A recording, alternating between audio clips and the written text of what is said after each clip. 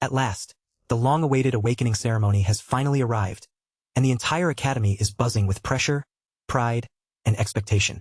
Students have come pouring in from every corner of the continent, each one representing a famous and prestigious noble bloodline, all eager to show off their strength, crush the competition, and prove they deserve to stand above the rest.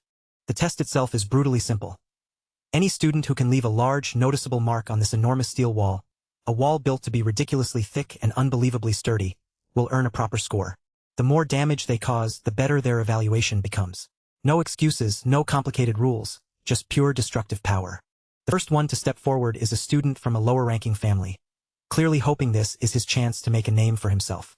He tightens his grip, gathers every bit of strength in his body, and throws it all into one desperate strike. But after all that effort, all he manages to carve into the surface is one tiny, miserable scratch that barely even looks like damage. After him, the real monsters begin to move, the elite students from the highest ranks of the continent's noble society. These are students blessed with enormous reserves of mana, and one after another, they step up with full confidence and unleash everything they have. Even then, the results are nowhere near overwhelming. For all their talent and pride, the steel wall only takes shallow damage. Still, everyone watching understands one thing very clearly. An ordinary student would not even have the right to imagine standing on the same level as elite talents like these. And yet, this is exactly when our boy walks in with the nerve to enter a stage where, on paper, he should be completely outclassed. This is Theo Ragnar, the illegitimate son of the powerful Ragnar noble family, a bloodline said to carry the legacy of dragons. But because Theo was born outside the proper line of succession, his pure-blooded siblings have spent their lives looking down on him and treating him like he was worth less than dirt. In their eyes, Theo is nothing more than background noise, a useless weakling sitting at the very bottom of the family. That is exactly why his brothers, sisters, and all the other spectators are already convinced he is about to embarrass himself in front of everyone. But Theo does not show even the smallest flicker of doubt. Without slowing down or lowering his gaze, he strides straight into the arena like he already knows how this is going to end. The confidence around him is so intense that he looks less like a failure and more like the main character finally stepping into his moment. Then Theo reaches for his sword, walks calmly toward the towering steel wall, and draws his blade into a clean, controlled slash. The cut is so sharp, so exact, and so perfectly placed, that the steel parts beneath his sword as easily as butter melting under a heated knife. That single display of overwhelming strength makes the entire crowd freeze, their mouths dropping as if they cannot believe what they just witnessed. It is the kind of impossible flex no one saw coming, a moment so absurd that it instantly crushes every expectation they had about him. And honestly, their reaction makes perfect sense, because Theo was not always the kind of terrifying powerhouse who could make nobles stare in disbelief. For more than 1,000 years, the mighty Ragnar clan had stood as the Empire's northern shield, holding the line like an unbreakable wall. Their strength came from a special physique that, according to old rumors, had been passed down from dragons themselves. Every true member of the clan was born with extraordinary magical power, incredible stamina, and a natural gift for swordsmanship. Those blessings were supposed to belong to every Ragnar by blood. But there was one painful exception. Theo, the main character of this story. Because he lacked both talent and the abilities expected from his family. Everyone branded him as nothing more than a bastard and treated him like trash beneath their feet. Even the sword teacher who was supposed to guide him looked down on him, and then one day, disaster struck when the Ragnar estate came under attack. When chaos erupted around him, Theo was too powerless to protect anyone or change anything. By the time he was left mortally wounded, bleeding and barely clinging to life, he finally understood who was behind the attack. It was Rendon. The very master who had trained him was the one who had betrayed him. Rendon looked down at Theo and laughed, saying he had watched him train every single morning. All those exhausting efforts, all those painful struggles, every desperate attempt Theo had made to improve had been completely meaningless in Rendon's eyes. No matter how desperately Theo struggled, no matter how much strength he tried to force into his broken body, he was never going to escape from this place. Then Rendon moved without a shred of hesitation, swinging his sword in a brutal arc and slicing clean through Theo's arm. A rush of blood burst out from the wound, spilling everywhere as the pain hit him all at once. Theo's body gave out immediately, and he dropped hard to the ground, screaming until his voice nearly tore apart. Rendon stepped in without mercy, grabbed Theo by the head, and yanked him up like he weighed nothing at all.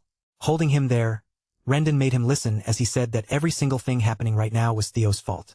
He forced Theo's gaze toward the burning Rose Palace, making him watch the flames swallow everything, then told him his family was dying because he was too weak to protect them. And then, As if that cruelty still was not enough, someone dragged over the lifeless body of Theo's mother and threw her down right in front of him. Rendon looked down at Theo with cold, empty eyes and told him that even her death was something he had brought upon himself. Even after being shattered completely, Theo still refused to just lie there and accept it. With trembling hands and what little strength he had left, he reached out and gripped his sword again. Then, fueled by rage and despair, he forced himself forward and charged straight at Rendon. Before Theo could even get close enough to strike, another man hurled a sword right at him, driving it straight through his body. The impact blasted Theo backward, sending him flying through the air before he crashed violently onto the ground. As Theo lay there, unable to move, his strength drained away beneath him. The world around him began to blur and fade, and while his vision darkened, the only thing left in his mind was the bitter regret of how weak he had been. And, just like that, everything before his eyes sank into complete darkness. But for Theo, death was not where the story truly ended. Instead, he was thrown back into the past, carrying hidden traits and skills that had not existed for him before. Theo's eyes suddenly opened again, as if he had just been ripped out of that nightmare. And the first person standing right in front of him was none other than that same bastard, Rendon. From the wooden training weapon in his hand and the space around them, it looked like they were right in the middle of sword practice. Rendon tried to snap Theo back to his senses, clearly irritated that he was standing there in a daze instead of focusing. But Theo still had no idea what was happening, and his mind could not keep up with the situation in front of him. He wondered if this was some kind of flashback from his life, but the fact that the first face he had to see was Rendon's annoying mug made it feel like the universe itself was mocking him. Then, out of nowhere, a glowing system window appeared right in front of Theo's eyes, leaving him staring at it in total confusion. The message on the window gave him a tutorial quest, and the instruction was absurdly simple: punch Rendon in the face. At that point, Theo was more lost than ever, wondering what the hell was going on and whether flashbacks were even supposed to feel this strange. He quickly realized something even stranger. Rendon did not react to the window at all, which meant he could not see it. Still, considering what the quest was telling him to do, Theo definitely was not about to complain. He let his training stick fall from his hand, clenched his fist tight, and with every ounce of force he could gather, drove a solid punch straight into that bastard's face. But when Theo's fist landed, Rendon's expression barely changed, as if he had no idea why this idiot student had suddenly tried something so ridiculous. Meanwhile, Theo could not help smirking to himself, because every part of this felt far too real to be an ordinary memory. Rendon's anger finally flared, and he struck back with a heavy blow that sent Theo crashing backward across the training ground. Theo grimaced in irritation, annoyed that even inside what he thought was a flashback, he still had to feel pain this clearly. Rendon only sighed like he was dealing with a hopeless student, saying he understood why Theo might be frustrated with the awakening ceremony coming up and his progress still going nowhere, but that did not mean he could forgive a student for striking his own master. The moment Theo heard the words awakening ceremony, his thoughts froze, because that event should have happened almost 10 years before the day he died. Rendon kept scolding him, throwing more criticism at him as if Theo's confusion did not matter at all. Then he turned away and walked off, coldly saying that he would see Theo again at the next lesson. Around him, the other clan members began snickering, whispering among themselves that this idiot was blaming his master when he was the one with no talent. As those insults kept raining down from every direction, Theo slowly began piecing together what was really happening. He lowered his hand to the ground and scratched at the dirt, feeling the rough texture clearly beneath his fingertips. Then he looked at the injury Rendon had just given him, and the sharp, realistic sensation finally struck him with full force. Right at that moment, another system window appeared in front of Theo, glowing clearly in the air. The message congratulated him for completing the tutorial quest successfully, confirming that the ridiculous punch had actually counted. As his reward, Ragnar's talent had now been activated within him. A faint arcane energy began to shimmer from the center of Theo's chest, pulsing like something hidden inside him had finally awakened. At the same time, the system confirmed that the reward had been properly received. It also declared that from this point on, all of Theo's stats would begin rising at an incredible speed. Arcane energy continued glowing in the middle of his chest as the system repeated the confirmation, making it clear that his reward was real and that every one of his stats would now grow at a terrifying pace. Back at the Rose Palace, that same filthy bastard was sitting calmly across from Theo's mother, acting perfectly polite while sharing tea with her. Rendon reported to her with a smooth face, saying he had never seen anyone as lacking in talent as her son. But then his mouth stretched into a wide grin, and he added that this was exactly why he had come. As Theo's true teacher, Rendon claimed he would do everything he could to make Theo strong enough for the awakening ceremony in 5 months. The Lady of the Rose Palace, Cecilia Ragnar, accepted his words with complete trust and said she would gladly leave Theo in Rendon's capable hands. She even handed him a heavy bag filled with gold coins, asking him to give Theo just a little more attention. Rendon took the money without hesitation, keeping up his respectful act as he assured her there was no need to worry. But Cecilia simply answered that she was not worried at all, because she truly believed in her Theo. A little later, Rendon walked alone down the corridor, the bag of money dangling in his hand while a smug grin spread across his face. He was thrilled, because he was being paid such a generous amount while planning to teach Theo absolutely nothing useful. The more he thought about it, the more he smirked to himself, silently mocking both mother and son as complete fools. Not only was he receiving money to train someone from Ragnar's direct line, but he was also expecting another reward from his other master for leaking Theo's secrets and secretly ruining his growth. To Rendon, this was the kind of perfect opportunity he had never been given before. Then Theo suddenly appeared in the corridor, sprinting as fast as his legs could carry him, and he shot right past Rendon without even slowing down. His so-called master only clicked his tongue and sneered after him, calling him an idiotic loser as Theo raced by without paying him any attention. Theo was running straight to see his mother, and the moment he got close enough, he called out to her with urgency in his voice. When Cecilia turned around, the first thing she saw was Theo standing there completely out of breath, his chest rising and falling from the run. Without saying a single word, Theo rushed into her arms and hugged her tightly, tears spilling out as the overwhelming reality of seeing her alive finally crashed over him. At that instant, the painful memory surged back into his mind, dragging him back to the moment when Rendon forced him to stare at his mother's lifeless body, making him watch the cruel proof of everything he had failed to protect. But now she was right there in front of him, alive and warm in his arms, and that alone filled Theo with a happiness he could barely contain. From that moment on, Theo made up his mind that he would change the future, no matter what it took, for his mother's sake. If that mysterious system window was truly real, then he knew he had a path forward, because Ragnar's talent trait could help him grow stronger than before. He was certain that, with enough time and effort, he could become powerful enough to stand his ground in that damned war for the throne. And above everything else, Theo swore that he would build enough strength to take revenge on that piece of shit Rendon with his own hands. Soon after, the second tutorial quest appeared before Theo, ordering him to push his body all the way to its limit. It was still early in the morning, so early that the sun had not even risen yet, but Theo was already outside, throwing himself into training. Every movement was driven by the thought of getting revenge on Rendon, and that anger kept his body moving. Theo understood better than anyone that he had to become stronger as quickly as possible. In his previous life, he had belonged to an intelligence agency called Black Snow, but because he lacked real combat ability, he had been pushed into information work and never trusted with any major role. He never imagined the knowledge he gathered back then would become useful in a moment like this. One thing he clearly remembered was a potion known as the Bloody Sword Emperor Elixir, something capable of greatly strengthening the body. Its true value would only be revealed far in the future through the secret manuals, but Theo already knew what it could become. More importantly, he remembered the brutal training method he had once abandoned because his old body had never possessed the talent to endure it. But now that Ragnar's talent had awakened inside him, Theo was sure that if he kept working hard, real strength would finally be within reach. His face twisted with excitement when he noticed his running speed steadily increasing, and right on cue, the system window appeared to show his progress climbing. Other clan members had begun gathering in the training halls as well, and they could only stare in confusion as Theo kept running without seeming to tire. Some of them started wondering under their breath whether he had always been this physically fit. After that, Theo moved on to sword practice, and with every swing, he could clearly feel that his blade was moving faster than it ever had before. A few days passed like that, with Theo refusing to slow down. Then, deep in the middle of the night, he was still there, practicing alone while everyone else should have been asleep. Someone quietly watched him and thought about how he had been training for days without properly sleeping, pushing himself far beyond normal limits. Seeing that kind of relentless effort, she could not help wondering whether Theo was really the talentless fool everyone kept calling him. She kept watching him through the darkness, reflecting again on how he had continued training day after day without rest. And the more she saw, the more she questioned whether the rumors about his uselessness had been wrong from the very beginning. As for Theo, his body was so exhausted that he felt like he might collapse at any second, but the sight of that progress bar slowly climbing higher kept his spirit from breaking. At last, he managed to push the progress all the way up to 90%.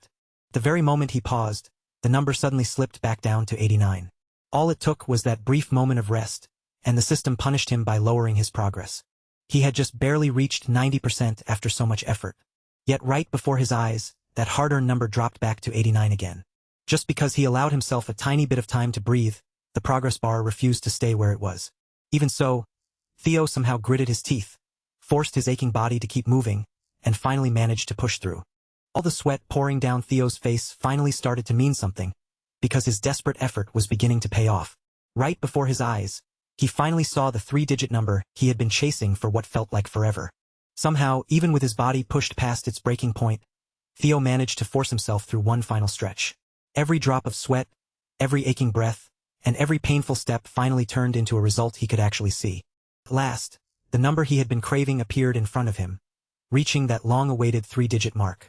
After that final push, Theo was completely drained and could barely pull air into his lungs, but even then, there was still one last % left to reach.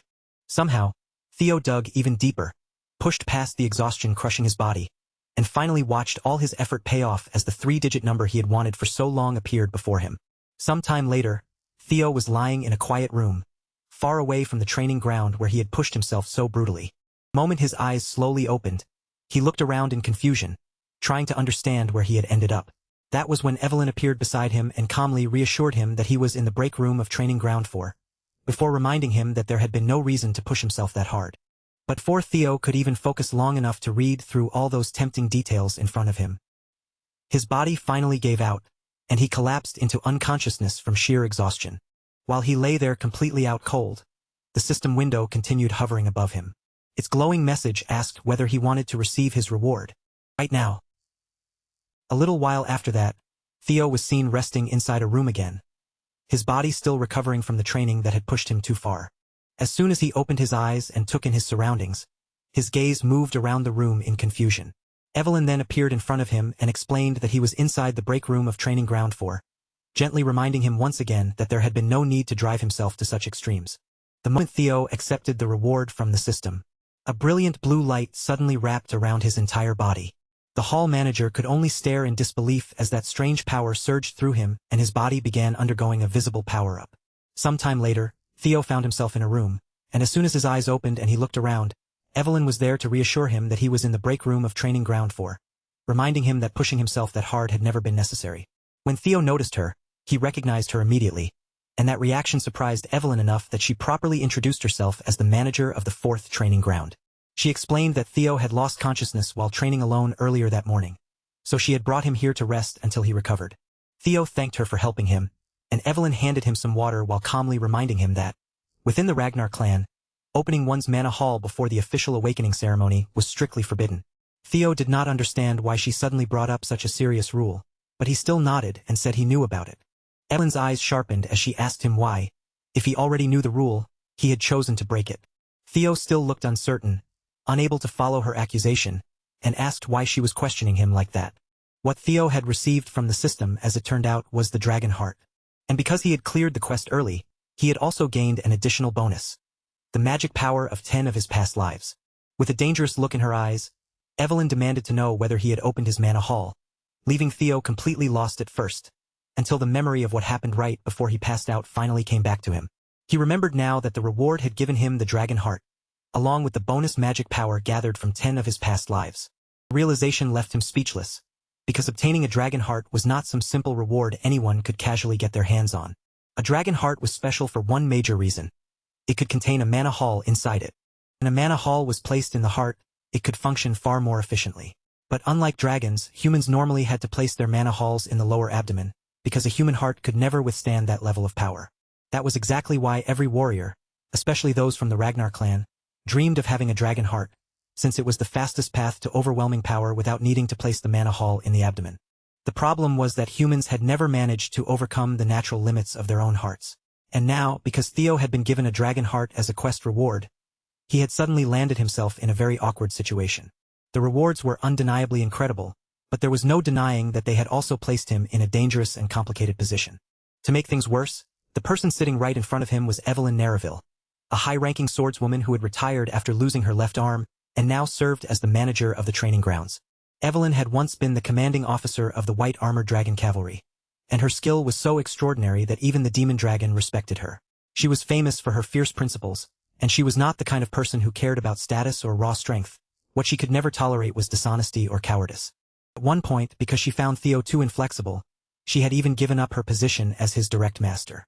In other words, if Evelyn discovered the truth about his dragon heart and mana hall, Theo could very easily lose his head. But instead of panicking, Theo let a faint smile rise on his face, because a plan was already forming in his mind. As long as she could not actually catch him, there was no real reason for him to be afraid. Theo fired back at her accusation with a sharp, almost cheeky response, asking how she could talk about executing him based on nothing more than a gut feeling, and whether she was truly prepared to take responsibility for those words. Evelyn fell silent for a moment, unable to immediately answer the question he had thrown back at her. Theo pressed even harder, reminding her that he was still an heir of the Ragnar clan, and that if her suspicions turned out to be baseless, accusing him like this could be treated as an insult against the Ragnar name itself. Evelyn admitted that he was right, acknowledging that those were indeed the rules. With a darker, more threatening look on his face, Theo then asked her if she knew what punishment awaited someone who humiliated an heir. Evelyn answered without flinching, her voice steady and confident as she said the punishment was execution. Theo was pleased that Evelyn understood the weight of her own words, and he coldly told her to think carefully before speaking next time. Evelyn, however, was left stunned by the sharpness in his tone, wondering if this was truly the same Theo she thought she knew. Even so, Evelyn could not shake what she had sensed earlier, because she was certain that the power she saw had been a mana wave. Because of that, she decided she needed to look into the matter more carefully instead of letting it pass.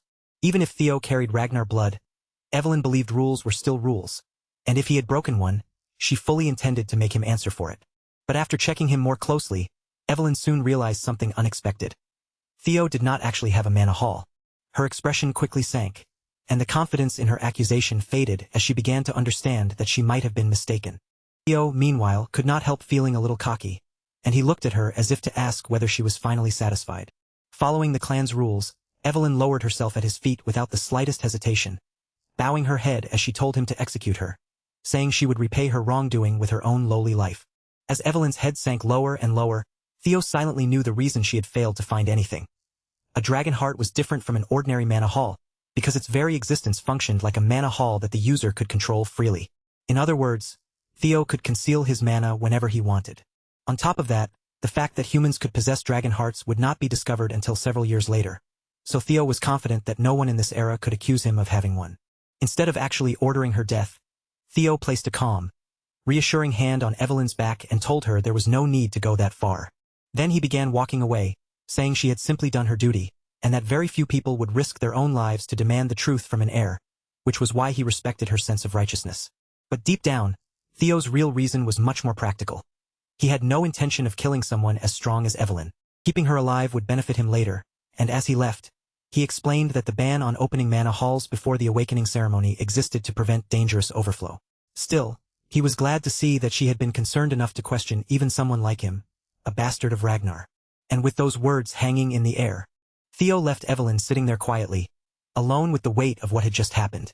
Theo walked away with absolute confidence, feeling like the world had finally tilted in his favor, as he remembered that he not only possessed the dragon heart, but had also gained 10 years' worth of magic power from his past life.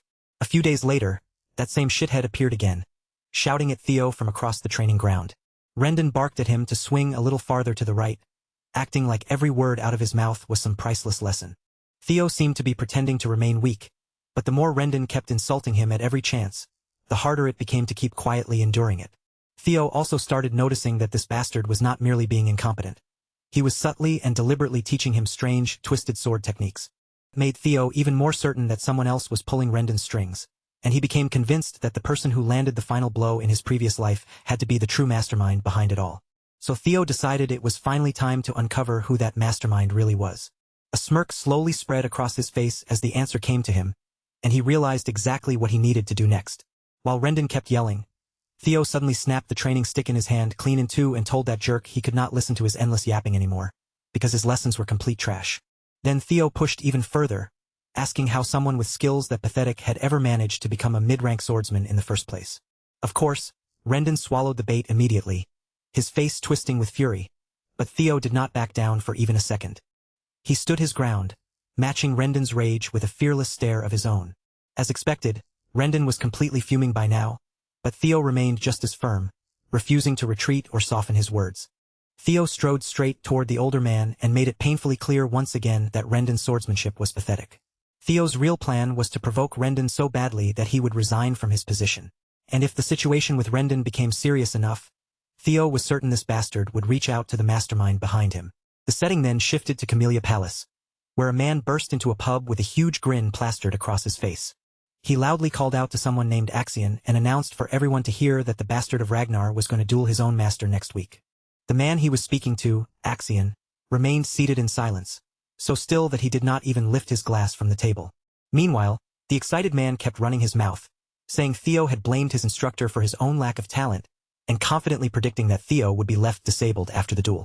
Suddenly, the glass in Axion's hand smashed straight into the loud man's face, knocking him unconscious with a single brutal hit. Axion was visibly furious, and he made it clear that he did not care in the slightest whether some bastard ended up half-disabled. Of course, that cold attitude made sense because he was also a Ragnar, one of the four hounds of the north, the Dark Tiger, Axion Ragnar. The man standing beside him was Remington Narcio, another of the four hounds of the north, known as the Silver Lion. Just then, another man entered the pub, and this worried-looking figure was Ed Troyvin, the Nine-Dragon Sky Dragon. Unlike the others, he looked uneasy and warned that things could go wrong if they let their guard down. But Axion dismissed his concern, saying that kind of danger only applied to people with talent, so there was no reason to worry about Theo, who was nothing more than a muddle-headed nobody. Ed, however, pointed out that this was still the Ragnar clan, and inside that family, even the smallest possibility could lead to something completely unprecedented. Axion answered that Theo trying to mess with Rendon was actually a good thing. After all, that meant the instructor should be more than capable of dealing with Theo before anything troublesome could happen. 1 week later, a crowd began gathering at Training Ground 4. And this was not just a small group of ordinary clan members coming to watch. Several important figures had also shown up, turning the duel into a much bigger event than Theo had expected. In the center of the arena stood Theo, looking noticeably anxious as hundreds of eyes locked onto him from every direction. He cursed himself inwardly, remembering that all he had wanted was to humiliate the shithead enough to get him fired, but now the whole situation had spiraled completely out of control. Then his mind flashed back to the moment when he had confronted Rendon directly about just how pathetic his skills really were. Theo cut him off without the slightest hint of mercy, making it painfully clear that Rendon was finished. As far as Theo was concerned, the man had already lost his position, and now all that was left for him to do was disappear and get out of his sight. Right then, the system message appeared, cold and direct, confirming Theo's third tutorial quest. This time, there was no vague objective or easy way around it. He had to face Rendon in combat, fight him head-on, and come out as the winner. The moment pulls us back to when Theo first stood before Rendon and openly challenged him. With disgust written all over his face, Theo called out Rendon's useless teaching and pathetic ability, then told him straight to his face that he was fired and could leave. Rendon immediately tried to argue back, insisting that their contract still had time remaining, and that Theo couldn't just end things whenever he pleased. But Theo didn't give him any room to breathe, calmly pointing out that if the employer himself had dismissed him, then there was nothing more to discuss. Deep down, Theo wanted nothing more than to drive his fist straight into that bastard's face and shut him up for good. But even with all that anger burning inside him, he still couldn't fully trust his own strength yet.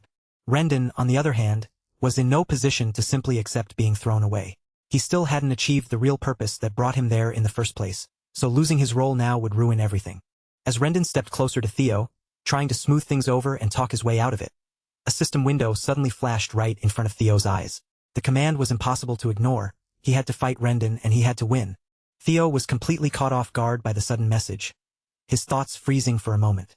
And right at that same instant, Evelyn Nereville entered the scene, urging him to settle the matter the Ragnar way, through strength, where the stronger side decides everything. According to Evelyn, there was no need to drag this conflict through some formal tribunal. A sword match would settle the dispute cleanly, and once the duel ended, everyone would simply obey the will of the victor. Rendon's eyes lit up the moment he heard that suggestion. The old bastard immediately saw his opening and quickly agreed, acting as if this was the most brilliant and fair solution to the problem. That left Theo standing there, unsure of how he was supposed to respond, while Evelyn kept pushing the idea as though it were the perfect answer. Her confidence only made the pressure on him feel heavier. But Theo still couldn't feel completely certain. No matter how much he hated Rendon, he knew his own current level, and he didn't believe he was ready to defeat that bastard just yet. Even so, the situation kept moving forward until Theo eventually found himself standing directly across from Rendon, sword in hand, with no way left to back out. All around them, the watching crowd began smirking and whispering among themselves. To them, Theo looked like a joke, and they were already enjoying the humiliation before the match had even truly begun. They muttered that Theo couldn't even swing a sword properly, laughing under their breath as if the result had already been decided. In their minds, he wasn't just going to lose today, he was probably going to leave crippled. After all, there was no way someone like Theo could defeat a mid-rank swordsman. Rendon, filled with confidence, looked down on him and smugly offered one last chance, saying that if Theo apologized now, he would pretend none of this had happened, since pride wasn't worth risking his life over. But Theo wasn't about to bow his head. Instead, he fired right back with sharp confidence, telling Rendon that he was the one who should apologize. Then he warned the old bastard that unless he wanted to end up as a one-armed swordsman, he should accept his dismissal and leave quietly while he still could. Rendon only answered with a wide, ugly grin, completely convinced that the duel was already under his control. In his mind, this was the perfect chance to kill Theo and simply pretend it had been an unfortunate accident during the match. Then Theo suddenly rushed forward, lifting his sword high as he charged straight at Rendon. The crowd's reaction was instant. Their jaws nearly dropped as they watched him dash in so recklessly, like someone throwing himself into danger without a single thought. To them, it looked even worse because Theo didn't seem to know how to swing his sword properly at all, making his charge look painfully amateurish. Theo came charging in with his blade raised, and the entire crowd stared in disbelief. From the outside, he looked like an idiot rushing headfirst into a fight he didn't understand, unable to even handle a proper sword swing. Rendon moved first with several sharp sword strikes, cutting toward Theo one after another. But somehow, Theo managed to protect himself, blocking and avoiding the attacks just enough to stay safe. Even then, Rendon didn't slow down. The old bastard kept pressing forward, unleashing another wave of swings as he tried to overwhelm Theo completely. It gradually pushed Theo back and forced him into a corner. Rendon felt certain that this was exactly how things were supposed to end. In Rendon's mind, the result was obvious. Theo wasn't even a low-ranked swordsman yet. He was still nothing more than an apprentice swordsman. Maybe his movements had improved a little, but Rendon was convinced that it was nowhere near enough. He admitted to himself that if Theo had at least reached the level of the Four Hounds of the North, then perhaps things would be different. But against him, this foolish boy from the Ragnar clan had no chance of winning. The story then shifts back a few days earlier, where Theo turned toward Evelyn and questioned her directly, asking what in the world she had been thinking when she suggested that sword match. Evelyn answered without much hesitation, saying she had only been trying to help him. If Theo truly wanted to remove Rendon, then he needed to be smart about it because she was convinced that Rendon had someone backing him from behind. Simply firing him would never solve the deeper problem. Theo narrowed his eyes and asked how she could possibly know that much. Evelyn replied that it had been obvious from the start, especially after seeing the strange and suspicious sword style Rendon had been teaching him. Because of that, Evelyn had someone investigate Rendon in secret, quietly digging into his background without letting him notice. Theo was stunned when he heard this. In his previous life, Evelyn had never bothered to catch Rendon, yet now she was actively trying to expose him, all because Theo had caught her attention after the Manor Hall incident. Evelyn then revealed what her investigation had uncovered. Every trace connected to Rendon eventually led back to Camellia Palace. For Theo, that answer wasn't shocking at all. If anything, it lined up far too well with what he already knew. Still, he quickly pushed down the anger and irritation that rose inside him, forcing himself to keep his expression under control. Instead of showing too much of what he really felt, Theo simply said that he was surprised Evelyn had managed to deduce that much on her own. Theo swallowed back his annoyance and kept his voice steady, choosing not to let his anger spill out. Then he admitted that it was impressive she had figured out so much from the clues in front of her. After that, Theo honestly explained the problem. With his current skills, he feared he still couldn't defeat Rendon, so he asked Evelyn what she intended to do from here. Evelyn didn't hesitate. She told him that he could beat Rendon, and then warned him not to keep underestimating his own potential so much. Back in the present fight, Rendon continued launching strike after strike, throwing out one attack after another. But Theo kept defending against every blow, handling them with a calmness that made the attacks look far less threatening than they should have been. That made Rendon's confidence begin to crack. He couldn't understand what had happened to this brat, because the Theo standing before him was clearly not the same Theo Ragnar he remembered. Before anyone fully realized it, the flow of the battle had completely shifted.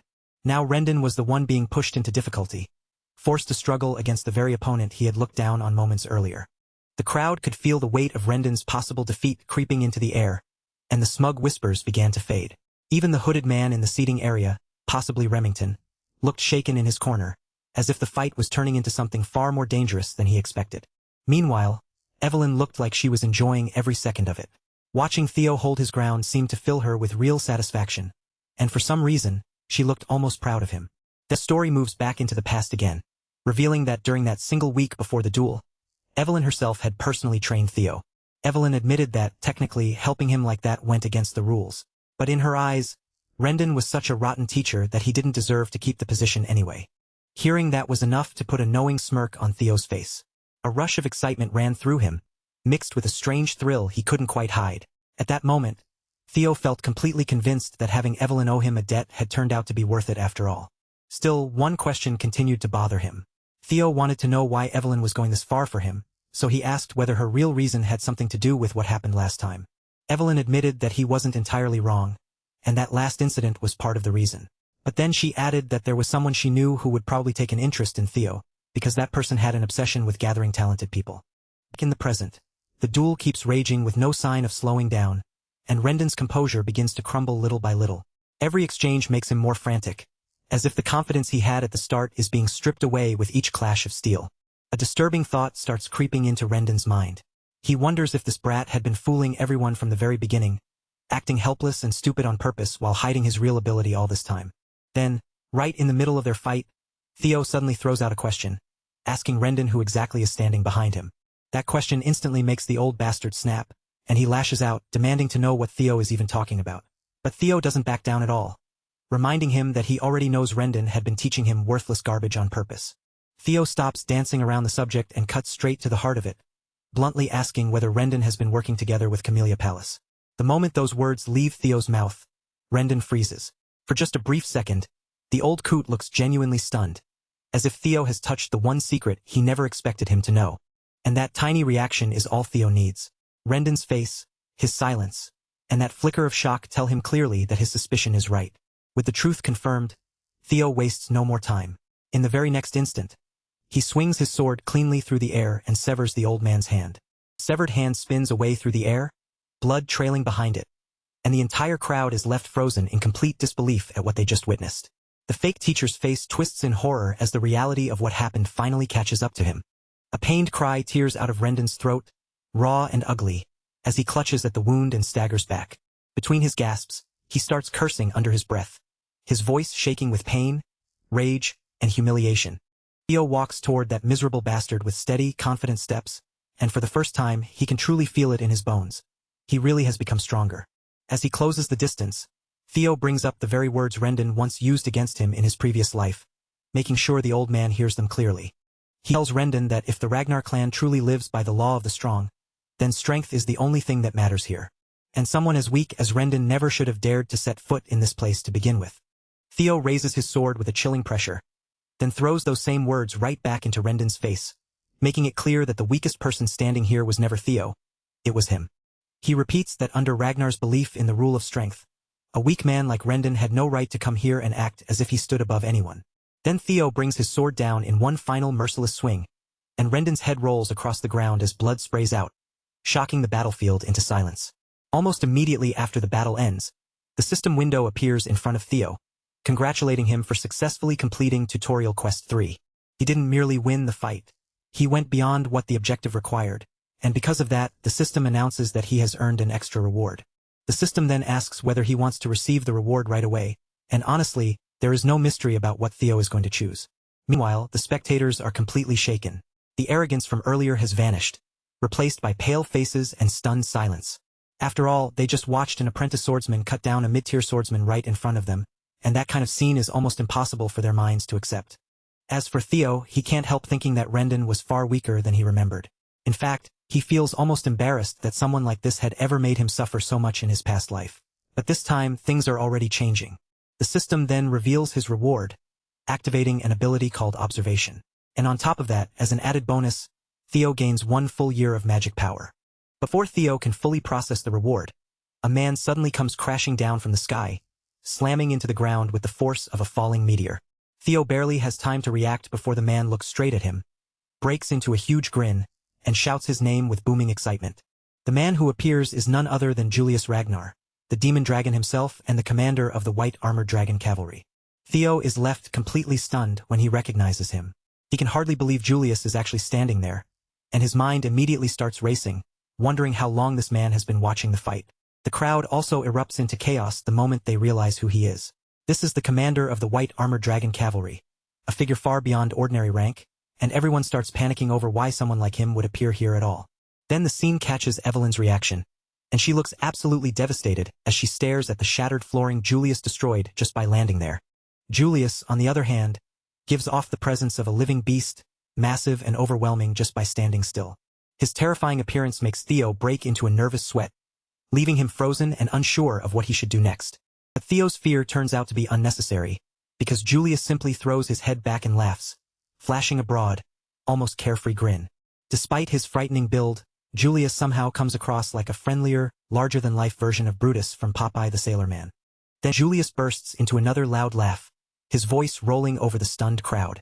He steps right up to Theo and gives him a heavy pat on the shoulder, as if they are already familiar with each other. And without wasting any time, Julius casually throws out an offer for Theo to join the white armored dragon cavalry. Still laughing, Julius says he is honestly surprised to find someone carrying this much talent. He admits that killing one's teacher is a little disrespectful, but even he has to acknowledge that Rendon brought every bit of it on himself. Then, with another booming laugh, Julius claps Theo on the shoulder again and openly invites him to become part of the white armored dragon cavalry. Evelyn seems to have expected this outcome from the start, but the crowd can only stare with their mouths hanging open. They can barely believe that the infamous Julius Ragnar has personally scouted someone so inexperienced to join the elite white armored knights. At that moment we catch sight of Remington again. He turns to a man nearby and asks whether he has ever heard of an apprentice swordsman being scouted before even going through the awakening ceremony. The man beside him looks unsure, clearly struggling to find an answer, before finally admitting that he has never heard of anything like that happening. Of course, Remington already knows that answer before he even hears it, because in the entire history of their world, there has never been a case like this before. Meanwhile, Theo quietly thinks through the situation. In his mind, it should be impossible to judge someone's true potential while their mana hall is still closed. Even if their swordsmanship looks impressive, their magic power might still be lacking, so no matter how incredible Julius Ragnar is, he shouldn't be able to know for certain whether Theo has real potential. And yet, Theo can't help wondering if the demon dragon Julius is somehow able to see that hidden potential inside him anyway. But after only a brief pause, Theo flatly refuses the offer to join, his expression steady and his voice showing not even the smallest trace of hesitation. Julius stood there with his grin wiped clean off his face, looking as if he had just bitten into something painfully sour. For a man who had arrived with so much confidence, Theo's instant rejection clearly hit him in a way he hadn't expected. The crowd was just as stunned. Their mouths hung open as they stared at Theo, unable to believe he had turned down such a powerful and prestigious figure with that much cold, effortless calm. For a brief moment, the entire hall fell into a strange silence. No one seemed ready to speak, as everyone tried to process the unbelievable scene that had just unfolded in front of them. As the day went on, word of the incident began spreading through the clan like wildfire, passing from one mouth to another until almost everyone had heard some version of it. People couldn't stop talking about young Master Theo, the boy everyone had mocked as an imbecile. He had destroyed his own teacher, and when the demon dragon himself tried to scout him into the white armored dragon cavalry, Theo had actually turned the offer down. Naturally, everyone had their own opinion. Some believed Theo was simply being modest, while others thought he had become arrogant enough to reject an honor most people would kill for. The focus then shifts to Camellia Palace, where a woman sits seething with anger. Rendon's death has clearly ruined the flow of their plans, and the irritation on her face makes it obvious that everything has gone badly off course. This woman is none other than Amel Ragnar, the lady of Camellia Palace. A man steps in and tries to calm her down, telling her there is no need to be overly concerned. In his eyes, Rendon was nothing impressive to begin with, and the only reason he had been assigned was because of his miserable level of skill. Amel brushes that part aside without much emotion, making it clear that Rendon's death itself isn't the real problem. The man speaking with her is her brother, Sky Dragon Ed Troyven, the same man who had appeared before at the pub. Amel explains that the demon dragon personally approached Theo, and what bothers her even more is the rumor that Evelyn was the one who arranged it. Because of that, they can no longer interfere by forcing a new master onto Theo. And if Theo begins drawing attention, taking control of the Rose Palace will become much more difficult. Just then, Axion enters the room with a relaxed attitude, casually asking why the two of them are acting so worried. He tells them there is no way the clan head would take a serious interest in something like this, so there is no reason for them to panic. As far as he is concerned, their original plan can continue exactly as intended. Amel turns her attention to him and asks whether he truly understands the situation. If they want to seize the Rose Palace without offending the clan leader, then the safest path is for Theo to remain weak and powerless. Her son acknowledges her words and says he already understands. He is certain that Theo is still powerless because in his mind, someone like Theo couldn't have changed that much so quickly. Axion believes Evelyn and the demon dragon have always had a strange interest in underdogs, so he sees no reason to treat this as a serious threat. But Ed Troyven clearly doesn't like how casually his nephew is treating the matter. His expression hardens as he warns Axion not to underestimate what is happening. That is when Axion pulls out a letter, a sly grin spreading across his face. Since his mother and uncle are so concerned, he says he will play with Theo a little and remind him exactly where he belongs. Later, the setting moves to the training grounds, where Evelyn is watching Theo finish a solid practice session. She praises his effort and Theo thanks her in return, admitting that training under a proper master like her really does feel completely different. Evelyn then brings up the offer from earlier, saying it probably would have been better if Theo had joined the White Armored Dragon Cavalry. She looks at him with curiosity, wanting to know why he refused such a rare opportunity. Theo pauses and thinks it over before answering. Deep down, he knows it would be a lie to say he has no regrets, because joining the White Armored Dragon Cavalry had once been one of his dreams in his previous life. Even so, a faint smirk crosses his face as he reminds himself that accepting the offer now would actually hold him back more than help him. There is no reason for him to lock himself into one path this early. Once he thinks about the privileges and influence he could gain by reaching the top after the awakening ceremony, joining the White Armored Dragon Cavalry no longer feels like the greatest prize available.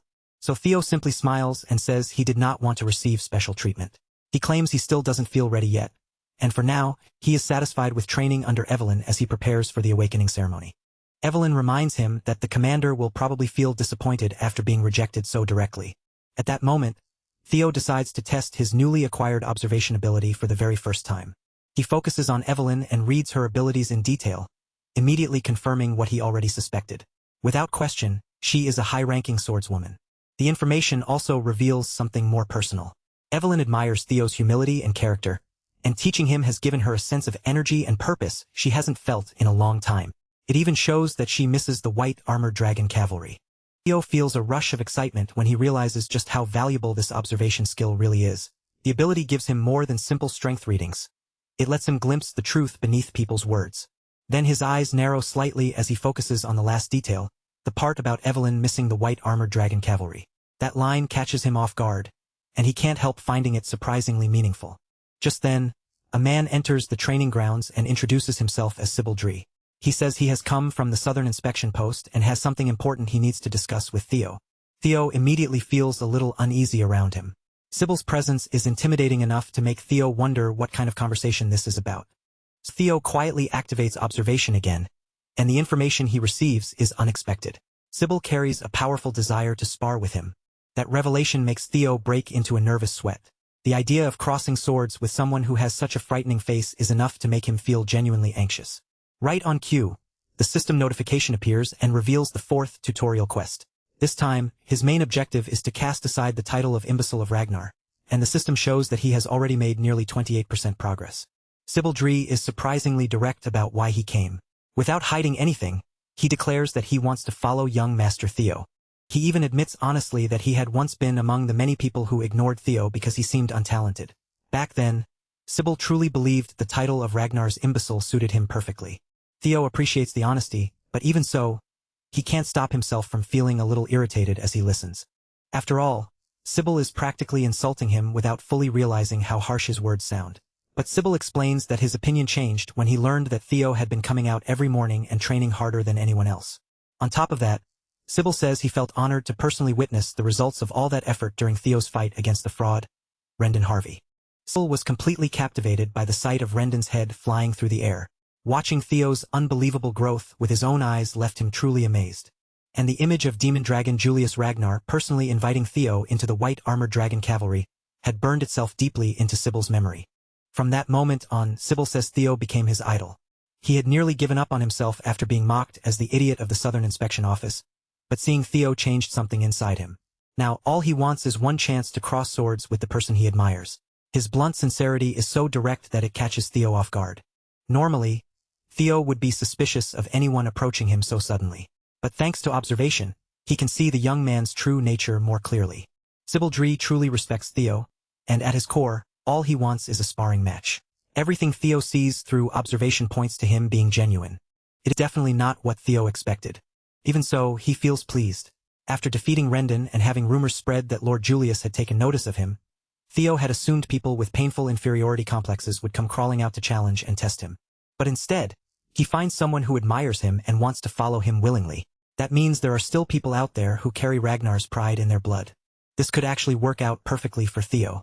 If he wants to become the clan head of Ragnar one day, he will need people he can trust around him, and he will also need capable subordinates who can stand beside him when the time comes. On top of that, Theo realized the situation could help him push forward with the final tutorial quest, the one tied to casting away that humiliating title of imbecile. In his previous life, that name had clung to him like a curse he could never escape, but now, with the system opening new paths before him, he was determined to tear that shameful label off completely. Theo then turned toward Evelyn and asked for permission to accept a spar. His new master gave her approval without hesitation, looking almost pleased as she urged him to go ahead and show everyone what he could do. Holding his blade up in a formal salute, Theo introduced himself with proper dignity as Theo Ragnar, an apprentice swordsman of the Rose Palace, currently awaiting the awakening ceremony while training under the guidance of Master Evelyn Nereville. The one-armed swordmaster watched him with a satisfied smile, clearly approving of both his posture and the way he carried himself. Sibaldry hurriedly returned the salute in his own awkward way, then introduced himself as an apprentice swordsman from the Southern Inspection Post. He explained that he had inherited the swordsmanship of the Kurai clan, with his main focus placed on the quicksword. At last, the spar began, and Sybil launched himself off the ground with explosive speed. From the very first movement, he looked almost like a madman, rushing in with the intensity of someone aiming to kill right from the opening strike. Theo met the first attack head-on, blocking it cleanly as their blades slammed together and sent bright sparks scattering from the collision. The so-called idiot of the Southern Inspection Post was undeniably fast. If there was one thing Sybil had absolute confidence in, it was the speed of his sword. But after just that first exchange, Sybil could already feel it for himself. Young Master Theo's skill was not a rumor, not an exaggeration, but the real thing. Meanwhile, Theo found himself wondering why someone like Sybil had ever been branded an idiot in the first place. If Theo had faced him back in his previous life, he probably would have struggled just to survive a few exchanges. But the Theo standing here now was no longer the helpless version of himself from before. Theo immediately shifted into offense, swinging his blade with enough force to send Sybil flying like a ragdoll and knock the sword right out of his hand. To the current Theo, handling this level of spar felt almost effortless.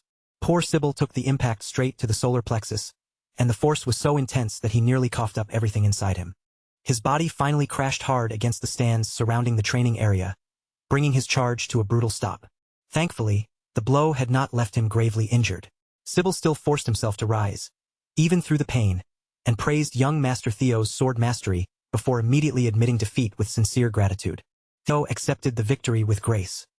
He raised his sword in salute toward Sybil and calmly told him that it had been a good fight. As Theo held his sword in that salute, his eyes caught his own reflection gleaming across the bright surface of the blade. Then an idea suddenly crossed his mind. If observation could read other people, maybe he could also use it on himself. When he activated it, Theo discovered that the skill worked perfectly. His talents appeared before him, including observation, player, Ragnar, and several more that were still beyond his current access. He was shown as a level 1 swordsman with balanced stats, along with an unusually high magic power value of 190. Now that Theo had finally gained the ability to perceive stat points clearly, those values would appear as numbers from this point onward. Under the talent section, his abilities were displayed in full detail. And judging by the locked slots still waiting there, Theo realized he could unlock at least 4 more talents if he kept completing quests. Being able to check his own stat values whenever he wanted was an incredible discovery, and Theo immediately understood just how useful that would be moving forward. Theo guessed that his strangely high magic power had something to do with the magic from his previous life and the dragon heart beating inside his chest. What bothered him, however, was the ugly number sitting beside his luck stat, -49. He stared at that miserable value and wondered if he had actually been cursed with such unbelievably terrible luck. Maybe all the disasters and misery he had suffered in his previous life had been tied to this rotten luck all along. If that was the case, then Theo knew he needed to find a way to raise it as quickly as possible, but he was so absorbed in the sparring and in checking his own status that he completely failed to notice the crowd of young men who had gathered around the arena, quietly watching him from every side. After all, Theo had beheaded Rendon, the fraud who had posed as his teacher, and even received recognition from a respected commander. So the appearance of these young swordsmen around the training grounds was only natural. Theo understood that no matter how weak and worthless his former instructor had truly been, Rendon had still been considered a mid-rank swordsman in name. Because Theo had taken down that fraud and earned the approval of such a respected commander, it made sense that young swordsmen would begin appearing around him, drawn by the rumors and the spectacle. Under Ragnar's law of strength, people would only respond to Theo in one of 2 ways. They would either grow jealous of him, or they would become completely fascinated by him and offer their admiration. As for the young men gathered around the arena, Evelyn could tell their stance at a glance. They clearly belonged to the second group, because their eyes shone with amazement now that they had seen the rumors about the young master were true. Respect and approval were written plainly across their faces. Each of them imagined standing in Sybil's place during that spar, and each quietly wondered whether they would have been able to block Theo's sword at all. That thought only made their desire burn even stronger, pushing them to want a chance to cross blades with the young master themselves. Among those young swordsmen was Addict Nalen. Theo swept his gaze across the gathered crowd and felt satisfied when he saw the way they were reacting. Then Theo singled out Addict Nalen by name, catching the young man completely off guard. The young master called him forward and invited him to step into the arena for a spar. Addict Nalen gave a firm salute and introduced himself as the third son of Viscount Nalen, a swordsman specializing in double ascension swordsmanship. Theo returned the salute with calm ease and casually wished him a good fight. Without wasting any more time on formalities, the two fighters took their stances and immediately began clashing in the center of the training ground. With every strike and every ringing collision of steel, Theo's proficiency in basic swordsmanship steadily continued to rise. Addict, however, was far from weak. He moved quickly and fought with enough intelligence to slip in a sharp slash that seemed to leave Theo with no immediate way to counter it. In that instant, Theo felt as if the entire world had slowed around him. He adjusted his grip on the sword, shifted the angle of his blade, and met the incoming attack with a perfectly placed block. That single defense was enough to knock Addict's sword clean out of his hand and send it flying away. That crucial block raised Theo's proficiency in changing heart swordsmanship. With Addict disarmed, the match was completely decided, and the young man accepted his defeat without argument, offering Theo his full and lasting approval. To Theo's surprise, earning Addict's approval also caused his luck to increase. Seeing that change, he began to wonder if luck might somehow be connected to his reputation. If that connection was real, then Theo had just discovered a possible way to fix the miserable luck stat that had been dragging him down all this time. All he had to do was keep fighting, keep earning recognition, and little by little, he might actually be able to turn his rotten luck around with his own hands. The next young swordsman to step forward was Banat Ramiro, but for Theo that match barely turned into a challenge. He dealt with him cleanly and took another easy win. And with Banat's approval added to the list, Theo's luck rose by one more point, confirming that this strange method really seemed to be working. After that came Eric Moran. He managed to put up a decent fight and force Theo to move a little more seriously, but in the end, it was still only a struggle before another defeat. Next, Theo earned the approval of Manfred Nonbert, and without letting the momentum slow down for even a moment, he kept pushing forward through one spar after another. Then he completely overwhelmed Manuel Noir, sweeping him aside so decisively that it looked like Theo was simply clearing the floor of anyone standing in his path. Before long, Theo was fully absorbed in the rhythm of battle, his focus sharpening with every exchange as he continued his winning streak against Daniel Riemann. Still riding that momentum, Theo called out for the next challenger to come forward. But this time, no one immediately stepped up to face him. By the time he had gone through most of the young swordsmen gathered there, Theo was tired, but his fighting spirit was still hungry for more. He called again for the next challenger, yet the arena stayed still, with no one willing to be the next person to step onto the stage. Theo had fought so many matches that his body was nearing exhaustion, but when he checked the progress of his quest to escape the title of imbecile, it had only increased by 1%. He guessed that the slow progress might be because these people already acknowledged him. Maybe he needed stronger opponents, or maybe he had to prove himself in front of those who still looked down on him. Either way, Theo knew he needed something different. Just then, a man pushed through the crowd and pointed out that Theo looked exhausted. Theo argued that he would rest when he truly needed to, but for now he could still fight. And since he claimed he was still able to continue, the armored man known as the Silver Lion stepped forward before everyone's eyes. That man, Remington Narcio, formally requested a sparring match with Theo. Neither Theo nor the young swordsman gathered around the arena had expected someone so esteemed to appear there and ask for a match. After all, Remington was one of the four Hounds of the North. The four Hounds of the North were Hulkus Lanka, Ray Ragnar, Remington Narcio, and finally, Axion Ragnar from Camellia Palace. Together, they were known as the four strongest members of the current awakening ceremony generation under the Ragnar clan. Remington Narcio explained that he had come early because he wanted to observe the young lord's swordsmanship before the awakening ceremony began. With a smile on his face, Remington gave a respectful salute and thanked Theo for accepting his request. The Silver Lion was known as a gifted sword genius, blessed with sharp senses and backed by an exceptional work ethic. During the formal exchange, Theo stood tall and introduced himself properly as the 31st son of the Great Guardian of the North, Kyle Ragnar. Theo Ragnar returned the salute with pride, making his identity clear as the 31st son of the Great Guardian of the North, Kyle Ragnar. Theo had never expected to meet Remington like this, let alone cross swords with the famous sword genius. In his past life, Remington had been someone he genuinely respected. So when Theo said he was honored to spar against the renowned young deputy clan head of Narcio, those words were not empty flattery. He meant every bit of it. After so many non-stop fights, Theo was completely swept up in the intoxicating heat of battle. More than anything, he wanted to show Remington what he could do, and both of them looked ready for an unforgettable match. Then Theo watched as the Silver Lion's aura erupted with terrifying force, and for the first time in a while, he wondered whether his current self could truly defeat Remington. The two fighters charged at each other at the same time, their blades crashing together as sparks burst between them.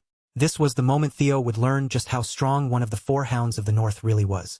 Every collision between their swords shook the stage violently, sending tremors through the arena with each heavy exchange. Theo kept his eyes locked on victory, even as fragments of steel scattered across the arena from the force of their repeated clashes. Remington smiled as he pressed forward as well, clearly enjoying the intensity of the duel just as much. After enduring too much damage from the fierce exchanges, one of their swords was finally cut clean through.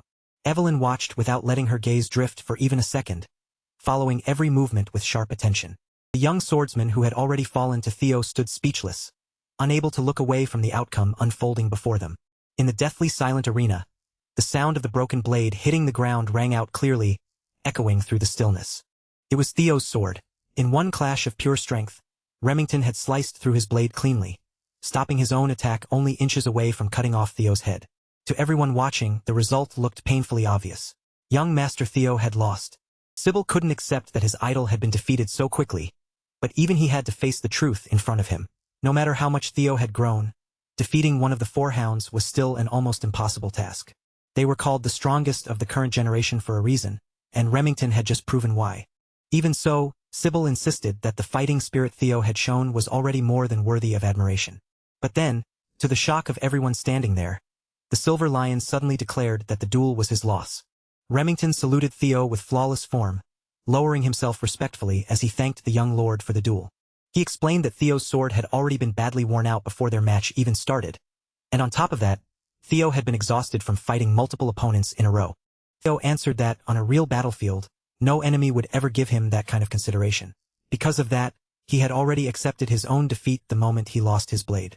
Remington responded with a calm, understanding smile, clearly appreciating Theo's way of thinking. Then the Silver Lion and the so-called imbecile reached out and shook hands in front of the watching crowd. From that brief but meaningful exchange, a deeper respect formed between the two unlikely opponents. Remington sincerely hoped they could have a proper duel under better conditions next time, and Theo felt exactly the same way. Everyone around them stared in open surprise as one of the four hounds personally acknowledged Theo. In that moment, the looks on their faces said it all. They were starting to realize that this young master truly was cut from a different cloth. After his duel with Remington, Theo's quest progress shot all the way up to 35%. Considering how difficult that kind of recognition was to earn, that single jump was massive. From sidelines, Evelyn finally let out a quiet breath of relief. The tension in her shoulders eased, because as far as she was concerned, this result could not have played out any better. For the first time, Theo had been given a real, tangible measure of just how powerful the hounds truly were. And it was all because Remington had revealed even a glimpse of the strength he carried. Through his quests, Theo had gained talents, secret manuals, and enough power to become almost unrecognizable compared to his former self. But the instant he crossed blades with the White Lion, he felt the weight of true strength pressing against him. That brief clash forced him to remember something important. Despite all his growth, there were still far too many areas where he was painfully lacking. It was disappointing that the duel had to fade out because of his current condition, but even that short exchange had given him plenty. His luck rose by 10, and more importantly, his reputation had taken a dramatic leap forward. As for the quest itself, Theo was still nowhere near completing it in one sweep. If he wanted to push it further, he would have to start searching for other ways to earn approval. What he needed now was a proper stage, somewhere he could make people acknowledge him on his own terms. That was when Remington admitted that he had not come all this way simply to challenge Theo to a duel. His real purpose was to personally hand Theo an important letter. The letter turned out to be a formal invitation, and it was addressed to him from none other than the so-called Scaled Dragon Society. The moment the name Scaled Dragon Society was spoken, every young swordsman nearby felt their blood rush with excitement. It was a gathering of high society elites, famous for its strict and exhausting selection process. And this was not just any invitation either. Remington himself had come forward to invite the young master. For any rising talent, receiving an invitation to the Scaled Dragon Society was an honor that could instantly raise their standing. Theo, keeping his expression modest, asked whether someone like him could truly be allowed to join such a club. The White Lion quickly reassured him, almost as if the answer was obvious. Theo was more than qualified, and besides, Remington insisted that the group was not nearly as serious or intimidating as people made it sound. According to him, most of its prominent members simply treated it as a social circle for talented peers waiting for the upcoming awakening ceremony. Theo could not tell whether Remington had some hidden motive behind the invitation, but he did know one thing: the Scaled Dragon Society currently revolved around his half-brother, Axion. It was a gathering packed with snakes who would look down on him with contempt, mockery, and ridicule. And for that exact reason, it was also the perfect place for Theo to push his quest forward. On top of that, entering the society would give him a valuable chance to investigate Axion and the Camellia Palace from much closer range. With no good reason to refuse, Theo accepted the invitation letter and politely thanked Remington for taking the trouble to deliver it in person. He promised that he would attend, fully aware that he was agreeing to step straight into the den of his enemies. Remington happily took Theo's hand and shook it, clearly pleased to have drawn in another rising star. He also told Theo not to hesitate if he ever needed to ask him anything. The meeting was set for 2 weeks later, which meant Theo had only that much time to prepare and put a plan together. Nearby, Evelyn took a slow drag from her cigarette, her gaze lingering on Theo with a hint of worry for her new disciple. Not long after that, word that Theo had been invited to the high society gathering made its way back to the Rose Palace. Theo's mother, Cecilia, burst into his room with a bright, excited smile spread across her face. Theo had actually been planning to deliver the news to her himself, but judging by her expression, that was no longer necessary. Cecilia had already summoned the palace's entire grooming team straight into his room, ready to prepare him from head to toe. Since this was the first time Theo had been invited to take part in something so important, his mother could not hide her excitement. After all, this was a club that included Axion, the son of that cunning Amel, along with brilliant talents such as Remington. The young people involved were influential enough to draw attention from the council itself. Cecilia understood perfectly that everything about Theo would be watched closely, from the way he dressed to the way he carried himself in front of others. Without wasting any time, she pulled out a tape measure and began taking Theo's measurements herself. Cecilia knew her son would never embarrass himself when it came to etiquette. But clothing, presence, and outward demeanor were matters of their own. Thankfully, this was one part of high society that Cecilia could personally guide him through. Before becoming Theo's mother, she had once been a successful actress. More than anything, she was simply happy to be involved, to finally stand beside her beloved son and help him in a way only she could. Theo knew that his mother had always carried the burden of being a commoner concubine who gave birth to an illegitimate child. Cecilia had lived with the guilt of believing she had given her son such a shameful label, even though none of it had ever been her fault. In the cold world of the Ragnar clan, where strength mattered more than anything else, Theo could only imagine how painful it must have been for her in his past life, when her child had been seen as weak. Cecilia might have looked excited and cheerful on the outside, but deep down, she was simply a mother worrying about her son's well-being above everything else.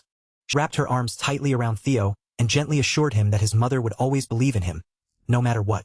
In her eyes, he was capable of achieving anything. The warmth of his mother's embrace slowly melted the coldness that had been sitting deep inside Theo's heart. Theo returned the embrace, holding his mother close with quiet, heartfelt love. This time, he was determined to push himself harder than ever so that his mother would no longer have to spend her days worrying about him.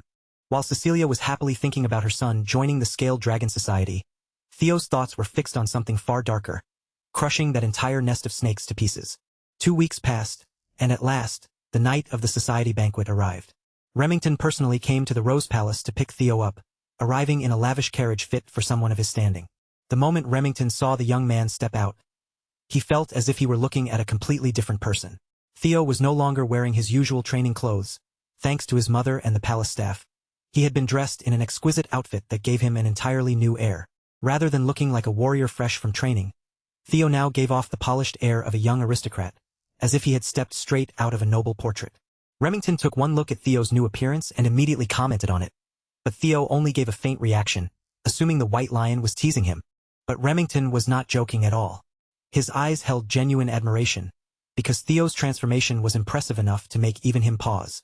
Theo himself had to admit that his body had changed dramatically. He had grown taller, his muscles had filled out with clean, balanced strength, and all of it came from only 2 weeks of relentless, focused training. During those 2 weeks, Remington had unexpectedly shown up every single day to train alongside him. After spending so much time clashing blades and talking between sessions, the two had grown surprisingly close. Theo had also started gaining a rather solid group of followers, with Sybil and the others becoming more and more drawn to him. Because of that, Evelyn found herself stuck teaching what felt like an entire battalion of Theo fanatics, even though she had only agreed to train the young master for a short period. To say those 2 weeks of training had been lively would honestly be putting it mildly. Even now, Theo still felt worn out from constantly dealing with so many enthusiastic people crowding around him. And today, after all that preparation, he was finally heading to his very first formal banquet. Remington tried to ease his nerves by telling him there was no reason to worry, but before they arrived, the White Lion still left him with one important warning. He explained that his friend Axion had a mischievous side that could be difficult to predict. In fact, Axion was the one who had requested Theo's invitation, claiming that he wanted to meet the new rising star himself. On top of that, this entire banquet had apparently been prepared with Theo in mind. Hearing all of that definitely changed the situation for Theo, though not in a way that made things worse. If anything, this development was even better for him. Theo was already looking forward to being openly mocked and insulted from every possible direction. Meanwhile, inside the banquet hall, the Dark Tiger, Axion Ragnar, had already begun leisurely sipping from a glass of expensive liquor. He was feeling rather excited at the thought of turning the so-called imbecile of Ragnar into his newest plaything. Before long, the carriage rolled to a stop in front of a lavish palace, making it clear that they had finally reached the banquet's venue. Remington stepped down first, and Theo followed after him, leaving the carriage behind. The moment his feet touched the ground, the young lord calmly swept his gaze across the area. He was about to enter the Camellia Palace, the home territory of the scum who had once pushed Rendon into interfering with his growth. In his previous life, this place and the people behind it had devoured him, his mother, and the entire Rose Palace without a trace of mercy. Those dark thoughts of vengeance were cut short when Remington called to him and invited him to head inside. The ever-lively Remington had received word that Axion would personally come out to greet them, and by now, he should already have been waiting near the entrance. Theo could see exactly why that bastard Axion had invited him in the first place. The fool must have thought that since the imbecile of Ragnar was starting to stand out, it was his job to crush Theo's momentum. But Theo had not willingly walked into the snake's nest without preparing his own plan. Tonight, he would make Axion understand exactly who he was trying to toy with. As they approached the palace, Theo suddenly stopped in place when something caught the corner of his eye. High above, on an upper floor of the Camellia Palace, the strange blue glow of a system quest called out to him. For a brief moment, his attention shifted toward that possible quest inside the palace, and because of that distraction, he failed to notice something dropping rapidly toward his position. Remington reacted at once and tried to pull him away from the unknown object, but before he could reach Theo, it burst apart, exploding into a cloud of white powdery smoke. Panic flashed across Remington's face as he hurriedly called out Theo's name. Fortunately, Theo was unharmed. The thing that had been launched at him from above was nothing more than a sack of white flour. Remington was furious at such a childish prank. Theo, however, calmly recognized that he would not have been able to dodge it in time, and if this had been his previous life, the outfit his mother had worked so hard to prepare would have been completely ruined. At first, Theo wondered whether Remington had been part of the stunt, but judging from his reaction, that clearly did not seem to be the case. The White Lion looked both confused and genuinely angry at the sudden mess. Apparently, throwing flour at him was the most creative welcome those idiots upstairs could come up with. And the ones foolish enough to think of something so immature had to be those smug young nobles peering down from the palace windows. Then a familiar voice cut through the group of nobles, making them part aside as it casually claimed that this was only a small greeting between friends. A basic courtesy, as he put it.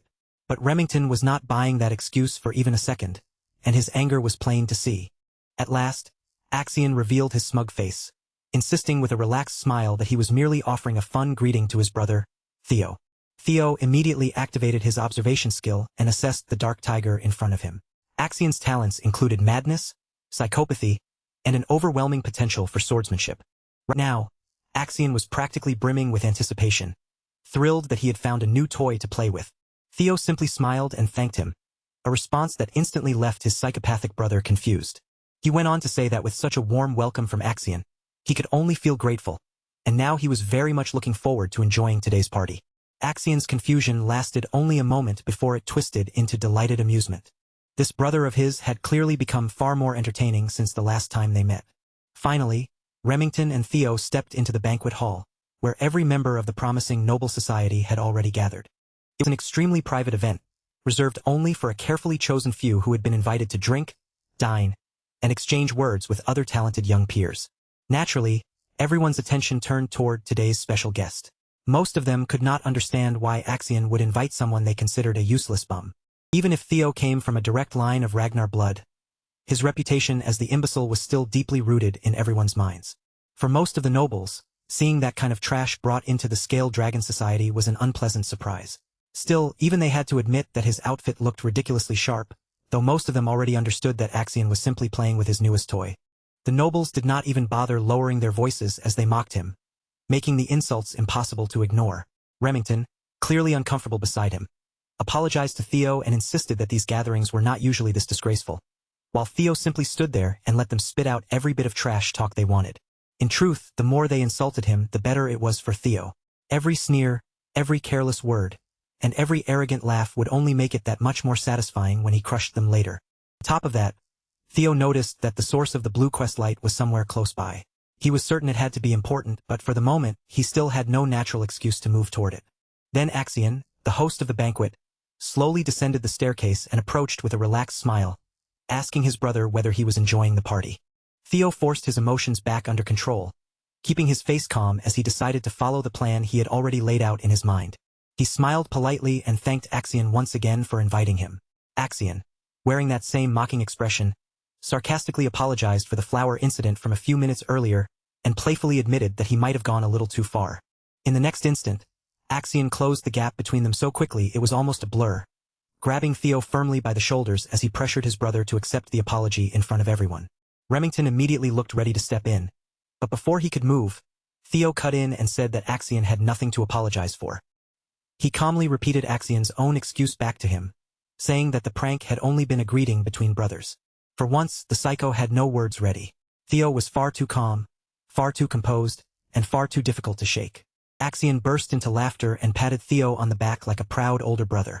He said he had never realized the kid had this much nerve, and that Theo had changed quite a lot from the timid child he remembered.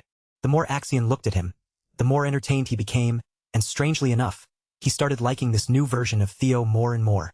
The surrounding nobles watched Theo smile and play along with Axion's whims, then began whispering that he looked like Axion's obedient little dog. Some even dragged his birth into it, comparing Theo's illegitimate background to the noble blood of Troyvan. To them, Theo and Axion might have been half-brothers, but they were not even close to standing on the same level. Both carried Ragnar blood, yet Axion came from the Troyvan clan, the great swordsmanship powerhouse of the East, while Theo's mother was dismissed as some nameless woman from the middle of nowhere. Theo only smiled as he listened to the nobles throw those blatant insults at him, letting each word sink in and feed the cold flame burning inside his chest. Still, there was one thing the nobles could not quite understand: why Remington seemed so close to the so-called imbecile. Soon, their insults began spreading toward Remington as well, with some calling him an illegitimate son of the Narcio family. The White Lion had already been tense since the moment they entered the banquet, and now that tension sharpened dangerously. The instant those nobles touched on a forbidden subject, Remington looked like he was about to snap right there in the hall. Theo quickly realized that if this continued for even a few more seconds, Remington might lose control and steal the spotlight from him completely. He had planned to watch quietly and gather more insults for a little longer, but with Remington on the edge, that approach would no longer work. So before Axion could lead him upstairs, Theo suddenly stopped in place. Since he had only just arrived, Theo said that it was only proper for him to greet his new friends as well. With that, he walked toward the banquet table where the snickering nobles had gathered, and every pair of eyes immediately fixed on the imbecile of Ragnar. Theo quietly reached out and picked up a bottle of wine from the table. He then walked straight toward the noble who had been running his mouth about Remington's lineage and made a small gesture as if he were about to pour wine into his glass. The noble smirked smugly and asked whether he had said anything wrong. Theo shifted his grip on the bottle without warning, then swung it down and shattered it across Blondie's head without the slightest mercy. The sudden violence froze the entire room, leaving Remington stunned and even the psychotic Axion visibly shocked by the unexpected turn. Blondie clutched his head in agony as blood began running through his piss-colored hair, staining it in ugly streaks. Theo stood over him with a cold expression, still holding the broken bottle now slick with blood. Even after taking that blow, the bastard still dared to push himself up and curse at Theo for humiliating him in front of everyone. But before he could launch into the usual arrogant noble rant, Theo drove a kick straight into his face and broke the bastard's jaw. Theo's simple and brutal plan had finally begun, and his eyes turned cold, sharp, and almost crazy. He insisted that he had only offered Blondie a little greeting, yet somehow received such a hurtful response in return. The other nobles stopped dead where they stood, too frightened and confused to understand what was happening. At the same time, Theo's quest progress began climbing again, rising all the way to 43%. Remington had trained beside the young lord for 2 straight weeks, so he knew Theo was not some hot-headed thug who lashed out without reason. Watching this unfold, he wondered whether Theo might actually be doing it for his sake. As Blondie continued bleeding across the palace floor, Theo calmly declared that this was simply his own version of a welcome greeting. Then Theo stepped over Blondie's arm and positioned the noble's limp body across a raised platform, slowly applying pressure as he spoke. Since he had already said hello, it was time to say goodbye. Blondie panicked and desperately shouted for Theo to wait, begging him to stop whatever he was about to do, but his pleas had no effect at all. Theo brought his foot down on the bastard's arm and completely shattered Blondie's bones, sending a sickening crack echoing through the banquet hall. The same nobles who had been freely running their mouths just minutes earlier were now frozen in stunned silence, unable to say a word after witnessing such ruthless punishment. That single act of breaking Blondie's bones pushed Theo's quest progress even higher, raising it to 58%. Blondie finally lost consciousness from the shock and pain. His limp body sprawled out as drool stained the palace carpet beneath him. Theo tossed the unconscious body aside like the trash it was, then turned his gaze toward the crowd and asked if anyone else wanted to say hello. The sheer intimidation in his actions drove the quest progress up once more, pushing it to 66%. Suddenly, knights who had been concealed in the shadows revealed themselves and moved in, surrounding Theo from every direction. They drew their blades in unison, their focus locked completely on neutralizing the threat standing before them. For swords closed around Theo, pinning him in place. The knights demanded payback for the sin of harming their young master and declared that such a vile act deserved only one punishment: death. Theo smiled, because from his point of view, his plan was only becoming more useful with every passing second. He calmly asked the knights who the guy he had just beaten was. They answered with pride that Blondie was the 3rd young master of the Hanavi clan, young master Ian Hanavi. Theo looked amused by how confidently they said it. The Hanavi clan was one of the 6 snow clans that supported Ragnar. He had already known that the bodyguard knights of these spoiled nobles would never be able to keep watching forever. They always looked down on the imbecile whenever he dared to act out. So Theo asked them what the problem was if he roughed up their young master. With unmistakable pride weighing down every word, Theo looked at the knights and asked whether the dogs of one of Ragnar's bannerman clans truly had the nerve to demand his death. Could they really bear the responsibility of threatening someone who carried Kyle Ragnar's blood? After all, the bloodline of Ragnar was not something that tolerated open disrespect.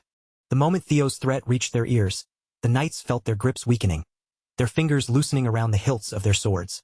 The fury they had felt after watching their young master get ruined was quickly swallowed by a deeper, older fear, the instinctive terror they held toward the Ragnar clan itself. On top of that, the aura pressing out from Theo's body felt suffocating, almost crushing the air around them. This was not the imbecile of Ragnar they knew, nor the weakling they had casually mocked so many times before. Now that the knights were forced to think clearly, they remembered that Theo was also a direct descendant of Ragnar with a legitimate right of succession. And beyond that, Ragnar stood as the Lord of the North, the overseer who ruled above the 6 snow clans. Declaring death upon the blood of the dragon was not something any sane person should ever dare to do. It was the kind of sin where even wiping out an entire insignificant snow clan would not be considered an unreasonable punishment. For far too long, that protection and prestige had not seemed to apply to Theo because everyone saw him as a useless descendant. Most people had simply forgotten what his blood truly meant, but that mistake could no longer continue. All 4 knights understood at once that they had made a colossal blunder, and that they needed to lower their heads and apologize immediately. But before they could do so, Theo had already given a kill order to a mysterious presence hidden nearby. A sharp flash of steel tore through the hall, moving so fast that it seemed to blind everyone who saw it. In the very next instant, 4 severed heads were already flying through the air, while dark blood spilled across the palace floor. Theo remained perfectly calm, standing like the eye of a storm as the blood of his enemies scattered and swirled around him. The mysterious figure who had slaughtered the knights at his command landed steadily on the carpet, moving with a grace that made the killing look effortless. It was none other than his master herself, Evelyn Nareville. With even more blood spreading across the banquet hall, the arrogant nobles finally felt the threat hanging directly over their heads.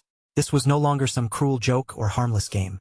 Theo's quest to escape the title of the imbecile of Ragnar had reached 70% completion. Axion could only stand there and watch as his own banquet was completely stolen from him, turned into Theo's personal display of force and dominance. Evelyn looked toward her disciple and asked when he had realized she was following him. To Theo, though, the answer was almost obvious. He did not know exactly why she had followed him all the way to the Camellia Palace, but thanks to her presence, he could turn the tables on these fools without holding back. As the entire crowd stood frozen in silence, everyone seemed to be waiting for Theo's next move. The night before the banquet, Commander Julius had secretly visited Evelyn. He had come to tease her about refusing to take in any more disciples while still diligently training her new student every single day. By now, Evelyn seemed used to this brute sneaking into her quarters whenever he pleased, because she did not even bother entertaining his little games. Recently, Julius's only real joy in life had apparently become tormenting his former comrade. The torment included helping himself to her expensive wine stash as if it belonged to him. But tonight, Commander Julius truly wanted to know what Evelyn had seen in the kid. Evelyn knew there was no point trying to pry the bottle out of that brute's hand anymore, so she simply answered that Theo had exceeded her expectations. When it came to his attitude toward honing his craft and refining his talent, Theo was genuinely among the best students she had ever taught. And considering that even Axion had once passed through her hands, that was not a claim she made lightly. Evelyn did not soften her words at all. Judging from Theo's potential, she could say with confidence that he surpassed even young Master Axion, and she sincerely insisted that she was not saying it just to flatter him. Julius had always trusted Evelyn's eye for talent. After all, she had two eyes while he only had one. Still, Julius reasoned that no person could change so drastically overnight.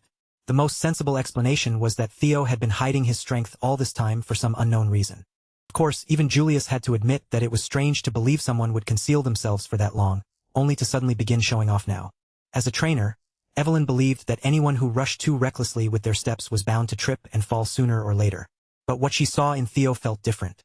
It was as though he was being chased by something invisible, pushing himself forward not out of arrogance, but out of fear. That was also why she felt uneasy about him attending the Scaled Dragon Society gathering. Julius finished off the bottle of wine and concluded that the Axion brat was definitely someone worth worrying about. He was also the one who suggested that Evelyn follow the kid, just to be safe. Commander Julius had a feeling that something would happen at the banquet. It might not be the same thing Evelyn was worried about, but he was certain something was bound to occur. As a Ragnar himself, Julius knew from first-hand experience what happened when wolf cubs hungry for blood gathered in one place. They started fighting to establish a hierarchy. Then the commander placed a uniform on the table and urged Evelyn to try tempting Theo into joining his unit once again. But it was not only the kid Julius wanted. He wanted Evelyn herself to return to the white armored dragon cavalry, and he clearly had no intention of giving up on her. He did not want her to retire simply because she could no longer ride a dragon. In his eyes, she still had to come back and take responsibility for what she had started. After saying his piece, Julius left Evelyn's quarters, casually thanking her for the delicious wine on his way out. Evelyn had lost an expensive bottle that night, but in exchange, she may have just recovered a sense of purpose she thought she had lost. Back in the present, inside the Camellia Palace, Evelyn began piecing together everything that had just unfolded. She figured Theo must have noticed her following behind him and deliberately shaped the situation around that fact. Maybe he had joined the Scaled Dragon Society aiming for this exact scenario from the very beginning. If that was true, then perhaps her worries had been unnecessary. Still, she could not help wondering at what point on the way to the palace he had sensed her presence. In truth, Theo had noticed his master quietly tailing him from the moment he stepped into the carriage. Thanks to his dragon heart, he could release his energy perception into the area around him, letting it function almost like a sixth sense. But none of that was the most important thing now. What mattered was that the stage for his revenge had finally been set. Theo turned toward Evelyn and explained that most of the nobles in the banquet hall had openly disrespected a successor candidate of the Ragnar clan. Then he asked what punishment was appropriate for such a terrible crime. Guilty nobles nearly fainted where they stood, because every one of them knew exactly what that punishment could be. Evelyn, strict as ever when it came to the rules, stated that depending on clan law, the immediate execution of the guilty parties could be enforced. A dark, knowing smirk spread across Theo's face. He had set the trap perfectly, and now it was time to spring it. Evelyn stepped forward, ready to execute his unspoken commands flawlessly.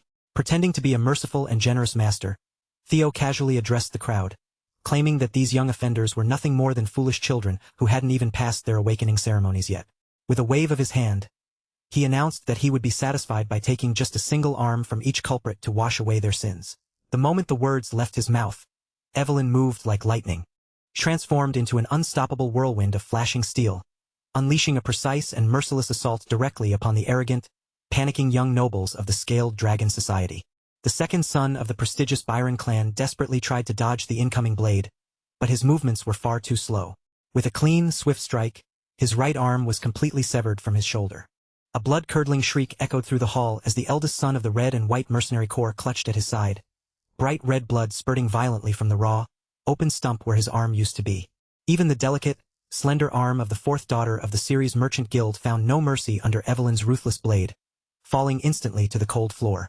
Panicking, the third son of the Clark clan turned on his heel and tried to flee for his life. But outrunning a seasoned warrior like Evelyn was an absolute impossibility. As the eldest daughter of the Howard clan was brutally brought down and reduced to a one-armed cripple, a system notification flashed before Theo's eyes, showing that his hidden quest progression had suddenly leaped up to 79% completion. Terrified and bleeding, one of the pathetic nobles dragged themselves across the floor, desperately crawling toward Axion, or Axe, as his inner circle called him, begging and crying out to him for salvation. But Axe just stood there, impassively staring down at the miserable sight. He simply parroted his brother's earlier words, coldly stating that he couldn't possibly intervene since this entire bloody display was merely a unique form of high society greeting. The crawling noble caught a sudden, terrifying glint of steel in the corner of his eye. Before he could even scream, a blade flashed downward, slicing his arm clean off and spraying a crimson arc of blood that barely missed staining Axion's pristine clothes. While the heir of the Purink family writhed and twisted on the ground in pure, unadulterated agony, Axion ignored the screams and turned his sharp gaze toward his former teacher. Ellen casually met his intense stare, her expression entirely unbothered as she gave him a small, cold nod of acknowledgement. Axion had never imagined he would cross paths with his former combat instructor in the middle of such a horrific, blood-soaked massacre. Evelyn offered him a crisp salute with her dripping blade. Scanning the ruined banquet hall, Axion quickly realized that Evelyn had precisely targeted only those specific individuals who had dared to openly insult Theo's lineage. Theo had orchestrated the entire situation with such calculated precision that even though Axion was a fellow candidate for succession, he lacked any legal or social authority to halt the ongoing slaughter. It took Evelyn a mere matter of minutes to move through the crowd, efficiently carving off the right arms of 14 high-ranking individuals under Theo's cold, unyielding directives. Given their high status and wealth, these nobles could easily rush their severed limbs to a powerful priest and have them magically reattached. But their future prospects as swordsmen were permanently ruined. Everything had played out exactly according to Theo's master plan.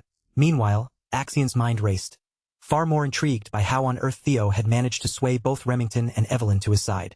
Theo Ragnar, the man who was once universally mocked as the ultimate fool of the Rose Palace, had suddenly transformed into something utterly terrifying. Deep within Axion, his sadistic, psychopathic nature began to stir with wicked delight.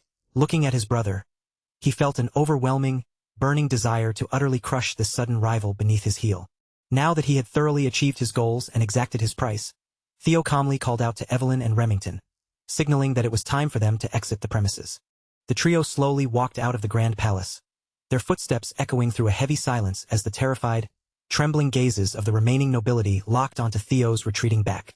Before parting, the two brothers locked eyes, their intense gazes clashing in the air. Neither of them needed to utter a single word to know exactly what the other was thinking. Just as he was about to step away, Theo suddenly reached out and grabbed Axion's arm, clamping down with a powerful vice-like grip that heavily creased the expensive fabric of his brother's suit. After holding him there for a tense, fleeting second, Theo let go with a smirk. He offered a casual wave of farewell, mockingly telling Axion that he had experienced an absolute blast at this bloody banquet. At that exact moment a system chime rang out. The final tutorial quest, demanding he shed the reputation of the Ragnar family's greatest fool, was finally and officially completed. Axion stood there, absolutely fuming with quiet rage. He wanted nothing more than to draw his weapon and retaliate right then and there, but a small sliver of rationality reminded him that making a scene now would be incredibly foolish. Unable to contain his explosive fury any longer, the unhinged young lord stormed completely out of his own estate, tearing through the grounds and screaming Theo's name at the absolute top of his lungs into the night sky. Now that every single one of his tutorial quests had been successfully cleared, the realm would never again dare to mock Theo as the useless idiot of the family. The opening tutorial phase of his new life had officially come to an end, but his grand path of true, absolute revenge against those who wronged him was only just beginning. As a reward for completely shattering his negative reputation and flipping public perception on its head, he received an experience elixir, a powerful tonic capable of instantly raising a user's level by 5, provided they were currently below level 30. Word of the horrific bloodshed and the sudden massacre at the banquet spread like wildfire, quickly reaching the ears of the masters residing in the other royal palaces. Absolutely anyone would be paralyzed with shock upon hearing the unbelievable news that Axion's highly prestigious Scale Dragon Society had been completely dismantled and torn apart, both politically and quite literally. Meanwhile, Theo was in an incredibly triumphant mood after successfully flexing his overwhelming authority over those arrogant nobles. Eager to celebrate his flashy, blood-soaked debut into high society, his loyal subordinates escorted him straight to a local pub to toast their victory. Every single one of his dedicated followers had gathered together for the occasion, and even the usually stoic Evelyn made an appearance, sitting down to enjoy a few well-earned drinks with the crew. Lounging with his drink, Theo couldn't help but amusedly wonder how the remaining members of the Scaled Dragon Society were coping after being utterly humiliated by the very man they used to call a worthless fool. Deep within the elegant halls of the Camellia Palace, Lady Emil Ragnar sat in utter bewilderment and disbelief. She had just received the report that her faction had not only handed Theo the perfect legal justification for his violence, but that the boy had actually severed the arms of their allies right in front of Axian's face. When Axian sullenly confirmed that the report was entirely true, Emil's frustration boiled over. The entire situation felt completely absurd to her, and she angrily reminded Axian that she had explicitly warned him beforehand not to treat Theo so lightly. She voiced her deep disappointment, furious that instead of pressuring the boy into submission, they had inadvertently handed him total, absolute authority to run completely wild. Desperate to defend his tarnished pride, Axian quickly argued back, explaining that if Theo were to gain official recognition from the family, conquering the Rose Palace would become infinitely harder, urging her not to panic just yet. However, Emil wasn't having any of his excuses. She coldly cut him off, telling him to leave her presence and deeply reflect on his massive blunders, refusing to listen to another word out of his mouth. She sharply pointed out the sheer gravity of his mistakes, emphasizing that his reckless behavior had almost completely derailed the grand, long-term plans they had been working so hard to establish. Realizing there was no arguing with her in this state, Axian reluctantly bowed his head to her wishes and quietly exited the chamber. Left alone with her advisor, Emil let out a frustrated sigh, wondering aloud who Axian could have possibly inherited such an obnoxious, stubborn attitude from.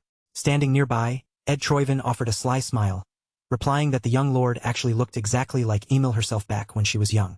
Emil shot him a sharp look, making it perfectly clear she was in no mood for witty banter. Ed quickly bowed to apologize, changing his tone to reassure her that this recent incident might actually not be worth losing sleep over. He began to explain the deeper political layout, noting that because the Rose Palace belongs to the clan head's personal harem, securing official, direct ownership over it has always been an incredibly complicated matter.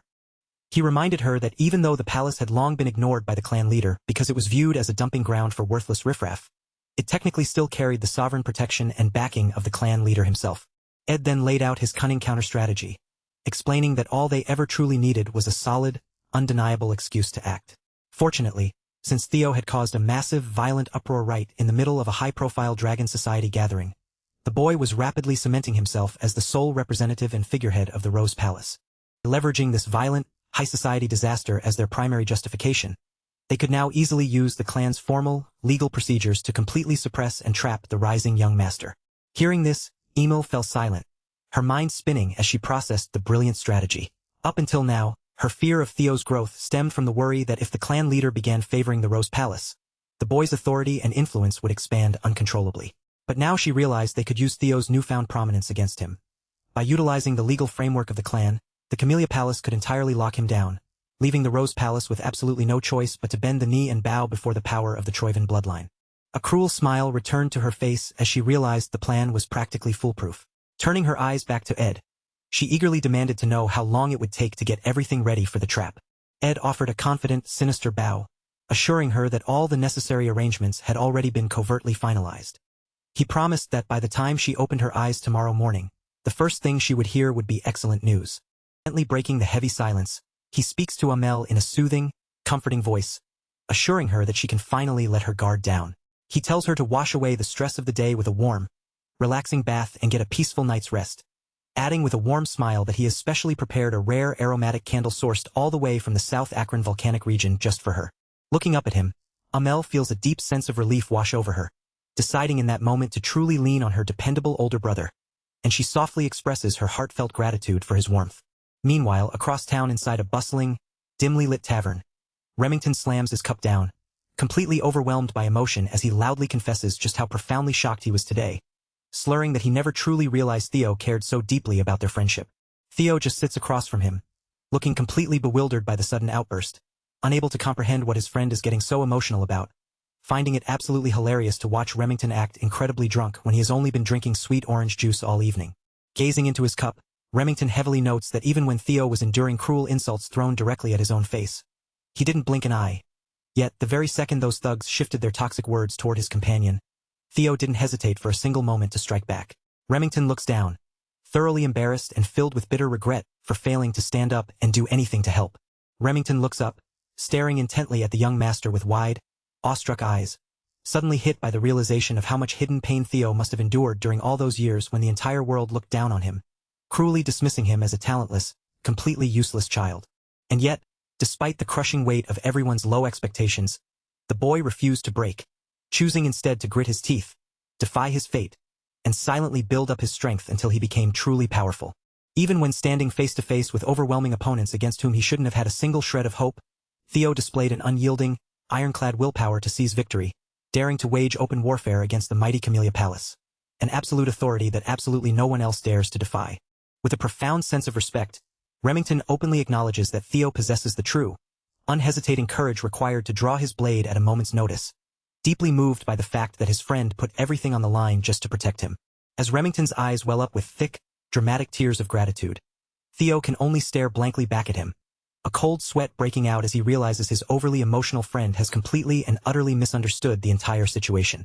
Suddenly, the emotional youth abruptly stands up from his seat, looking straight at our main character as he declares with fierce determination that, regardless of whatever strict orders his own clan dictates, he is choosing a completely different path, one where he dedicates his life to following Theo's lead. The sudden, passionate declaration instantly erupts across the room, causing the nearby patrons who had been watching them to burst into loud cheers and applause, praise echoing through the tavern as everyone shouts about how incredibly amazing the two young warriors are. Panicking slightly from all the unwanted attention, Theo opens his mouth to hurriedly clear up the massive misunderstanding, but Evelyn's voice suddenly echoes directly inside his mind via telepathy, sharply telling him to hold his tongue and just let his emotional friend ride the wave. Glancing over toward her corner, Theo catches her eye as she casually explains that this particular misunderstanding isn't a bad thing at all. In fact, seeing how inspired everyone is, it looks like the entire crowd is practically begging to get on his good side now. Hearing her amusement forces a faint, quiet smile onto Theo's face, though deep down inside, he maintains a cold, grounded clarity, knowing full well that there is nothing naturally special about him, since every ounce of his current strength is entirely derived from the power of his status window. Pulling up his glowing blue interface, he stares intently at his current stats, fully recognizing that everything he has achieved so far is a direct gift from this system, momentarily remembering how, in the very beginning, he had foolishly assumed this magical window was merely a manifestation born from the lingering regrets of his past life. However, as his eyes scan the incredibly intricate details, numbers, and perfect structural breakdowns before him, he realizes with absolute certainty that this status window is something far more mysterious and profound than a mere psychological fragment. A strange, fleeting sense of déjà vu briefly brushes against the edges of his mind, but he quickly shakes the eerie feeling off, deciding it isn't worth overthinking right now since the system is actively providing him with the exact tools he needs to rapidly grow stronger. Now that the chaotic incident involving the Scaled Dragon Society has fully drawn to a close, the prompt flashes before his eyes, alerting him that his level has successfully increased. He notes that with every level up achieved, the system grants him precious stat points that he can freely distribute to elevate his physical attributes. With a smirk growing on his face, Theo realizes he now possesses the terrifying ability to manipulate and skyrocket his own attributes at will, feeling a dark thrill at the thought of what a monster with limitless potential like himself will do to the future. Sitting across from him, Evelyn catches a glimpse of his sinister, villainous smile and shivers, a look of pure concern crossing her face. Quickly pulling his thoughts back to the reality at hand, Theo decides his immediate priority must be preparing a solid defense against the inevitable, brutal retaliation of the Camellia Palace, prompting him to lean in closer and ask Remington if he's ready to assist him with a certain task. Without a single moment of hesitation, his loyal friend straightens his posture and firmly reassures him, giving his word that he is completely ready to do whatever Theo asks of him, no matter what it is. Though beneath his confident stance, Remington is caught slightly off guard, a faint blush of surprise coloring his cheeks upon hearing Theo address him so casually and affectionately by his nickname, Remy. Reaching into his coat, Theo pulls out a securely folded object, and as he slides it across the table into Remy's hands, his tone turns deadly serious, explaining that the bloody war for the Grand Throne between himself and Axion is about to officially ignite, meaning they must immediately begin laying down the groundwork before the storm hits.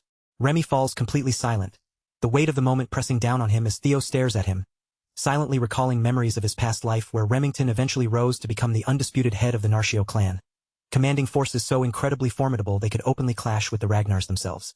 Staring at the young man before him, Our main character knows exactly how monumental this moment is, recognizing that pulling a future powerhouse like Remy permanently onto his side right now will completely rewrite the balance of power in his favor. He firmly presses the piece of paper into Remington's hand, and the young warrior grips it tightly, looking Theo dead in the eyes as he fiercely promises that since he has already bound his loyalty to him, he will unleash every ounce of his power to ensure this mission succeeds. A genuine look of appreciation crosses Theo's face as he softly voices his thanks, but before another word can be exchanged, the heavy wooden doors of the tavern are violently slammed open, a booming voice screaming Theo's name and shattering the atmosphere. The entire tavern freezes in absolute shock as a heavily armed squad of elite knights marches into the room, their armor clanking loudly as the lead officer steps forward, aggressively proclaiming that by the supreme authority of the Sword of Law, Theo is officially under arrest for the crimes of assault, issuing lethal threats, and unlawful intimidation. Hearing the ridiculous charges, Evelyn slams her hands on the table, her face flushing with rage as she barks out that this entire situation is complete and utter garbage. But Theo calmly raises a hand to hold her back, stepping forward with a completely unbothered expression to demand a look at the arrest warrant. Inspecting the official document held before him, his eyes narrow slightly as he confirms the seal is legitimate, noting with amusement that the black ink on the parchment hasn't even fully dried yet, a blatant sign that his desperate enemies rushed this paperwork through in a panicked frenzy. Knowing exactly how to play this card, he decides to cooperate completely without raising a fist, extending his wrists forward in a calm, relaxed manner as the anxious knights quickly and securely snap the heavy iron handcuffs around his wrists. As the guards tightly grip his shoulders and begin escorting him out into the street, Theo casts a casual glance back over his shoulder, flashing a reassuring, confident smile toward his companions to signal that he trusts them implicitly to manage everything perfectly while he's gone. Left standing in the middle of the disrupted tavern, Remington and Evelyn can only stare at the empty doorway, their faces pale and paralyzed in a state of absolute, breathless shock. Snapping out of his daze, Remington looks down at his trembling hands, forcefully redirecting his entire focus toward the tightly folded piece of paper that Theo had securely handed him just moments before the chaos broke out.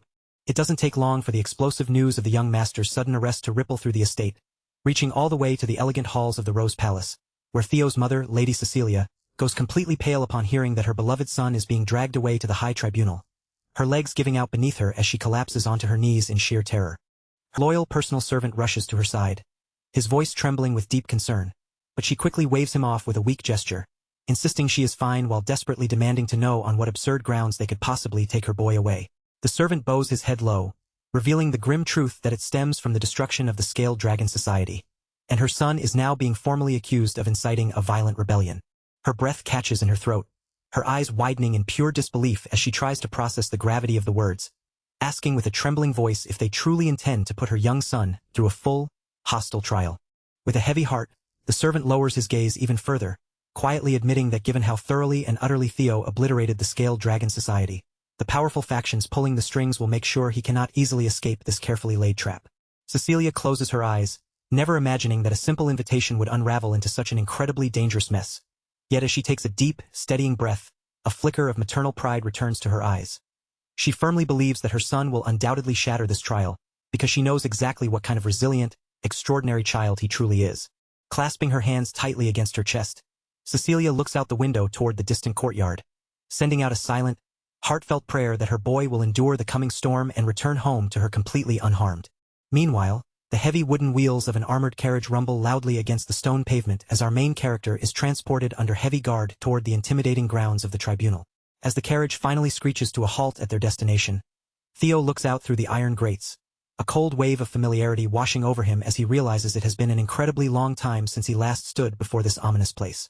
Reflecting on his recent actions, Theo knows full well that because he completely wiped the Scaled Dragon Society off the face of the earth, his enemies won't settle for a simple slap on the wrist. They are going to throw the entire book at him, forcing him to face a grand trial designed to ruin him. He understands the political game perfectly, since he carries the blood and title of a legitimate successor of Ragnar. This entire tribunal isn't just about a broken law. It's a calculated trap to ruthlessly interrogate and dissect his legal qualifications to inherit the throne.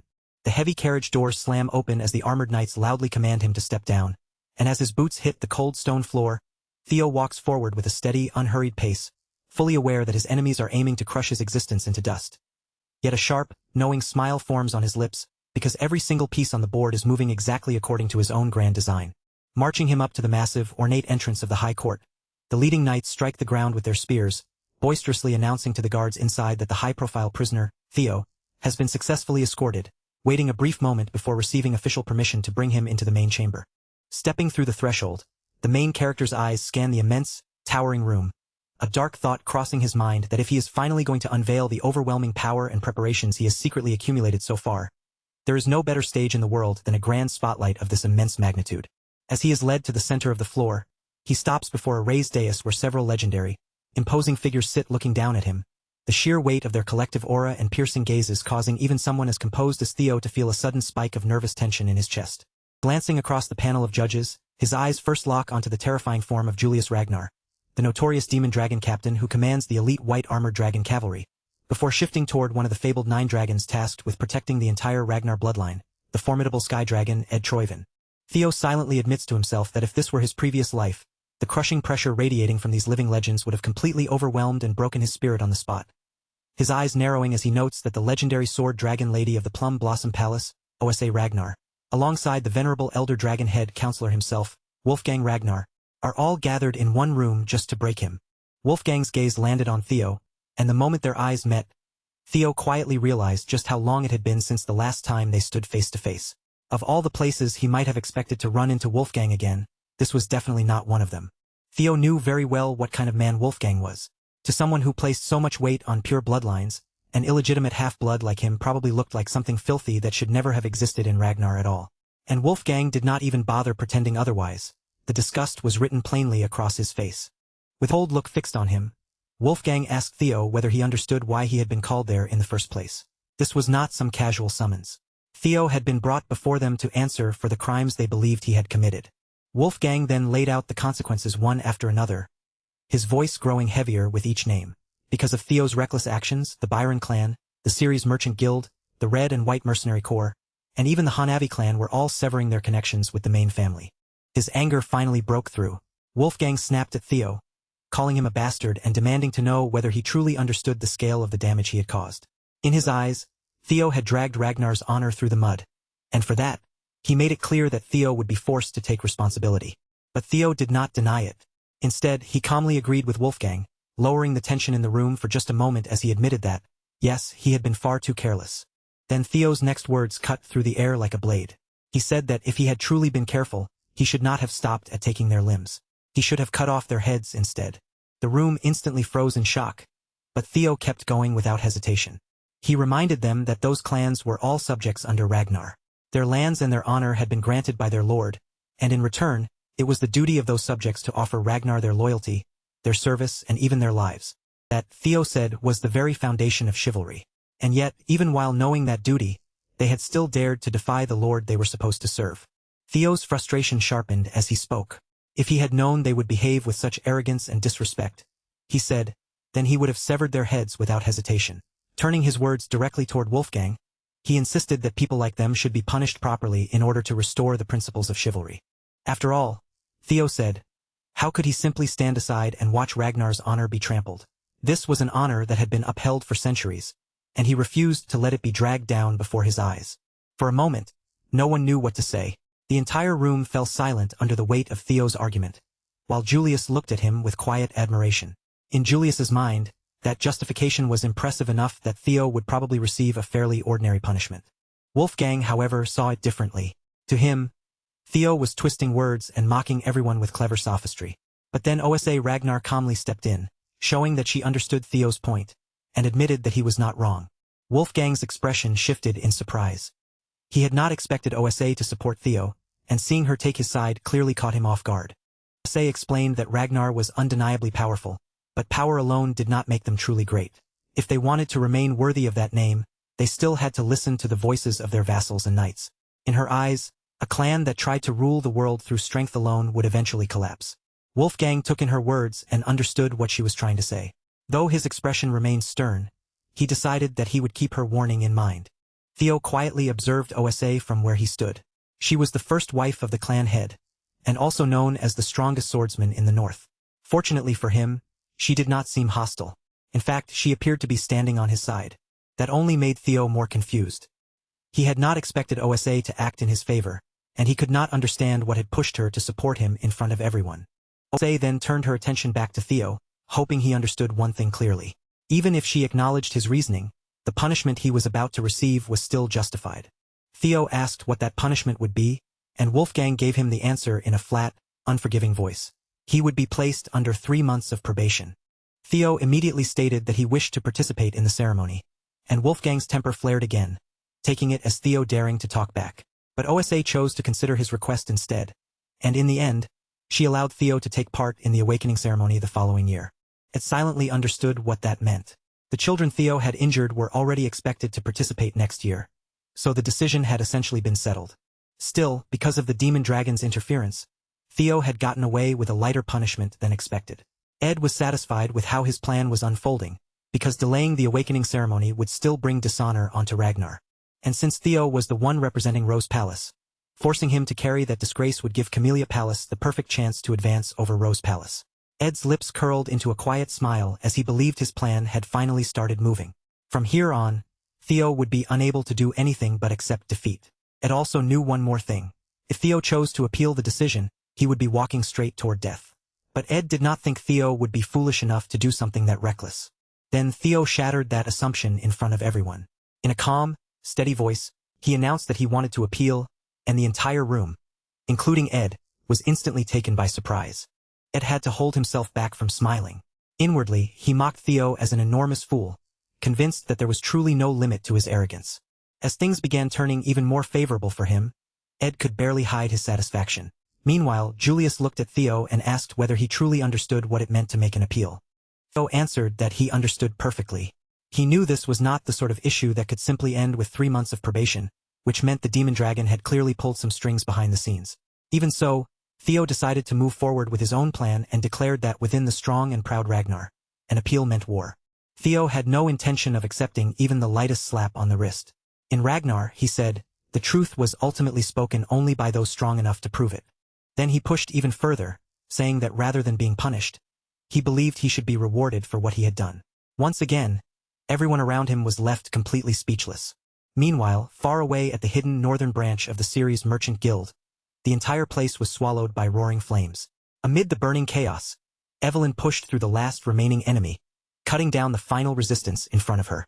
Remington looked over the scene and realized that this had truly been their hiding place. Just as Theo had said, the enemy had been concealed right here all along. After smashing through the hideout and reducing the place to ruin, Remington and Evelyn finally discovered something hidden within the wreckage. Back at the trial, Ed's eyes gleamed with delight. From his perspective, Troyvin of Camellia Palace was finished now, and the situation had turned exactly the way he wanted. With Theo standing before all the important figures gathered there, Wolfgang questioned him sharply. Was he truly planning to take a matter that could be settled by waiting only 3 months and turn it into an all-out war? Wolfgang called it pure arrogance. Then he pressed Theo even harder, asking whether he was really confident enough to face the combined forces of 15 clans all by himself. Theo did not flinch. He simply answered that this was something he had to handle. In a case where the difference in strength between the two sides was so overwhelming, Theo understood that appeal through a proxy battle was considered a normal method. Theo knew exactly what an appeal meant in Ragnar. It was not just a complaint or a request for reconsideration. It meant deciding who was right and who was wrong through battle. However, when a direct war was impossible to win because the gap in power was too large, each side could choose a representative instead. The final decision would then be settled through a one-on-one sword duel. That was how a proxy battle worked. And in this situation, Theo would be standing as his own representative. Julius understood the danger immediately. There was a very high chance that the plaintiff's representative would be Axion, and if things continued in that direction, Theo's defeat was practically guaranteed. He looked at Theo and wondered whether there was some plan hidden behind that calm expression. If Theo believed someone would step forward to fight in his place, Julius thought, then he was going to be disappointed. Theo then formally requested that the proxy battle be held in 1 week, exactly as the rules allowed. Ed believed he could see straight through Theo's intentions. In his mind, Theo was probably hoping that Julius or Evelyn would act as his representative. But no one would agree to that, which meant Theo would have no choice but to step into the fight himself. Ed decided he would send Axion as his own representative. That way, Axion could crush Theo personally and make him understand exactly where he stood. Ed was just about to announce his chosen representative when, all of a sudden, a voice interrupted the room. The moment everyone heard it, they froze in complete silence. Someone walked in with an air that instantly changed the atmosphere, praising Theo for the cleverness of his plan. As he looked at Theo, he remarked that the boy had changed quite a lot since the last time they met. The man who had appeared before them was none other than the clan head himself, Kyle Ragnar. The moment Kyle Ragnar stepped into the trial room, the entire atmosphere changed. Every person present lowered themselves in respect, and Theo also dropped to his knees, bowing his head as he greeted the incarnation of the great dragon god. Right then, without warning, a system window appeared before Theo's eyes. A new quest had been issued, ordering him to take over Camellia Palace and expose the hidden secrets buried within it. Theo's eyes narrowed as he stared at the message. This was his first real quest after clearing the tutorial, and he immediately wondered whether it had something to do with the blue light he had seen earlier. Only then did Theo realize that he had completely pushed that strange light out of his mind. With everything happening around him recently, he had forgotten that something unusual had definitely been there. But Theo quickly pulled his thoughts back before they could wander any further. Right now, he could not afford to get lost in questions. His father was standing in front of him, and the present situation came first. He had to deal with what was happening right in front of him, because the king himself had appeared. That single unexpected variable was enormous enough to shake the entire flow of Theo's plan and possibly ruin it completely. Keeping his posture controlled, Theo looked toward his father and asked why he had come all the way here. Kyle told him to rise. Then, with everyone listening, he said he had already heard about the situation and understood that Theo was trying to make an appeal through a proxy battle. Theo confirmed that was exactly right. Kyle then pointed out that it would be difficult for his son to enter the battle personally, and he asked who Theo intended to choose as the representative for his proxy battle. Theo immediately understood that his father was testing him, so he answered without trying to hide behind anyone, saying there was no one who could stand in his place. Naturally, that meant he was thinking of stepping forward and acting as his own representative for the appeal. Kyle believed that if Theo fought himself, he would lose. But Theo did not accept that judgment so easily, thinking that his father had no reason to decide the result before he had even been allowed to try. At that moment, Theo's resolve hardened. No matter what stood in front of him, he had no intention of lowering his head or bending his will for anyone. After hearing those words, Kyle suddenly burst into loud laughter. His voice echoed through the trial room as he turned to the others and asked whether they had heard what his son had just said. Kyle seemed genuinely impressed. Theo's refusal to bow before anyone was exactly the kind of spirit he expected from Ragnar, and to him, that attitude captured the clan's nature better than anything else. With satisfied expression, Kyle praised his son openly, calling that fierce attitude remarkable. Theo felt a wave of relief and gratitude, and a faint smile started to form on his face. Everything was still moving according to his plan. The proxy battle had only ever been bait, and since he did not actually need to fight, it felt incredible to speak so boldly without holding anything back. He thought back to the task he had entrusted to Remington and Evelyn. Once they secured the evidence of Camellia Palace's treasonous conspiracy, Theo's victory would become absolute, and he would not even need to swing a sword. Then Kyle decided to offer his son a chance. Speaking as the master of Ragnar, he announced that he wanted to test Theo himself with a single strike. Theo's expression shifted in shock as Kyle told him to forget about the trial for the moment. If Theo could endure just one blow from him, then every charge against him would be cleared without any punishment. Kyle ordered Theo to step forward, but before Theo could move, Ed shouted out in an attempt to object. Ed instantly understood what this meant. If Kyle personally tested Theo with a single strike, then that alone showed a level of approval. And if Theo somehow managed to endure it, he would gain recognition directly from the clan head himself. Ed was certain Theo would never survive such a blow, but even the slightest chance made him uneasy. He tried to object and stop Theo from appearing favorable in Kyle's eyes, questioning how vassals and bannermen could dare speak on the blood of the clan leader's son, while also bringing up the rules surrounding the proxy battle. But Ragnar cut him off with a sharp command to shut his mouth. He made it brutally clear that if a vassal dared to speak against the Ragnars, then the answer was simple: they only needed to get rid of him. Ed had no choice but to obey the clan leader's will and fall silent. Kyle then turned his attention toward Julius, asking whether he had anything to say, since he had been quietly giggling for a while. The demon dragon responded lightly, saying he was only surprised. After such a long time, seeing the king show interest in someone again was simply unexpected. Kyle did not drag things out any further. He looked straight at Theo and asked whether his son was willing to accept the challenge. Theo understood that the entire situation had suddenly taken a massive turn. This was not what he had expected at all, but after a brief pause, he smiled and chose to accept the challenge head-on. Still, Theo spoke up and told the clan leader that this condition was far too heavy. Comparing a single strike from the clan leader himself to a proxy war against vassals and bannermen was completely unreasonable. Kyle asked whether Theo was trying to refuse him, but Theo denied it immediately. He said he only wanted a fair exchange, since the trial had suddenly become much harsher than before. Then, with a cheeky smile tugging at his lips, Theo added that if the risk had increased, then his compensation should naturally increase as well. Kyle asked what Theo wanted. Theo turned his gaze toward Ed, letting the meaning of his words sink in, and said he wanted something along the lines of Camellia Palace.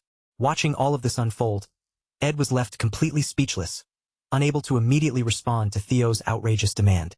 Ed's frustration surged, while Wolfgang reacted with open disbelief. To him, suggesting such a deal directly with the clan leader was complete madness. Wolfgang believed someone needed to put this bastard back in his place. After all, agreements were supposed to be made between two sides standing on equal ground, and Theo had no right to act as if he were Kyle's equal. Wolfgang assumed Theo's arrogance would only lead to failure. But to his shock, the clan leader did not reject the demand. Instead, Kyle agreed with Theo. Kyle thought that if Theo truly intended to become the successor, then he needed at least this much courage and boldness. Anything less would not be worthy of Ragnar. Kyle then asked whether the Sky Dragon had any objections. The man answered that everything belonged to his lord Kyle, so he would not dare comment on the clan leader's decision. Pleased with that response, Kyle immediately ordered them to prepare a stage, because he wanted to test his son personally. Theo showed a slight hesitation, but before long he stood facing his father, Kyle Ragnar. Around them, the vassals moved to the sidelines, silently watching the confrontation about to begin. Ed was burning with frustration. The trap he had carefully prepared to capture Theo had somehow transformed into a stage that might actually favor him. Even so, Ed forced himself not to panic. No matter how much stronger Theo had become, there was no way he could withstand a single strike from the clan leader. Even high-ranking swordsmen would struggle to accomplish such a feat. Ed convinced himself that Theo would die right there. But Theo had already seen through Ed's intentions, and thanks to the reward he had received from clearing the tutorial, he was confident that death would not come for him so easily. Kyle noticed that something about his son had changed. He wondered whether Theo had secretly consumed an elixir without anyone realizing it. Even then, Kyle knew an elixir alone should not have been enough to create such a dramatic transformation. But in the end, he decided it did not matter how Theo had grown this strong. Theo realized that his father had seen through him almost instantly. Even the 9 dragons had failed to notice that he had taken an elixir, yet Kyle had sensed it with ease. Kyle looked at Theo and asked whether he had warmed up enough. Theo answered that he was ready. Kyle then remarked that he would normally use his greatsword, but since Theo did not even know how to use mana yet, he would go easy on him and use a rusty steel sword instead. Then he asked whether Theo had any objections.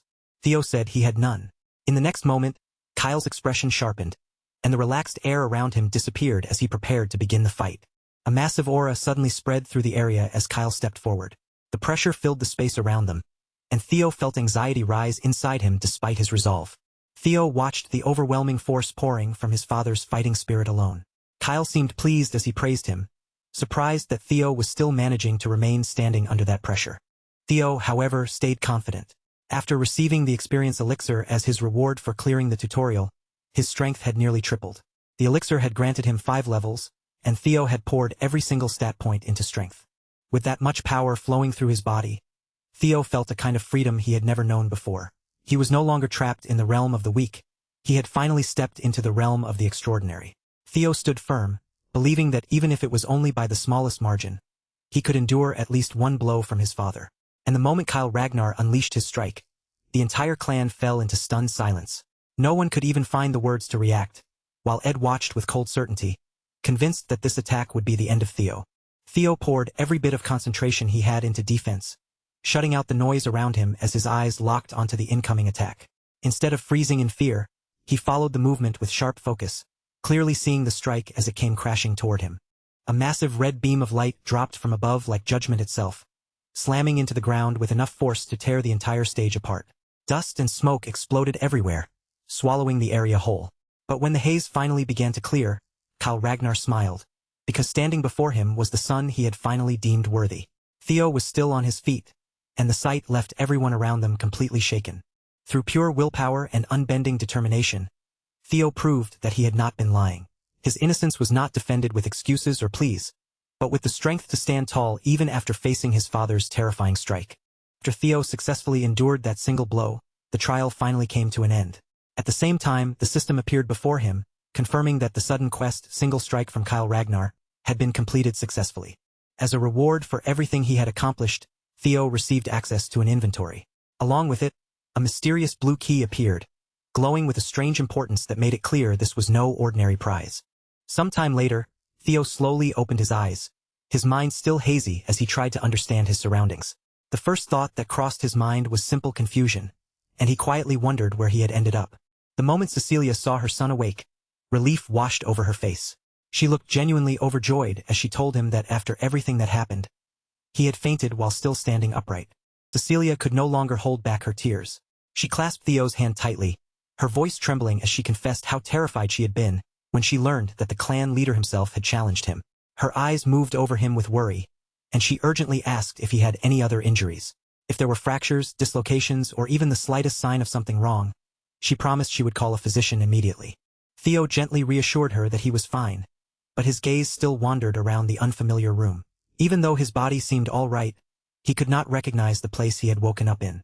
Just then, Julius entered and explained the situation. By direct order of the clan leader, the Lady of Camellia Palace, Axion, and even the Director of Intelligence had all been forced to vacate the premises.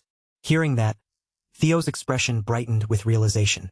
He finally understood where he was, and the thought filled him with quiet satisfaction. They were now inside Camellia Palace. The system then updated Theo on his current situation, showing him that the next part was already within reach. Now that he had entered Camellia Palace, all that remained was to uncover the hidden secret waiting inside. Out in the garden of Camellia Palace, Imel was making a loud scene. Her frustration spilled out openly as she demanded to know why she was being forced out of what she believed was her own property. The servants gathered around her in a panic, trying desperately to calm her before the situation got worse. With anxious faces, they begged her not to cause such a commotion in the middle of the palace grounds. Meanwhile, from a distance, Ed watched the chaos unfold with a cold and calculating stare. Without hesitation, he turned to Axion and gave him a deadly order. Theo Ragnar had to be killed. Axion responded by laying out his plan for the awakening ceremony, implying that there was already a method in place to deal with Theo when the right moment came. But Ed was not satisfied with a slow or uncertain plan. His voice hardened as he told Axion to cut off Theo's head and end him for good, leaving no chance for Theo to survive. Axion looked closely at Ed's eyes and immediately understood the depth of his hatred. Those eyes were burning with an intense desire for revenge, sharp enough to make it clear that Ed would not rest until Theo was dead. Once everything at Camellia Palace finally settled down, Theo quietly reviewed what had happened.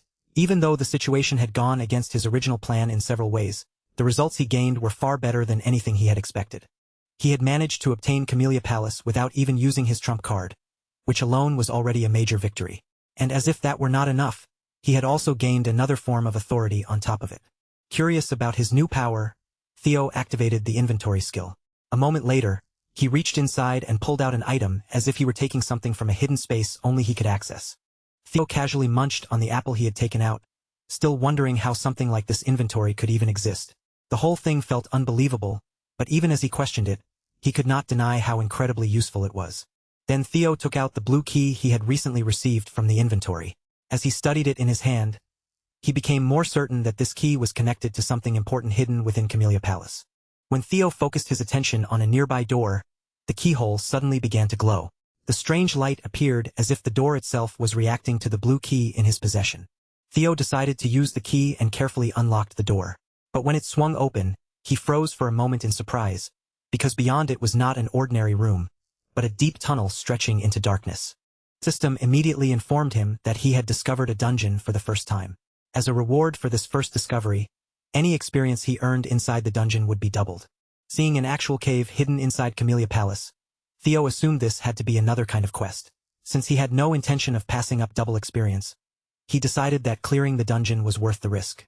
But before stepping inside, Theo caught himself and remembered that charging into a dungeon unprepared would be reckless.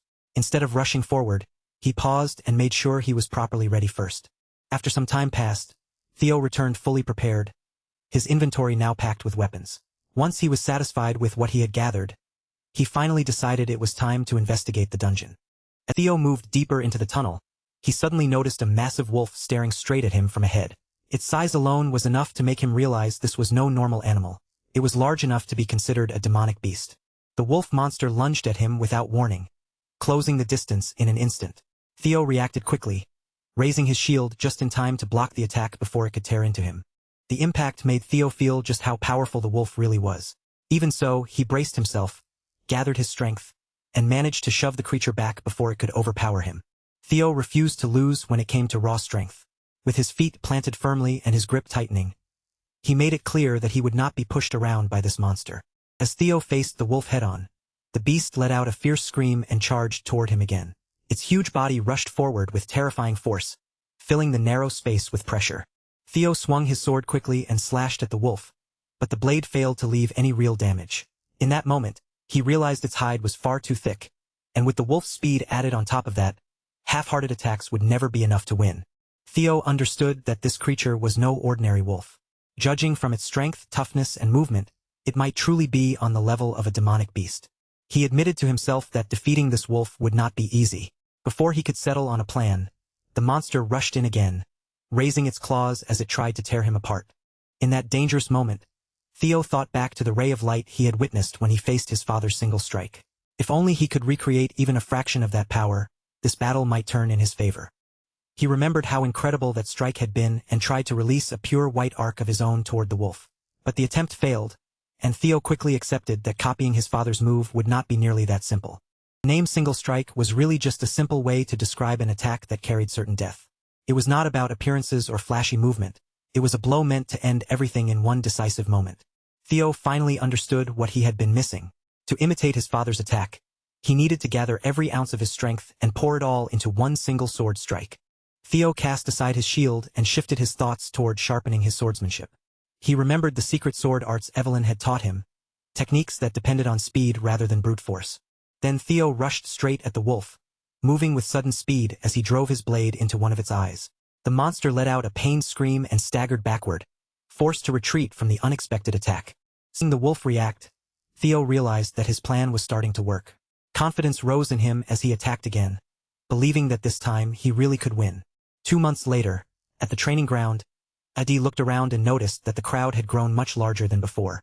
Sybil agreed with his observation, realizing that with so many people gathering there now, they might need to change training locations. Lately, a rumor had been spreading through the clan that the clan leader himself had taught young Master Theo a single strike. Because of that story, more and more people had begun showing up, eager for a chance to spar with him. While Sybil was talking about Theo, someone suddenly approached from behind and interrupted him with a mocking tone. The person casually addressed him as a lackey, instantly souring the atmosphere. One who appeared was Henry Morris from Plum Blossom Palace. With a smug attitude, he asked when their so-called incredible young master was finally going to show up, pointing out that 2 whole months had already passed. Morris sounded disappointed as he said he had assumed Theo never missed even a single day of training. Henry Morris then sneered and called Theo a coward. In his eyes, Theo had only run away because the fake story about him had spread too far, and now he was too afraid to appear in front of everyone. Sybil's expression darkened with anger, but Henry kept running his mouth without the slightest hesitation. He sneered that the entire rumor might have been nothing more than a complete lie, especially since there had been no witnesses to prove it. In his mind, Theo must have simply exaggerated the story until everyone started believing it. Henry even went so far as to assume that the destruction of the Sacred Dragon Society was probably fake news as well. But that was the final straw for Sybil. His patience snapped completely, and without holding back, he drove his fist into Henry with all his strength, smashing his face so badly that the mocking look vanished in an instant. One of the other men from Plum Blossom Palace immediately flared up in anger and started hurling insults at Sybil, calling him nothing but a dropout. But the moment those words left his mouth, the atmosphere across the training ground shifted, and everyone nearby turned their eyes on him with sharp, hostile glares. Sybil glared right back and called him a shitface without a trace of hesitation. Then he made his stance painfully clear. No one standing there, especially not anyone from Plum Blossom Palace, had the right to compare themselves to their young master. Addict stared at Sybil in surprise, thrown off by how confidently his friend had insulted someone else's looks. With Sybil making that kind of face himself, hearing him call another person ugly was almost too ridiculous to process. Sybil then let out the frustration he had been holding in for far too long. He said he had already been irritated by the people from Plum Blossom Palace constantly showing up just to stir trouble, and he made it clear that he would never stand by while anyone disrespected their young master, Theo. With their anger now fully ignited, Sybil and his comrades drew their swords. The steel flashed in the training ground as they openly declared war on the men from Plum Blossom Palace. The men from Plum Blossom Palace were just as eager to crush the dropout losers and put them back in their place. But right as both sides were about to clash, someone suddenly stepped between them, and in the next instant, every weapon in their hands froze solid. Everyone froze in shock at the sudden intervention, their eyes snapping toward the person who had appeared. Sybil recognized him almost immediately. It was Ray Ragnar, one of the 4 hounds. Before the tension could settle, another person joined the scene as if this whole confrontation was nothing more than entertainment. A burst of laughter rang out, cutting through the frozen silence. The one laughing was Hulchu's Lanka, another member of the Four Hounds. His arrival made the situation feel even more dangerous than before. Sybil could hardly believe what he was seeing. Two members of the Four Hounds had suddenly appeared at the training ground at the same time, and while everyone was still trying to understand why, Hulchus looked around and noticed that one person was missing.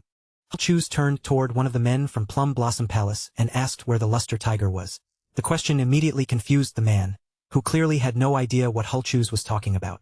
Hulchus grew more fired up, his voice rising as he questioned whether everyone there had suddenly gone deaf. He made it clear that he was not asking for just anyone. He was looking for the true master of the training ground. Then Hulchus announced his purpose without any more hesitation. He had come there to challenge Theo Ragnar himself. Meanwhile, far away from the commotion at the training ground, Theo was still inside the dungeon. His body had been pushed to its limit, and even the sword in his hand finally gave out, shattering from the pressure of endless battles. Just then, the system appeared before him with a new notification. After everything he had endured, Theo had leveled up once again. More system windows began popping up one after another, each one showing his rising stats. The numbers confirmed just how far he had come, and among them was the staggering count of demonic beasts he had already hunted, 170. Theo sat surrounded by the corpses of the monsters he had defeated, his exhausted body resting atop the proof of his survival. The system then displayed the remaining count, showing that only one monster was left. Theo lifted a healing potion and drank it down, letting it restore some of his drained strength. As the effects spread through his body, he remembered how many times he had nearly died in this place, and each time, those healing potions had been the only thing that pulled him back from the edge. At the beginning, every monster had been incredibly difficult for him to bring down. But as his level continued to rise, the battles gradually became easier to handle. Still, Theo could not help feeling surprised by how quickly time had passed, because he had already spent 2 full months inside the dungeon. The system reminded him once again that only a single demonic beast remained. After all the fighting, only the final enemy was left between him and the end of the dungeon. Theo immediately understood what that meant. When he noticed the stairs ahead of him, he realized the last remaining beast had to be the boss monster waiting deeper inside. With that thought in mind, Theo stepped forward and began making his way down. Soon, he entered the 5th floor of the dungeon. He looked down at his broken sword and knew there was no way he could rely on it anymore. Since the blade was beyond saving, Theo activated his inventory and prepared to pull out another weapon. But when he searched through what remained, he found only one sword left. Theo realized it was his final weapon, and as he recognized it, he remembered that this was the sword his mother had given him as a birthday present. The sight of that sword pulled Theo back into memories from his previous life. Back then, he had been constantly clashing with his mother as the awakening ceremony drew near, so he had tossed the sword aside in his room and let it go unused. Now, as he examined the ceremonial blade more carefully, he realized it was actually a fine weapon forged from white snow steel. Theo fell silent, weighed down by the memory of how he had treated it before. In that memory, his mother had burst into his room with a bright expression, wishing him a happy birthday. She happily told him she had been waiting for midnight just so she could shower him with gifts the moment the day arrived. But instead of accepting her kindness, Theo had snapped at her in anger. He told her he had no desire to waste his time on birthday presents when the awakening ceremony was already so close. Back then, Theo had expected more from his mother and lashed out with bitter disappointment. He made it painfully clear that no matter how good the equipment was, it would never change the bloodline he had been born with. He remembered asking his mother to leave him alone, pushing her away when she had only wanted to celebrate him. But now, standing in the dungeon with that sword in hand, Theo resolved that he would not repeat the same mistakes from his previous life. Soon after, Theo found the entrance to the boss room. The system immediately warned him to stay cautious, alerting him that an especially powerful demonic beast was about to appear.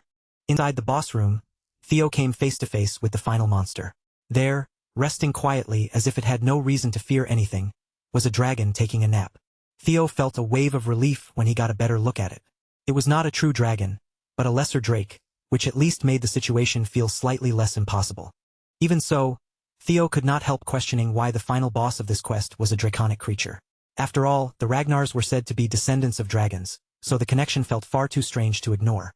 For a moment, Theo wondered if it was nothing more than coincidence. But he quickly pushed that thought aside, because whether it had meaning or not, he could not leave the dungeon unless he defeated the boss monster in front of him. The system displayed the quest scenario once more, along with the number of monsters remaining. The message made the situation clear. This last enemy was the final obstacle he had to overcome. A doubtful voice questioned whether Theo could truly win this fight. Even if it was only a lesser drake, He was still facing a creature connected to dragons, and that alone made the battle terrifying. Theo steadied his breathing and sharpened his focus. With his mind locked onto the enemy, he decided to use single flash. He remembered how many times he had practiced that technique against the wolves he faced throughout the dungeon. It might not yet be equal to his father's dragon flash, but Theo still charged toward the drake with determination, believing that if he pushed his dragon heart to its limit, he should be able to land a powerful blow. Theo drove his sword straight into the monster's eye, piercing through and successfully wounding it.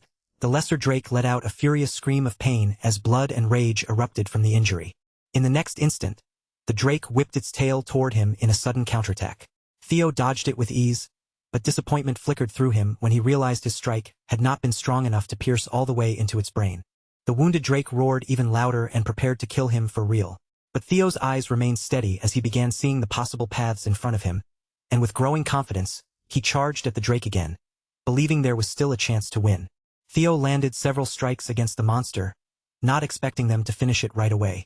For now, his goal was to distract the drake with ordinary attacks while searching carefully for the weak point that could decide the battle. Then, without warning, the lesser drake released another terrifying scream. The sound rolled across the boss room, and a heavy wave of fear began spreading over the battlefield. Theo's entire body froze under that fear, locking him in place even though he could clearly see the attack coming toward him. Unable to dodge in time, he forced himself to raise his sword and block the blow head-on. The impact sent him flying backward, and his body slammed hard into the rocky wall behind him. Pain shot through him as he realized just how overwhelming the boss monster's strength really was. Theo admitted to himself that he could not keep fighting like this for long.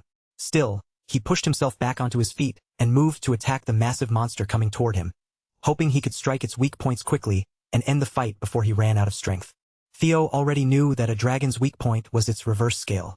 With that in mind, he leapt onto the lesser drake's body, moving across it while dodging each attack that came after him. At last, Theo found the reverse scale and drove his sword into it with all the force he could muster. The blade pierced through, and blood burst from the monster's body, gushing out as the lesser drake reeled from the wound. He keeps driving his attacks into that exact weak spot over and over again, and the moment each blow lands, the creature lets out a sharp, agonized scream as pain tears through its body. For a second, Theo is convinced his strategy has finally worked, thinking the lesser drake is about to collapse right in front of him. But instead of falling, the monster stays on its feet, and that sudden resistance catches Theo completely off guard. Meanwhile, back at the training grounds, Hulkus is already losing his temper with Ray. His face tightens with frustration as he makes it very clear that he has no intention of stepping aside, because he wants to be the first one to fight the young master. Ray looks at him with open contempt and calls him a loser, bluntly telling him to stay out of the way. But Hulkus refuses to swallow the insult, and he immediately fires back, reminding her that the only time he lost was 3 years ago. Since that defeat, Hulkus has spent every single day pushing himself and sharpening his skills. In his mind, 3 full years of relentless training is more than enough time to close the distance between them. But Ray does not take a single word he says seriously. She brushes off his confidence like it means nothing and calls him a loser all over again, which only makes Hulkus's anger flare even hotter. At that point, Hulkus decides words are useless and challenges her to a duel instead. He declares that whoever wins this fight will earn the chance to face Theo Ragnar personally. Without holding back, Hulkus swings his massive weapon straight at her with crushing force. But Ray barely reacts, stopping the attack with such ease that it looks like the blow did not shake her at all. Sybil and Henry stand nearby, completely confused by how everything spiraled into this so quickly. But once they realize members of the Four Hounds are actually about to clash, their confusion turns into fear. Just as the two of them move in to attack each other, Remington suddenly steps right between them. With a cold, firm presence, he tells them to take their fight somewhere else, because this place belongs to young Master Theo. Remington makes his stance unmistakably clear. No matter who they are, he will not allow anyone to stir up trouble or create chaos in his master's domain. Instead of backing down, Hulkus actually lights up when he sees Remington standing there. He admits he has wanted to fight him too, but Remington calmly tells Hulkus to listen carefully and understand what he is saying. Then, without warning, a crushing pressure spreads across the entire area. Everyone feels it at once, and even Remington grows tense as he questions where such dangerous killing intent could possibly be coming from. The moment they sense that terrifying presence, everyone turns their heads toward the entrance. And there, stepping into the training ground, is Theo himself. Remington is stunned by the heavy pressure pouring off Theo's body. As he watches the young master approach, he cannot help wondering what exactly happened during Theo's secluded training. Ray and Hulkus, on the other hand, react with pure excitement. The moment they see Theo appear, their eyes sharpen, because the young master they have been waiting for has finally arrived. With a single step into the area, Theo overwhelms the entire training ground using his newly gained skill, Lesser Drake's Fear, and the atmosphere instantly turns suffocating. Earlier, inside the dungeon, Theo had finally pierced through the Lesser Drake's reverse scales. After taking that fatal blow, the monster eventually died, and the system immediately congratulated him for successfully hunting it down. The moment Theo touched those reverse scales, the Lesser Drake completely lost control. Its body thrashed wildly, and the creature began rampaging like it had been driven into madness. Theo honestly thought he was going to die right there, but after several desperate minutes, the monster exhausted itself, proving that those reverse scales truly were its most critical weak point. Once the battle ended, the system notified Theo that he had obtained 2 valuable materials from the Lesser Drake: its tooth and its claw. The tooth could be used as an enhancement material for weapons, while the claw had its own special purpose, allowing a weapon's sharpness to be strengthened even further. After looking over the rewards, Theo decides he should use them to repair the sword he already carries. After all, that blade is a gift from his mother, and losing it is something he does not want to accept. But the rewards do not stop there. Theo also receives a new ability called Lesser Drake's Fear, and the moment he sees the skill appear, he is visibly taken aback. He quickly checks the details and realizes what the skill can do. If the target is weaker than him, Lesser Drake's Fear can force that opponent into fear. That discovery shocks Theo even more, because in his understanding, this kind of ability is not something just anyone can wield. He had always believed only a small number of chosen ones were capable of using skills like that. Still, Theo is pleased that he may get a chance to test it soon. As he places his belongings back into his inventory, he wonders whether this skill will actually be useful for him in Ragnar, especially when the place is already filled with powerful people. With the Camellia Palace dungeon finally cleared, Theo steps out at last, having completed the quest to uncover the hidden secrets buried within the palace. For successfully clearing Scenario Quest 1, Theo receives another reward from the system, an item called a Nest Compass. Theo studies the strange item, but he has no idea what it is supposed to do. He can only wonder whether this compass will become important during the next quest. For now, Theo stores the Nest Compass in his inventory and decides that the first thing he needs is rest. After everything he has gone through, his body is completely worn out. But before Theo can return to his room, a maid suddenly rushes toward him in a hurry. Breathless and alarmed, she tells him there is an urgent matter he needs to handle immediately.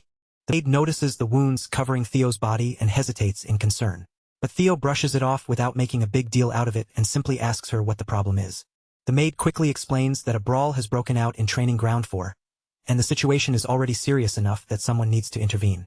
After hearing that, Theo heads straight for the training ground. The moment he enters, his new skill, Lesser Drake's Fear, spreads through the area and completely dominates everyone present. Theo's patience is already gone. With anger in his voice and exhaustion weighing on him, he tells everyone to get lost because he desperately needs rest. The overwhelming aura is so intense that some people immediately lose consciousness. But Hulkus reacts in the exact opposite way, growing excited at the sight of such terrifying killing intent before charging straight at Theo to find out who is stronger. Hulkus swings his sword with full force, aiming directly at Theo. But Theo meets the attack calmly and overpowers him with a single swing, leaving everyone around them frozen in shock. The impact sends Hulkus staggering backward, and for a moment he can barely process what just happened. He cannot believe his own strike was deflected so easily. Even Theo is surprised by how much his body has changed after the dungeon training. But Hulkus refuses to back away, his fighting spirit burning even harder than before. Hulkus has always been known as the weakest member of the Four Hounds of the North, mostly because he is reckless, simple-minded, and never bothers to broaden his fighting style. Even so, he rushes Theo again and challenges him to block the next blow. But even if Hulkus is called the weakest, no one has ever looked down on his raw physical strength. That is why Theo is genuinely surprised to realize he can now keep up with him, and with one clean slash, he counters Hulkus's attack and defeats him. Theo feels an incredible rush from how much stronger he has become after leveling up. Meanwhile, Hulkus coughs up blood, his body finally gives out, and he collapses unconscious onto the ground. Seeing Hulkus fall, Theo immediately realizes he may have been too careless and should have held back more. Still, he feels relieved that his opponent was Hulkus, someone famous for his toughness and ability to endure heavy hits. Theo soon notices that Hulkus has only fainted, not died. Sybil stares in surprise, while the entire training ground erupts into cheers for the young master, who defeated the Black Bear of the Four Hounds with a single strike. Theo quickly reassures everyone that Hulkus is still alive, making it clear that the frightening blow did not actually kill him. But then Theo's own sword suddenly breaks as well. The sight immediately disappoints him, because that weapon was not just any blade. It was the precious gift his mother had given him. Even so, the crowd keeps cheering wildly for Theo. To them, the broken sword only makes the moment look even more impressive, and they praise him for shattering his weapon with one overwhelming strike. Theo looks at their excitement in confusion, unable to understand why everyone is celebrating so happily when his mother's sword has just broken in his hands. Meanwhile, as Ray silently watches everything unfold from the side, the sight of Theo standing there causes an old memory from her past to rise in her mind. Back when Ray was still just a little child, Theo happened to find her wandering alone through the freezing cold. Seeing her dressed in almost nothing despite the biting weather, he looked at her in confusion and asked why she was walking around like that in the middle of the snow. Theo then took off his own scarf and wrapped it around Ray to help warm her up. But even after that, she still looked terribly cold. So he decided to bring her back to his house for the time being and gently told her that once the snow finally stopped, he would take her home. After that old memory comes back to her, Ray's expression softens without her even realizing it. A small smile appears on her face, and with that quiet warmth lingering in her eyes, she turns away and leaves the battleground. Remington notices the change immediately. Seeing Ray smile like that, especially in this situation, leaves him genuinely surprised for a moment. A little while later, inside the Camellia Palace, Theo sits there looking visibly embarrassed as the maids gather around him with bright expressions, happily congratulating him for earning a brand new title, Luster Tiger. One of the maids beams with pride, clearly delighted to see all of Theo's hard work finally producing real results. She encourages him to keep pushing forward and tells him to hold onto this momentum all the way until the awakening ceremony. She tells Theo that she truly believes he can do it. But before the moment can settle, his mother suddenly appears beside him and starts forcefully feeding him a newly prepared abalone dish. Theo tries to stop her at first, clearly flustered by the sudden attack of food. But his mother does not slow down at all, continuing to stuff more into his mouth while he helplessly begs her to stop. As Theo keeps eating, memories from his past life begin to surface in his mind. In that quiet moment, surrounded by his mother's care, he starts to feel a deep sense of gratitude. Theo then tells his mother that the food is truly delicious, and his words seem to please her. But almost immediately afterward, her eyes fall on the broken sword he has with him. The moment she notices the sword's condition, shock spreads across her face. Theo instantly stiffens, sweat forming on him as nervous tension takes over. Theo quickly explains that the sword broke while he was training. He starts apologizing right away, knowing that the blade was not just any weapon, but a precious birthday gift his mother had given him. Instead of blaming Theo, his mother becomes furious at the person who swore the sword would never break. After all, it was supposedly made with white snow steel and ebony steel wood, so it should have been far stronger than this. Theo asks if she means the steel wood that comes from the southern jungle, and she confirms it without hesitation. She explains that it is an extremely rare and valuable material, but seeing the sword broken like this leaves her deeply disappointed, because if that person had been telling the truth, the blade should never have snapped so easily. Only then does Theo fully understand just how valuable the materials in his sword actually were. He stares in surprise, realizing that he had never expected his mother's gift to be worth that much. That thought makes Theo wonder even more. He cannot help questioning how his mother managed to obtain such a rare and impressive sword in the first place. His mother then decides she will go directly to the maker and demand a proper explanation. Not only that, she intends to force them to forge a better sword this time, one truly worthy of her precious son. Theo tries to calm her down, assuring her that it is fine and that he can simply use another sword.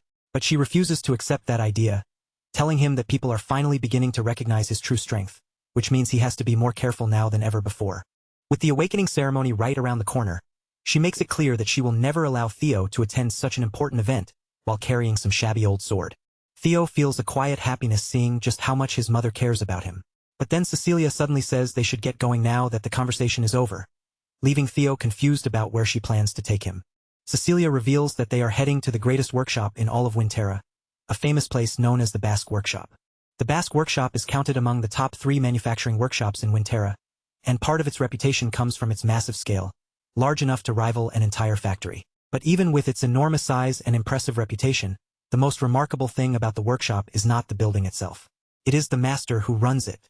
That master is someone ranked as a special class individual by the intelligence agency, and she holds the title of Master Craftsman, a rare honor shared by only 2 other artisans within Ragnar. When Theo finally sees her, he is stunned. Standing before him is the elf known as the incarnation of capitalism itself, the feared and famous demon craftsman, Kurson. Theo never imagined he would meet such a powerful tycoon in person, and he immediately wonders how his mother could possibly have connections to the demon craftsman. But before he can make sense of it, Cecilia angrily asks why her mother is still smoking. The instant Theo hears Cecilia call Kirsten her mother, his mind goes blank. He stands there speechless, completely unable to process what he just heard. Kirsten immediately tells Cecilia not to call her mother, insisting their relationship is not exactly that of a parent and child. Theo remembers being told, back when Cecilia ran away, that his mother was an orphan with no family in the world, so learning that she is connected to the high elf Kirsten leaves him completely stunned. And another realization hits Theo. If Cecilia is connected to a high elf, that means the reason he looks so handsome might be because he is actually a quarter elf. Kirsten asks why Cecilia has suddenly decided to visit her after all this time. Instead of answering gently, Theo's mother throws the broken sword back at her and declares that it is a defective product. Kirsten refuses to believe it at first and immediately gets angry. After all, hearing her own daughter call it a defective sword is insulting enough, especially when Kirsten personally forged it with her own hands. But when Kirsten pulls out the sword and examines it for herself, she finally sees the truth. The blade is actually broken. Cecilia presses her right away, asking if Kirsten still wants to claim it is not defective. Faced with the broken sword in her hands, Kirsten is left completely speechless. The high elf then asks who the person wielding the sword was. Cecilia answers directly, telling her that Theo was the one who used it. Kirsten glances toward the boy behind Cecilia and asks if she means that kid. Cecilia instantly tells her mother to watch her mouth, proudly declaring that Theo is a genius who will one day rule over Ragnar from this point on. Theo steps forward and politely introduces himself to the high elf. With proper respect, he expresses his gratitude for the chance to meet the renowned master of the Basque workshop in person. Kirsten seems to remember who he is and even praises Cecilia for raising such a child. Then she asks whether Theo was the only one who used the sword, and Theo answers that he was. Cecilia still believes the sword itself was defective, but Kirsten grows visibly surprised after hearing Theo's answer. Realizing this is going to take more than a brief conversation, she invites them inside. As they all begin walking into the workshop, Theo turns to his mother with curiosity and asks whether she is truly related to the demon craftsman. Cecilia admits that he is right. Theo then becomes even more curious and asks if Kirsten is her real mother, but Cecilia tells him he would not know much about it because she has barely spoken of that part of her past. She explains that even though it was only for a short period of time, Kirsten once took her in and acted as her foster mother. Cecilia then says that Kirsten has always loved anything she finds beautiful, whether it is music, jewels, theater, or even people. According to her, that was the reason Kirsten took her in as a foster child. Kirsten cuts in and tells them to stop bringing up the past, brushing it off as something pointless that does not need to be discussed. Cecilia quietly thinks Kirsten is lying, while Theo grows even more interested and asks how his mother ended up leaving this place. Kirsten answers instead, revealing that Cecilia left because she wanted to marry the leader of the Ragnar clan. Kirsten admits she never expected her daughter to willingly go to such a miserable place. In fact, she seems almost surprised that Cecilia managed to survive there for this long. Cecilia, however, does not look ashamed at all.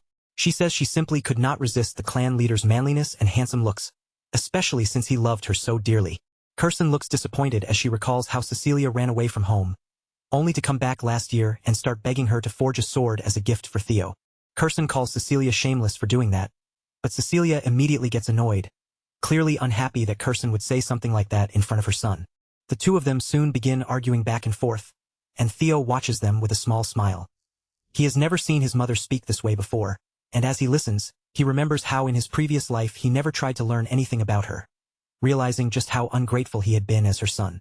Theo quietly wonders if, in his previous life, he had been so blinded by his obsession with the clan that he never noticed anything else.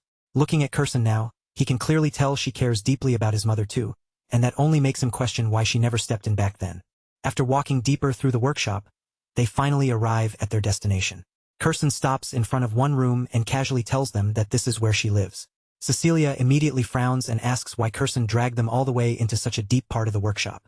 Then, without holding back, she demands that Kirsten make the finest sword possible for Theo to properly make up for what happened.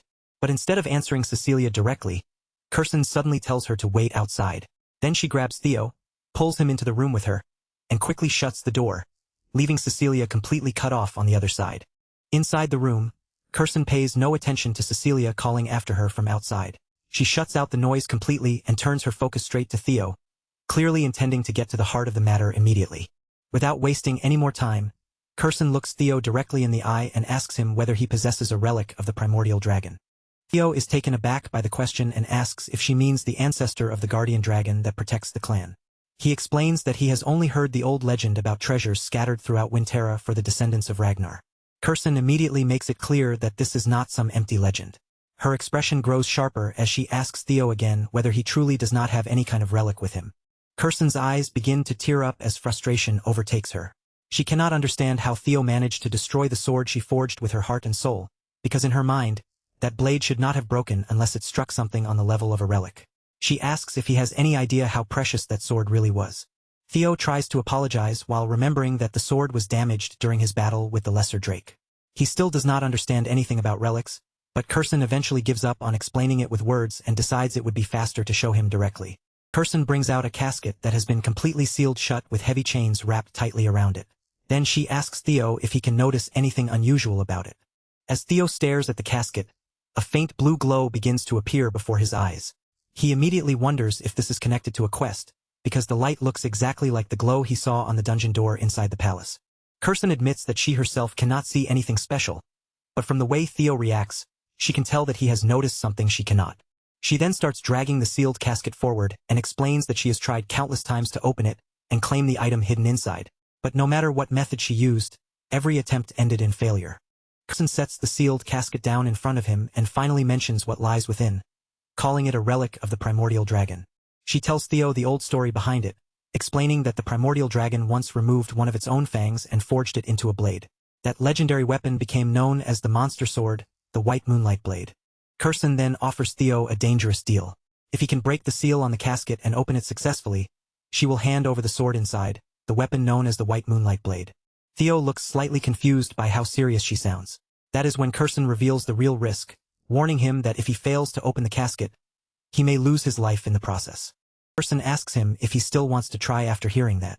But instead of backing away, Theo's lips curl into an excited smile, and he makes it clear that from this moment on, that sword already belongs to him. At the same time, the system appears before Theo and reveals the next scenario of the quest. This time, he must be chosen by the primordial dragon's relic, the White Moonlight Blade. The White Moonlight Blade is not just any sword.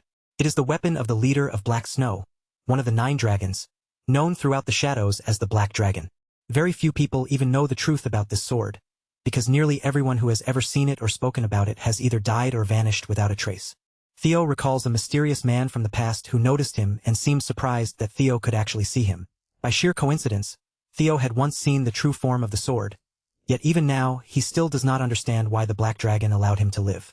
That is why Theo is so shocked to learn that the Black Dragon's White Moonlight Sword is sitting right here in front of him, and even more than that, it is an actual relic of the primordial dragon. He remembers encountering the Black Dragon 4 years ago, and that memory makes him realize something important. Even back then, Kirsten must have already been in possession of this sword. Kirsten looks at Theo and asks him one more time if he truly wants to open it, making sure he understands what he is about to face. Theo's smile only grows wider as his determination hardens.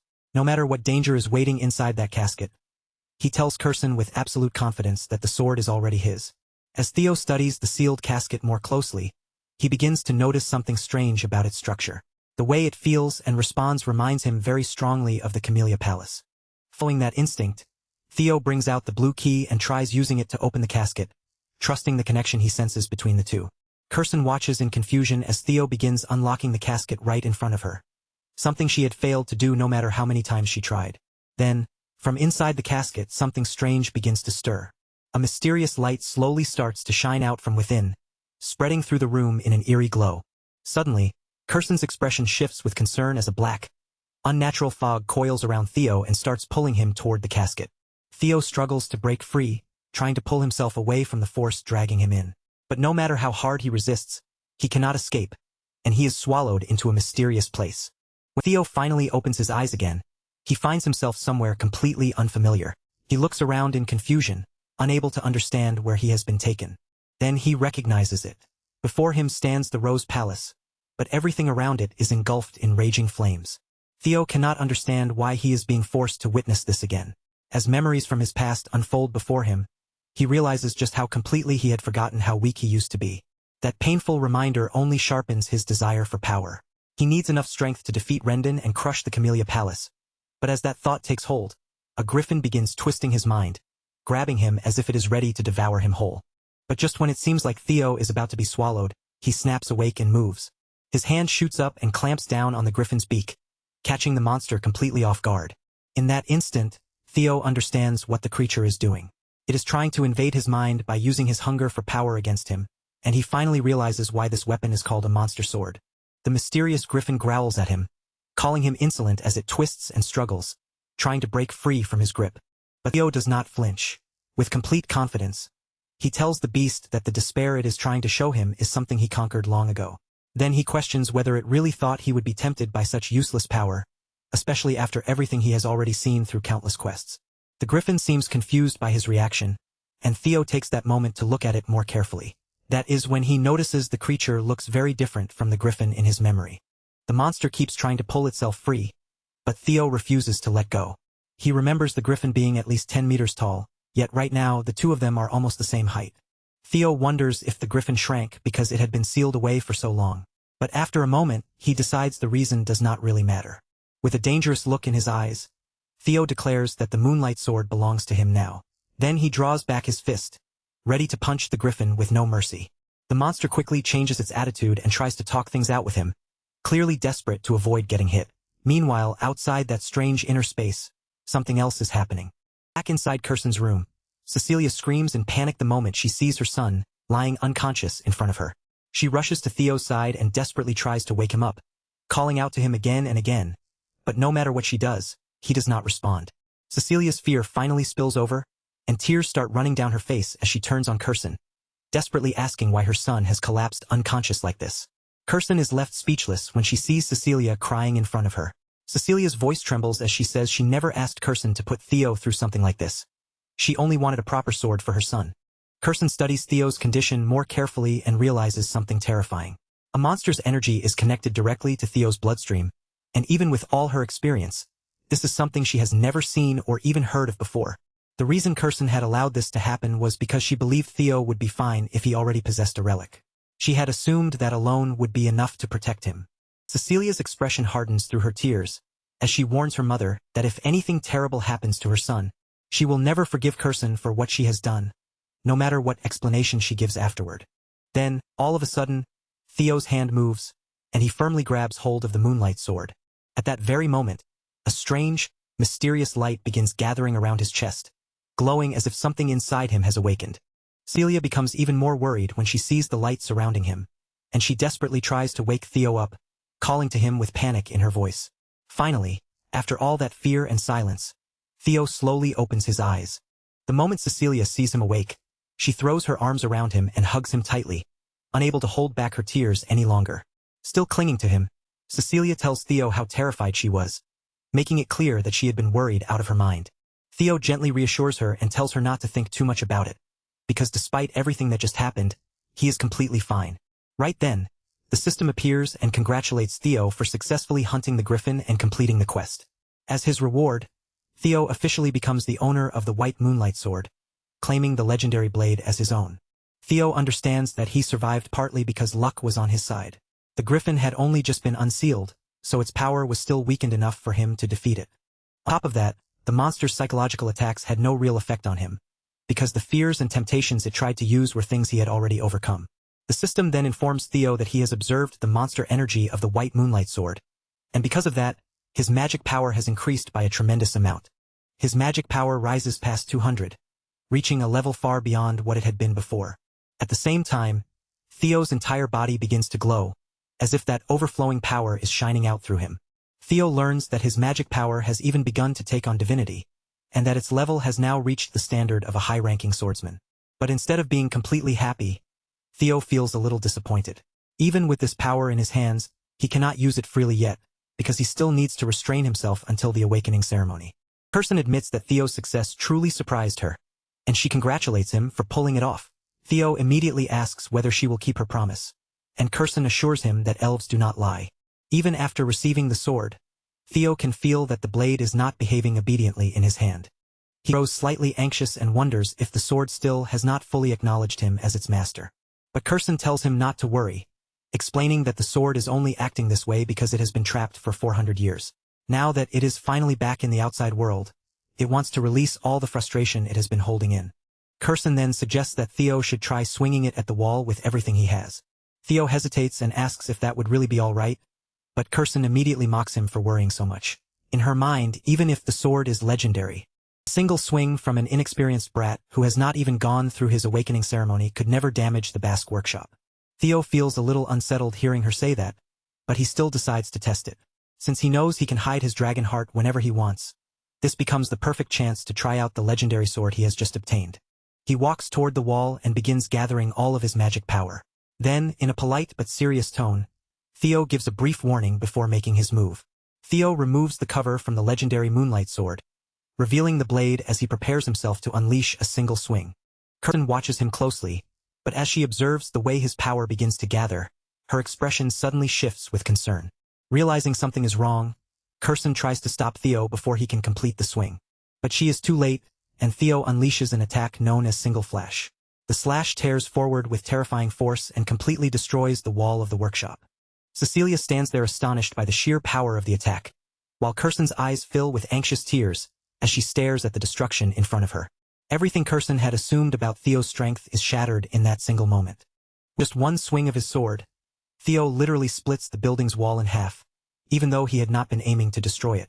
Kirsten can only sink into despair at yet another costly loss caused by him, especially after the sword he had already broken. Even Theo himself realizes that the result was far beyond what he expected. The attack was massive overkill, and now he is nearly drained because the sword consumed all of his magic power to release that devastating slash. Right then, Kirsten quickly begins pouring mana into Theo to help stabilize him. She moves so fast that Theo does not even notice the exact moment she reaches his side. As Kirsten supports him, she is startled to realize that Theo truly has no control over his magic power at all. But regardless of that problem, when she looks back at the huge crack carved through the 10-foot-thick wall, Kirsten becomes certain of one thing. This boy is an undeniable genius. A strange pride begins to rise in her chest at the thought of having a grandson like him. But at the same time, that greedy sparkle in her eyes makes it obvious that her mind is already calculating how to profit from Theo's talent. Kirsten places a hand on Theo and declares that from now on, she will become his patron. All Theo has to do, according to her, is spread his wings and show the entire world what he is capable of. In other words, Kirsten is planning to turn him into a living advertisement for her workshop, using his talent to make the Basque name shine even brighter. And Theo notices it immediately, because the ambitious glint in Kirsten's eyes is far too obvious to miss.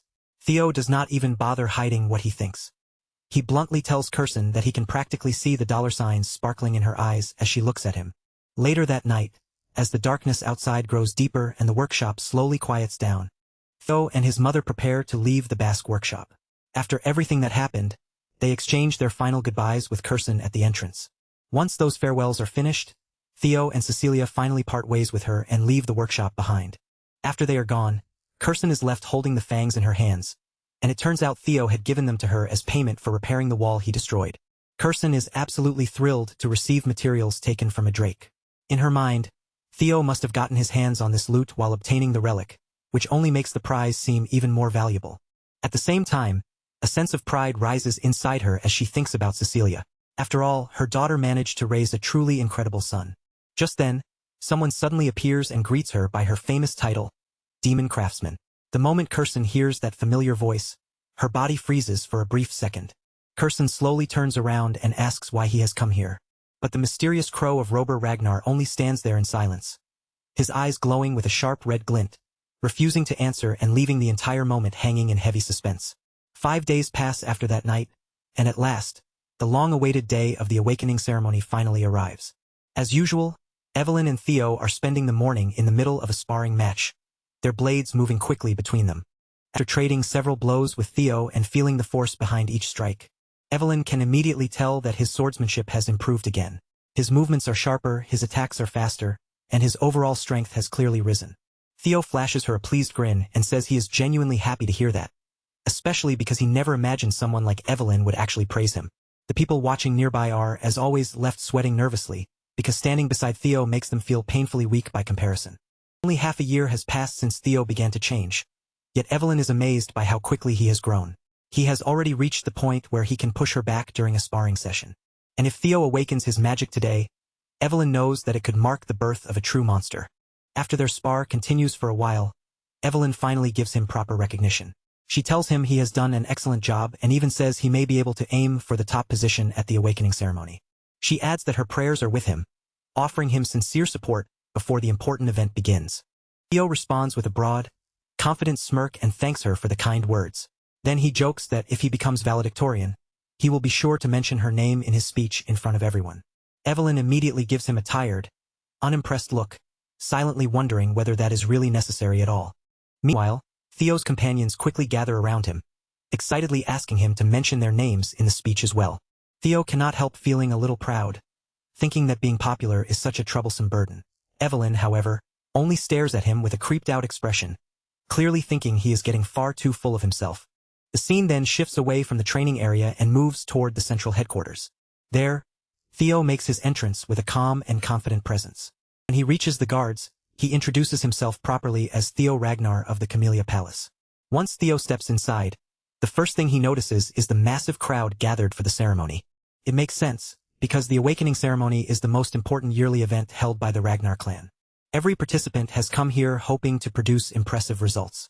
For the swordsmen of Ragnar, this ceremony is their first real chance to gain recognition, honor, and a place in the clan's eyes.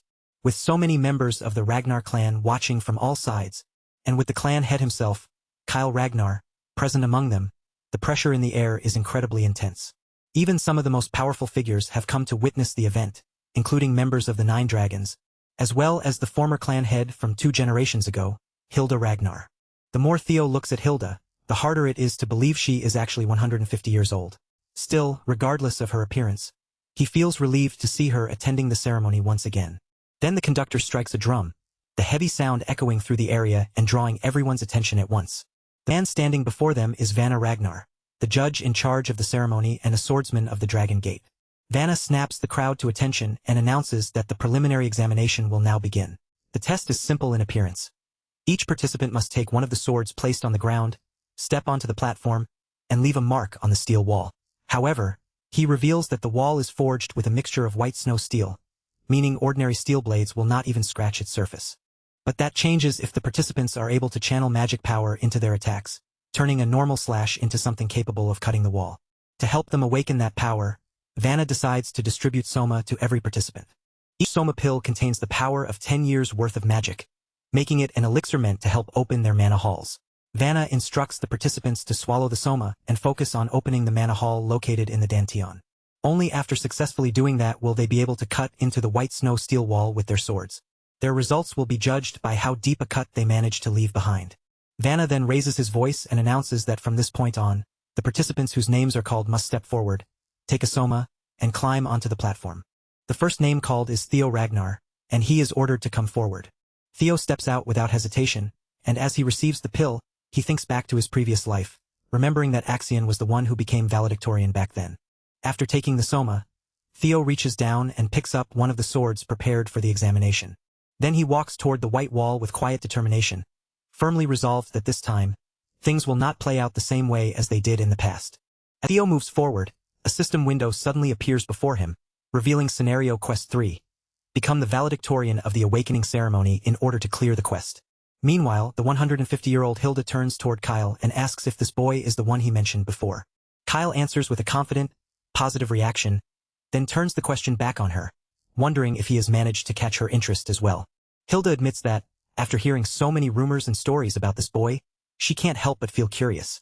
Now, she wants to witness it with her own eyes and see just how capable his descendant truly is. Theo rolls his shoulders and stretches out the tension in his muscles, but even as he tries to loosen up, a nervous feeling quietly creeps through him. At that moment, the Judge Vanna appears without delay, looking straight at him as he reminds Theo that it is time to swallow the Soma. Theo immediately places the pill in his mouth, and as he does, memories from his past life flash through his mind. Back then, he had swallowed the Soma too, but he failed to control the mana properly and ended up badly damaging his Dantian. This time, however, he is determined that the same disaster will not repeat itself. The instant the pill passes down his throat, a powerful surge erupts inside his body, rushing through him like something had suddenly been awakened. Then the mana begins spilling outward, scattering wildly through the surrounding area and stirring the air around him. Vanna stares in complete bewilderment, unable to believe that this brat is creating such a massive mana wave. The sheer size of it makes him worry that Theo may not be able to control the power properly. After all, swallowing Soma is never something that can be handled carelessly. For the mana hall to safely settle into the Dantian, especially for talented Ragnars who already carry enormous amounts of mana. The process requires extreme caution. If they make even one mistake, they could end up permanently disabled. Because of that, Vanna is already convinced that this brat is finished. Then, against all expectations, Theo steadies himself almost immediately and brings the unstable power under control. A wave of happiness rushes through Theo as he realizes the truth. He now possesses both a dragon heart and a mana haul. Compared to the struggle and pain of his past life, it almost feels disappointing how smoothly everything is going this time. But none of that matters now. From this moment forward, he is officially allowed to use mana, and he no longer needs to suppress the immense power stored inside his dragon heart. Theo gathers himself, focusing his body and mind as he prepares to move. Then, with a sharp burst of force, he launches himself into the air. And in that next instant, he lets everything loose without holding back. His mana takes shape before everyone's eyes, forming into the fierce image of a dragon. The dragon of mana surges forward, flying straight toward the white wall with overwhelming momentum. In one blinding flash, it slams directly into the wall. A massive crack tears across the surface, leaving behind a mark so huge that no one can ignore it. Vanna is left completely stunned by what he has just witnessed, and without the slightest hesitation, he announces that Theo Ragnar has undoubtedly passed. The spectators are just as shaken, staring in disbelief after seeing such an explosive display of power. Right then, a system window appears in front of Theo, informing him that the curse of bad luck that had been affecting him has finally come to an end. At the same time, word of his name and his performance begins spreading across the world. A sincere, joyful smile spreads across Theo's face, because at long last, he has reached the same starting line as everyone else. The system continues, revealing that many people have now become interested in him after witnessing his remarkable performance. Ose Ragnar Plunus wants to take him in as a disciple, while Julius Ragnar feels displeased by the amount of attention suddenly gathering around Theo. Meanwhile, Rober Ragnar keeps his guard up, watching Theo with caution instead of simple admiration. And finally, Hilda Ragnar has also taken an interest in him. Theo is thrilled to know that both the Black Dragon and the Sword Dragon are paying attention to him, but realizing that he has also caught Hilda's eye makes him even happier. After all, Hilda possesses the heart of Garuda, and Theo can't help thinking how incredible it would be if he could somehow obtain that power for himself. After Theo's overwhelming turn, the other contestants step forward one after another to try their luck against the white wall. One contestant manages to leave behind only the smallest scratch, a mark so thin it looks no wider than a single strand of hair.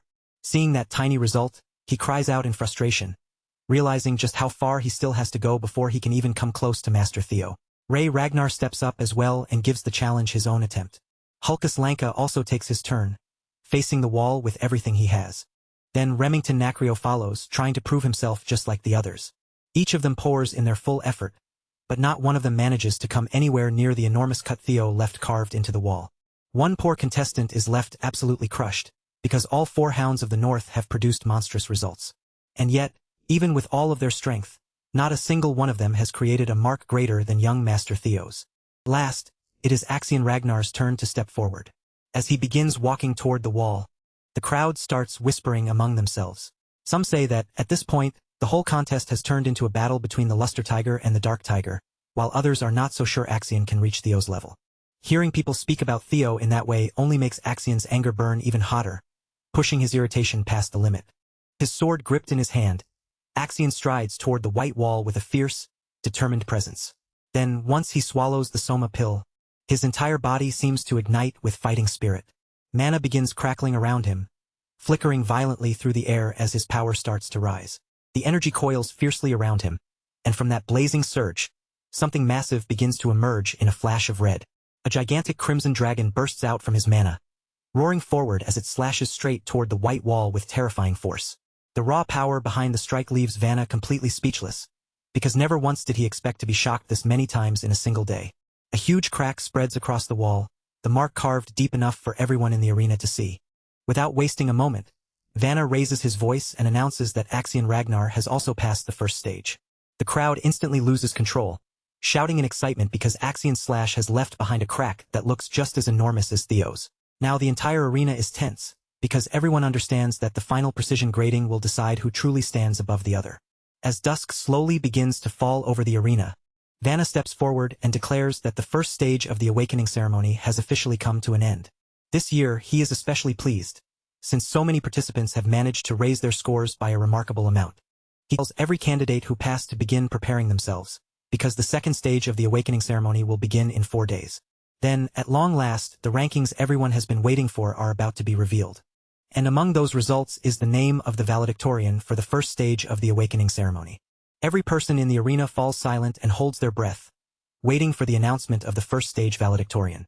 The two clear frontrunners, Axion and Theo, stand at the center of everyone's attention, each one waiting and hoping to hear his own name called.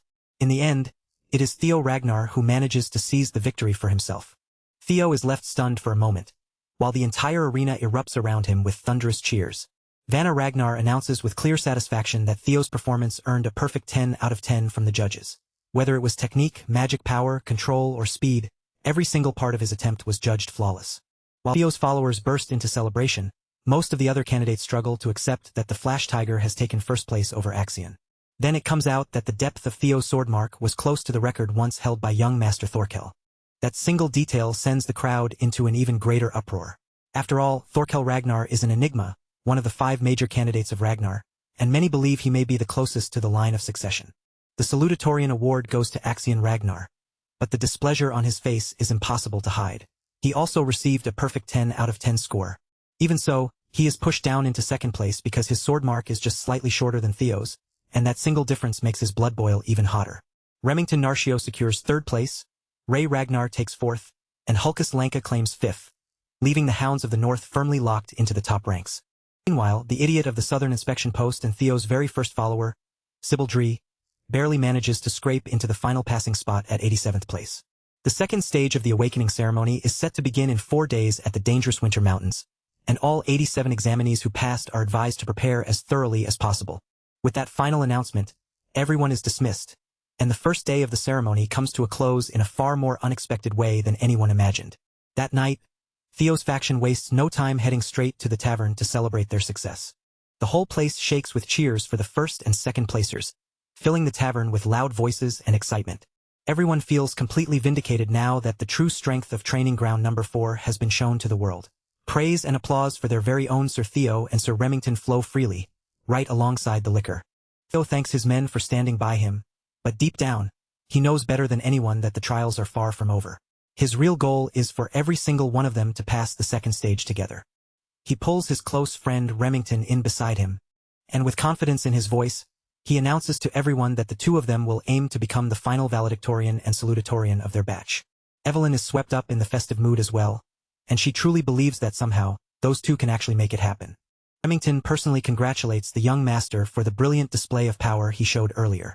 Watching Theo's hard work finally bear fruit fills everyone there with genuine pride. But at the same time, Remington can't stop a heavy feeling of shame from settling in, because he feels as though he has fallen far behind his friend. Theo smiles at Remy and gently reassures him, saying that he only got a little lucky this time. Besides, ranks and titles like that should not matter between friends. Those words clear away the useless worries clouding Remington's mind, letting him finally relax. The two of them raise their glasses of orange juice in a toast, promising each other that they will give everything they have in the coming second stage. Some time later, Theo finds himself walking alone through the nearby snowy mountains.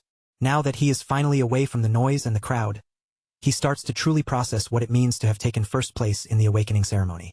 In his past life, this was the kind of achievement he would never have even dared to dream about. Even though it was not an actual battle, he still defeated Axion fair and square. He can barely believe just how far he has managed to come in such a short amount of time. Theo clenches his fists with anticipation and declares to himself that this is only the beginning of his story. Defeating and beheading that treacherous fraud Rendon is nowhere near enough, because that man is nothing more than a lackey serving the real players behind everything. Theo's true enemies are the insane Axion and the cunning Sky Dragon supporting him from the shadows, and Theo is ready to use every tool he can get his hands on. No matter how long it takes, he is determined to achieve his ultimate revenge in the future. For now, however, there is another important matter he needs to deal with. The nest compass he received as a reward. That mysterious artifact is pointing directly toward the Winter Mountains, the very same place where the next trial is about to be held. During the second stage, Theo will finally get the chance to discover exactly what the compass is guiding him toward. But while he is standing there, buried deep in his own thoughts, he suddenly senses something strange nearby. His instincts react at once, and his body shifts into defense mode, ready to deal with whatever presence is hiding close by. Someone has been following him, and Theo absolutely despises being watched. The hooded spy freezes in surprise as the target in front of him suddenly disappears like smoke. A heartbeat later, the spy feels the cold edge of a blade flashing dangerously close to the back of his neck. Theo demands to know who he is, and the man quickly tries to talk his way out of danger, desperately insisting that he is not Zeus. The man introduces himself as Gatsby Jotun from the famous Gale Sword platoon. According to Gatsby, his captain sent him after witnessing Theo's impressive performance during the first test of the awakening ceremony. Theo keeps his face completely unreadable, staring at the man with a sharp gaze that seems to look right through him. It appears the scouting offers are coming much earlier than he expected. Gatsby then explains that his captain is willing to give Theo the opportunity to take an admittance qualification test, and that offer catches Theo completely off guard. Theo feels insulted that the Gale Sword platoon would offer him some pointless test instead of a proper invitation. Gatsby, however, proudly boasts about the platoon's prestigious reputation, claiming that even getting the chance to take that test is an honor most people could never reach.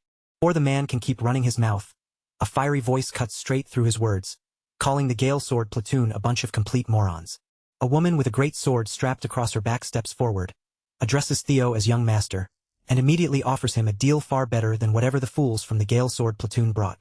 This fierce woman is Ian Saucily, known by many as the Fire Goblin and the vice commander of the Black Iron Cavalry.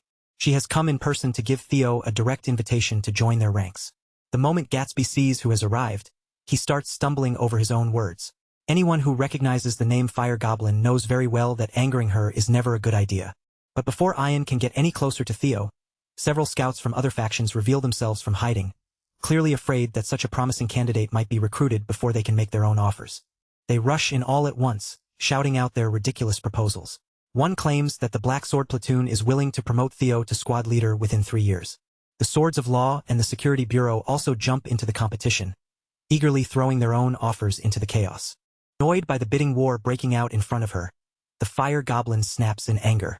These scouts are supposed to tempt the young master with promises that could help advance his career. Yet here they are, fighting and bickering among themselves like fools.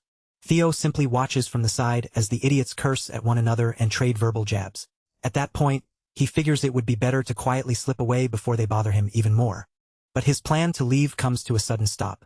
Pink plum petals begin drifting through the area, slowly filling the air as a seductive voice, backed by an overwhelming aura, silences everyone at once. The newcomer knows people may criticize her for being too greedy, but she cannot bring herself to stay away.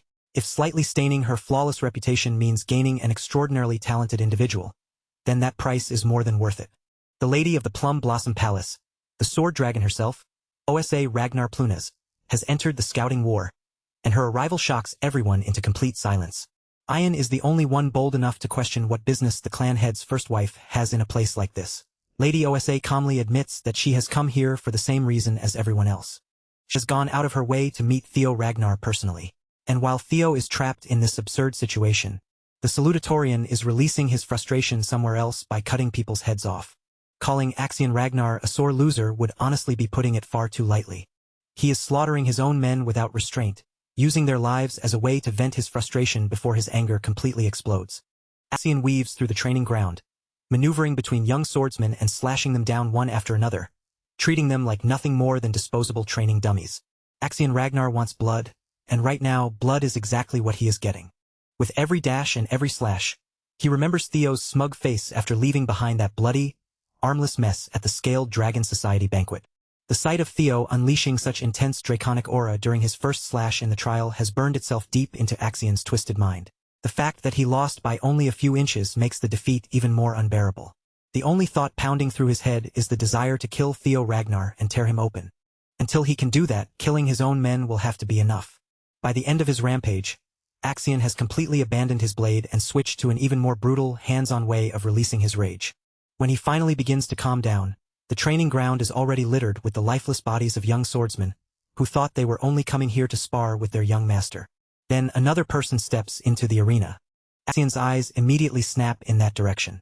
Without even checking who has arrived, he picks up his sword again and moves as if he is ready to attack. He hurls the entire blade with deadly accuracy, sending it straight toward the intruder's head.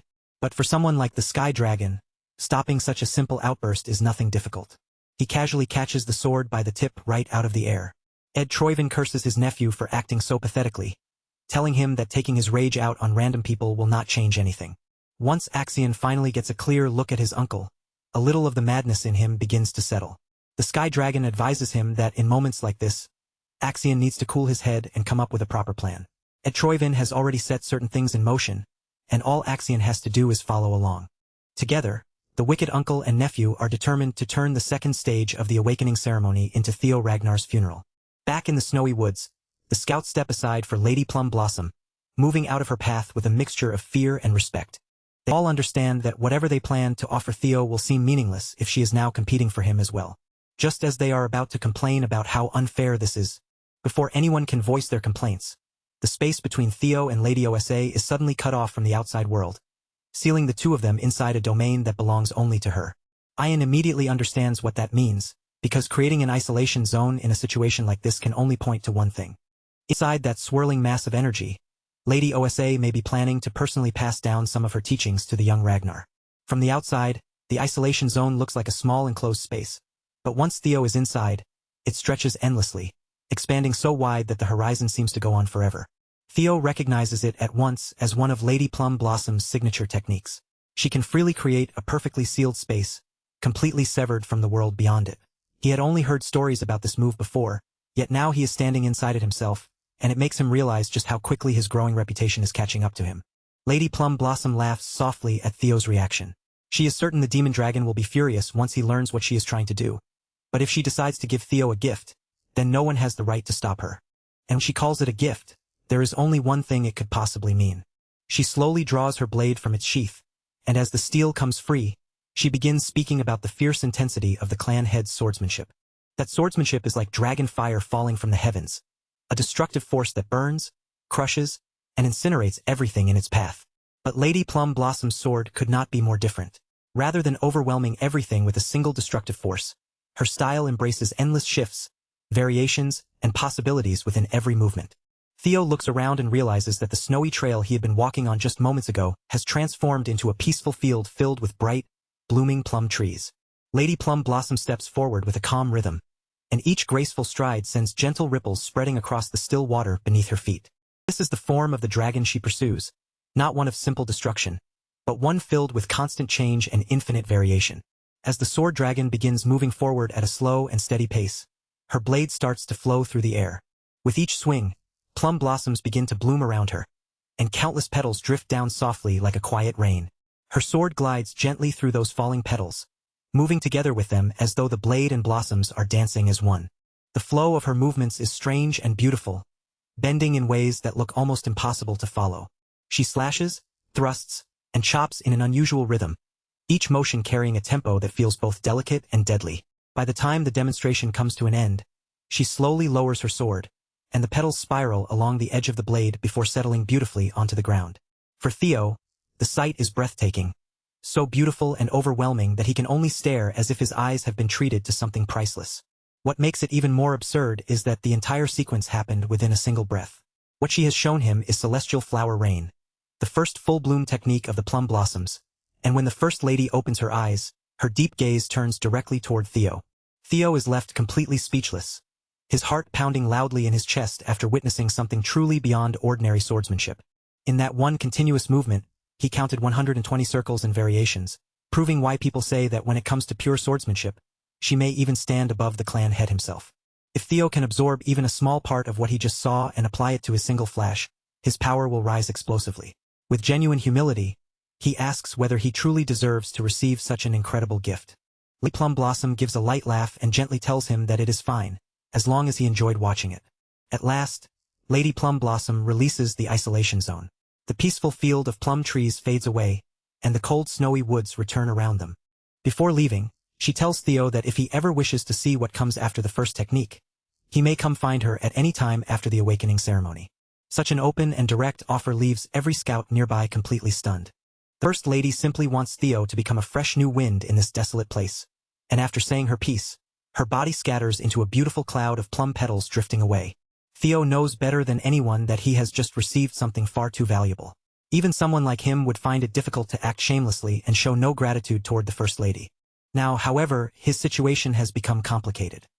He figures it would be far too greedy to become Lady Plum Blossom's disciple while also joining the White Armored Dragon Cavalry at the same time. 3 days later, the second phase of the trial finally begins in earnest. All 87 qualified candidates gather at the Winter Mountains near the northern Great Wall, ready to face the next challenge. This dangerous location is perfectly suited for the trial ahead. The Winter Mountains stretch across an enormous distance, reaching from their homeland of winter all the way toward the Demon Sea. Here, in this frozen and hostile land, the Ragnars have protected humanity with everything they have. For more than 1,000 years, they have waged war against the cursed land beyond the Great Wall, constantly cutting down the countless demonic fiends that ravage the Demon Sea. High-ranking swordsman and second-stage exam overseer Jackie Ragnar warns everyone that the new generation will one day inherit that duty, which is exactly why Winter Mountain is the ideal testing ground for them. However, since the examinees are still apprentice swordsmen, they are forbidden from crossing into the Demon Sea, and the exam area will be limited to the inner side of the Great Wall. The rules of today's exam are simple on the surface. For the next 15 days, they must hunt down the demonic monsters roaming the Winter Mountains and retrieve the bells fastened around their necks. There are 7 different colored bells scattered out there: red, orange, yellow, green, blue, indigo, and violet, matching the colors of the rainbow. The point value of each bell rises in that exact order. Of course, a higher point value means facing a stronger demonic fiend. Overseer Jackie makes sure to emphasize just how dangerous the violet bell fiends are, warning that those abominations are far beyond the level of any apprentice swordsman. Even so, the violet bells are worth an enormous number of points. As for how they hunt, that choice is left entirely to the examinees. The method does not matter at all, as long as they bring the bells back to be counted before the exam ends. Everyone understands what the overseer is really implying. If any method is allowed, then stealing another person's prey or snatching their bells is permitted. In fact, it is practically being encouraged, as if the exam itself is designed to sow conflict among them. But that is simply another reflection of the Ragnar clan's law of the jungle way of doing things. As a final warning, the overseer explains the totems placed throughout the mountains, which are designed to repel demonic fiends. Near these safe zones, supplies have been buried for the examinees to find, and everyone is encouraged to use them as effectively as they can. With every rule laid out, Overseer Jackie formally gives the signal for the second trial to begin. The moment Overseer Jackie dismissed them, several candidates shot off in different directions without the slightest hesitation. Most of them were thinking the same way as Sybil. With the exam lasting 15 full days, supplies would be the key to survival. Before chasing points, they first had to secure resources and then move according to their own plans.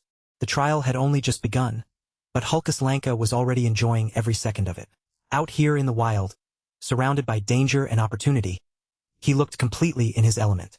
Axion, on the other hand, entered the exam with revenge burning in his chest and a far more malicious goal already planted in his mind. His Sky Dragon uncle had warned him again and again that he must follow the plan with absolute precision. As long as Axion plays his assigned role properly, Theo will eventually fall. Axion charges ahead with his mind fixed on that single purpose, moving at breakneck speed, but he fails to notice that someone is quietly following behind him. The one tailing him is none other than the ever-mysterious Ray Ragnar. With everyone already spreading out into the mountains, Theo also starts walking toward the woods, ready to begin his own part of the trial. But before he can get very far, a familiar voice suddenly calls out to him from behind. Remington hurries over to his side and asks if Theo remembers saying that the two of them were friends. Over the past 3 days leading up to the trial, the Silver Lion has thought deeply about those words. And now, it seems he has come to see Theo not only as a friend, but also as a true rival.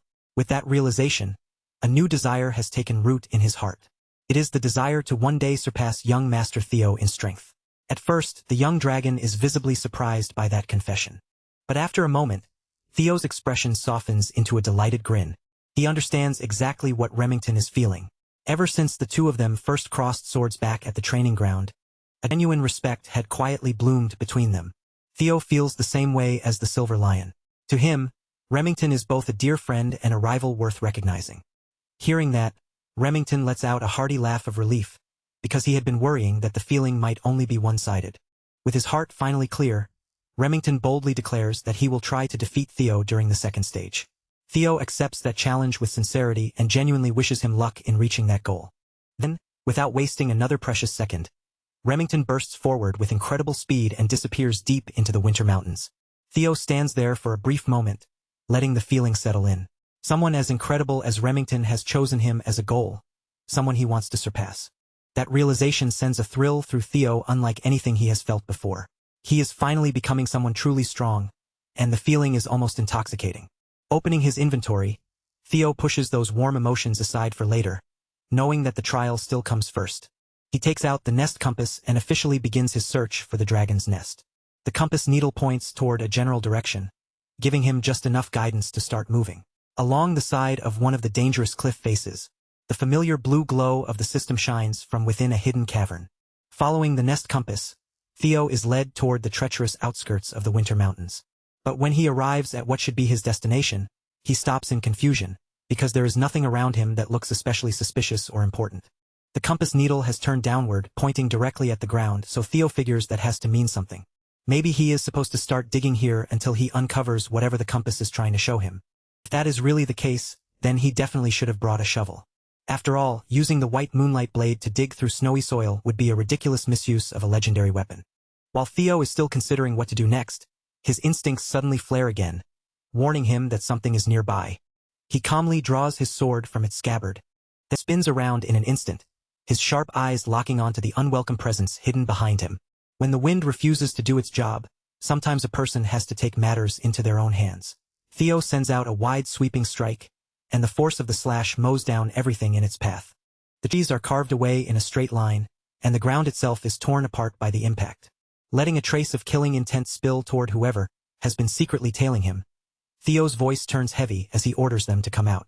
A few unpleasant figures begin emerging from the woods, clearly confused as to how Theo noticed their carefully concealed presence. The moment Theo sees the man's face, he is taken aback. But it is not only one man. There are three of them. In Theo's previous life, he knew these monsters as the three scoundrels of Vuk Mountain: Hyde, Cow, and Rune. Those scoundrels truly lived up to their filthy reputation. They were absolute trash, widely known for slaughtering civilians during missions and disguising the massacres as accidents. They were the kind of cancer born from the Ragnar clan's brutal rule of the strong. Theo especially can never forget the massacre they carried out in Vuk village. Back when he worked in Black Snow, he was personally assigned to clean up the aftermath left behind by those bastards. He knows better than anyone what kind of horror these three will eventually unleash upon the world. According to the public records, that single incident claimed 761 lives, with another 220 people listed as missing. The most horrifying part was that not a single corpse could be identified, because their method of killing involved completely destroying their victims' heads for their own amusement. Theo had already expected their rotten nature to cause trouble down the line, so he had planned to deal with them eventually. But he never imagined he would encounter them this early. Since they were skilled enough to tail him so carefully, Theo asks whether Axion sent them to assassinate him or something. One of the scoundrels only laughs at that assumption, making it clear that they are not the kind of men who take orders from mere kids. Naturally, they were hired by someone far higher up, someone Theo would supposedly never even imagine as the one behind the attack. But Young Dragon quickly narrows the culprit down to a single person with certainty: the head counselor. The scoundrel's reaction gives everything away, and Theo realizes he has guessed their employer correctly on the very first try. Considering how openly they kept bringing up bloodline and heritage, it was not difficult for Theo to figure out what was really going on. And with no exam proctor anywhere in sight, the answer became even clearer. Whoever was supposed to be watching this area had either turned a blind eye or worse, had already been pulled into the conspiracy. Theo's sharp instincts were becoming a serious headache for them. He had caught on far faster than they expected, but even then, those lowlifes did not look worried. In their minds, the outcome had already been decided, and no matter how sharp Theo was, they were convinced this job would still end exactly the way they wanted. The leader of the group twisted his mouth into a nasty grin and said there was nothing he enjoyed more than smashing in a handsome face like Theo's. At that point, it almost sounded less like a threat and more like he was obsessing over Theo's looks while pretending to be intimidating. But the Flash Tiger did not flinch at their words for even a second.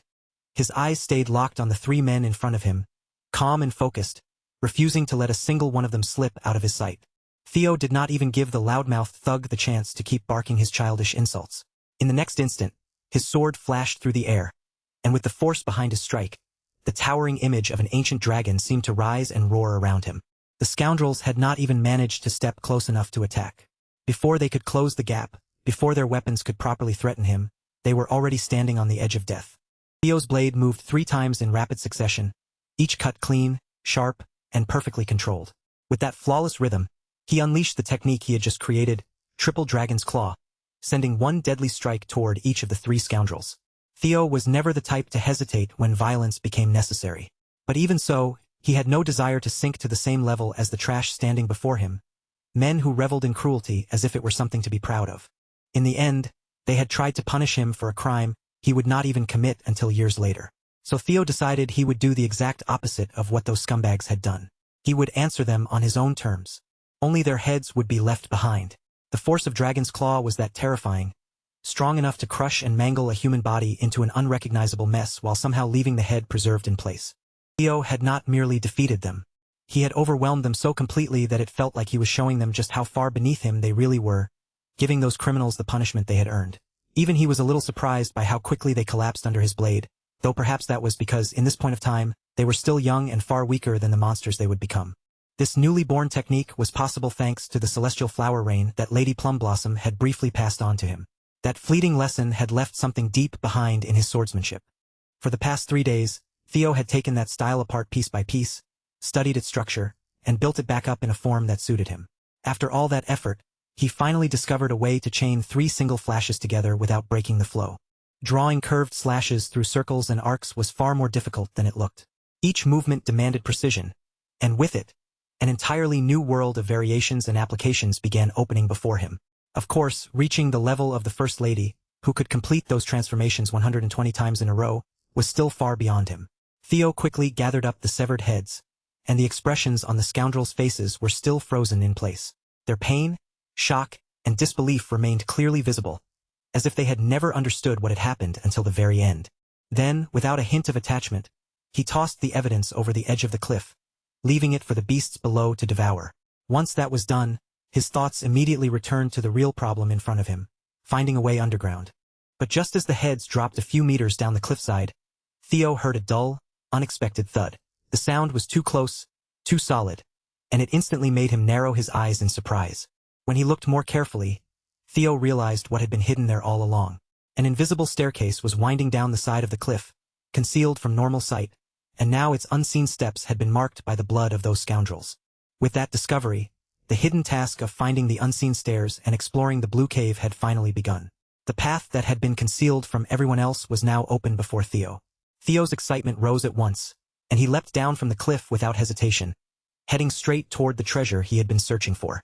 But while he moved forward, completely unaware, a strange bird watched him quietly from far away. Meanwhile, back at the palace, the officials began receiving the first results from the opening hours of the test. At the top of the rankings stood Axion Ragnar, who had already collected 41 demon bells while cutting through the exam with 20 men under his command. In second place was Ray Ragnar, holding his position firmly behind Axion as the results continued to come in. But there was one name everyone at the table was truly curious about. How was Theo Ragnar doing? The messenger had to keep turning through the report, scrolling all the way down to the final page before he finally found Theo's recorded progress. At that moment, Theo had collected exactly 0 demon bells. On top of that, he was moving completely alone, without any team behind him. The safest guess was that he had chosen to act quietly, or that he was hiding somewhere in ambush, waiting for the right moment. Of course, those guesses could have been confirmed easily if the proctors were available to report what was happening. Around the table, everyone could clearly sense Lady Plumblostom's growing impatience. The head counselor calmly argued that performing exceptionally well in the first stage did not guarantee the same level of success in the second. He even suggested that Theo's heart might not be ready for true combat, where hesitation could mean death. In his eyes, that was even more likely because Theo was a so-called natural child, not a pure Ragnar by blood. While saying this, the head counselor quietly assumed that his own men must have already handled Theo, and perhaps even faster than he had expected. Then, without warning, the old councilman received a telepathic transmission from Ed Troyven. Ed's voice pressed into his mind, asking whether he had done something behind the scenes. The head counselor did not even try to deny it. If anything, he seemed more disappointed that he had not been able to inform everyone in advance. Still, from his point of view, the situation appeared to be working out, and that was all that mattered. Even the Sky Dragon was taken aback by the old man's shameless attitude. The way he spoke about an impure child of the throne was so brazen that it left no room for subtlety. Ed was furious. This fanatical old elitist had moved without permission, without warning, and without even thinking to consult him first. Worse, his reckless action might interfere with the plans Ed had carefully been trying to set in motion. After Camellia had been taken from his family, the Sky Dragon had pushed for a chance to gain control over the Rose Palace. But no matter how thoroughly he searched, he had never been able to locate the primordial dragon's relic. Because of that, Ed Troyven had formed a new theory. Somewhere, somehow, Theo might be holding a clue connected to the hidden relic of the Rose Palace. The Sky Dragon could feel it deep in his bones. That boy, Theo, was not moving through all of this empty-handed. He was certain Theo had some kind of clue about the relic with him. Theo had grown too much and had already proven that he could become a real threat. So Ed used telepathy once again, forcing his message into a guard's mind and ordering him to hurry Axion along. Lady Plumblossom could tell that the head counselor and the Central Intelligence Director were plotting something. They clearly believed they were being subtle, but to her eyes, their scheming was painfully obvious. Because of that, the group supporting Theo might need to prepare their own safeguards as well. If their enemies were already moving, then they could not afford to simply sit back and watch. It was a reasonable thought, but Julius Ragnar strongly rejected the idea. As the demon dragon, he truly believed that Theo was not the kind of person who would break down just because a challenge had been placed in front of him. Julius trusted his instincts. As far as he was concerned, Theo was still safe, merely caught in some situation that none of them could see or understand yet. Besides, Julius still had not let go of the fact that Lady Plumblossom had secretly met Theo without telling him. When he pressed her about it, the First Lady simply played innocent and laughed it off with a teasing smile. Back in the Winter Mountain, Theo finally reached the point where he could see exactly where the hidden stairs were leading him. The path had brought him to a place buried away from ordinary sight. Inside, the cave itself was not especially complicated. Its structure was relatively simple, but the area near the outskirts was crawling with troublesome skeletons, lingering there like unwanted guards. Those skeletons attacked again and again, and the cave had a fairly powerful mental trap set up inside it. Most people caught in that kind of assault would have their minds shaken until they broke down. But after surviving the harsh test of the White Moonlight Blade, Theo barely considered this level of mental attack worth worrying about. More importantly, Theo kept his attention on the compass needle. Following its guidance through the cave, he finally managed to discover something hidden within. To check what was happening around him, Theo spread his senses outward through the area. The moment his awareness swept across the surroundings, the nearby wildlife panicked and scattered, fleeing as if a predator had suddenly appeared among them. At times like this, his special divinity skill was almost unfairly useful. With it, Theo could sense far beyond what his eyes could see, even catching what was lurking behind corners before it had the chance to reveal itself. Pushing those thoughts aside, Theo continued onward. In the end, he was the first to arrive at this hidden place, and because of that, he would be the first one to face whatever test awaited there. At last, Theo found the hatchling's lair. He knew that if things continued toward the future he remembered, then 3 years from now this place would look very different. In that future, Black Snow would end up killing the hatchling and uncovering a priceless legendary item hidden within this place. As Theo walked deeper into the cavern, he quietly apologized to the future Black Snow in his heart. He knew he was about to take something that would have become part of their historic record, but he had no intention of stepping away from it now. Beyond that gate waited the Amon Grimoire, a treasure so rare and powerful that calling it valuable would be an understatement. It was the kind of one-of-a-kind item that could completely change the direction of a person's fate. The moment Theo stepped through the gate, his entire body came to a sudden stop. He froze where he stood, eyes widening as the overwhelming sight in front of him swallowed every thought in his head. Piled before him were literal mountains of gold, shining so brightly that the chamber seemed to glow from within. Legendary weapons, priceless gems, strange ornaments, and glittering trinkets were scattered everywhere, as if someone had gathered the wealth of whole kingdoms and simply thrown it into one place. One thing became obvious almost immediately. Whatever this place was, it was definitely not the simple nest of a hatchling. The scale, the treasure, and the atmosphere were far too grand for that. At the very center of that enormous chamber, resting on the endless sea of gold coins, lay a sleeping draconic beast, an ancient dragon using the treasure beneath it like the most extravagant bed in the entire world. When Theo looked a little more carefully, he could tell the creature was sunk deep in sleep. It showed no concern for the outside world at all, its massive body remaining still among the glittering piles of treasure. Theo was not foolish enough to lie to himself about the danger. If that thing opened its eyes and decided to attack, then the relic, the gold, and every legendary treasure in this chamber would instantly become meaningless, because he would be dead before he could claim any of it. For a moment, Theo could not help questioning everything he knew. Were Black Snow's reports wrong? Why was there a fully grown dragon here instead of a hatchling? Maybe he had been misled by bad information, or maybe the real problem was that he had arrived 3 years too early. Either way, this unexpected situation forced Theo to think very carefully about his next move. The danger in front of him was so overwhelming that he seriously considered turning around and leaving without touching a single thing. It was disappointing, but he told himself he could always return a few years later, before Black Snow arrived again. Unfortunately, that option vanished the instant the dragon's eyes slowly opened. When Theo turned around, his breath caught for a moment as he realized the creature was no longer asleep. In the next instant, Theo found himself staring directly into the eyes of one of the most ancient beings in the world.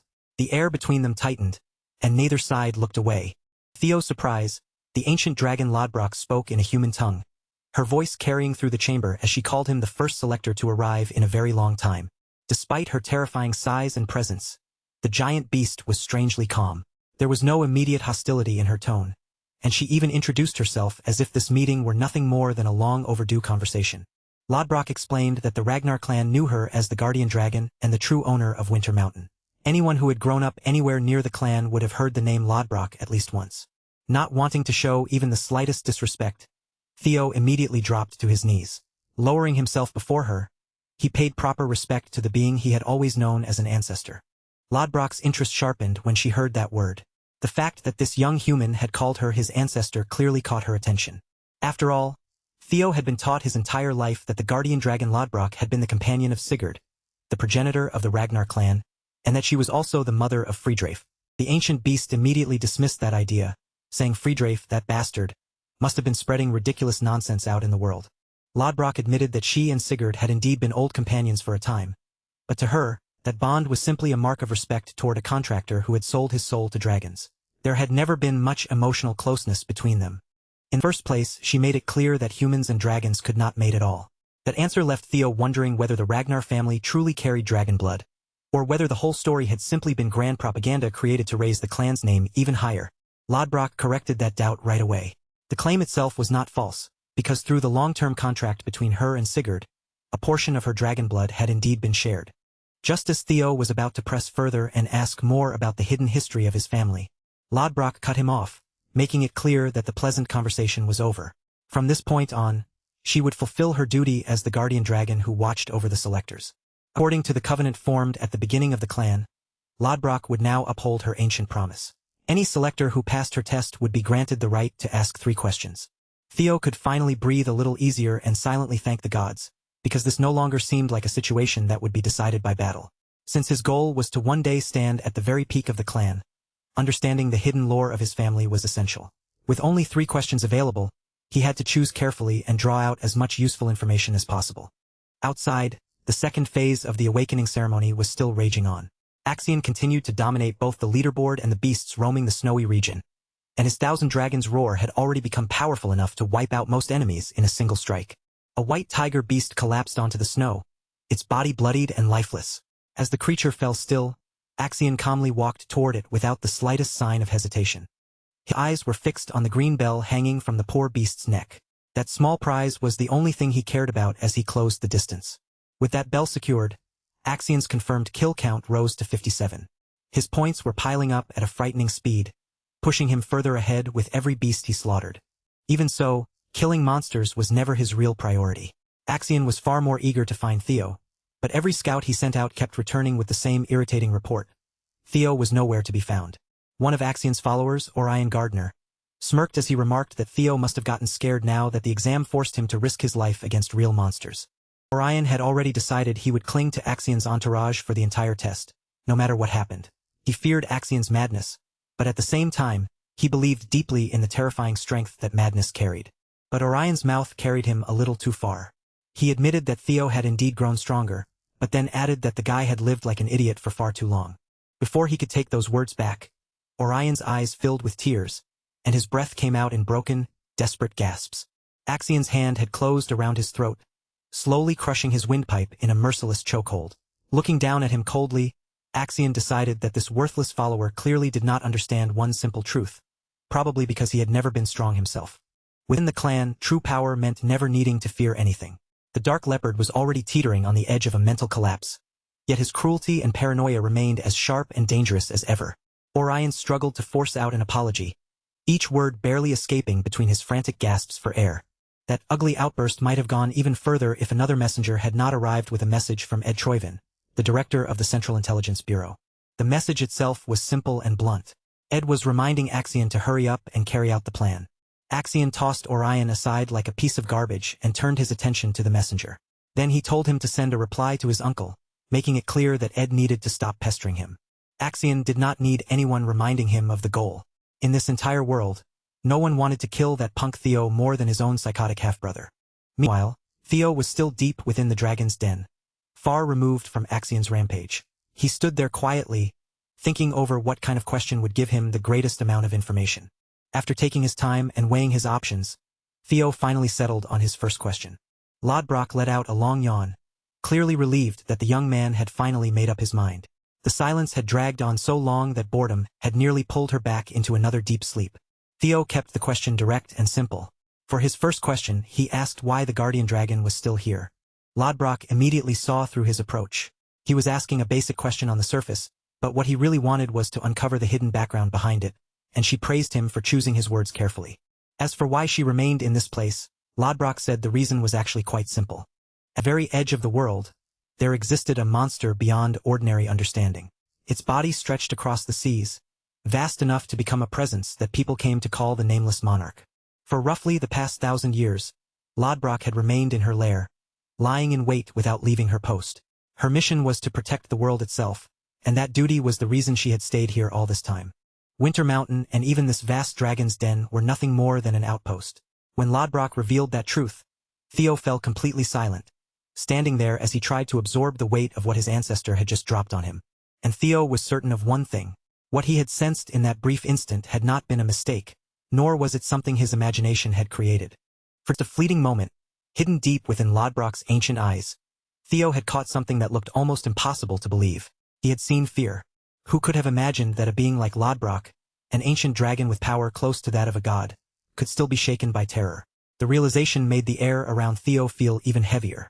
Somewhere out there existed a presence terrifying enough to frighten a deity-like dragon who had ruled and endured for more than 1,000 years. Whatever the Nameless Monarch truly was, Theo could already tell it had to be an absolute monster beyond common sense. Theo wanted badly to keep asking about it. He wanted to dig deeper, peel back more of the hidden history, and understand exactly what kind of threat could make Lodbrok react that way. But before that, there were more urgent things he needed to uncover. So for his second question, Theo chose to ask about the ancient dragon relics he had kept hearing about. He needed to know what they really were, not just the vague rumors and fragments of information he had picked up until now. Lodbrok answered that there were roughly 3 relics known in the world. She admitted that even she did not understand every detail about them, but judging from Theo's situation, she could sense that the young selector had been unusually fortunate. Of the relics Lodbrok knew, 2 were the dungeon beneath Camellia Palace and the White Moonlight Blade. But when it came to the final one, the matter was not so simple. That last relic, Lodbrok said, belonged to the ancient dragon Papnir. It had been born from the soul of a great ancient dragon, a soul so powerful that it shattered and fragmented into 31 separate pieces. Those fragments were then given to humans with a clear purpose. They were meant to protect humanity and help resist the terrifying existence known as the Nameless Monarch. But ancient dragon relics did not always appear in one fixed form. Some became physical items.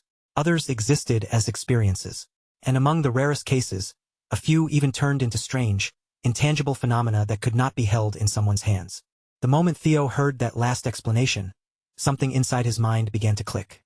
Piece by piece, the scattered clues started lining up in a way he had never fully considered before. At last, Theo understood. The final relic had been with him all along, hidden not as a weapon or treasure, but within the very miracle that had happened to him. Everything he had experienced after returning to the past flashed through his mind at once, rushing before his eyes like fragments of a life he had already lived.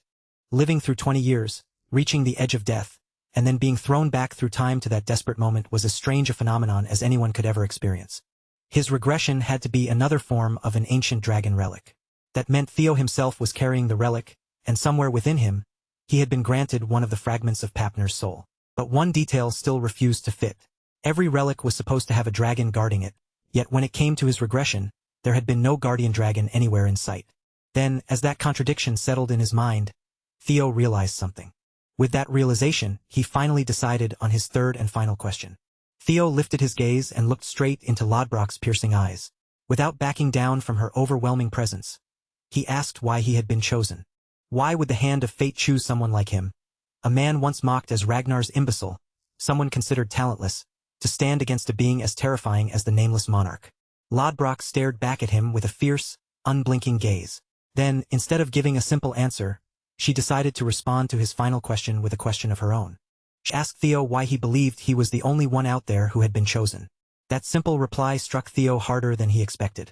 In that instant, he realized he had been looking at everything from far too narrow a perspective. There was no guarantee that he was the only person selected by these powerful relics. In fact, the truth might be much larger and far more complicated than he had assumed. Sky Dragon Ed Troyvin, Demon Craftsman Kurson, and even the Black Dragon all knew about the existence of relics. They were not merely aware of them either. They actively searched for them and tried to gather them. If that was the case, then there was a real chance that they had also been chosen by some form of Papner's soul fragment. And if that possibility was true, then even more disturbing questions followed. Were they seeing the same mysterious messages he had seen? Had any of them also gone through regression and returned to the past? These answers brought Theo one step closer to the hidden truth of the world, but at the same time, they made everything feel far more tangled than before. The path ahead was no longer as simple as gathering power and changing his fate. What he had learned could be boiled down to something terrifying. A nameless monarch lurked at the farthest edge of the planet, powerful enough to frighten even an ancient dragon, and there might be other regressors besides Theo himself. Now that Lodbrok had answered all three of his questions, the trial was complete, and Theo was finally entitled to his reward. But he had been so absorbed in the meaning of everything he had just learned that, for a moment, he almost forgot he had originally come here to obtain the Amon Grimoire. But now that his understanding of the world had expanded so drastically, Theo's desire had changed. He no longer wanted just one powerful item from the treasure hoard. He needed something far greater, something that could not be compared to any ordinary treasure in this chamber. As the reward for completing the trial, Theo was granted the right to choose and take anything he wished from the ancient dragon's collection. Lodbrok spoke with pride as she boasted about the sheer scale of her hoard. Over the long years, she had gathered treasures from every corner of the world, and the variety before Theo was almost absurd. There were glittering gems, mysterious relics, rare elixirs, and countless other treasures shining among the piles. Skill books, weapons, armor, and every kind of precious object imaginable were all there. If Theo could think of it, Lodbrok seemed to have it somewhere in that endless stockpile. No matter what Theo chose, it would be a fortune beyond anything most people could even dream of. Lodbrok urged him to choose carefully, making it clear that once he named his desire, she would provide it. At that moment, Theo's lips slowly curved upward. A sly smile spread across his face as if he had already settled on an answer no one would expect. When the ancient dragon asked him to speak his desire, Theo Ragnar raised his head and declared with complete confidence that what he wanted was Lodbrok herself. That answer was so far beyond what Lodbrok had expected that, for a moment, even the ancient dragon seemed caught off guard. To the Dragon Queen, Theo's words sounded like a bold joke, and she reacted as though he was simply trying to test her patience. But she was done playing around and told the Ragnar descendant to state his real choice. Theo, however, did not retreat from what he had said. He stood firmly by his words and declared that he had already told her exactly what he wanted. For a brief moment, Lodbrok paused. Then her gaze sharpened, and she asked him again, making sure he truly understood what he was saying and whether he was actually serious. Once Theo confirmed that he meant every word, the ancient dragon released a terrifying aura that crashed through the chamber. The ground beneath Theo's feet began to tremble as the pressure rolled outward like a storm. Lodbrok unleashed the overwhelming force of dragon fear, her presence pressing down on him with crushing weight. She judged his words as disrespectful and struck back at him for daring to overstep the boundaries between them. Theo felt the full weight of that dragon fear slam into him, but even as his body screamed under the pressure, he forced himself to stay upright and hold his ground. A single roar from the dragon carried enough power to make blood spill from every crevice of Theo's face. Still, instead of backing down, he answered with his own lesser drake's fear, throwing what little pressure he could muster against her overwhelming might. Of course, as an attack, it was completely useless in every possible way. Even Lodbrok looked at him as if he were an idiot for trying to challenge an ancient dragon's roar with such an immature and inadequate imitation. Planting his feet firmly against the trembling ground, Theo raised his voice and shouted his request once more. He reminded the guardian dragon that she had told him he could choose any treasure from her nest, and by her own words, there had been no condition saying he could not choose Lodbrok herself as the treasure he desired. His voice sounded confident, but Theo understood better than anyone just how reckless this gamble was. This was not some clever little trick with no consequences.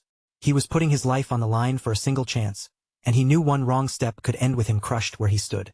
Guardian Dragon Lodbrok was not merely some powerful beast hidden in the mountain. Alongside the progenitor Sigurd, she had helped establish the Ragnar clan itself. If Theo could become her partner, then it would prove that he was not just a discarded fool, but a legitimate warrior worthy of the Ragnar name. To prevent the horrors of that dark future from happening again, Theo was willing to throw away even his own life for this opportunity. If this was the path that could change everything, then he would not back down from it. With every bit of resolve he could force into his voice, Theo demanded that the guardian dragon surrender herself to him, just as she had promised. If her words held any weight, then she had to honor the choice he had made. But beneath that bold demand, there was also desperation. His voice ached as he pleaded for her aid, not as someone playing around with the dragon's pride, but as a warrior begging for the strength to face what was coming. At that moment, the guardian dragon saw something behind him. For a brief instant, Theo's figure seemed to overlap with the shadow of a legend, Sigurd himself. As Lodbrok watched that image linger behind Theo, her ancient eyes sharpened, as if the past had suddenly stepped into the present right before her. Then Lodbrok released a thunderous roar that shook the treasure-filled chamber and, against all expectation, accepted Theo's request. Theo was left completely stunned. For all his determination, even he had not truly expected the ancient dragon to agree. Only a few seconds later, the overwhelming presence before him began to shift. The enormous dragon's form condensed and changed, gradually taking on a smaller shape that looked far closer to human. Even in that new form, her sharp golden eyes remained terrifyingly intense, staring down at Theo as if they could see straight through him. Lodbrok admitted that Theo had impressed her, and because of that, she was willing to give him a chance. She stood before him in a majestic, almost unreal beauty, carrying the dignity of an ancient dragon even in her human-like form. For several seconds, Theo could not find a single word. He simply stared, caught completely off guard by the sight of her standing there. Lodbrok quickly reminded him that she was more than 2,000 years old, so whatever ridiculous thoughts had just crossed his mind were not worth entertaining. Once Theo regained himself, he addressed the guardian dragon again. He lifted his hand and pointed toward her chest, though not for the reason some shameless minds might immediately assume. His focus was not on her appearance, but on something far more serious. He was pointing at the hollow wound left behind by a battle 50 years ago. Lodbrok had lost her heart in that fight, and from that moment onward, she had simply been waiting for death.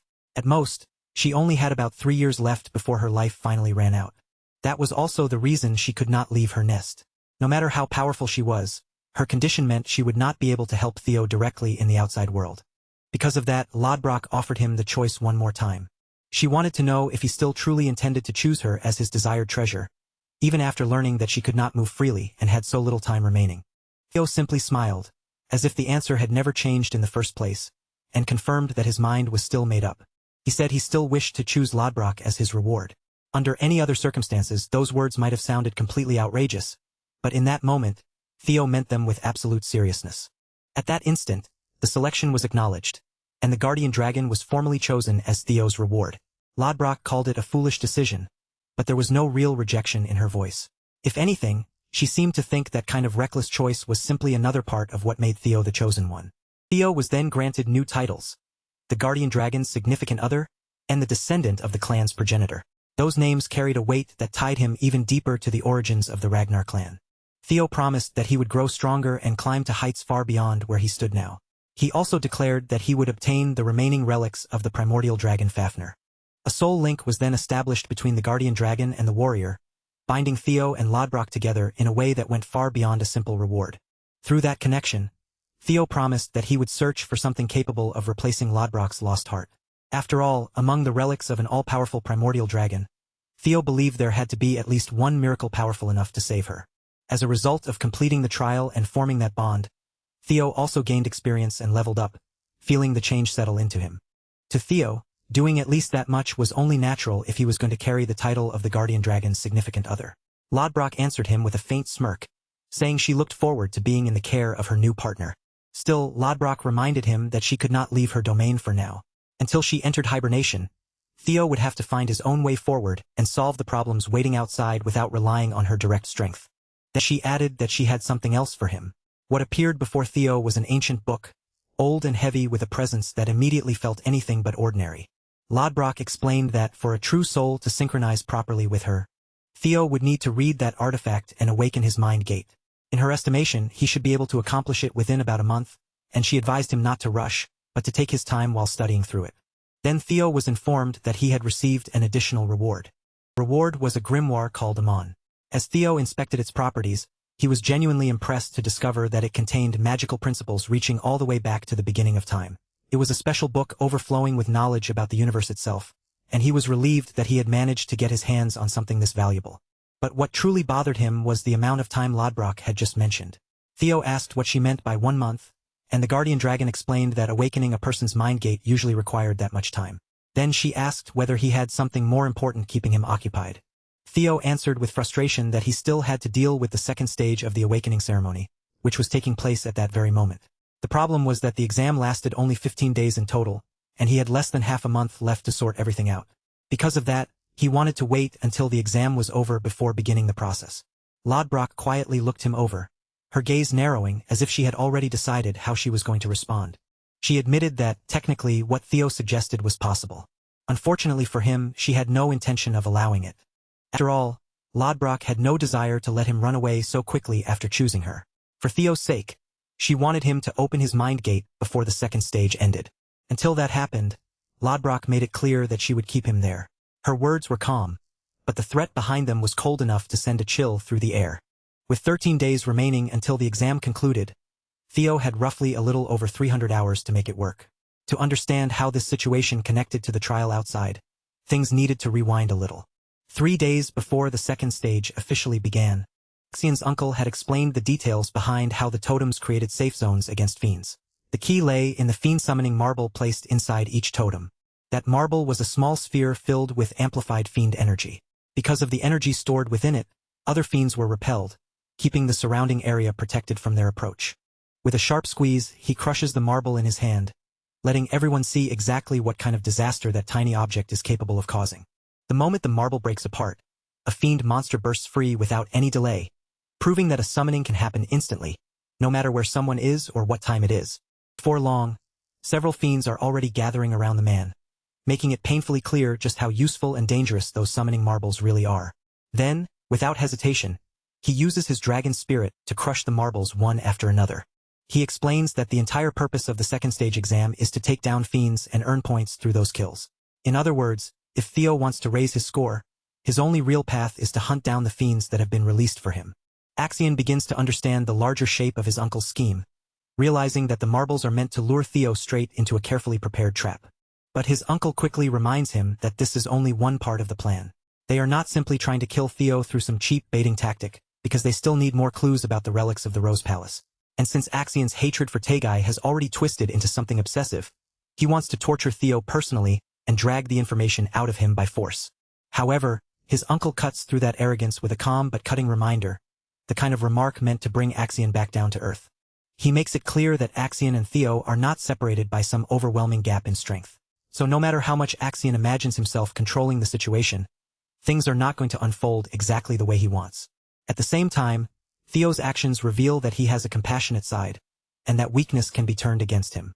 Axian's uncle suggests using the dropouts who gathered at the 4th training ground as the perfect bait for the job. In his eyes, taking them hostage would make it far easier to pressure Theo and force him to reveal what he knows about the artifact. Since this method avoids a direct clash of strength, Axian is clearly irritated, but in the end, he still accepts the plan. The story then moves forward to the present, where the plan is finally being put into motion. The Dark Leopard thinks back on how Theo stunned everyone by staying completely hidden until the final stretch of the exam, especially with only 12 hours remaining before the second stage came to an end.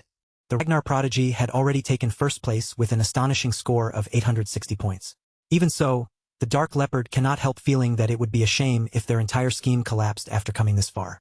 One of his men wonders if the scoundrels from the council may have reached Theo before them, since that seems like the most reasonable explanation for why he vanished so completely. Felix Ragnar, who is currently sitting in 7th place, steps in and shares what he has noticed. But Axian immediately snaps back at him. He coldly says that Felix's so-called observation is dangerously close to complete stupidity. Then he twists the knife even deeper, reminding Felix exactly why Lady Plum Blossom chose to take an interest in Theo instead of him. Felix is furious, unable to understand why Axian is lashing out so viciously when all he is trying to do is help track Theo down. The insult clearly gets under Felix's skin, and his anger rises fast from the humiliation.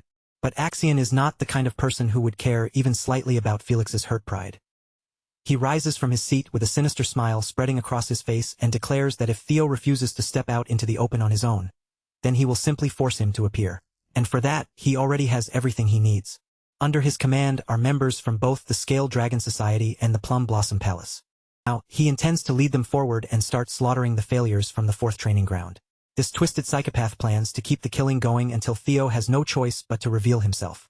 Hidden nearby, Ray Ragnar quietly listens in on the entire conversation from her concealed position. And at this point in the exam, she is ranked 3rd. The view then shifts to a frost lizard fiend being cut down by a group of warriors. After defeating the yellow bell creature, they break into celebration, treating the victory like a huge accomplishment. But the truth is, these poor guys barely have any points to their names, and with only 12 hours left before the exam ends, time is running out fast. They are also worried about Theo, especially after preparing so many supplies for him.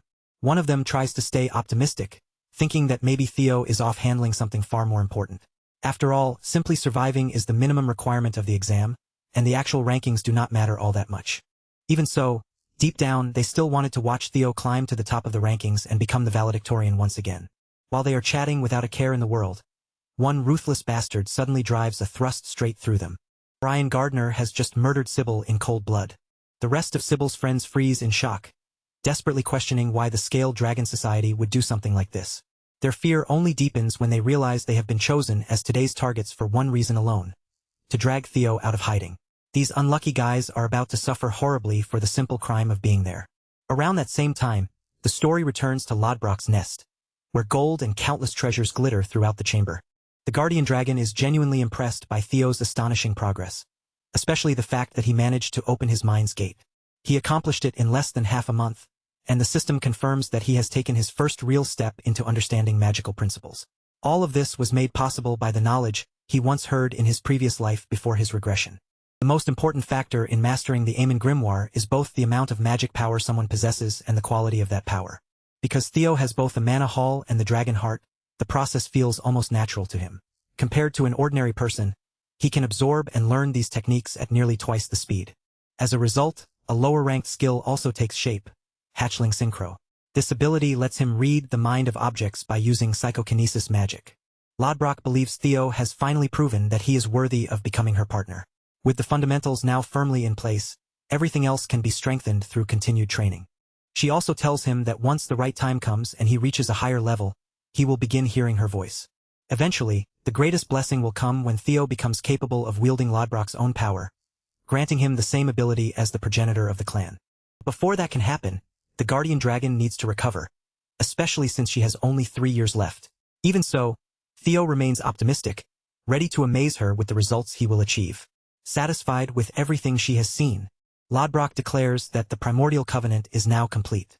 With a gentle farewell, Lodbrok sends Theo off and hopes that the two of them will meet again soon. At long last, Theo finally steps outside once again. It is a relief that he managed to obtain the pack, but his situation is still far from safe. He has no points at all, and there are only 12 hours left before the exam ends. Even Theo himself can't help feeling like life has shoved him into the hardest possible difficulty setting, where every choice comes with another impossible wall waiting right behind it.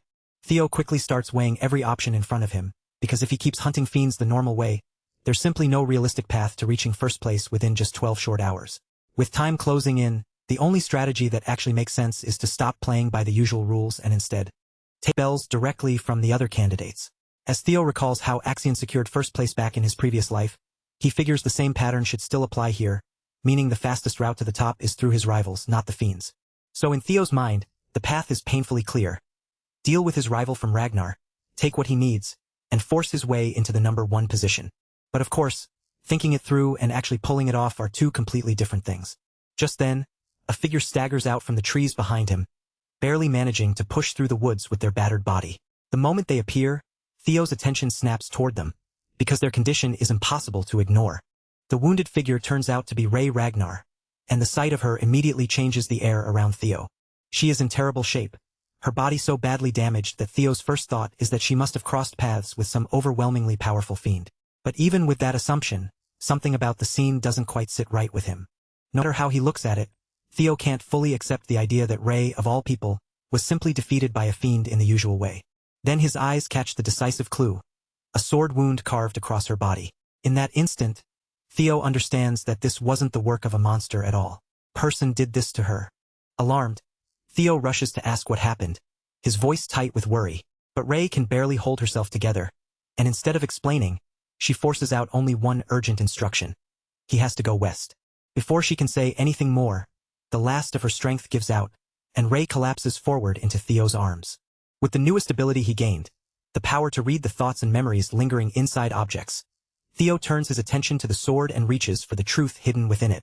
Through that ability, Theo begins to see the memories connected to the sword's owner, as if the weapon itself is dragging him back into what happened. First thing Theo sees is Ray, moving carefully and keeping herself hidden. She had been secretly watching a dangerous group from the shadows, a group that had gathered with the clear intention of hunting down Theo's companions. The failed candidates from the 4th training ground had all been restrained, helpless and unable to fight back, before being beaten down with brutal force. And after reducing them to that state, their attackers were still deciding whether to finish them off entirely. One of them questions Orion, asking why he bothered bringing 9 of these useless clowns when 2 or 3 would have been more than enough for a hostage situation. But just before these lunatics can take the lives of innocent people, Rei steps forward with courage, revealing herself from hiding and standing openly before Axion. The Dark Leopard reminds Axion that this is supposed to be a personal matter, making it clear that she has no intention of stepping in or interfering with what happens next. But Rei refuses to stand by and let this madness continue. Even knowing the danger in front of her, she draws herself up and prepares to fight Axion head-on. Axion looks disappointed, as if Rei's decision itself offends him. Believing that Theo has swayed her to his side, he readies himself to cut her down. Their battle erupts in an instant, breaking into chaos almost the moment both of them move. Steel clashes with violent force as the two exchange a powerful opening blow, the impact making it clear that neither side is holding back. But when the exchange reaches its end, Rei is the one left grievously injured, struck by a savage slash that leaves her barely able to survive. After that point, the rest of the memories refuse to open. Theo's skill level is still too low, leaving everything beyond that moment sealed away from him. Theo is left burning with anger and confusion, unable to understand why Axion would go so far as to capture his allies just to drag him into this. Rei, meanwhile, is stunned that Theo somehow uncovered the truth without her explaining a single detail. Desperate for the rest of the answer, Theo presses her, begging her to tell him what Axion is really after. Still hovering on the edge of collapse, Rei manages to explain that Axion's objective had been Theo from the very beginning. Capturing him was always the real goal. But because Theo couldn't be found anywhere, Axion changed his approach and decided to force him out by taking his friends hostage. Those words strike Theo right where it hurts, and his fury surges to the surface. He realizes that the enemies who tormented him in his previous life have no intention of backing down in this one either. The difference is that this time, Theo is no longer the same helpless person he once was. With his voice sharpened by anger, he demands to know exactly where Axion is and what he intends to do. At that same time, one of Axion's henchmen reports Theo's location at the northern cliffside. The news catches Axion off guard, making his attention snap toward the information. But his men are confident in what they've found.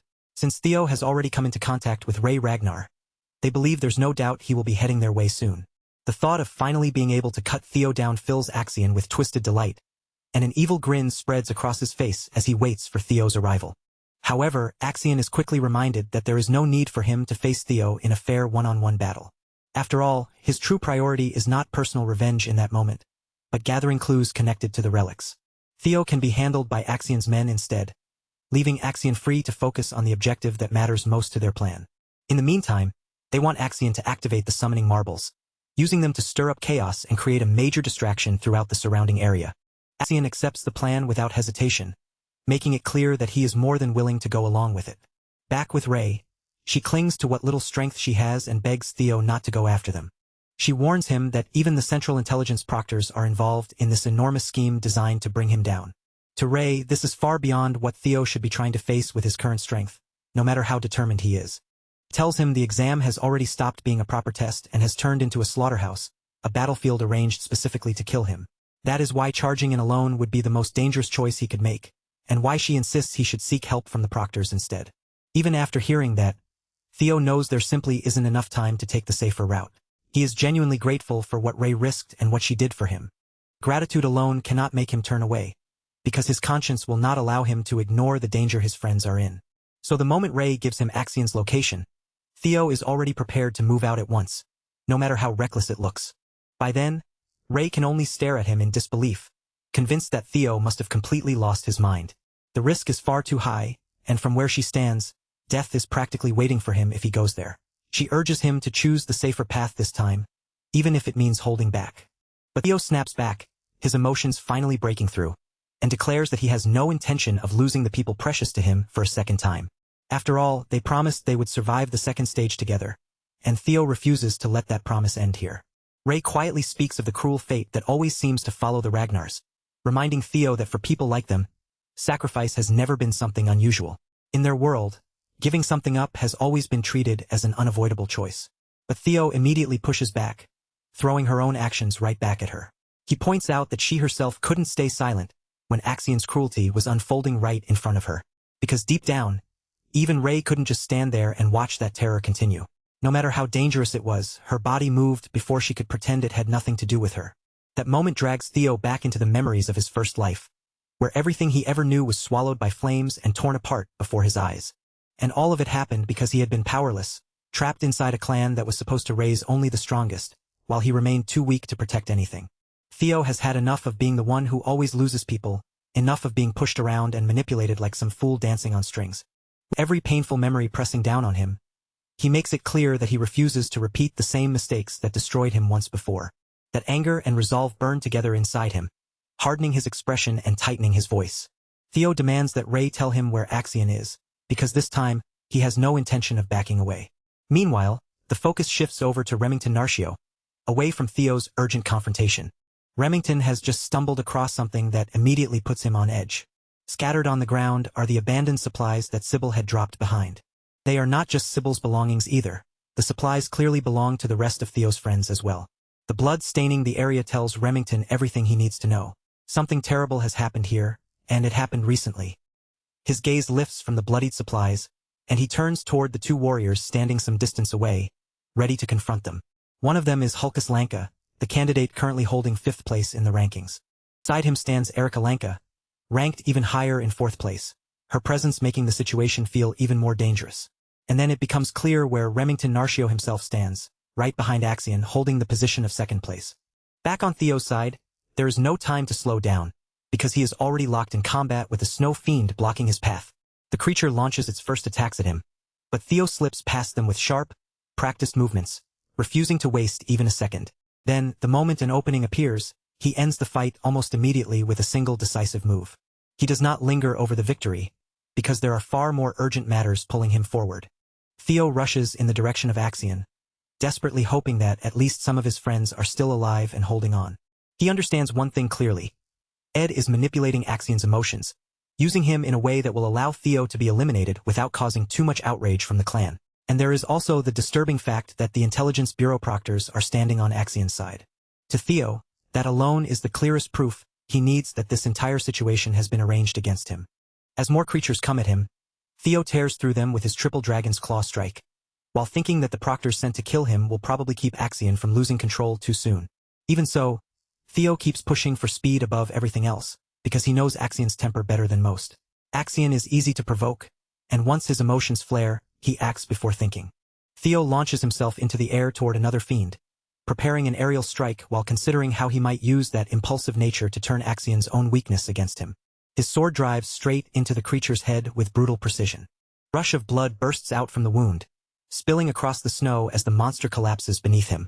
Elsewhere, Ray slowly gathers her thoughts, her mind drifting back to Theo.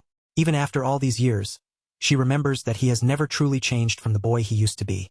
Even with her body wounded and her strength fading, Ray still wants to help him this time, no matter how little she has left to give. Meanwhile, the hostages are being beaten without mercy beneath Axion's authority, knocked around as if their suffering means nothing. Axion is already prepared to cut them down over the smallest sound, as if even a single whimper would be enough to justify killing them.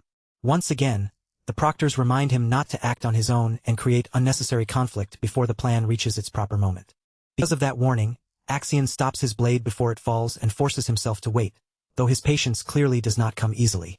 He knows that 4 high-ranking swordsmen from the proctors have already been dispatched to silently assassinate Theo.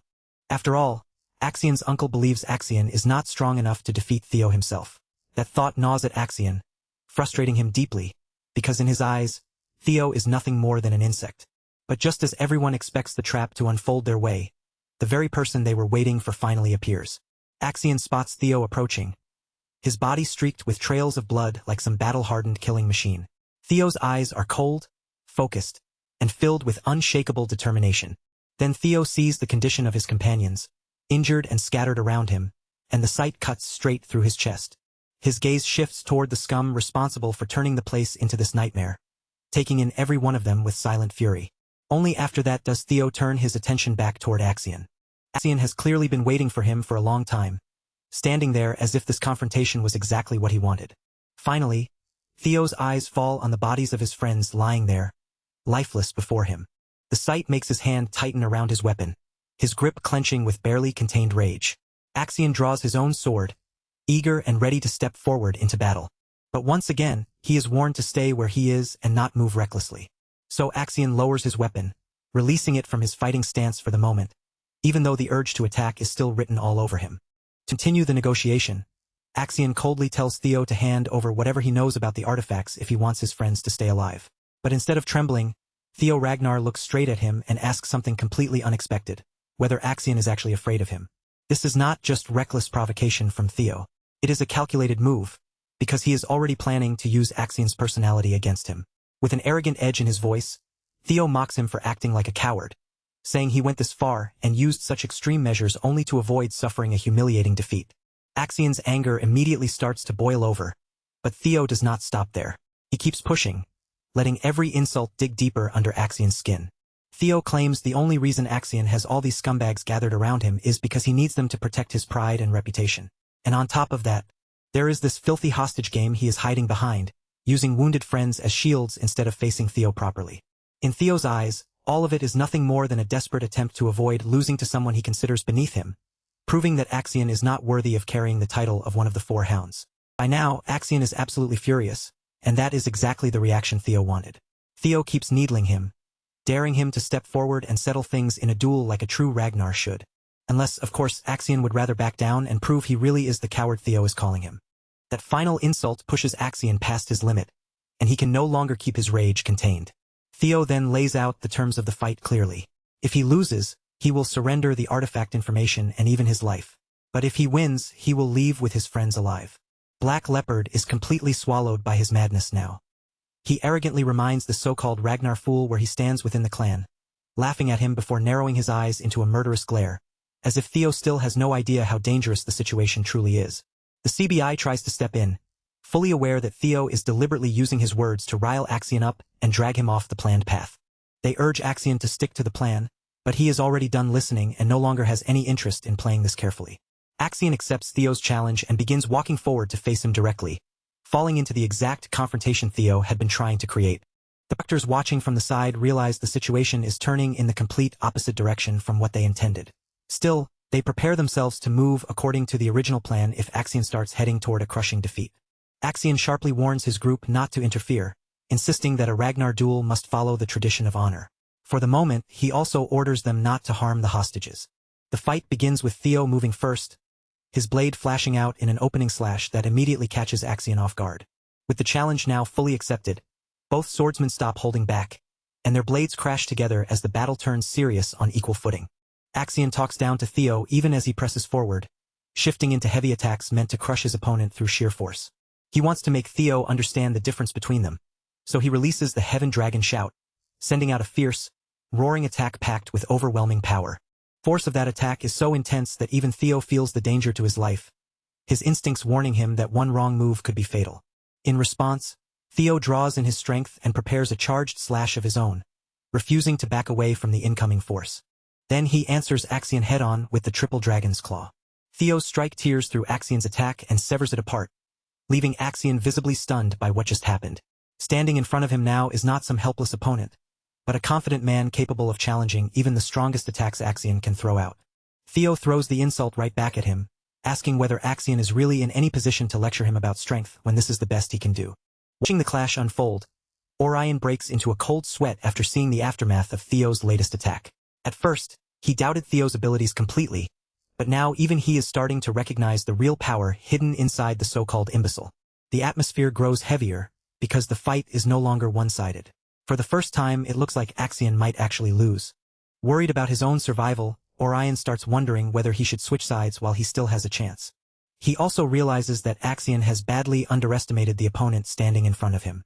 In the end, though, Orion decides not to betray Axion. The damn proctors from the Intelligence Bureau are watching everything with sharp eyes, and Orion believes they will still eliminate Theo no matter how the duel plays out. So Orion turns his attention to the rest of his men and starts giving orders.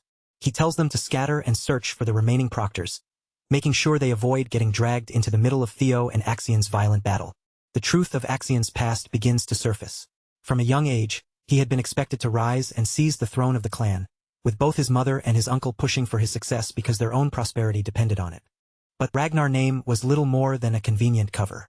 Beneath it all, they truly regarded the boy as a Troivan. Even Axion cannot help but acknowledge Theo's performance, praising the way his opponent has managed to hold his ground. Then he lunges forward, driving himself toward Theo with the intent to strike him down. But Theo blocks the attack without much surprise, wearing a confident smile as if he had already expected this exact move. Axion is acting exactly the way Theo wanted him to act, letting his anger guide every step of the fight. Away from the battlefield, the focus shifts back to the council, where news spreads of Theo's reappearance and his direct contact with Axion. Those who support Theo are thrilled to hear that he survived and is still safe, their relief showing through immediately. Meanwhile, the people who wanted him gone are shocked that those scoundrels failed to dispose of him properly. Axion's uncle, however, is pleased that Theo is still alive. Even if no one fully understands what he is planning, keeping Theo breathing could help push their schemes forward by giving them a chance to extract the information they want. He is simply waiting for that information to surface, and once it does, he plans to send the high-ranking swordsman in to destroy Theo completely. Then, without warning, new information arrives about the fight currently unfolding between Theo and Axion. As anyone could imagine, the news terrifies him, because this battle is absolutely not what he had planned. Back in the middle of the fight, Theo activates his Jester's footwork secret technique. The technique gives him a clear advantage in both movement and evasion, letting him slip through the battlefield with unpredictable speed. Axion swings his sword again and again, trying with everything he has to land a hit, but none of his attacks manage to connect. Through every exchange, Axion is forced to understand the truth in front of him. Theo's strength has grown far beyond what he expected. Axion's expression turns serious, and his eyes sharpen into a dangerous glare as he studies Theo's every movement. Then he remarks that Theo is not nearly as fast as people might assume, his tone cold and confident. Now that Axion has caught the rhythm of Theo's movements and found a slight opening in his technique, he suddenly hurls his sword at full speed, sending the blade straight toward Theo's head like a deadly projectile. The move catches Theo off guard, not just because of its speed, but because it instantly drags up a memory of another sword-throwing technique from his previous life. Back then, while Theo had been trapped in his own thoughts and unable to react in time, a sharp blade had pierced into his body from the side, striking him before he could even understand where the attack came from. Axion explains that even if Theo is using a secret technique, the movement pattern still has limits. Once those movements become predictable, he can pinpoint exactly where Theo will appear next. Blood runs down the length of the sword, but Theo has survived the attack by catching the blade with his bare hands, stopping it just before it can finish him. And with that one attack, Theo finally confirms the identity of the person who struck him down in his first life. Axion was one of the traitors who helped bring the downfall of the Ragnar clan into motion. Hatred surges through Theo, and a grim satisfaction rises with it, because now he knows for certain that Axion was the bastard who knocked him down back then. On the day Theo died, he had not even been able to uncover the truth about the people responsible for the collapse of the Rose Palace. He had been powerless, forced to run blindly through chaos with no strength, no answers, and no way to fight back. It was only because Rendon removed his mask that Theo was able to begin understanding what had really been happening. Later, Evelyn's investigation revealed Rendon's connection to the Camellia Palace. From there, the remaining pieces fell into place through simple logic. The ones who led the attack were none other than people tied to the Troyvin clan. And among those bastards, there was only one person capable of using such an uncommon sword-throwing technique. The person was none other than the sly traitor himself, Axion Ragnar. He was so arrogant that he would even risk throwing away his own weapon just to land a decisive blow. At first, Theo had only suspected the truth. But now, the reality of it is standing right in front of his eyes. His hand tightens around the sword, fingers digging into the metal with terrifying force. Then, driven by pure fury, Theo crushes the blade in his grip and shatters it apart with nothing but his bare hand. Theo burns to know what could possibly drive them this far, what motive could make them so desperate to kill him and the people around him through such elaborate schemes. Seeing that raw physical strength right in front of him, Axion is left completely speechless for a moment. But unfortunately for his enemies, Theo is no longer the same helpless man he was in his previous life. This time, he is determined to protect not only his own life, but also the lives of the comrades standing beside him. Theo releases the broken blade back toward Axion, sending it flying at him in return. Axion dodges it with ease, sneering at Theo's aim and mocking the attempt as a pathetic imitation of the throwing technique. But then, all at once, Axion feels a sudden wave of anger rolling off Theo. That anger quickly turns into something darker, as bloodlust begins pouring out from his opponent. It is a killing intent so monstrous and suffocating that the air itself seems to tighten around them. Along with it comes an enormous surge of mana, far greater than what Axion expected Theo to be hiding. Axion's eyes widen as the truth hits him. Theo has been concealing his real abilities this entire time. In the next instant, Theo vanishes from Axion's sight so quickly that it looks like he disappeared into thin air. Then he reappears right underneath Axion, already moving into position for a devastating upward strike. The sheer force behind the blow sends Axion flying backward, forcing him onto the defensive. Now Axion is the one being pushed back, struggling to guard against Theo's relentless attacks. Theo even manages to graze Axion's face with a precise cut, leaving a sharp line across him as proof that his guard is not perfect. Smirking at the impulsive warrior, Theo asks when Axion plans to stop holding back and finally pull out his full strength. The taunt digs even deeper, provoking Axion and stirring his anger all over again. But then, in a sudden reversal, Theo's arm is caught before he can fully pull away. Axion pays him back immediately, slicing across Theo's face and leaving his own mark in return. At this point, the battle is no longer one-sided. The two of them are clashing on equal ground, trading danger blow for blow. Theo decides to vanish from Axion's sight once again, slipping away before his opponent can fully track him. Then he unleashes a slash with such force that it knocks Axion's blade away from his hands. For a brief moment, Axion is left completely open, with nothing to shield him from Theo's next attack. Theo questions his opponent one last time as he draws his blade back, preparing to drive it straight into Axion's stomach. The finishing blow is about to land, and at this distance even Axion has no way to dodge it.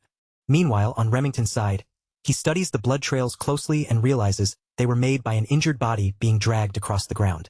The first person who comes to Remington's mind is Axion, even though that answer feels strange. After all, with first place already secured, there should be no reason for Axion to act this recklessly.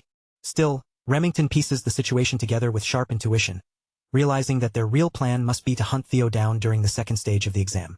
Hulkus is furious, disgusted that Axion would go this far and choose such a cowardly method. Erica, however, does not look surprised at all. She calmly says that in the clan's awakening ceremony, schemes like this are exactly the kind of thing they should have expected from the beginning. Remington already understands that part very well. And because he understands it, he admits that this is exactly why he despises the Ragnar way of doing things. To him, they blindly worship raw strength, then use that belief as an excuse to cross every line they should never touch. Erica's expression sharpens at that, and she warns Remington to watch what he says before his mouth gets him into trouble. But Remington does not care about offending her right now. His only focus is saving the lives of his friends, just like Theo would if he were standing there. So he asks for their help, and Hulkus immediately agrees without hesitation, ready to move with him. Erica, on the other hand, shows no interest at all. She turns away coldly, saying she only came because she wanted to meet Theo, and since he is nowhere to be found, she has no reason to waste her time saving weak men. Her brother can only stare at her in disbelief, asking if she really has to be that much of a heartless jerk about it. Remington understands that Erica is still curious about Theo, so he uses that interest to persuade her. He tells her that helping him now may benefit her in the long run if she truly wants to meet Theo later. With that, the three warriors set off together, moving quickly to uncover where the hostages are being held. As they hurry forward, Remington can only hope that the others are still safe and alive by the time they arrive. But before they can get much farther, a group of men suddenly blocks their path. The warriors of the Scaled Dragon Society step out to confront them without warning, making the betrayal painfully obvious. Orion looks irritated as he mocks the white-haired punk for running off to Theo's side and now surrounding himself with a bunch of muscle-brained fighters. Hulkus is instantly offended by that insult, while Remington keeps his voice steady and warns Orion to make the smarter choice by stepping aside. But Orion clearly has no intention of moving, acting like he is eager for a fight and ready to bring the trouble straight to them. With no peaceful option left in front of him, Remington draws his blade, making it clear that they are done talking. Then all three of them launch forward at once, charging into battle to crush the Scaled Dragon Society blocking their way. At the same time, the focus shifts back to the hostages. One of them has managed to grab the shattered blade that Theo threw during the fight, and it becomes clear that Theo had never thrown that broken blade to attack Axion in the first place. His real goal was to make it land right beside the hostage. That small piece of metal is now their only chance to escape, a single opening hidden inside the chaos of the battle. The hostage shifts his knees with difficulty, wriggling carefully as he tries to use the blade to cut through the ropes binding him. Back at the center of the battle, it turns out Axion's life was saved at the very last second by one of the higher-ranking swordsmen. After watching the situation spiral out of control, they have finally chosen to step in. The man who intervenes is Liam Troyvin. And even as he moves in, Liam is already prepared to accept whatever punishment comes from interfering. Liam forces himself between the two fighters, breaking apart the clash before Theo can finish the strike. Then he tells his men to take care of Axion, shifting their attention away from the duel for the moment. Liam immediately launches an aggressive assault on Theo, while the other proctors praise the young master for holding his own in such a dangerous fight. They even return Axion's blade to him, placing his weapon back in his hands. Axion does not look furious about the interruption. If anything, his expression carries more disappointment than rage. Meanwhile, Liam's ferocious slashes begin pressing Theo hard, each strike coming with enough force to make the battle far more difficult. Even so, Theo continues responding well, meeting Liam's attacks in a near-equal exchange despite the pressure. Liam drives forward with another sharp strike, but Theo blocks it cleanly and holds his ground. From just that short exchange, the high-ranking swordsman becomes genuinely impressed by Theo's defense against both Axion and himself. Still, it is obvious that Theo cannot match Liam's sword skill head-on. With no other proctors nearby to properly monitor the fight, Liam sees this as the perfect opportunity to kill the swordsman prodigy. So for the sake of the Troyven clan, Liam leaps into an aerial strike, intending to end Theo Ragnar with this single attack. But then, everything suddenly twists in a direction no one expects. The one who gets impaled is not Theo at all. Out of nowhere, the blade pierces straight through Liam instead. The person who stabbed him is none other than Axion himself. Axion coldly reminds his own men that he warned them from the very beginning not to interfere in his fight. In an instant, the entire battle is thrown into chaos, as Axion turns on his own side and betrays the men who stepped in to protect him. The other swordsmen confront the young master in shock, demanding to know why he lashed out so blindly against one of their own. Axion snaps his gaze back toward them, his face twisting with rage the moment he realizes they truly believed he might fall here. To him, that doubt alone feels like an insult, a filthy mockery of the power and pride he carries as the heir. Theo watches him unravel and quietly understands the truth. Axion is no longer thinking like a sane warrior at all. His mind has slipped completely into madness. But even then, Axion finally begins to acknowledge one thing he had refused to accept before.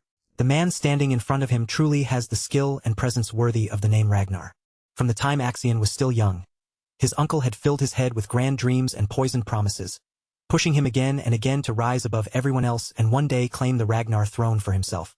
Axion insists that Theo may seem stronger in this moment, but when measured against him, Theo is still the lesser one. In his warped eyes, that difference has not changed. He declares with absolute conviction that he is the man destined to become the strongest warrior and seize the throne, so there is no possible way he could be defeated in a battle like this. With that obsession burning in his eyes, Axion makes it clear that anyone who dares stand between him and his ambition will simply be cut down. Then, without hesitation, he throws himself forward and launches into a fierce slash, forcing the attack with everything he has left. The blade never manages to reach Theo. Axion's sword tears through empty space, missing its target completely. Theo has already used his incredible speed to shoot upward, rising high into the air before Axion can even properly follow his movement. And from there, Theo strikes back with an attack that finally lands clean, shocking Axion as the blow connects for real. Meanwhile, it turns out Liam has not died yet. He is still barely alive, though his body is in terrible condition and his injuries are clearly severe. Gritting through the pain, Liam orders his men to move in and support Axion no matter what it costs. In his mind, this is their last chance to kill Theo before everything collapses. But the high-ranking swordsmen hesitate, openly resisting the order because they have already seen what happened to Liam when he tried to interfere. Liam does not care about their fear or doubts. He barks at them to go anyway, warning that if the young master fails to survive this fight, every single one of them will die. Axion, on the other hand, is being pushed further and further back. He looks completely shaken, unable to understand how he is the one being overwhelmed right now. In the middle of that pressure, his uncle's words echo back in his mind, reminding him that the Ragnar clan is a place where outcomes can never be predicted so easily. No matter how impossible the odds may seem, something can always appear and overturn everything in a single instant. But Axion refuses to accept what is happening. Even with defeat closing in on him, he clings desperately to denial. After all, he had always looked down on Theo, treating him like something beneath notice, calling him a worm and an insect. He had even mocked him as a fool who did not understand his own place, someone who never should have stood on the same stage as him. Yet now, the truth proves his uncle had been right about the gap between them. Still, Axion remains trapped in the fantasy of his own strength, refusing to let that belief break. Even after taking brutal injuries, Axion lashes out again, forcing his wounded body to move as though rage alone can keep him standing. His attacks become reckless and blind, driven less by skill and more by madness, as he rants about destiny, fate, and the greatness he still believes belongs to him. Theo, however, does not place much value in those kinds of words. To him, destiny and fate mean very little in the face of what has actually happened. He believes Axian's ambition is exactly what dragged down the people he cared about, turning that obsession into the cause of their ruin. So if Axian refuses to surrender on his own, Theo decides there is only one thing left to do. He will bring him down by force.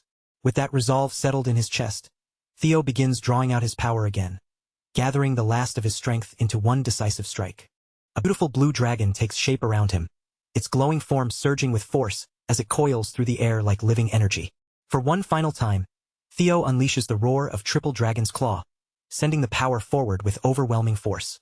At the same time, he declares that he will become strong enough to cut down anyone who stands in his path. The attack tears straight through Axian without mercy. In one stunning frame, Axian's body is pierced cleanly, rupturing apart under the full force of Theo's blow. Then, as the smoke and dust slowly begin to clear from the battlefield, a lifeless body drops heavily to the ground. The corpse lies there with its head completely severed from its body, leaving no doubt about how final the strike was. Axian's head falls separately from above, descending through the air after the rest of him has already collapsed. It crashes down with sickening force, smashing into the ground until it is reduced to a ruined mess. Blood begins to trickle across the battlefield, but by then, nothing can change what has already been done. After that long and brutal battle, the one left standing is Theo Ragnar, firm on his feet after finally carrying out his revenge. Liam can only stare in a daze at the horrifying sight of the young master's headless body, unable to process the disaster unfolding in front of him. For a man as arrogant as Axian, it is a cruel but strangely fitting end, one that leaves his pride shattered along with his body. Liam understands exactly what awaits him if word of this failure ever reaches the Sky Dragon, so he drives his remaining men forward and demands that they at least kill Theo in retaliation. The Roivan protectors, all high-ranking swordsmen, finally shake themselves out of their stunned silence and rush ahead together. In front of them, Theo remains standing tall. A faint smile rests on Theo's face, satisfied yet bitter at the same time, as if he already knows how dangerous the next moment will be. And he truly is in grave danger. Even if he had been in perfect condition, surviving a coordinated assault from 4 senior proctors would have been nearly impossible. In his current state, the situation is even more hopeless. His stamina has already hit its limit, and the mana he spent to kill Axian has drained his reserves almost completely dry. Realistically, there is only one thing he can still do now. With the tiny bit of strength left in his body, he can try to buy just a little more time. Based on his own judgment, help should be arriving any moment now, so every second he holds out matters. The proctors finally close the distance, entering striking range as they prepare one last desperate charge to avenge their fallen young master. But just when things look most dangerous, salvation arrives. The brave Remington Narcio and the lanky siblings pull themselves together and reach the battlefield right in time. They quickly moved around Theo and closed ranks, surrounding him from every side until their bodies formed a solid defensive wall between him and the advancing proctors. From Remington's point of view, there was nothing strange about this at all. When a comrade was in danger, standing beside them was simply what allies were supposed to do. Theo turned his eyes toward the dependable Silver Lion, and the moment he saw him standing there, a quiet wave of relief finally passed through him. Erica Lanka stole a quick look at Theo and seemed pleasantly surprised, as if she was satisfied that the rising star she had heard so much about was actually handsome too. Hulkus Lanka, meanwhile, looked thrilled for a completely different reason, clearly excited to see someone strong enough to kill Axian and still hold his ground against powerful swordsmen. With the cavalry arriving at the perfect moment, Sybil Dree found his spirit reigniting. Even though his body was battered, he forced himself back onto his feet and raised his sword to assist his young master.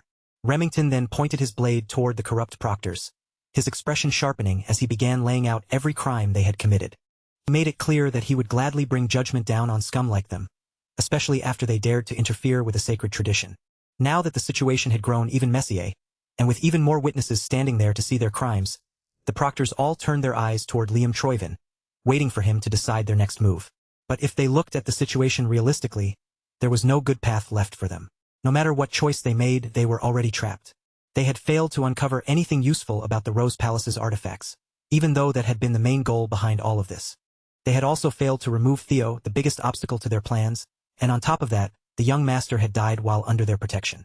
With this many witnesses, this many traces, and such a disastrous failure left behind, the whole thing was basically over for them.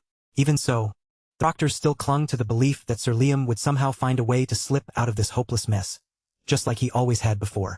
And when a situation became too tangled to untie, Liam's answer was brutally simple. If there were too many witnesses, then all they had to do was kill everyone. Liam still had the marbles hidden away as his final card. If he used them properly, They could pretend an abnormal monster outbreak had occurred and claim that every candidate on site had been wiped out because of it. By disguising their failed torture and assassination plot as a freak accident, they could erase the evidence and bury every trace of the Troyven family's involvement. Driven by desperation, Liam dropped the 25th grade monster marbles onto the ground. If they could arrange the scene convincingly enough, there was still a chance they might get away with it. Even with everything collapsing around them, the proctors still chose the family's interests above anything else, ready to sacrifice everyone to protect the Troyven name. But before the marbles could fully take shape and reveal their true forms, Liam suddenly felt a sharp pain tear through his stomach for the second time that night. The poor man had been struck from behind again, taking another brutal blow before he could even complete his last desperate plan. This time, the blade belonged to the White Dragon clan's supervisor, Selford Gardner, and beside him stood another supervisor, Aaron Bacchus. And they were not the only ones who had arrived. Along with the White Dragons, the Plum Blossom Palace and Daffodil Palace had also appeared, bringing 2 more supervisors with them, Natasha Koppel and Sally Gardner. At last, Liam, that crafty son of a bitch, lost his footing and collapsed onto the cold, unforgiving ground. Supervisor Selford immediately warned the remaining traitors to drop their weapons, making it clear that if they refused, they would be cut down right where they stood. The Troyven proctors froze, completely trapped with nowhere left to run and no clean way out of the situation. Behind them stood the most promising young talent of the Ragnar line, while in front of them waited veteran warriors who had survived countless battles. When Theo saw that the danger had finally passed and that safety was truly guaranteed, the final sparks of strength keeping him upright quietly faded from his body. Before he could hit the ground, the one who caught him was Ray Ragnar, the very woman who had warned him only minutes earlier not to go. And just before his consciousness slipped away completely, Theo managed to thank her for giving him that warning. While the criminals were being restrained and taken into custody, Remington finally dropped the heroic front and hurried over to his comrade, his face filled with genuine concern. The Lanka siblings immediately pushed their way in as well. Erica wanted to make sure Theo would remember her, while Hulkus was already thinking about arranging another duel. Then the rest of the 4 boys from the training ground came rushing in, pushing the others into the background as they poured out their gratitude to the young master with tears streaming down their faces. Surrounded by their voices, their worry, and the warmth of their concern, Theo Ragnar allowed a soft smile to appear. This was the kind of strength he had always wanted, not just power in his sword, but people who would stand with him. And out of everyone there, Ray understood that side of him better than anyone else. As the last traces of awareness began slipping away, Theo quietly asked for some bells, saying he only needed enough to secure first place. Not long after the traitorous proctors were arrested, the news reached Ragnar headquarters and spread through the highest ranks. Of course, Ed Troyven could barely believe what he was hearing, staring as if the messenger's words made no sense at all. Around the round table, the important figures of Ragnar sat in heavy silence as the messenger repeated the report in front of them. The news of Axion Ragnar's death struck the room like a thunderbolt, leaving disbelief hanging over every face. For the Sky Dragon, hearing that his nephew had died during a test where he himself had arranged the assassination of another fledgling nearly made him lose control on the spot. While Unkt struggled with everything he had to keep from exploding in rage, the announcement for the second round of the blooming ceremony began. Back at the starting point, the survivors of the brutal test had gathered together, and every one of them looked visibly exhausted from what they had just endured. Then someone stepped forward to the front, drawing everyone's attention as the crowd quieted down around him. An old man praised the candidates for their hard work, and the one officially announcing the end of the ceremony was none other than one of the 9 dragons, the Zenith Dragon, Pharaoh Ragnar. Everyone in the family knew the name of the Zenith Dragon, so the younger generation could only stare in awe. After all, this old man almost never appeared, not even at formal events. Reading the results aloud, Old Man Pharaoh announced that 45 out of 87 candidates had passed. That number might sound rough at first, but compared to usual years, the survival rate was actually above average, proving just how talented this year's group really was. It might even be remembered as one of the strongest batches in history. And even among such an impressive generation, the candidates with the highest scores shone far brighter than the rest. So now the real question is obvious. Can you guess who claimed the top score? Everyone was reminded that clearing the second round carried real weight. Anyone who passed would no longer remain a mere apprentice because from that moment on, they would automatically be promoted to entry level. At this point, the survivors had every right to hold their heads high. Those who made it through had officially earned the qualifications to serve as Ragnar inspectors, working under one of the many factions within the family. And just as the excitement in the air was beginning to swell, the Zenith Dragon moved on to the part everyone was waiting for, the announcement of the scores. First place, exactly as many had started to expect, went to Theo Ragnar, who had secured an unbelievable total of 1,121 points. It was almost ridiculous to think about. This was the same guy who had been sitting at 0 points until the very last minutes of the test, only to suddenly rocket all the way to the very top. But once everyone remembered that he had taken Axian's head, that insane leap in points suddenly made a lot more sense. Second place belonged to Remington Narcio with 926 points, while Eric Alenka took third with 843 points. Ray Ragnar claimed fourth place with 789 points, and Hulkus Lanka barely managed to squeeze into fifth. The old man continued reading the rankings all the way down to the passing cutoff at 45th place. For these outstanding candidates, prestigious positions were now practically waiting for them. But even after that, the blooming ceremony still had not fully ended. There was still a third round, a hidden final stage that only the absolute best of the best were allowed to enter. When the candidates who had gathered enough bells to join the secret ceremony were called forward and asked to raise their hands, the familiar standouts proudly answered. In the end, only the top 4 had proven themselves monstrous enough to earn the right to step into the final trial. This hidden part of the ceremony centered around the quality breathing method. After collecting enough bells, a candidate could study the inscriptions carved within them and draw lessons from the hidden messages. It sounded simple on the surface, but actually reading those etchings, understanding their meaning, and pulling true insight from them required an incredibly sharp level of discernment. Those talented enough to grasp those secrets could add the visions they gained into their own arsenal, earning the qualification to face one final assessment. In Theo's past life, he had only managed to scrape together one bell through luck, but back then, even with that bell in his hands, he had not been able to understand even the smallest part of the hidden message inside it. This time, however, Theo had hatchling synchronization, an ability that allowed him to peer into the thoughts and essence of things themselves. Because of that power, the encrypted words did not remain as simple writing to him. Their true meaning unfolded inside his mind as vivid images and lived experiences. He witnessed countless scenes from the past, watching heroes and warriors sharpen their craft across different moments in time, and in a short span, those visions poured a deep understanding of the hidden truth directly into him. Normally, even having one person qualify for the final test would be considered rare, yet this year there were 4. As far as Theo could remember, Ray and Remington were not supposed to comprehend the quality breathing method on this night. That made him wonder if his own actions had changed their progress as well. Then, as the icy floor opened up before them, Old Man Pharaoh invited the top 4 forward and told them to show what they had achieved. When his turn came, Theo Ragnar stepped onto the stage. With Axian now gone from the picture, he knew many things would begin changing very quickly. But instead of feeling dread toward the future waiting ahead of him, Theo felt strangely calm, steady, and centered. This time he had the tools he needed. This time, he could begin shaping a better future with his own hands. As he walked toward the center of the clearing, faint sparks began crackling around his feet, flickering against the icy ground with a sharp electric glow. Those sparks quickly grew more violent, swelling into roaring thunder. After sorting through countless bells, Theo had finally become attuned to his natural attribute. To display the depth of his comprehension, he entered the first stage and infused his mana with the roaring thunder attribute. The second stage was expression, where that thunderous mana was no longer just contained inside him, but manifested outward for everyone to see. When the training ground boys saw their boss standing there like the god of thunder himself, they could barely contain their excitement. Normally, an outstanding candidate could stop at this point and still be praised as a true genius. But Theo Ragnar was simply built on a different level. There's not even a proper word yet that could fully capture the scale of his talent. With the dragon heart beating powerfully inside his chest, Theo demonstrated the third level of comprehension, showing complete and absolute control over the thunderous mana surging around him.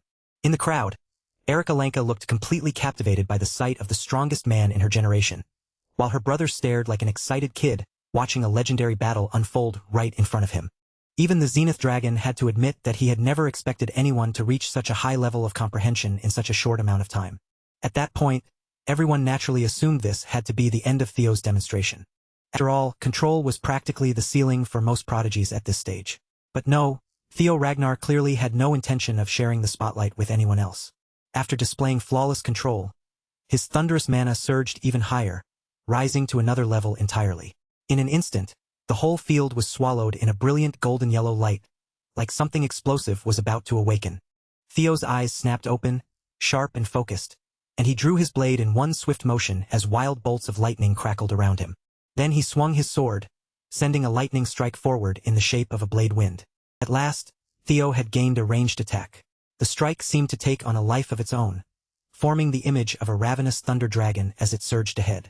Among the 5 stages of comprehension, this was the 4th level, expansion. This time, the other candidates could not even speak. They just stood there frozen, their jaws hanging open in pure astonishment. Theo Ragnar aimed his new technique straight toward Old Man Pharaoh. Of course, the old man only chuckled with amusement.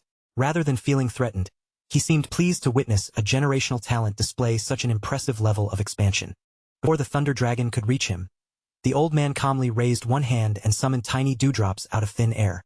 Those small drops compressed themselves to an unbelievable degree, then stood firm and blocked the entire Thunder Dragon head-on. The Zenith Dragon was not offended in the slightest that a candidate had dared to test him so directly. In fact, he looked genuinely delighted, as though he had just discovered a fascinating gem hidden within this year's ceremony.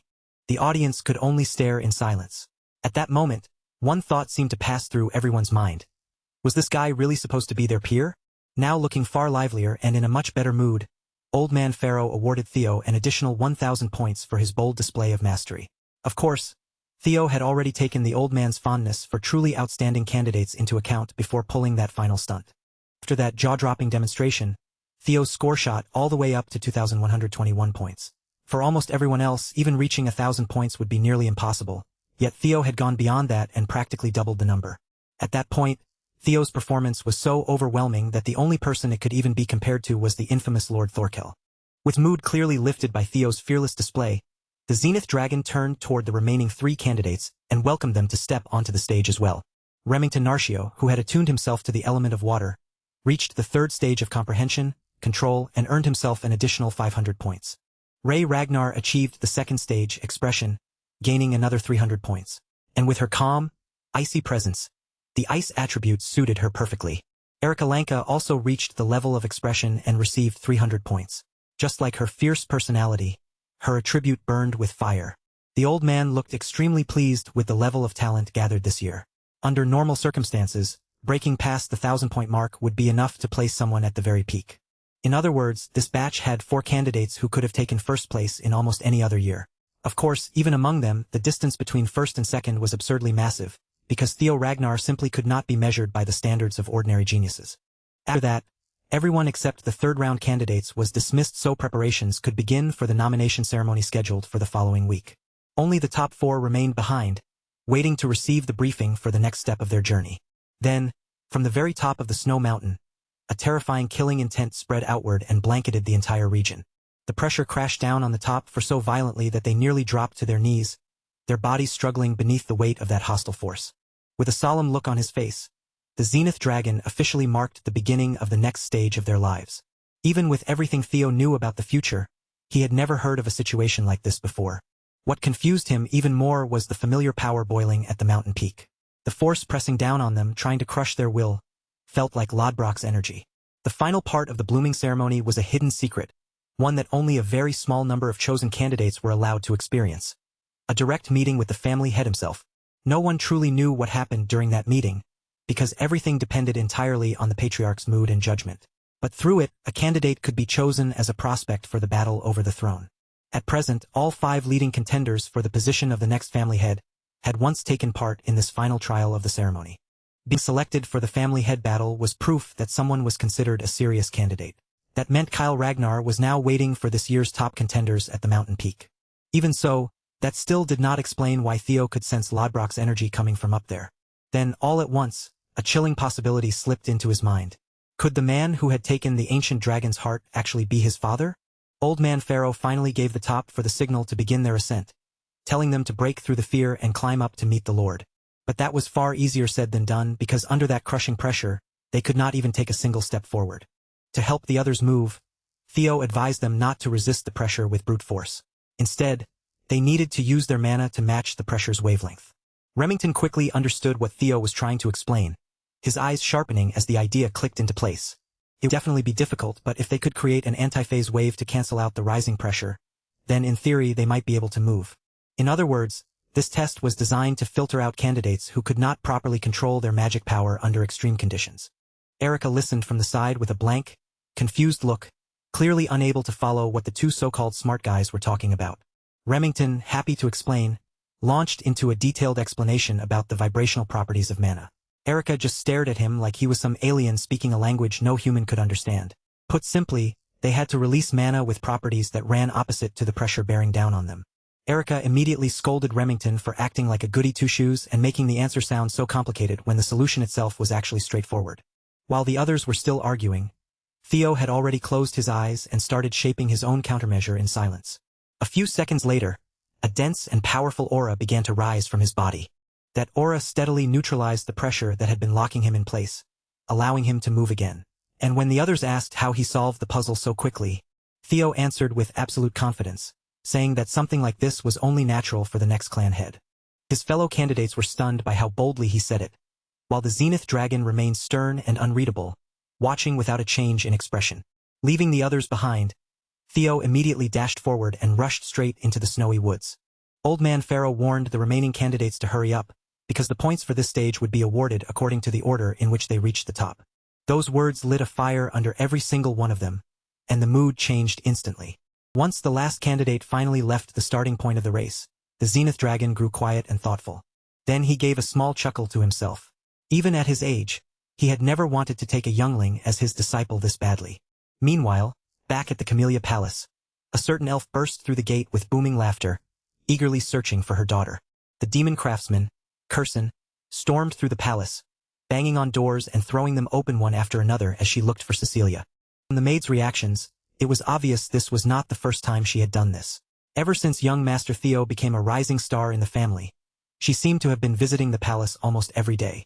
At last, Curson interrupted an important meeting by pushing open the right door, then immediately cheered when she spotted her daughter inside. For what felt like the 100th time, Cecilia warned her mother to maintain proper decorum within the palace grounds. But Curson could not have cared less about empty displays of manners, especially when she was about to become outrageously wealthy. Of course, she was already wealthy by just about any normal standard, but soon her coffers would be overflowing with an absurd amount of treasure. After all, this was the woman known as the elf embodiment of capitalism itself. Ever since Theo became famous, orders had been flooding into her workshop non-stop, and her business had finally broken into mainstream popularity. Naturally, Cecilia was happy for her mother. But more than that, she had always believed her son would rise above expectations and excel. Before, Cecilia had only wanted to see Theo succeed and prove himself. But now that her little boy was constantly stepping into dangerous situations, her heart could not stop tightening with worry. What if he got hurt? What if all that pressure and attention became too much for him? Standing on the sidelines with nothing to do made Cecilia feel painfully helpless. Unable to keep all that frustration bottled up, Cecilia turned her focus toward the one thing she still could do for her son. If she could not fight his battles for him, then at the very least, she would make sure Theo always looked absolutely immaculate. Meanwhile, Curson was busy rambling excitedly about her future plans to expand the business. Her workshop would no longer focus only on weapons, because she was preparing to branch out into crafting and selling accessories as well. And just that one expansion alone had the potential to increase her revenue by 10 times, which was enough to make her excitement completely understandable. Since Cecilia had also been searching for more ways to support her son, she turned to her mother with a serious proposal. An order for a specially made prosthetic arm. High above them, at the snowy mountain peak, Kal Ragnar burst into loud laughter after hearing his son openly declare that he was aiming for the throne. The family head then spoke to a small black bird nearby, calmly assuring the little creature that he was not the kind of father who would block his child's dreams. Besides, he understood better than anyone how important it was not to crush the ambition of the young. After all, when Kal was younger, he had once been just like Theo. In fact, the very peak of the mountain, filled with countless ownerless blades, stood as proof of that undying ambition. This graveyard of swords was a monument to everything he had once pursued. For Kal Ragnar, the one thing that mattered most was the prosperity of the family. And to protect that prosperity, he was willing to deal with anything or anyone that stood in the way. With a graveyard of blades stretching as far as the eye could see, what difference would one more victim make? For some reason, the black bird seemed uneasy, as if it was genuinely worried about this year's contenders. Kal Ragnar immediately made his stance clear. When the future of the family was at stake, his blade did not recognize blood ties. After all, he already knew full well that his damn son was a regressor. And just like that, the situation grew even heavier. At last, the long-awaited moment had arrived for father and son to meet at the peak. When Kal Ragnar saw Theo's battered, exhausted state, the smirk on his face quickly disappeared. The playful, cheerful air of a carefree father vanished in an instant. In its place stood someone who looked like the guardian of death itself, surrounded by the countless blades of enemies who had already fallen before him. It had taken Theo 4 full hours to climb the steep mountain, even though under normal conditions, he could have reached the top in just one. That suffocating pressure had slowed him down to an almost unbearable degree. Kyle beckoned his son closer, then asked whether Theo understood what this graveyard of blades truly represented. Most children of Ragnar had heard the legends about their father and the myth surrounding this final resting place. This place embodied the meaning of becoming the clan head of the Ragnar family. It was a position where one person had to shoulder endless threats and challenges alone, with no one else to depend on. The seat obeyed only the rule of strength. A true clan head had to stand above every other mortal without wavering. So when Kyle asked Theo whether he had what it took to seize such a position, Theo answered without hesitation, his voice carrying a firm and confident yes. His father warned him not to give such a decisive answer so lightly. On Kyle's own path to the top, he had sent thousands upon thousands of souls into the afterlife, and not everyone could bear the weight of that much resentment. Standing in this place, Kyle was constantly reminded of the bloody road he had walked. Even now, he could still hear the curses of his victims and the threats of revenge that seemed to echo from beyond the world of the living. Even so, Theo's resolve did not bend. The kid knew exactly what kind of person he intended to become. As for the reason behind that resolve, it all led back to his past life and his thirst for vengeance. If he could seize the throne, he could finally end the cursed bloodshed inside the clan, and that mission stood above everything else. Of course, Theo could not simply tell his father that truth. So, in true Ragnar fashion, he chose to answer that loaded question with his sword instead. While Ragnar grinned at that response. His boy clearly knew exactly what kind of answer mattered in a situation like this. Since Theo had chosen to speak with his blade, Kyle would no longer treat him as a son.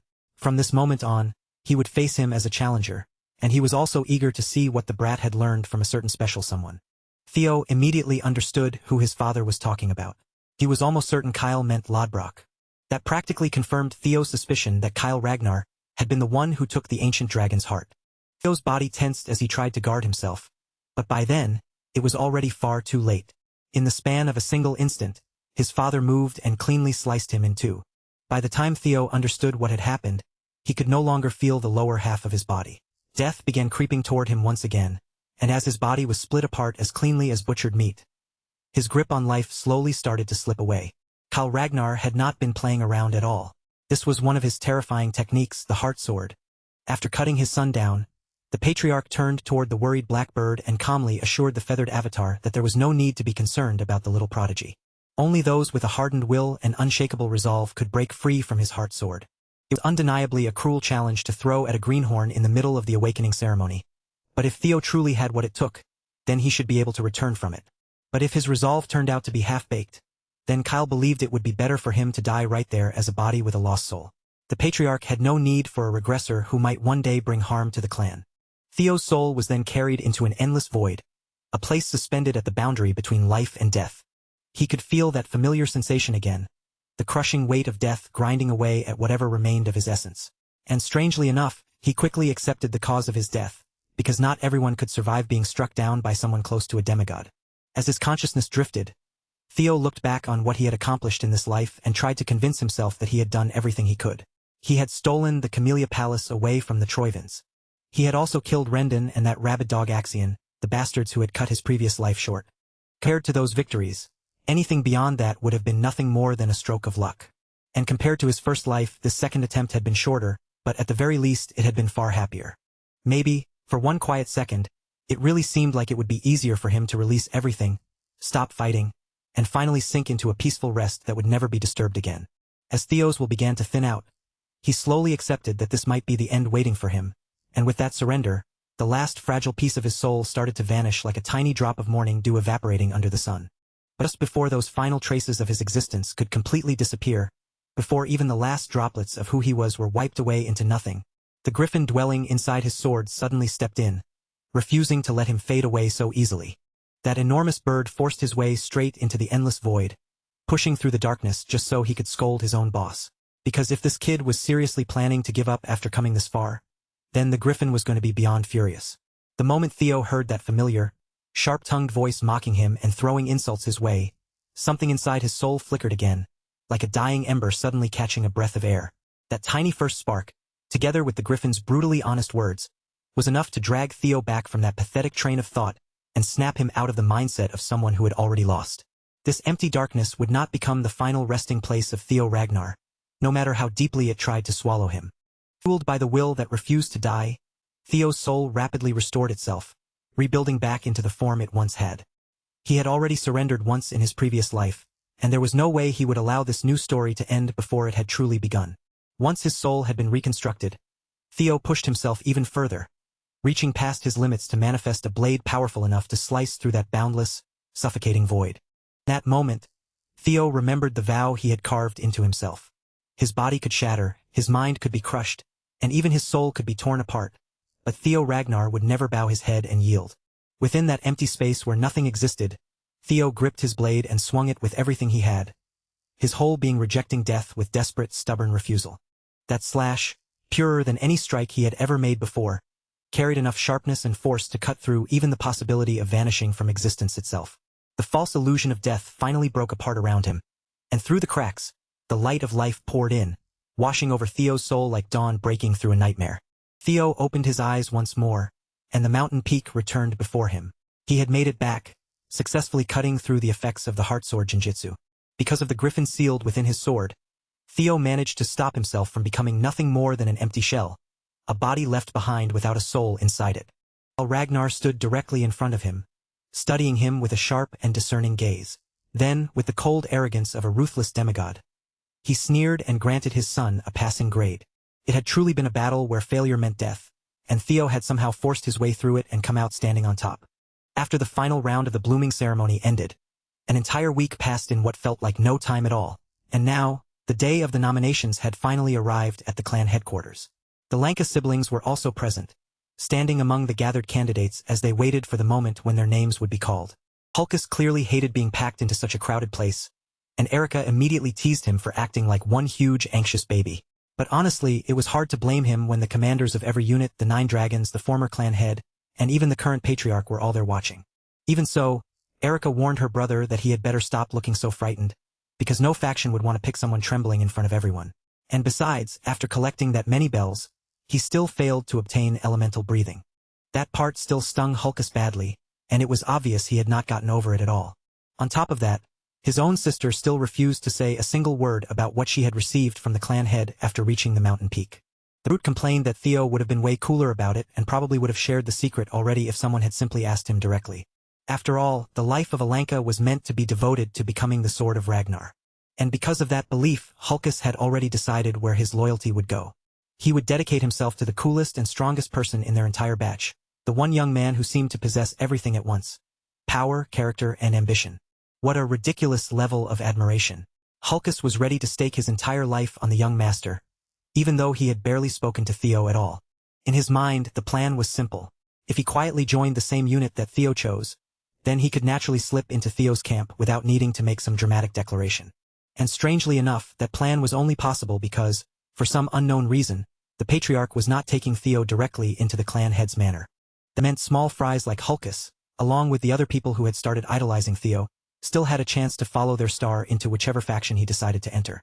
Then, cutting cleanly through the rumbling noise of the arena and the restless voices of the crowd, the ceremonial drum thundered out, its heavy beat announcing that the nominations were about to begin. Without wasting any more time, the overall valedictorian of this year's batch, Theo Ragnar, was called forward to receive the honors he had earned. The crowd was packed with civilians and swordsmen alike, and every one of them seemed to be cheering for the same person. The boy who had once been mocked, insulted, and looked down on more harshly than anyone else. Theo stood before the high-ranking members of Ragnar and accepted all of it with a calm smile, letting the cheers wash over him without losing his composure. Somewhere in the middle of that crowd, Evelyn Nareville watched him quietly, cheering in silence for the young master she had helped guide and nurture. If Evelyn could choose purely from her own feelings, she would have loved to see Theo join the white-armored dragon cavalry. But of course, she knew that wish was only her own selfish little dream. As the valedictorian of his class, Theo had proven that he could excel in every category placed before him, surpassing every single one of the other candidates without exception. And just as he was about to be asked which faction he wished to choose, an unexpected figure rose from the row of the 9 dragons. Ed Troivin, the Sky Dragon and director of the Central Intelligence Bureau, stood up without a word, instantly drawing the attention of everyone present. The air tightened at once. Many people immediately wondered if this madman was about to cause trouble in order to avenge his nephew, though doing something like that here would have been unbelievably foolish with so many powerful figures gathered in one place. The announcer did not allow the mood to spiral and quickly pushed back, firmly ordering the Sky Dragon to sit back down. Theo figured that Ed Troivin was probably still shaken by Axion's death, But considering where Theo was standing and who was watching, he did not feel especially threatened. But then, to everyone's surprise, Ed Troyvin suddenly showed a bright smile that looked far too fake to be trusted and invited Theo to join the Central Intelligence Bureau as its new deputy director. Theo had killed the man's nephew, and now somehow, instead of revenge, he was being handed a job offer as a reward. In the Ragnar clan, earning the title of valedictorian carried a special meaning, especially for Theo. Not long ago, he had been trapped at the very bottom of the succession ladder. But now, he had finally broken out of that shell, rising upward as if he had hatched and spread his wings for the first time. News of Theo's achievements spread rapidly throughout the clan.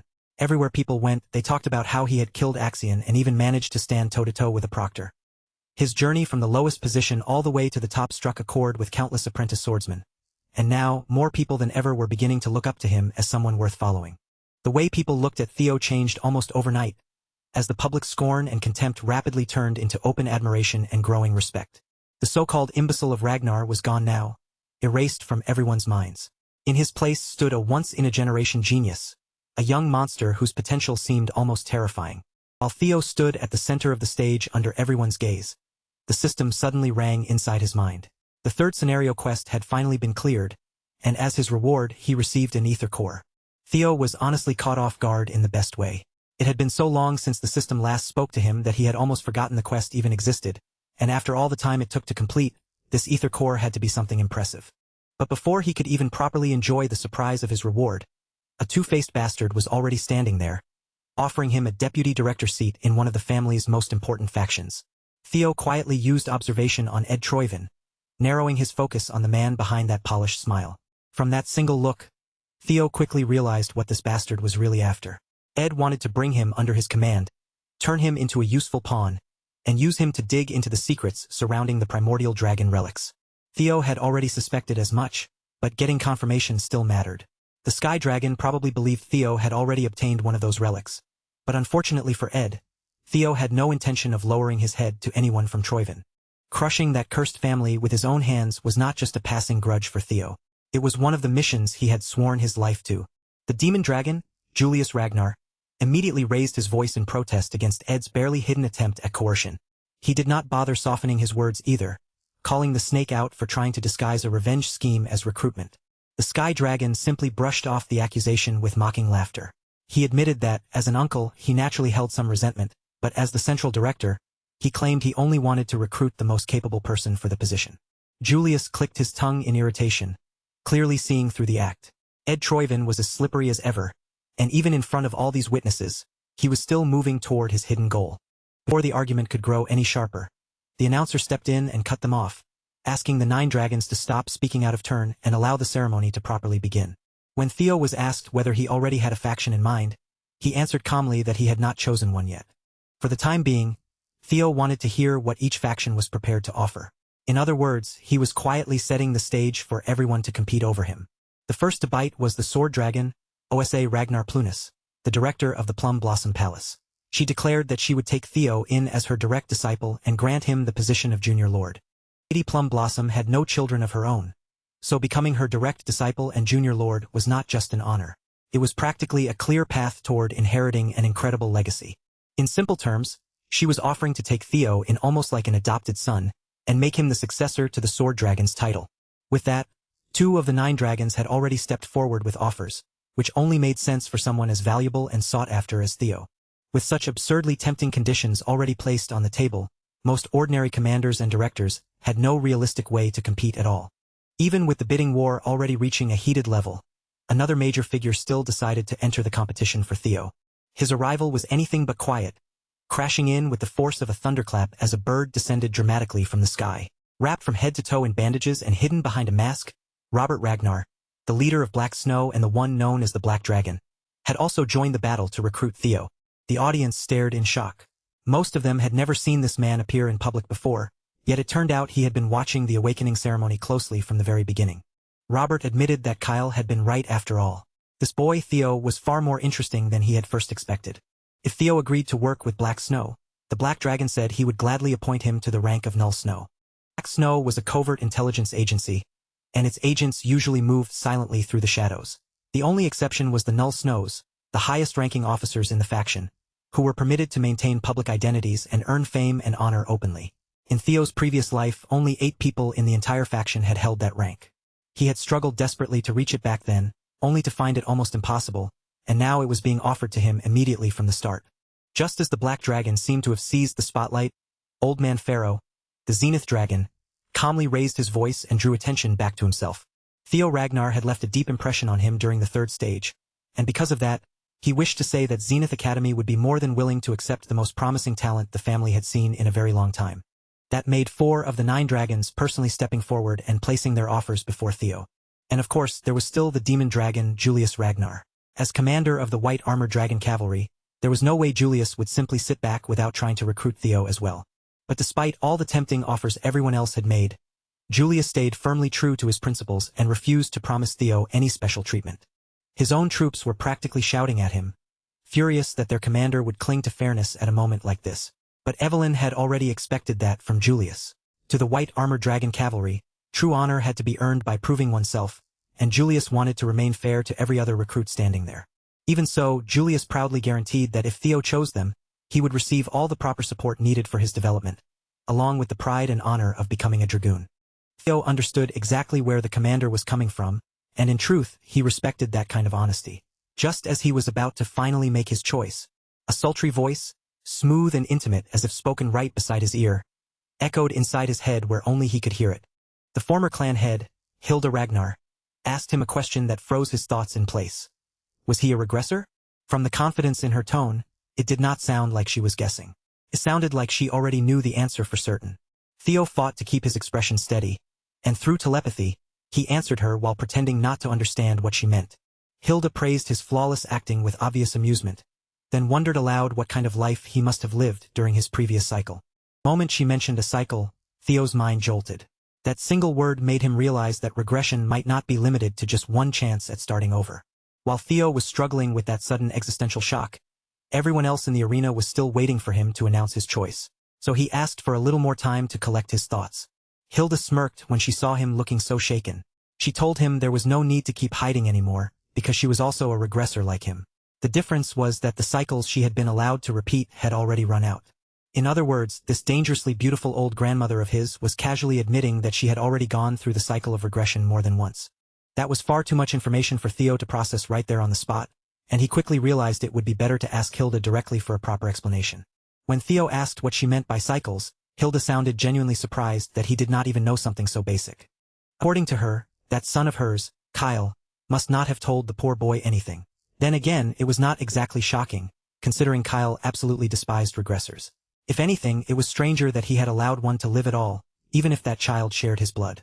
Perhaps that was the real reason Theo had been forced into such a brutal life-or-death trial at the mountain peak. Hilda seemed rather pleased when she sensed how badly the boy wanted answers, but this was not the place or the moment to unravel everything. If Theo truly wanted to learn the hidden truths of the Ragnar clan and even the wider world beyond it, then he would need to seek out his grandmother later and continue this conversation properly. During the final round of the awakening ceremony, the only thing his father had given him was that merciless heart sword, a trial meant to cut him down without the slightest kindness.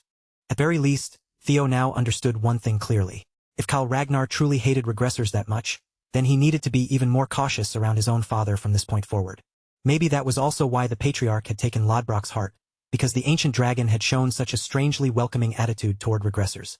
For an ordinary human to defeat a being as powerful as that sounded completely impossible, almost like something no sane person would even try to imagine. But Kyle Ragnar was called a demigod for a reason, and when it came to that man, impossible things had a nasty habit of becoming reality. His father was always moving like a monster with no brakes. If Theo wanted to uncover the real secrets behind regression, then sooner or later, he would have to sit down face to face with Grandma Hilda and force out a long, proper explanation. Aside from that shocking revelation, there was still one important decision waiting for him. Theo Ragnar had finally settled on the faction he would join. With his chest lifted proudly and his eyes full of certainty, Theo announced his choice with unwavering determination. But for now, his final pick stays just out of reach. Remington Narcio, who had taken second place in this batch, chose Zenith Academy and became the disciple of the Zenith Dragon. It was almost a perfect match, considering both master and student shared the same foundation in water current breathing. In Theo's previous life, Remington had returned to the Narcio clan and chosen to develop his strength alone. Eventually, that path led him into a bloody rebellion against the Ragnar clan. and making an enemy out of the Silver Lion was never the kind of mistake anyone walked away from easily. But this time, Remington did not leave the clan. That single change had been brought about by Theo's influence. For now, the two rivals had to part ways, but it was only a temporary farewell between them. They would move forward into different factions, sharpen themselves on separate roads, and keep the promise that they would meet again once both of them had grown stronger. In such a short period of time, these two had gone from rivals to true brothers in arms, bound by battle, respect, and shared ambition. As expected, Rey Ragnar returned to Daffodil Palace, the place where her mother, the Ice Dragon, ruled with absolute authority. For a woman like Rey, there really was no place more fitting than that icy palace and the power waiting for her there. Sybil and the other fools from Training Ground 4 had also hoped to follow their young master, just as expected, but their grades were not high enough to earn them entry into the faction Theo had chosen. It was painful to separate from comrades who had fought beside him, but this change was necessary. Theo was genuinely looking forward to watching his new friends spread their wings and grow along their own paths. After everyone was dismissed and the crowd began to loosen, the Lanka siblings made their way over to Theo. Hulkus immediately tried to act casual, pretending that it was pure coincidence they had somehow ended up in the same faction as Theo. Theo, of course, greeted them politely and thanked them for the help they had given him during the second stage of the ceremony. Erica made it very clear that she would be remembering that debt for the future. She liked strong men, and apparently so did her huge brother. No doubt about it. Then one of the supervisors suddenly warned the new recruits to straighten up and pay attention, because the commander was on his way. And really, it should have been obvious that Theo would choose the most honorable unit in all of Ragnar. It was the perfect place to raise his standing, build his reputation, and begin driving forward his campaign to become the next clan head. White Armored Dragon Cavalry was commanded by none other than the relentless Demon Dragon himself. Any deeper conversation with Grandma Hilda would have to wait until later. For the moment, the new recruits had a different duty in front of them. It was time to declare what they would become. Hulkus Lanka threw his voice out loudly, declaring with full enthusiasm that he was going to become an amazing dragoon. Some recruits wanted fame, dreaming of a name that would spread far and wide across the clan. Erica declared that she wanted to become the strongest of her entire generation, though that path would definitely not be an easy one. One young recruit simply said he wanted to be acknowledged by the commander, and that awkwardly sincere wish earned him a few strange looks from the people around him. At last, it was time for the Golden Boy himself to step forward and shout out his own vision for the future. To prepare for the great war that was destined to arrive in 5 years, Theo vowed that within half a decade, he would rise all the way to the position of commander of the White Armored Dragon Cavalry. Declaring something like that right in front of the current commander took an unbelievable amount of nerve. But Julius did not take Theo's direct challenge as an insult. If anything, he seemed to enjoy hearing such enormous ambitions from a fresh recruit. No matter what reasons these young recruits had for choosing the cavalry, Julius wanted them to remember one thing above all else. Every drop of blood and sweat they spilled while serving this unit would one day be carved into legend. The hardships they endured today would become tomorrow's pride. The cavalry's shield would never break, and its swords would never yield. From this moment onward, they were bound by the same creed, and each of them would have to protect the backs of the others without hesitation. At the end of the road they would forge through blood, sweat, and struggle. Sweet glory would be waiting for them. With those words, the Demon Dragon formally congratulated his new rookies and welcomed them into the cavalry. Then, as if to prove the power of the unit they had just joined, his fearsome mount made a sudden and overwhelming entrance. The commander's partner was a flying dragon named Gullah, a massive creature whose very presence stood as the living symbol of the dragoons. After Gullah appeared, the rest of the draconic pack swept in behind him, their enormous wings spreading across the sky until they nearly blotted out the sun. Riding on the backs of those dragons were the senior members of the cavalry, descending with the weight and pride of veterans. For the day, each rookie was assigned to one of those seniors, who would serve as their personal handler and guide them through their first steps in the White Armored Dragon Cavalry. The mittens test was about to begin, and that meant the fresh recruits would finally head out into the dangerous nesting grounds to search for flying partners of their own. The sight before them was almost overwhelming, with dragoons soaring through the sky in formation, their wings cutting across the clouds in a breathtaking display of power and discipline. At some point, every child born into the Ragnar clan had dreamed of standing there one day, with a flying dragon partner of their own, waiting proudly at their side. And the person assigned to guide Theo through this test was none other than Evelyn herself. Theo was genuinely surprised to see her away from Training Ground 4 and back among the cavalry once again. Unable to hide his curiosity, he asked whether she had finally returned to active duty. Evelyn answered with a bright, almost relieved smile, telling him that she was finally taking up that mantle again. Thanks to a brand new prosthetic arm crafted by the demon craftsman, Evelyn could at last return to the thing she loved most, serving as a dragoon and riding through the skies. A few days earlier, Mommy Cecilia and Kirsten had suddenly paid Evelyn a surprise visit, coming to her in person so they could express their gratitude. At the time, Evelyn had been right in the middle of putting the boys from Training Ground 4 through another harsh lesson. As usual, Evelyn tried to brush off all the praise and thanks, insisting that Theo's success came from the young master's own natural talent, not anything she had done. But Celia believed otherwise. In her eyes, Evelyn's recognition, support, and guidance had clearly played a major role in her son's growth. And knowing Theo had someone so dependable beside him made Cecilia want to repay her in some meaningful way. Even then, Evelyn continued to speak of herself as though she had done nothing special, and Cecilia clearly did not like hearing her put herself down like that. Kirsten then remarked that the lights guiding others through darkness often have no idea just how brightly they are shining. The elf could see that very light inside this one-armed swordswoman, and she wanted to help Evelyn shine even more brilliantly across the world. Back in the present, Evelyn's life as one of the cavalry's premier dragoons had been reignited. Cecilia gave Theo all the credit, telling Evelyn that her son was the one who had called in such an enormous favor, and because of that, Evelyn could finally grip the reins of her beloved dragon once more. Theo had no idea any of that had happened behind the scenes, but even without him knowing it, his mother had once again proven that she truly was the best mom anyone could ask for. To repay that life-changing favor, Evelyn Nereville swore herself to Theo, pledging to become the young master's loyal sword. Theo accepted her vow without hesitation, and together they flew toward the perilous nest of the white-armored dragon cavalry. The nest of white dragons was not the kind of place where ordinary humans could ever hope to settle comfortably.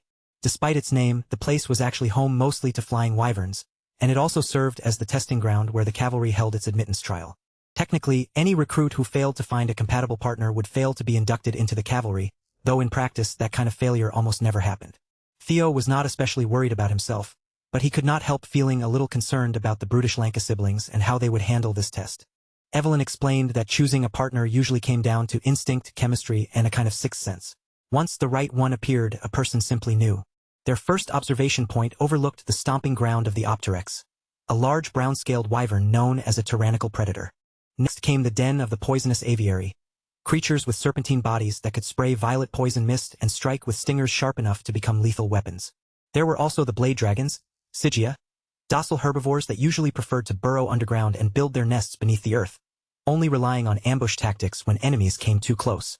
Higher up in the skies were the speed dragons, velociraptors, small but quick and intelligent creatures that hunted in packs and spat fire from their jaws. Most of the wyvern species managed by the cavalry fell into these four groups, but unfortunately, none of them gave Theo that instinctive feeling of connection he was looking for. Then, as Theo searched through the memories of his first life, one infamous wyvern suddenly came to mind. 6 years after the Great War began, a massive mutated wyvern would descend upon the white dragon's nest and launch a terrible raid, slaughtering hundreds of mounts raised by the white-armored dragon cavalry. That monster was eventually given the fitting name of the evil shadow dragon. On that dreadful day, 8 villages were burned to the ground, and dozens of warriors lost their lives. The disaster was so alarming that the Ragnar clan would later classify the evil shadow dragon as a Class 2 calamity, a demonic fiend that could not be ignored. In the end, defeating that vile creature required both the demon dragon and the sword dragon to be deployed together, and it earned its name because of its terrifying ability to hide within the shadows. This was basically a bloody version of training your dragon, and Theo, being Theo, would absolutely love to form a partnership with that abnormal beast. From what he remembered, the beast had one obvious feature that set it apart from the others. After flying around the nesting grounds for some time, Theo finally got lucky and spotted that glaring distinction with his own eyes. While the rookies were each doing their best to secure a partner of their own, the commander was relaxing on the deadly cliffs with Gullah at his side, watching over the area in his usual composed manner. But his quiet moment was interrupted when the sword dragon entered his territory. Today, however, Julius did not seem to mind the interruption. After all, he had just secured the most talented prospect in the clan's history, and a dragon he had never expected to catch had fallen right into his grasp. And as it turned out, that was exactly why OSA had come to see him. She already knew that Commander Julius intended to establish Theo as one of the cavalry's main pillars sooner rather than later. Of course, Julius neither confirmed nor denied her claim. A man who ran his mouth too easily could bring about his own downfall, and he was not about to make that mistake. Even without him saying anything incriminating, the sword dragon could tell that Julius was painting a much larger picture than she had first assumed. He had not spoken a single careless word, but the direction of his thoughts was still clear enough for OSA to sense. Still, OSA had not come there to stir up trouble. On the contrary, She had arrived with a proposal meant entirely for the sake of the golden boy. Julius kept his answer short and blunt. Theo was already in his faction, so transferring him to the Plum Blossom Palace was completely out of the question. Still, he wanted to hear what kind of proposal this plump woman had brought. Without softening her words or dancing around the point, OSA suggested that they jointly mentor the rising star. It was an idea without precedent. The factions within the clan did not normally mix their teachings or bend long-standing traditions for a single promising recruit, no matter how exceptional he might be. Back with Theo and Evelyn, the two of them guided their flying mount closer to the distant corner Theo had noticed from the sky. Down below, four rowdy little troublemakers had surrounded a single wyvern with bluish-white scales, ganging up on it from every side. Evelyn already knew about this particular wyvern and the way it kept getting bullied by the others. The cavalry had tried every solution they could think of, but no matter what they did, nothing had managed to fix the problem. The other wyverns kept rejecting him because, in their eyes, he was not a pureblood. The poor creature had been born from a female wyvern and a male viper, making him something the others refused to accept. Viper, as Theo learned, were Class 1 demonic fiends that lived deep within the demon sea, and honestly, no one even understood how one of those monsters could have possibly reproduced with a wyvern. A union like that should never have happened in the first place, and the idea that it could actually produce offspring sounded even more impossible. Theo could barely believe the strange piece of history he was hearing, and the more Evelyn explained, the more absurd the whole situation became. Class 1 demonic fiends were not just dangerous monsters. They were disasters to humanity itself, living calamities that existed only to spread destruction. If one ever managed to cross the Great Wall, the damage it could cause would be unimaginable, and on top of all that, they were hideous creatures too. Viper were ghost-type monsters that lurked in the shadows, and once Theo heard that, the truth immediately clicked into place. The evil shadow dragon must have gained its rare and terrifying abilities from the Viper blood flowing through it. The birth of this white wyvern had caused a major uproar within the cavalry. There had been plenty of resistance at first, but in the end, they decided to accept him into the nest so they could observe him. But after that came the bullying, with the other wyverns refusing to acknowledge a half-blood as one of their own. Keeping him isolated would not solve anything either, so even the cavalry had no clear answer for what they should do. After hearing about everything the little guy had endured, being pushed away simply because of where he came from, Theo felt those words hit him harder than expected. The cavalry had given him the name Umbra, a word that meant shadow in the ancient language. Theo smiled as he looked down at the lonely wyvern below, and a strong feeling settled in his chest. His partner had finally appeared. Without giving Evelyn any warning, Theo suddenly rose from the saddle and announced his choice right then and there. Instead of waiting for Evelyn to land safely, the madman simply threw himself off the flying beast. No preparation, no parachute, no hesitation at all. He was far too excited to meet Umbra properly. Evelyn's heart nearly stopped when the young master under her care suddenly decided to skydive on a whim. Theo was just that determined to help Umbra live a different life this time around. After all, Theo had been given a second chance himself, so why should the evil shadow dragon not be allowed that same chance at a new beginning? Theo stirred his mana and dropped from the heavens like a bolt of lightning. Evelyn, stunned by his recklessness, had no time at all to stop him. As he plunged toward the cliff face below, Theo drew out multiple blades and sent them flying through the air, each one launched at a different speed and angle. His eyes lit up as hatchling synchro activated, allowing him to seize control of the blades through psychokinesis. Using that clever trick, he managed to slow his fall and turn the hovering blades into makeshift footholds in midair. From a distance, it almost looked as if Theo was running downward through the sky, stepping against gravity itself. Learning psychokinesis was already impressive, but using it in such a creative and daring way was on a completely different level, and Evelyn could only stare in amazement. The young monster's growth speed was truly beyond belief. On the cliff below, the wyverns surrounding Umbra hissed and screeched with open hostility, their bodies tense as they closed in around him. Even so, the bullied beast refused to lower his head, meeting their snarls with his own defiant growl. Watching that unfair scene unfold right in front of him, Theo was suddenly reminded of the days when he had been mocked as the imbecile of the clan. Back then, his peers had sneered at him for being an incompetent bastard, and all he could do was grit his teeth, swallow the humiliation, and endure every insult thrown his way. But now, Theo was no longer that helpless boy. He had become someone entirely different, the undeniable greatest of his generation. Sparks crackled around his body as Thunder Dragon breathing roared to life, wrapping him in surging power.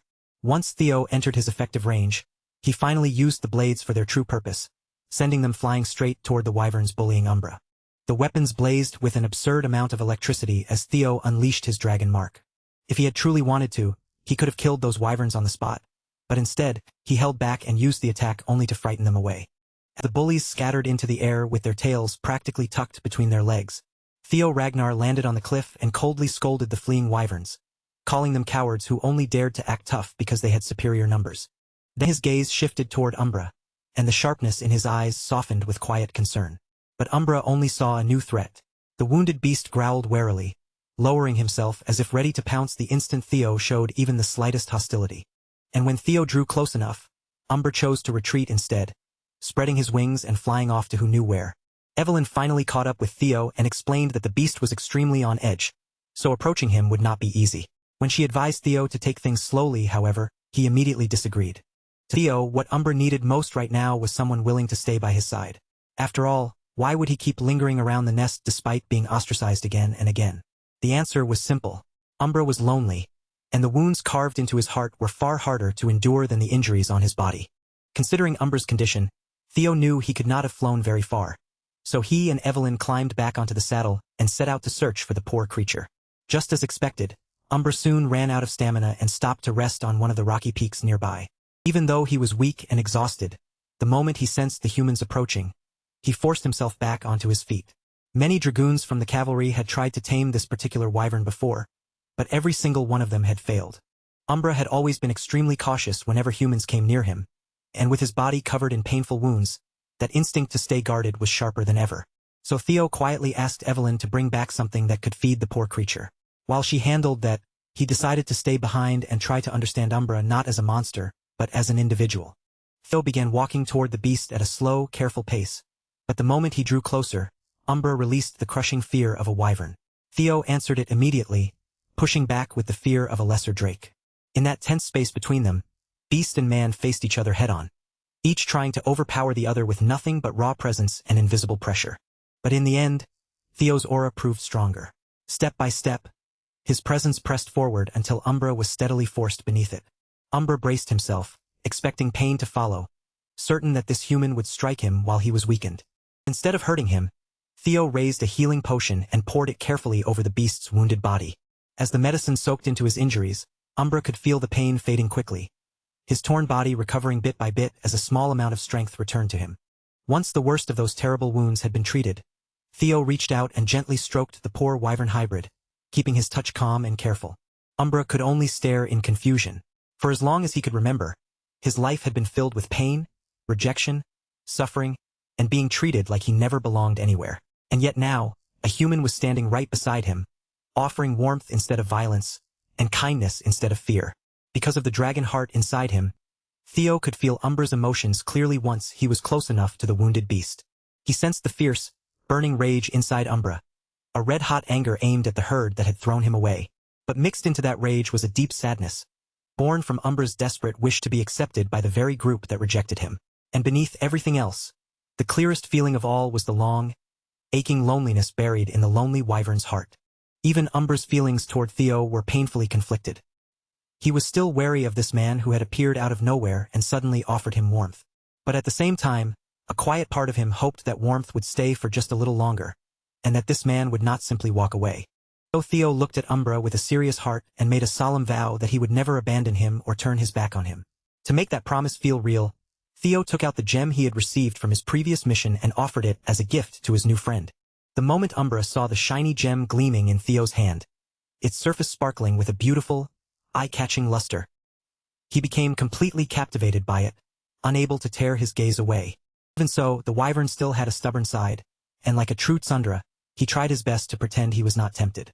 But there was not much resistance he could offer when Theo simply placed the gem around his scaly neck. Theo then promised Umbra that if he followed him from that day onward, they would find plenty more shiny treasures together. For Umbra, who was already staring at the gem with barely hidden desire, that offer was almost impossible to refuse. To make the deal even more tempting, Theo suggested they could eventually make reins and saddles covered in priceless gems, something dazzling, flashy, and beautiful enough to turn every head. Of course, pulling that off might require robbing someone's grandma. And the grandma he had in mind was none other than his own. Far away, inside her workshop, Kirsten suddenly felt a chilling sense of doom, as if a very large amount of her money was about to vanish. Surrounded by promises of companionship, treasure, and a future filled with glittering things, Umbra lifted his head and roared with pure joy. Theo Ragnar was officially recognized as the master of the Viper Wyvern. At that same moment, he also unlocked the Wyvern taming skill. That skill would grant him greater mastery depending on how much trust his partner placed in him, while also giving both rider and mount a 10% boost in power. A few minutes later, Evelyn finally returned to the area. She came dragging 2 bulls by their horns, while her own wyvern stood nearby, still catching its breath after the effort. The very beast that not a single dragoon in the cavalry had been able to tame was now curled close to the young master, practically cuddling with him. They handed the bulls over to Umbra, and the wyvern happily dug into the heavy meal, tearing into his lunch with clear satisfaction. When Evelyn looked at Theo in curiosity and asked how he had managed such a thing, Theo simply said that he had taken care of Umbra's wounded heart. After that, the gift had easily finished the job. The aggressive outcast from before now looked almost like an adorable puppy, even offering some of the bull meat to his master. By this point, Evelyn had no choice but to accept it. Whether he was dealing with people or beasts, Theo had a strange charm that simply worked. Then, when Umbra lowered his neck and back toward Theo as a clear sign of trust, Evelyn congratulated the young master for officially passing the test. But a moment later, she realized Theo was not planning to make this some simple ceremonial ride on his new mount's back. Evelyn immediately panicked. Theo had not received any proper flight training yet, and trying to ride a wyvern without reins or a saddle was practically inviting a horrible accident. Theo only grinned at her concern and calmly assured Lady Evelyn that he would be perfectly fine. With his wyvern training skill helping him, he believed he could make up for the riding experience he still lacked. And just like that, the new partners launched into the air, leaving Evelyn standing on the ground below, watching them take off. As Umbra soared upward with obvious excitement, Theo guessed that his new partner must have been eager to show his master something special. For the first time in his miserable life, Umbra looked genuinely happy. Watching his partner fly with almost childlike wonder, Theo could not help wondering how such a pure-hearted creature had ever become the terrifying demonic fiend known by the evil shadow dragon name. After crossing through the entire nest, the two of them finally reached the edge of a massive waterfall, where endless water came crashing down in a roaring curtain. Without slowing down, Umbra passed straight through the heavy downpour and flew into a hidden cave concealed behind the falling water. Theo had believed he knew the winter mountains well, especially after everything he had experienced in the black snow. But even he had never known that a crystal cave was hidden behind that waterfall. And with the entire place glittering so brilliantly, it was easy to understand why Umbra loved it so much. As Theo looked around the glittering cavern, he finally understood what had pushed Umbra toward becoming the evil shadow dragon. Scattered throughout the crystal cave were countless ghost spirit flowers, and Umbra had clearly been surviving by eating them. Those eerie flowers were not supposed to grow in a place like this at all. Under normal circumstances, they only bloomed in the deepest parts of the demon sea, feeding on pure demonic energy. Dragons and demons were said to carry energies that opposed each other completely, so Theo could not understand how Umbra had managed to live on something so dangerous. Whatever the reason, one thing was clear: those flowers had to be burned away. Umbra immediately showed that he did not like that idea, but Theo calmed him down by promising that he would not touch or damage the crystals. Then, deeper inside the cavern, another shocking sight slowly came into view. There, chained against the wall, hung a horrifying corpse, thin, withered, and rotting away in the freezing darkness. From what Theo could tell, the man had been dead for at least 10 years, yet strangely, the body had barely decayed as much as it should have. The icy temperature inside the cave had certainly helped preserve it, but that alone could not explain everything. This level of preservation also pointed to an enormous amount of magical power. In life, this man must have been a high-ranking martial expert with terrifying strength. Theo knew this was not something he could fully examine right now, so he decided he would have to return another time and investigate properly. But the moment Theo turned his back on the chained corpse, its dead face seemed to stir, and its eyes opened with a glare full of resentment. And it began shrieking a name again and again, the name of the current clan head, Kyle. Umbra reacted instantly to the threat, lunging forward and slamming the corpse deep into the wall before it could move freely. With his body between the corpse and Theo, Umbra roared furiously at the enemy that had dared to show hostility toward his master. Even while pinned down, the corpse kept spewing Kyle's name from its rotting mouth. At instant, Theo felt a sharp sense of danger and realized his new friend was in serious trouble. The corpse suddenly tried to sink its teeth into Umbra's feet, but Theo threw his own arm in the way, taking the bite from those rotten teeth instead. It clamped down hard and refused to release him, cursing Kyle and Robert Ragnar with hatred that seemed to crawl out from beyond the grave. That was enough for Theo to realize something was wrong. His father and the Black Dragon had to be connected somehow to this random chained corpse hidden in the cave. At that dangerous moment, Evelyn burst in and came to Theo's rescue. She unleashed the shared technique of the white-armored dragon cavalry, blade barrage, striking with ruthless precision. Countless thrusts rained down in an instant, shredding the corpse's head until it was practically erased, and only then was Theo finally freed from its bite. Theo staggered, his legs giving out beneath him, and he dropped to his knees while apologizing for letting things go wrong. From the bite wound, an unbearable pain spread violently through his body, racing through him like fire under his skin. The corpse's bite had been infused with a toxin made from demonic energy, and without an antidote, Theo could end up dying an excruciating death. Evelyn panicked and immediately tried to lift him up so she could rush him back to headquarters, but Umbra stepped in and refused to let her take him. The wyvern pushed her aside, then kept nudging Evelyn away from the young master, as if desperately trying to make her understand something. Sensing Umbra's urgency, Theo forced himself to look at his partner and asked if there was a way to save him. Without hesitating, Theo chose to place his life completely in Umbra's hands. Even through the pain, he managed to grin, trusting the Viper Wyvern to decide his fate. Evelyn immediately rejected the idea, horrified by how reckless it sounded. A corpse toxin mixed with demonic energy was basically a death sentence if it was not treated properly. But as far as Theo understood, even if they used ordinary treatment, his chance of survival would still be less than 30%. That was why he wanted to gamble everything on Umbra's method. After all, Umbra had evolved into a Class 2 demonic fiend by eating ghost spirit flowers. He must have faced that corpse before, and somehow learned how to suppress both demonic energy and corpse toxins. Before his consciousness slipped away completely, Theo asked Evelyn to please follow Umbra's lead. The Viper Wyvern immediately scanned the cave and moved quickly, harvesting a bundle of ghost spirit flowers from where they grew among the crystals. Then he broke off several pieces of the surrounding crystals, gathering them with urgent purpose. Umbra brought the scattered materials to Evelyn, clearly asking her to crush them together and feed the mixture to the young master. Evelyn clenched her teeth, swallowing her fear, and chose to obey Theo's request. She grabbed the ghost spirit flowers and the broken crystals in her hands. Then, using her mana, she forcefully crushed them down and blended everything together into one harsh mixture. What formed was a dark purple liquid, and Evelyn carefully dripped it into Theo's mouth.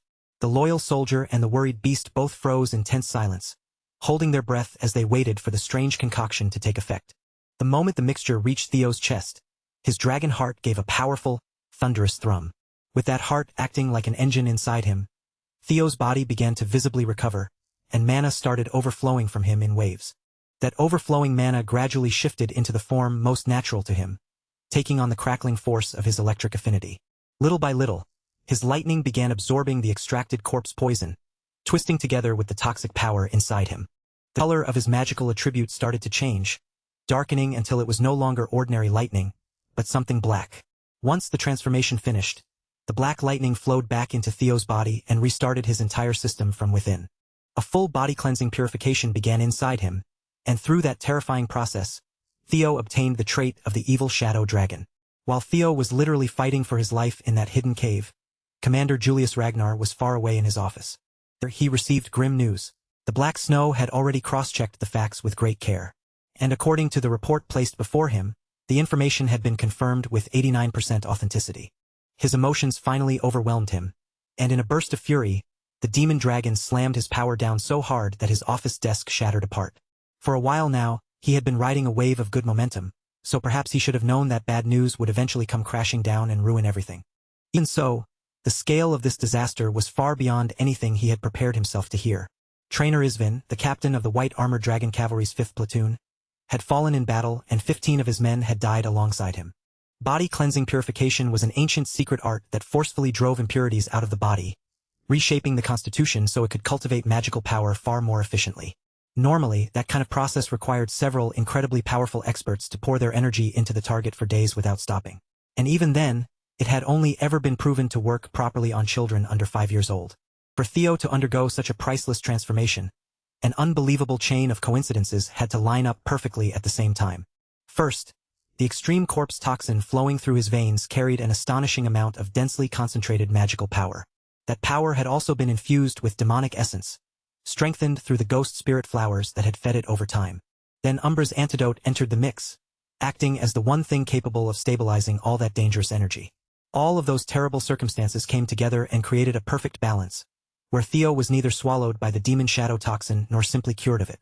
Instead, his body managed to absorb that uninterrupted power and turn the deadly poison into something of its own. At last, Theo's body jolted awake, and when his eyes opened, Evelyn and Umbra were both right there beside him. Still feeling exhausted from everything his body had just endured, Theo gave them a worn-out look and apologized for making them worry. Only then did the loyal soldier and his new partner finally release the breath they had been holding in relief. But when Theo checked his status window, he could hardly believe what he was seeing. Somehow, he had become the second iteration of the evil shadow dragon. The cleansing alone had granted him an additional 85 status points, an increase so massive that even Theo had to recognize how extraordinary it was. Now he was certain of one thing: the crystals growing inside this cavern were not ordinary stones, but condensed forms of pure energy. That purity must have weakened the toxicity of the ghost spirit flowers, transforming what should have been deadly poison into an incredibly powerful medicine. Theo could not have been more grateful that he had chosen to place his life in Umbra's hands. Ragnar's body was already considered close to perfection from the very beginning. But now that Theo had undergone body-cleansing purification and awakened as the evil shadow dragon, his path toward the absolute peak had become even clearer. The biggest question left in front of them was the identity of that corpse. Before, it had become nothing more than a vengeful spirit chained in the dark. When Evelyn moved closer and examined the wall more carefully, she noticed something fascinating carved into its surface. Across the stone, clean and precise writing had been engraved everywhere, forming a journal left behind by a high-level martial master. The words recorded how the man had hidden inside this cave after suffering defeat at the hands of Kyle and Robert Ragnar. He had intended to wait in silence, recover his strength, and carefully prepare his revenge before his body finally failed him. But his condition kept worsening because Robert Ragnar had injured his Manhwa, destroying the foundation his power depended on. On top of that, the ghost spirit flowers he consumed in order to survive only hastened his decline and pushed his body closer to death.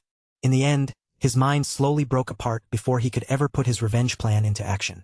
With no way out, he was forced to accept the bitter truth that he would die while still carrying that undying grievance. Before the end, the man chose to leave everything behind. He melted down his precious emerald serpent sword and used it to bind himself, hoping that someday, someone would discover this hidden place and carry out his final wish. The next portion of the writing revealed something even more incredible: the flying sword technique of the god of tempest. That meant the corpse had to be the legendary swordsman once said to command the wind itself, the tragic hero who had fallen to Kyle Ragnar during the battle for the throne 40 years ago. The Wind Baron, Hector Ragnar, was believed to have met the end of his legend in that final battle.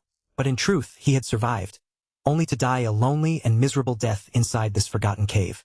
As a loyal sword of Ragnar, Evelyn Nareville immediately lowered herself to her knees, showing the fallen man the deepest respect. Even though the Wind Baron had lost to the clan head, he was still a Ragnar of the previous generation with a legitimate right to succession. And as a vassal, Evelyn had harmed someone who could have been a successor, a grave crime worthy of immediate execution. Theo, however, rejected her desperate plea without hesitation. What Evelyn had struck down was not truly a Ragnar anymore, but a madman consumed by resentment. More importantly, she had done what was necessary to protect the current successor. Using the authority he carried, Theo ordered Evelyn to forget everything that had happened inside this cave. And if that still was not enough to satisfy her sense of duty, he suggested that she take the Wind Baron's secret techniques for herself. Naturally, Evelyn objected at once, insisting that she was not worthy of inheriting a power that could even rival the techniques of the 9 dragons. But Theo did not waver. He stood firm in his decision and declared that Evelyn would become the successor of Hector Ragnar. In his eyes, there was no one more deserving of carrying that legacy into the future. Besides, by accepting it, Evelyn would allow the Wind Baron to finally rest in peace, and as his legacy disciple, no one could question her actions as a crime. As Theo's sword, this was the path that made the most sense, and the one he believed she was meant to walk. Moved by the young master's words, Evelyn Nareville, a high-ranking swordsman of Ragnar, bowed before Theo with absolute reverence. She pledged her undying loyalty as his faithful vassal and humbly asked him to accept her oath. Theo only smirked at the sight, because this girl had always been rigid, serious, and painfully devoted to doing everything by the book. Seeing how badly Evelyn wanted her loyalty to be accepted in the proper way, Theo decided to honor that wish and quietly drew his blade. With a graceful motion, he knighted Evelyn on the spot, accepting her oath of loyalty and carving that promise deep into his heart and soul. From that moment on, she became the first sword of her esteemed lord. With Umbra standing there as the witness to their pact, the bond between vassal and master was no longer just spoken aloud. It had been firmly sealed and made official. By the time the sun began to sink toward the horizon, most of the rookies had already returned to the white armored dragon cavalry headquarters. Hulkus felt rather proud of himself, especially after realizing that he had managed to get back before Theo. But then he and his frog-like mount froze in shock when they saw the final rookie descending onto the field. Theo Ragnar had returned with the most unusual partner out of everyone who had taken part in the test. A few of the veteran cavalrymen recognized Umbra almost immediately, remembering him as that infamous disobedient brat no one could control. But once they realized Theo was the one who had tamed the so-called untamable beast, they simply accepted it as another miracle from the millennium's greatest prodigy. As for poor Hulkus, his confidence was crushed on the spot. Evelyn then submitted the formal report for their completed aptitude test. After handing it in, she looked around and asked where the commander had gone. The other dragoons explained that their boss had rushed off to his office just a moment earlier after receiving an urgent message. And as if answering that question himself, the demon dragon soon reappeared on the field with his intimidating partner, landing with a heavy force that made the atmosphere turn serious. Julius Ragnar began by apologizing for having to deliver bad news immediately after the admittance test had just ended. Then he announced that everyone present, veterans and rookies alike, would be deployed to Fort Blanky without delay. That single order sent a wave of confusion and worry sweeping through the headquarters. Theo was the only one there who had some idea of what was coming. The Ceres Merchant Guild hostage incident at Fort Blanky was finally beginning. They were about to interfere with the scheme meant to secure the Dragonslayer sword, Bamung, for the coming coup.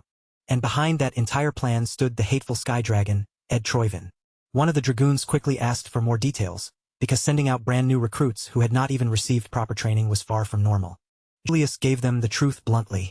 Trainer Isvin, the captain of the 5th platoon, and the soldiers under his command had all gone missing. Everyone knew Captain Isvin. He was the oldest knight in the white armored dragon cavalry, and no one could imagine him being taken down easily. To Theo, this felt like it might be another butterfly effect caused directly by his own actions. According to Black Snow, there was an 89% certainty that they were already dead. And even if they had somehow survived, they would be in no condition to continue the mission, so every available soldier would temporarily take on the 5th platoon's name and carry out the objective in their place. Evelyn Nareville was assigned as the acting captain.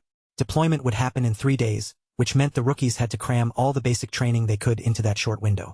Even after hearing the report, Julius still refused to believe that old Isvin could have fallen so easily. But this belief did nothing to cool the anger burning inside him. Thirsting for vengeance, he finished his announcement and made a forceful exit.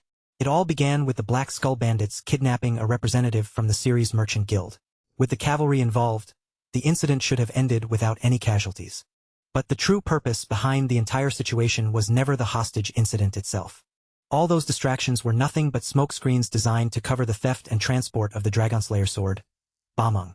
Once Ed Troyvin got his hands on that blade, the coup would finally begin.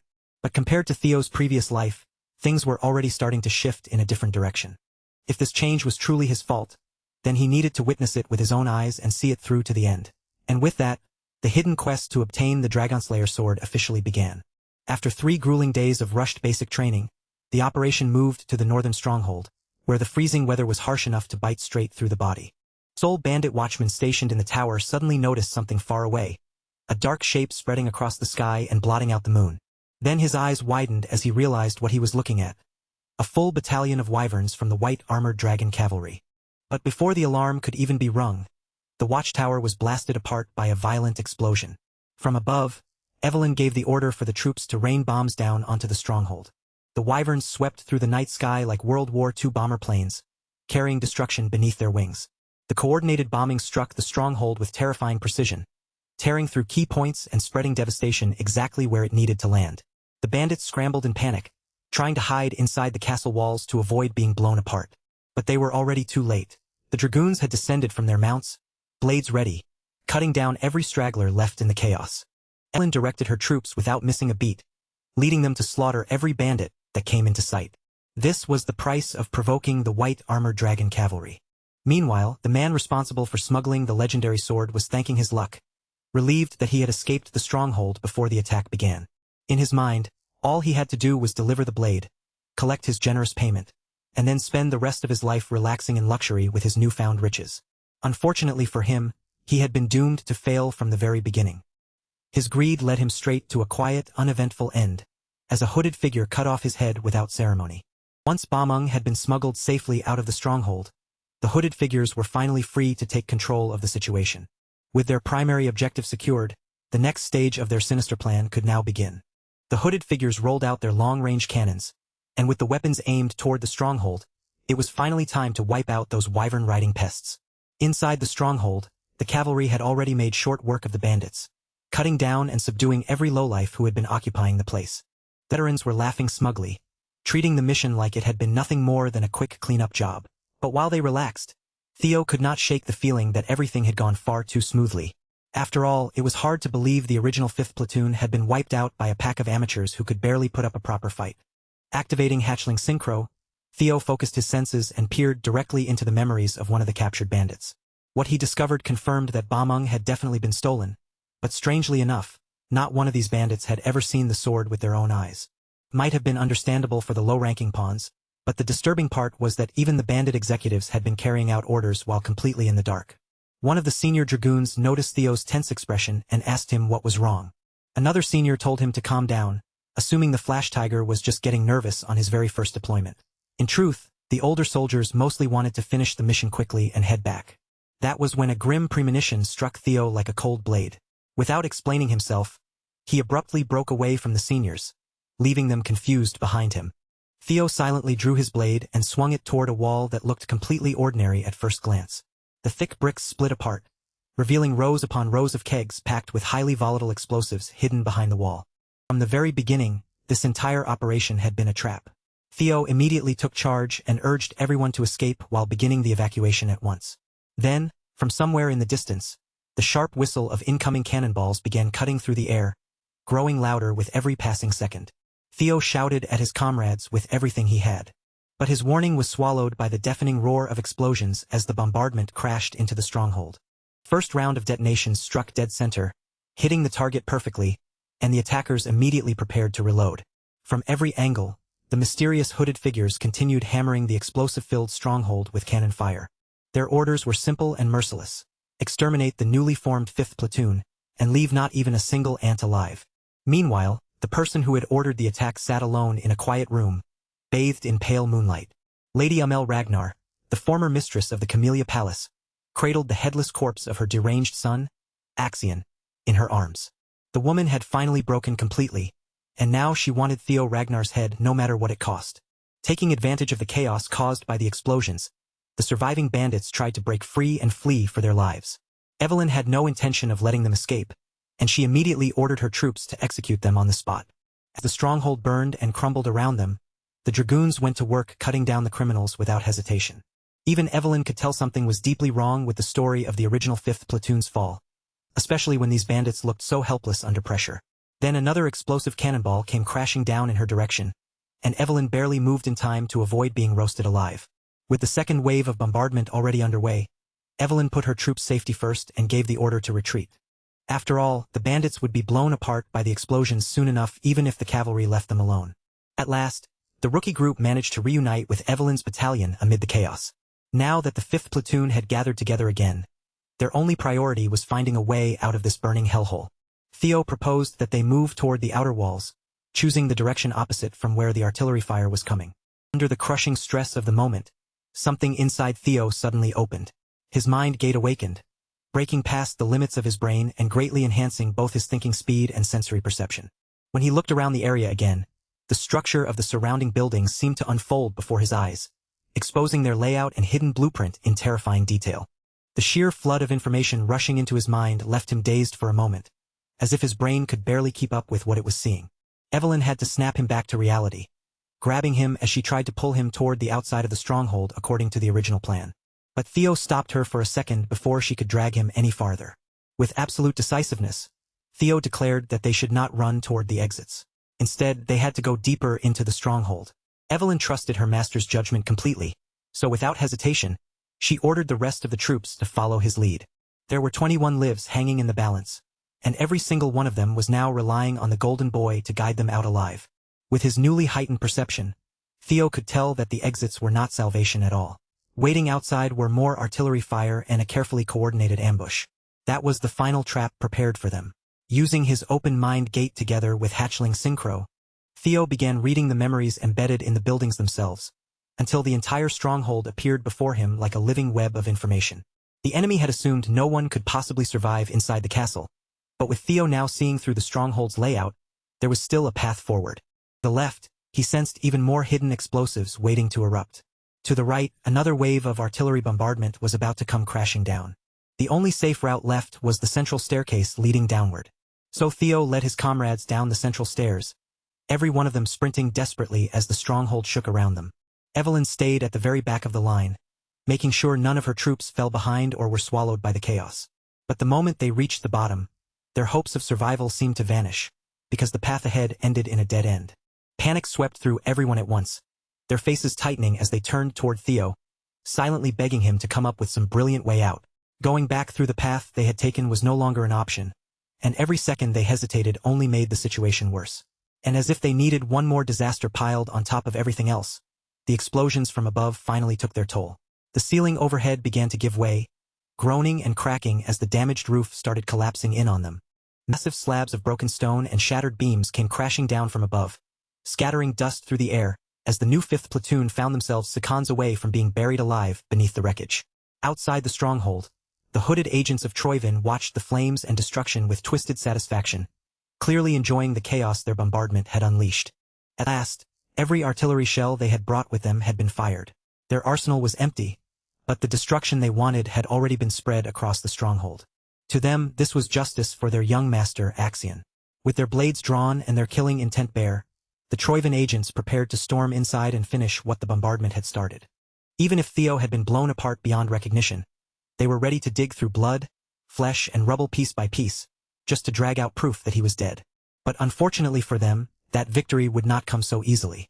The new 5th platoon had escaped death by the narrowest possible margin. As the roof and ceiling caved in above them, the floor beneath their feet gave way too, all because Theo made one desperate slash at the final instant. The entire group plunged downward into a hidden underground lair, landing in a place none of them expected. And waiting in the shadows below were even more hostile bandits. Theo had not chosen that direction blindly. He had noticed an open space hidden deeper beneath the hallway, and that single observation became the only reason everyone survived the collapse. Theo looked beyond the bandits blocking their path. His eyes caught sight of something deeper inside the underground chamber. A prison built into the darkness, sealed behind thick steel bars. Among the people locked behind those bars was Captain Trainer Isovin, trapped with the others in the underground prison. Of course, the remaining bandit jailers were no match for Evelyn's troops. In fact, Hulkus handled the last two himself, cutting them down before they could pose any real threat. Once the prisoners were secured, Evelyn quickly heard the full story from Captain Isovin. No one could have guessed that the Central Intelligence Bureau had been the force secretly pulling the strings behind this entire scheme. The original 5th platoon was finally released from their shackles, their restraints falling away after all that time in captivity. But freedom did not bring them much joy. Every one of them had lost limbs, and even the old captain himself had been left permanently wounded. Ellen had suspected from the beginning that Ed Troyvin was somehow involved in this betrayal, but even she had not imagined the conspiracy ran this deep. These traitors had gone so far as to raise their swords against their own fellow clansmen. There was no softer word for what they had done. This was treason, and treason demanded the harshest punishment Ragnar law could deliver. Captain Isvin understood the anger burning in the younger soldiers, but he warned them not to let rage blind them. Their enemies were not fools. This entire plot had been prepared carefully from beginning to end, and with their current numbers, facing them head-on would be dangerous. For the moment, their first priority had to be finding some way to contact the Black Snow Agent station nearby. Theo pointed out that no help had arrived yet, which likely meant the enemy had already dealt with the Black Snow Agents hidden around the area. The situation looked grim, but the Rising Star still had a plan forming in his mind.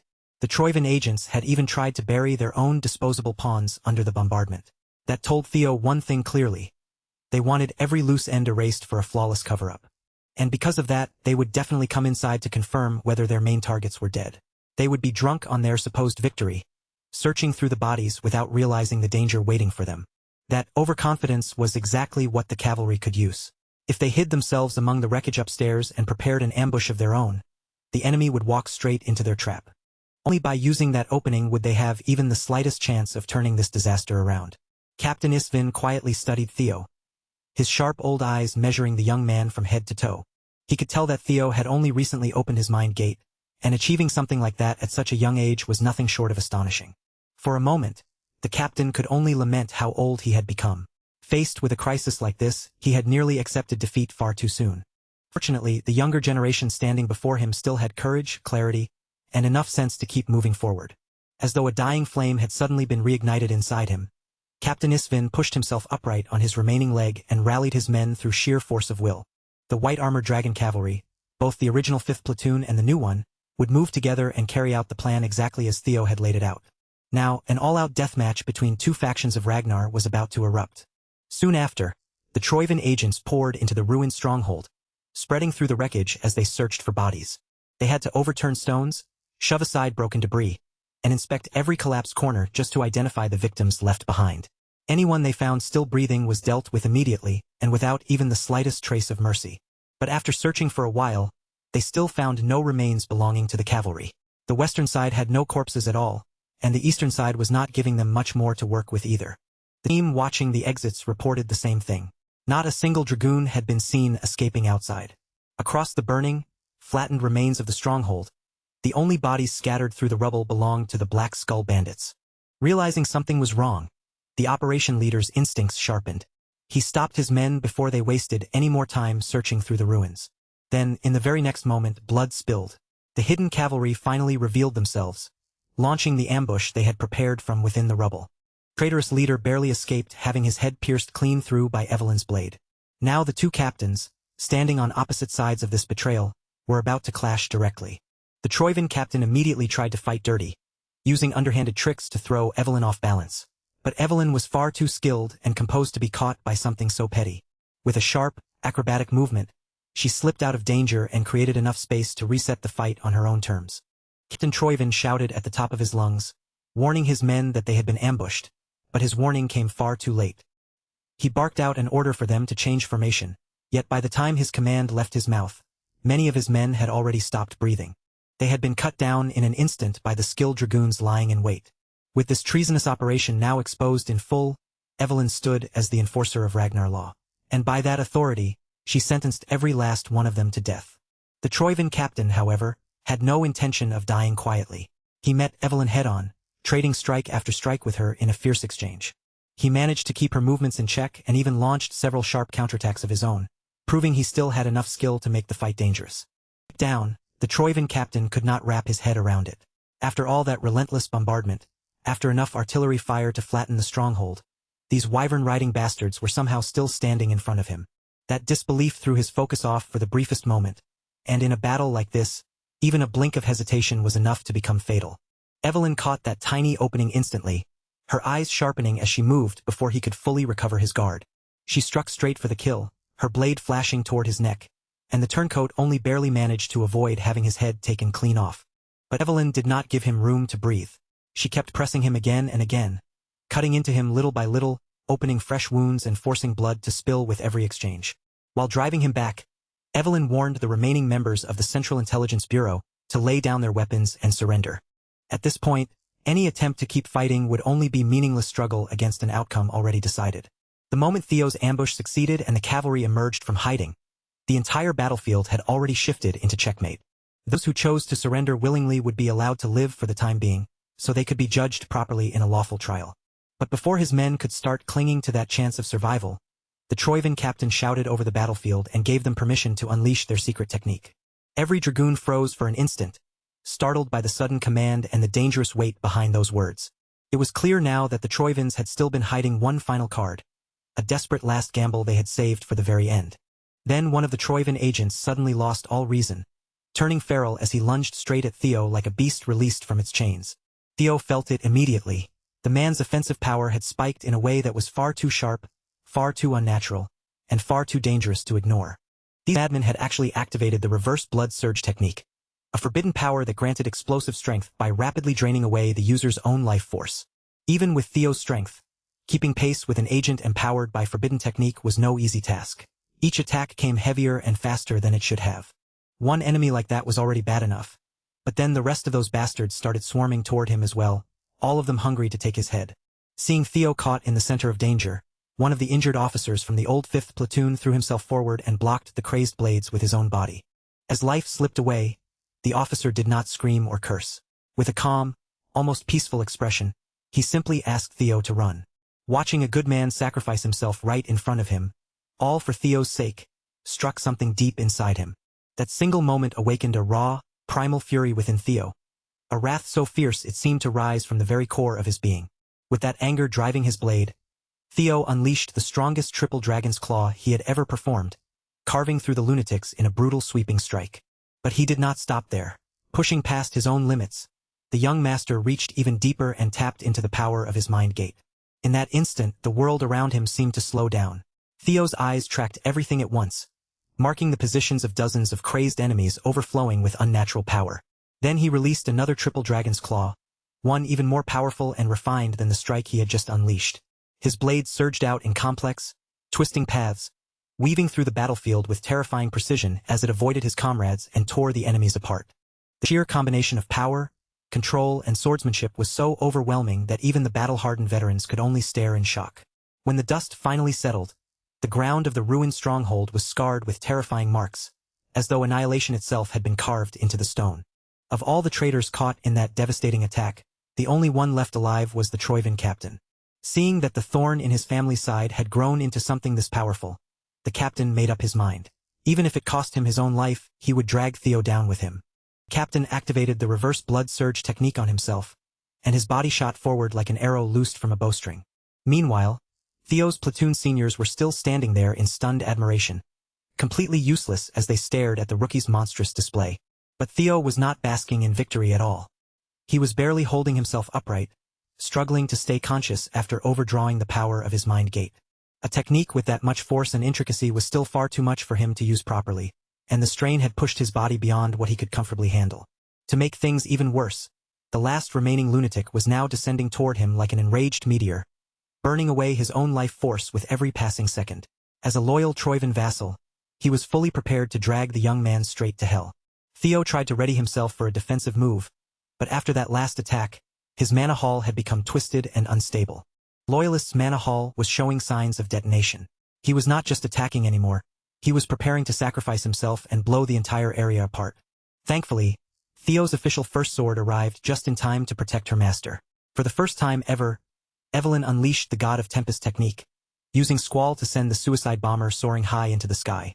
After launching that rat upward and keeping him suspended in the air, Evelyn followed after him, gathering pure wind power at the tips of her fingers. Then she pushed that power outward, shaping the raging wind into a violent maelstrom around him. Theo watched in awe as Evelyn's power wrapped around the traitor's mana hall, forcing the unstable energy under control and stopping the suicidal explosion before it could erupt. Once the detonation had been suppressed, sending the Troivan captain crashing back down toward the ground was simple. With the last rat finally handled cleanly and the immediate danger brought under control, Theo at last felt the full weight of exhaustion crash down on him, his body finally demanding the rest he had been denying it. Hulkuz, Erica, and his seniors rushed toward him at once, their faces filled with relief and gratitude toward the young master who had saved all of their lives. At that moment, the sun finally rose, its brilliant rays spilling over the battlefield and lighting up Theo's tired but contented smile.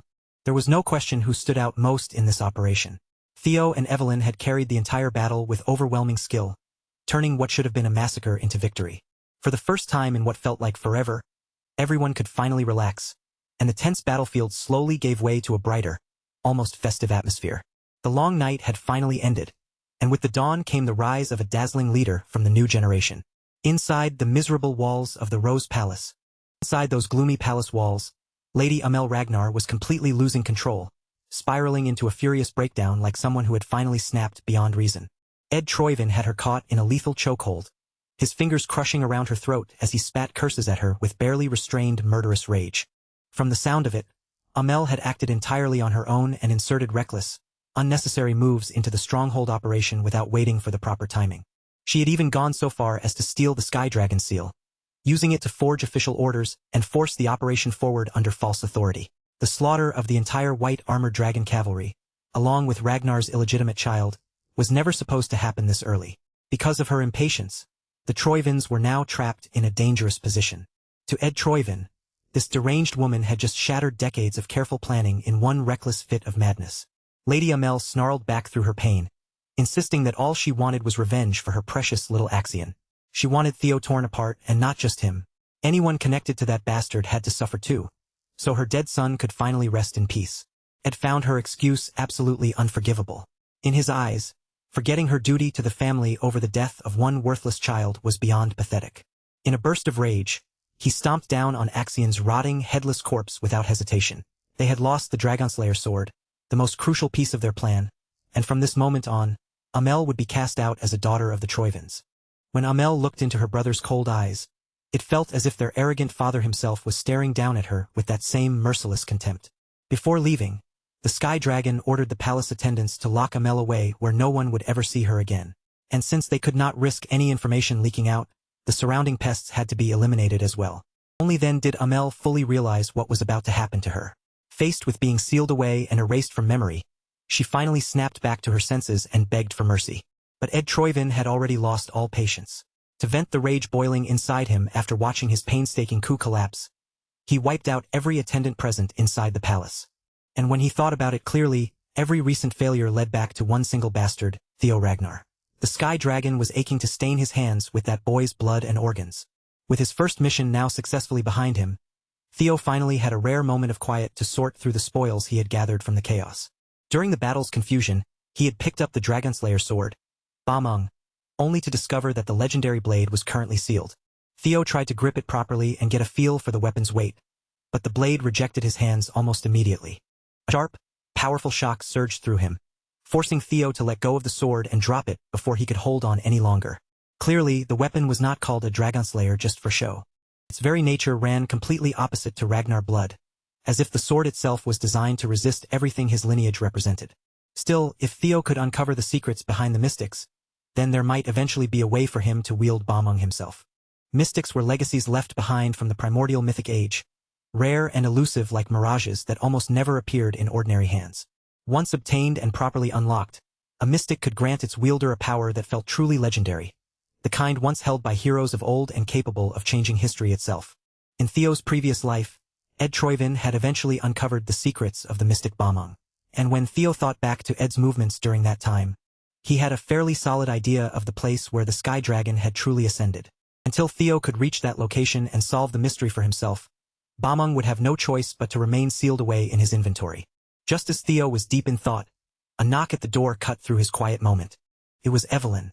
Even though the night had already grown late, she had come carrying an urgent request. The commander wanted to see Theo immediately, and the matter clearly could not wait until morning. Inside Julius Ragnar's office, the air felt strangely heavy, even though the conversation began with the usual polite formalities. Sitting across from him was Captain Trainer Isvin, who quietly brought up the subject of retirement. The old man was ashamed to say it out loud, but losing both his leg and his wyvern Rocinante during the last mission felt like more than enough reason to step away from the cavalry. He admitted that age had finally caught up to him, and he no longer had the strength he once did. With the years he had left, he wanted to return to his hometown and mourn the countless comrades he had outlived. Julius could tell there was nothing he could say that would change the stubborn old man's mind, so in the end, he approved Captain Isvin's retirement. As the old captain calmly sipped his tea, he shifted the conversation toward that brilliant rookie, Theo Ragnar. He reported that the boy had already opened his mind gate. Julius was clearly pleased to hear that his rising star had crossed the barrier separating ordinary humans from true superhumans. Isvin was certain Theo was not one of those natural-born geniuses who entered the world with an open mind gate from the start. All the signs pointed to something far more impressive. Theo had forced that bottleneck open through his own effort and willpower. That meant his power vessel was now on the verge of undergoing a massive expansion. And that expansion might become so vast that even Theo himself could not yet begin to comprehend its true scale. Julius was visibly excited by the thought of filling that larger vessel and pushing Theo's already rapid growth even further. With that, Isvin's final report came to an end, delivered as one last piece of advice from an old soldier to his junior. From here on, the future of the cavalry and the clan would be left in Julius's hands to sharpen, guide, and mold. That night, the demon dragon met Theo at the headquarters training ground beneath the quiet darkness. Commander Julius praised the boy for everything he had accomplished during the previous deployment, but Theo humbly gave credit to his comrades instead. Then the commander turned the conversation in a deeper direction and asked Theo how far his martial theory had advanced. Theo misunderstood the question at first, thinking Julius was asking about his combat ability, so he answered from that angle. Julius immediately cut him off. He was not talking about the level of Theo's techniques or simple fighting skill. That kind of thing was only the surface. Martial theory was about the kind of world his sword was trying to paint. Put that way, Theo suddenly found himself unsure of how to answer. Up until now, he had focused only on chasing the clan head's sword, the overwhelming swordsmanship he had once witnessed with his own eyes. Julius had already expected Theo to answer that way. In the beginning, almost everyone looked at the sword through the same narrow lens.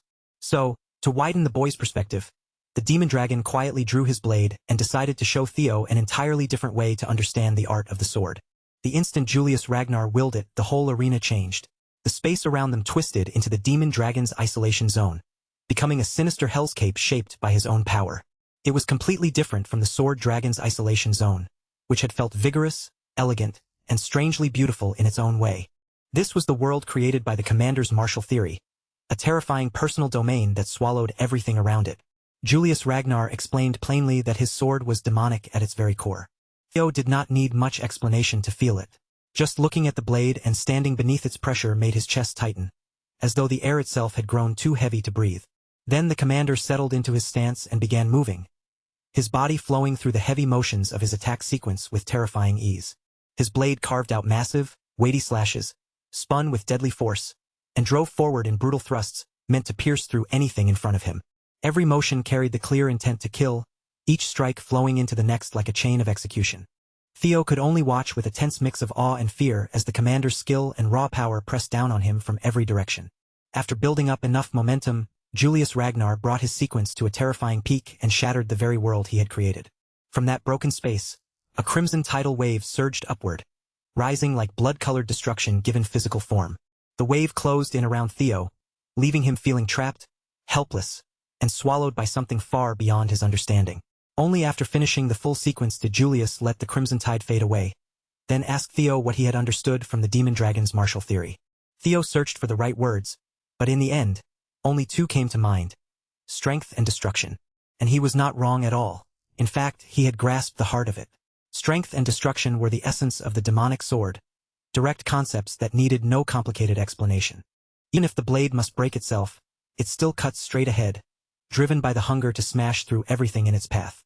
That explosive destructive strength formed the foundation of the commander's swordsmanship, making him feel like death itself in human form. Then Julius shifted the question and asked Theo what he had felt from the Plum Blossom's sword. Theo answered that her sword felt dazzling, graceful, and beautiful to watch. Julius accepted that answer with satisfaction. After all, Lady Plum Blossom's sword carried the essence of life. Her sword followed the image of a seed taking root, sprouting, and slowly growing into a blooming flower, a pure and unmistakable expression of life itself.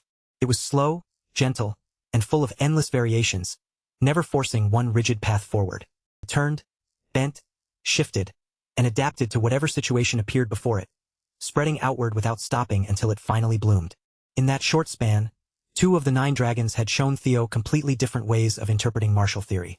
Seeing Theo fall into deep thought, Julius asked whether life and death were truly separate meanings with completely opposite definitions. Most people would naturally assume they were, but the commander's tone made it clear the answer might not be so simple. Still, Julius had no intention of simply handing Theo the truth. That would take all the fun out of it, so he dispelled the isolation zone and turned to leave. Before walking away, he tossed a book toward Theo with a casual flick of his hand. Inside those pages was a long and detailed debate between Commander Julius and Lady Osa about the true principles of the sword. It was an unusual situation, to say the least.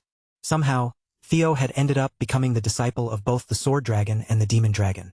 Of course, that debate had taken place on the fateful day inside the white dragon's nest, and the book had been written there as well. After Julius wrote the final word and closed the pages, he immediately pouted, clearly annoyed that he would no longer be able to monopolize Theo's potential for himself. Lady Plum Blossom only wanted what was best for the boy, and even the commander was not the kind of man who could deny that. By this point, Theo Ragnar had already drawn expectations great enough to rival the other successor candidates. His talent was enormous, and he was growing at an unprecedented speed. But that also meant he would reach his next wall far sooner than most. This book was meant to help him overcome that wall quickly, perhaps faster than anyone would normally believe possible. Even so, Julius still carried a quiet, nagging fear that Theo might one day become an enemy of the clan. Those standing at the top knew better than anyone that prodigies who rose too quickly often met unfortunate ends, one way or another. History repeated itself again. The teachings they gave him could one day return as bloodshed against the Ragnars. After hearing Julius speak those fears aloud, Lady Osa became certain of one thing. Commander Julius truly was the right person to keep hold of the book and watch over Theo's growth. When the day came that Julius was certain the boy would not be stained by greed, he could pass those teachings on to the young dragon. That day arrived much sooner than anyone had expected. Now, the insights of the 2 dragons said to stand first and second with the sword were finally resting in Theo's hands. Theo could not help wondering whether he truly deserved something so valuable. But Julius had already judged his worth and decided that he had passed the test. So Theo accepted the book with sincere gratitude, holding it as something far heavier than ordinary pages. Looking back, he realized his meteoric rise had only been possible because of a handful of people who kept guiding him forward. They had helped him without demanding anything in return, lifting him again and again as he climbed toward the top. From the Rendon incident all the way to now, Commander Julius had always shown him favor. For that kindness, Theo quietly promised that he would repay the debt one day. As it turned out, there was already a way for Theo to repay that favor right now, though it would not be pleasant for him at all. The demon dragon was craving a jewel, and it had been far too long since he had found a new toy interesting enough to amuse him. The book would definitely guide Theo forward, but that was only the gentle part of the lesson. The truly painful training was about to begin right there in the arena.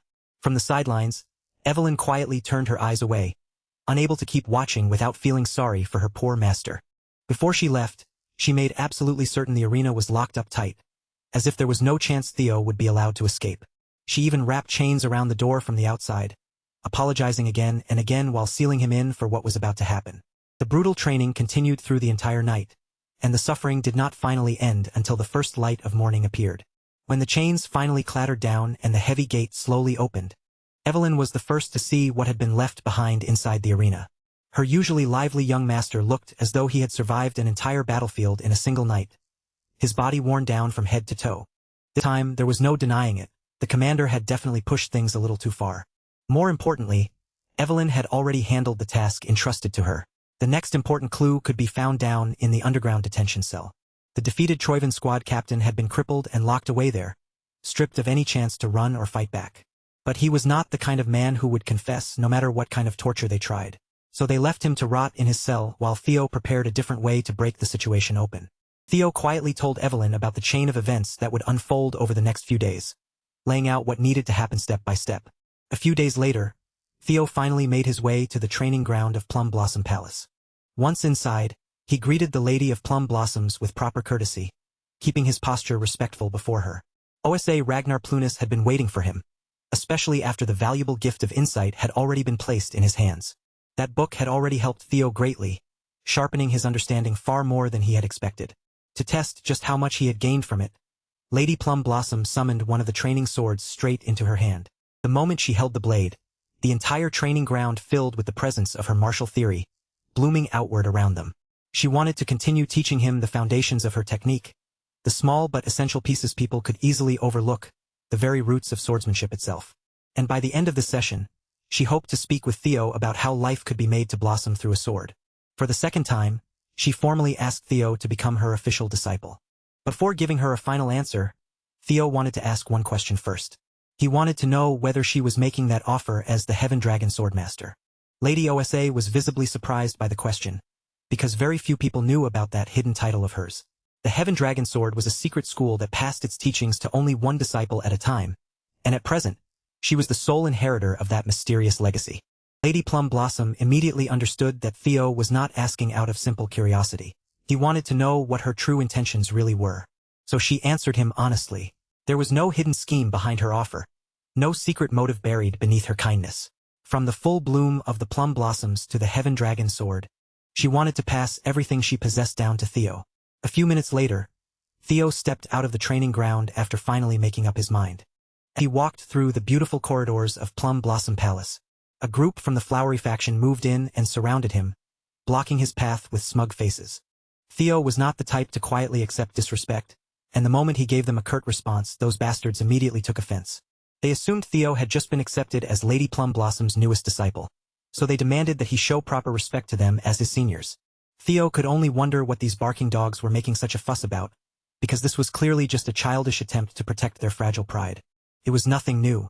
They were not even his direct superior officers, so throwing rank around meant nothing in this situation. And so, these flowery mutts still wanted to act superior and use the rising star of the clan to boost their own pathetic clout. But there was one thing they had completely misunderstood. Theo had indeed been offered the chance to become Lady Plum Blossom's direct disciple, but he had turned the offer down. When he was first given the chance to accept two incredibly precious legacies, he was naturally tempted to say yes. But he still could not understand why Lady OSA treasured him so deeply when he had done nothing to truly benefit her. She admitted there was no grand reason behind it, and no clever scheme hidden beneath the surface. Lady OSA simply wanted to help him because Theo reminded her of Kyle when he was young. In both appearance and spirit, He was almost exactly like the clan head in his youth.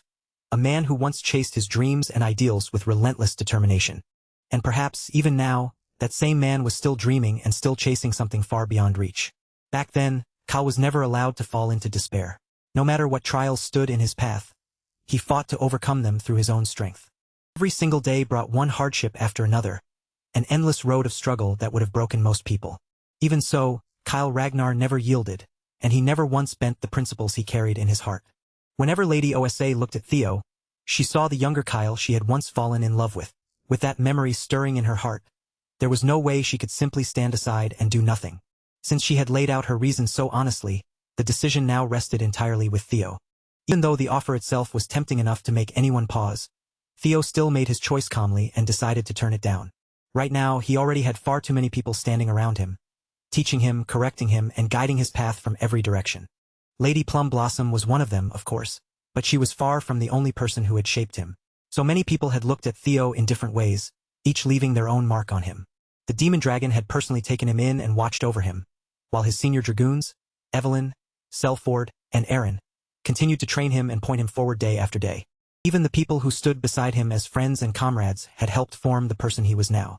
Remington, Hulkus, Erica, and the boys from Training Ground 4 had all played a part. Honestly, Theo would even include Axion and Ed Troyvin among the people who had taught him something. That last part was the one Lady Osa clearly had not expected.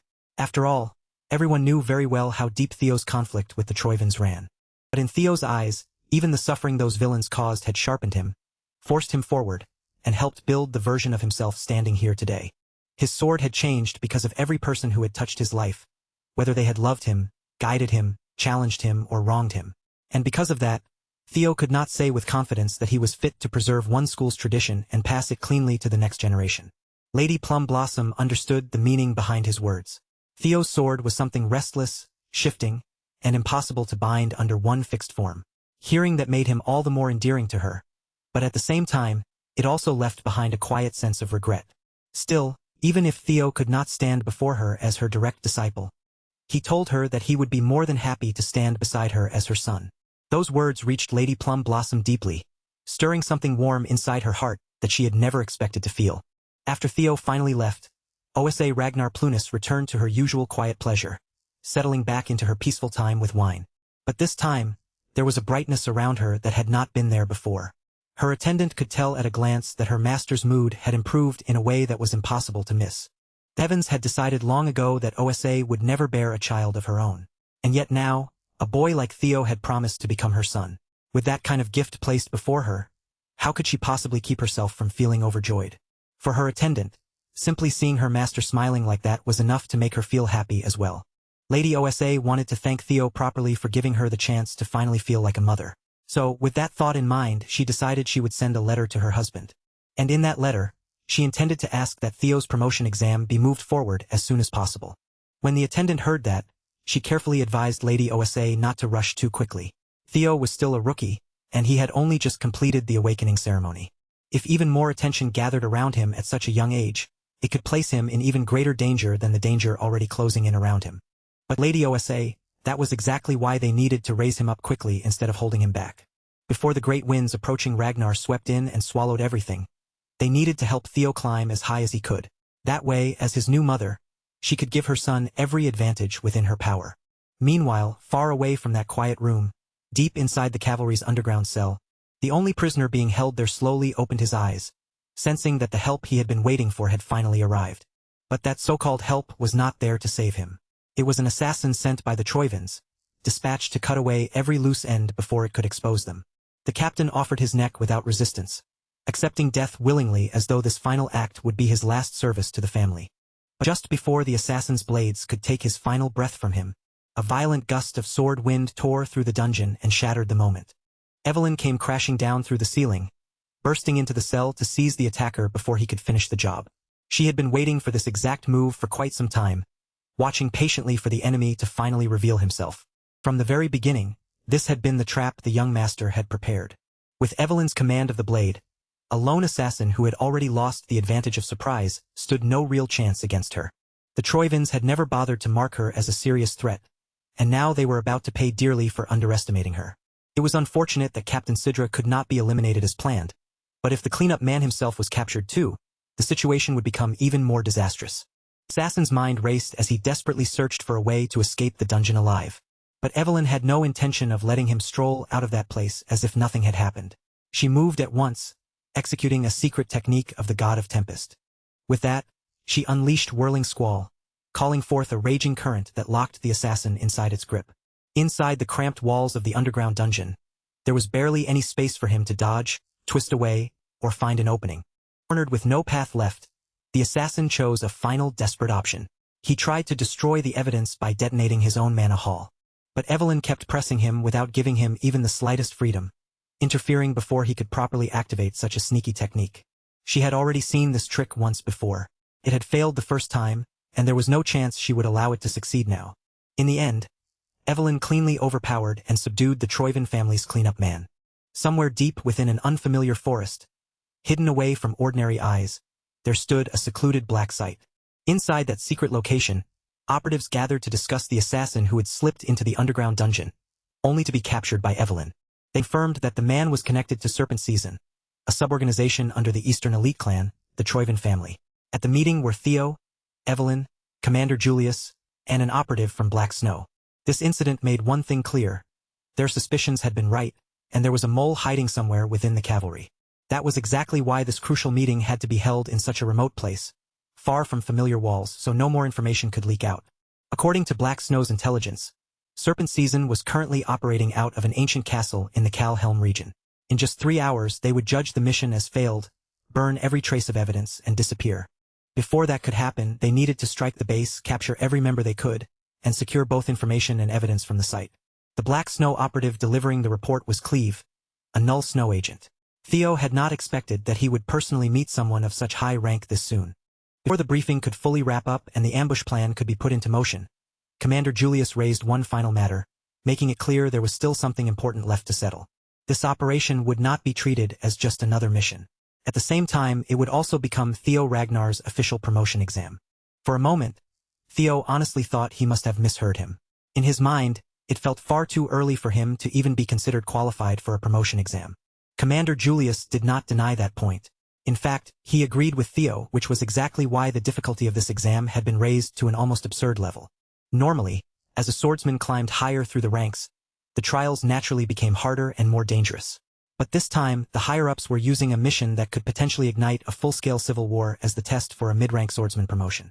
The Demon Dragon had already been informed that Theo was the one who arranged Evelyn's stakeout and the capture operation. Since Theo had set all of this in motion, it was only natural that he should be the one to see it through until the very end. Even if Theo carried the status of an heir, secretly planning things without first discussing them with the commander was still disrespectful. If he wanted that promotion, then he had to complete this crucial mission without a single flaw. Julius made sure Theo understood exactly what was at stake. Once he became a mid-rank swordsman, he would earn the privilege to take on solo missions by himself. And with the way events were unfolding around him, this young man was slowly being pulled into the center of attention, as if history itself was beginning to gather around his name. As if to push him even harder, the system suddenly activated the 4th scenario quest, offering Theo a chance to cut away the dark connections that had haunted his previous life. Theo felt his blood heat with determination. He wanted to dig beneath the surface and uncover what was truly rotting beneath the skin of this decaying clan. With that conviction burning in his eyes, he swore that no matter what stood in his way, he would bring this mission to completion.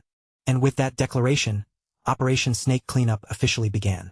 Because there was still a strong possibility that a mole was hiding inside the cavalry, the mission team had to be kept as small and secret as possible, limited to only 3 people. Those 3 were Cleve, Theo, and Evelyn. As swordsmen, they had an advantage if the fight turned into direct combat against these snake-like assassins, but in terms of numbers, they were walking into enemy territory badly outmatched. Even so, there was no room to hesitate. Whatever happened inside that base, they would have to adjust on the spot and make the operation succeed. Meanwhile, inside Serpent Season's headquarters, the assassins had just finished gathering every document that connected their organization back to the Troyvens. While they were preparing for the possibility of failure, a small orb-shaped device suddenly rolled across the floor and slipped into the room. The moment it appeared, it became clear what it was. A smokescreen had been thrown in first, serving as the opening signal for an ambush. Before the assassins could even react properly, heads were already flying through the haze and rolling across the floor. Cleve held the title of Null Snow Operative for a very good reason. Only one assassin managed to survive the first attack, but even he was badly wounded. Blood pouring from a deep cut opened across his neck. Cleve was not the type to let wounded prey slip away just because it had crawled out of sight, so she immediately turned back to finish the job. With that, her assigned area was successfully cleared. While Cleve and Evelyn moved to seize the gathered documents, Theo was given the task of heading down into the basement. Even as he moved, Theo could not help feeling impressed after witnessing someone of Cleve's level fight in person. If the blueprints they had received during the mission briefing were accurate, then the staircase leading to the basement should be somewhere nearby. But Theo let his guard slip for just a moment. He was moving too quickly, focused too much on speed, and his foot triggered a hidden tripwire. The instant the wire snapped into motion, a trap activated, sending a deadly mechanism straight toward his face, almost piercing through his eyes. If Theo's reflexes had been even a little slower, he would not have escaped in time. He drew his sword in a flash, the blade cutting through the air as he deflected the sudden storm of hidden stingers. Then, using hatchling synchro to read the information woven into the area, Theo's vision caught every hidden danger around him. Countless tripwires and traps revealed themselves one after another, and beyond those fixed mechanisms, several men were also lying in wait for an ambush. To clear out all those nuisances at once, Theo pulled out multiple blades and poured his black lightning into them. His Thunder Dragon-breathing dragon mark had grown stronger after its upgrade, making its power even more lethal than before. The unlucky assassins waiting in ambush were erased in an instant. The blades pierced through them, and the black lightning fried them at the exact same time. Once those enemies were dealt with, Theo moved past the fixed traps and wires with much greater ease. The security in this section was far tighter than normal, almost unnaturally so. To Theo, that was a clear sign that something important had to be hidden somewhere in the basement. At last, Theo reached the lowest level of the ancient castle. But the moment he stepped into that place, the thick smell of blood and the gruesome sight of torn flesh and gore assaulted him all at once. Standing in the middle of that horrific scene was a lone man dressed in a red robe and hat, calmly preaching about a sacred time of prayer. The priest of blood did not appreciate Theo interrupting his crimson ceremony. Theo immediately recognized what kind of man he was. This was a priest of the Holy Demon Church. That rotten church spread a twisted doctrine, claiming that an apocalypse would soon come and swallow the entire world. Promised their followers that a savior would descend from the heavens, using that sweet lie of salvation to completely capture the hearts of ignorant masses. And in just a few years, that same cult would become the spark that ignited the Great War, the war that would mark the collapse of the empire. Keeping his guard raised, Theo activated hatchling synchro and focused it on the unsettling priest before him. What he saw was a bloody aura, powered by a strange mana that did not obey the basic laws of the world, flowing through what looked like a broken mind gate. Theo guessed that this might be the so-called grace the blood priests often spoke of. But to them, Theo was nothing more than a non-believer. And because of that, the priest declared that Theo would be granted the honor of becoming a sacrifice for the one and only God. The blood priest suddenly closed the distance, reaching toward Theo with both of his blood-stained hands. Theo managed to parry the grab just in time, but the moment their strength collided, he realized something was wrong. The priest's flesh was unbelievably hard, far beyond anything normal. Theo and the blood priest clashed again and again, their movements cutting through the basement as each heavy exchange echoed off the walls. But no matter how Theo adjusted his angle or poured strength into his strikes, every attack he launched was brushed aside and made completely useless. He'd feel the terrifying weight behind each of the priest's movements. If even one grab landed cleanly, if that monster managed to lock him down for even a second, Theo knew it would be over. Then at last, the worst possible thing happened. The blood priest caught Theo's sword with nothing but his bare hand. A swing that Theo had poured his full power into was stopped so easily that it looked almost ridiculous. With Theo's blade sealed and his stance broken, the priest struck back and sent him flying straight toward the basement wall. Blood priests were supposed to belong near the very bottom ranks of the Holy Demon Church, and yet even one of them already possessed this much monstrous power. Theo's choices were shrinking fast. If he used Triple Dragon's Claw in a cramped place like this, the whole basement could collapse and bury him alive, but his mana-infused attacks were not breaking through either. So what could he even do with his sword in this situation? At that moment, time seemed to slow around him, and the lessons the demon dragon had once taught him surfaced in his mind. The lesson was about explosive, destructive strength, a force so overwhelming that it seemed to symbolize death itself. The sword dragon, however, had taught him something different, the pulsing root at the very heart of swordsmanship. Life and death were not things that should be understood as simple opposites standing apart from each other. Before Theo could fully settle that thought, the crazed priest charged at him again, aiming to smash his head and spill his blood across the floor. Theo barely managed to throw himself out of the way at the very last second, his movement rough and almost clumsy.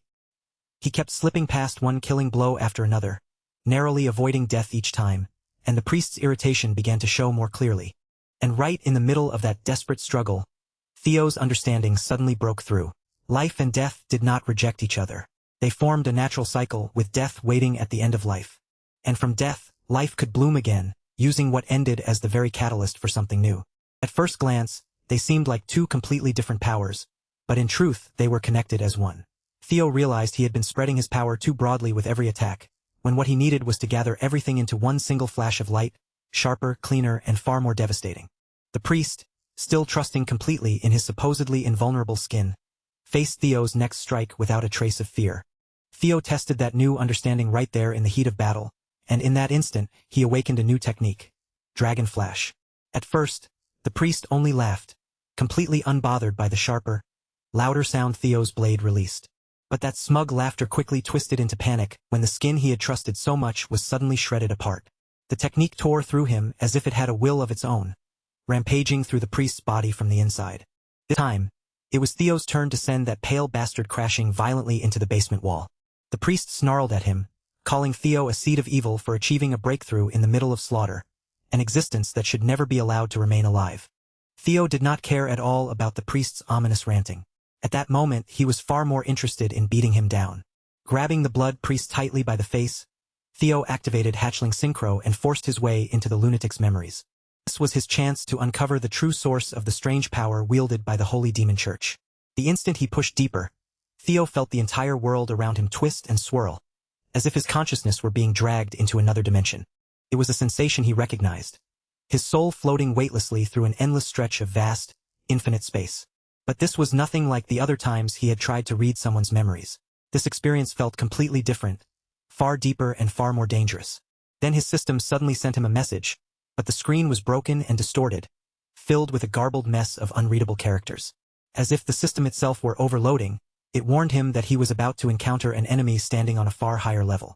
The warning strongly advised the user to run for his life, but where could Theo possibly run when endless darkness stretched in every direction around him?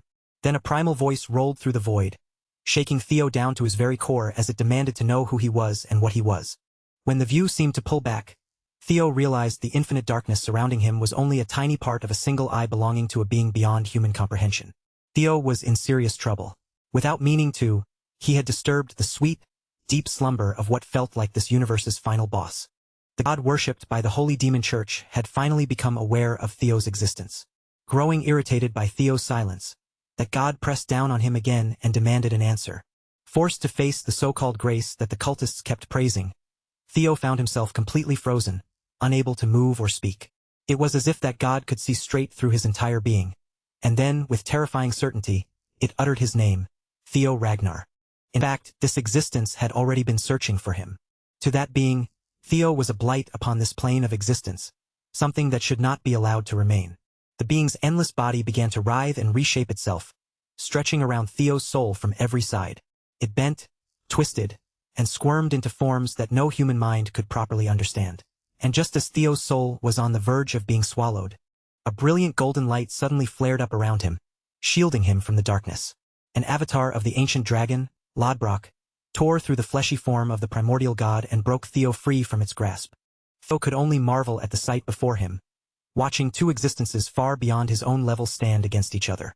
Lodbrok sweetly referred to him as a significant other, yet her warning was stern and serious. This thing was not an opponent Theo was ready to face yet. Even if Theo somehow managed to climb all the way up to Sigurd Ragnar's level, Lodbrok made it clear that victory against that existence would still be far from guaranteed. For the moment, Lodbrok would be the one to handle this terrifying cosmic disturbance herself.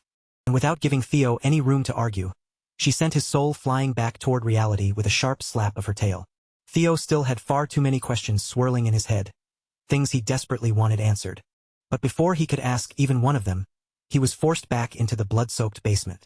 Back in his own body, the young man was still trembling, his entire being shaken by the ancient terror that had nearly devoured him.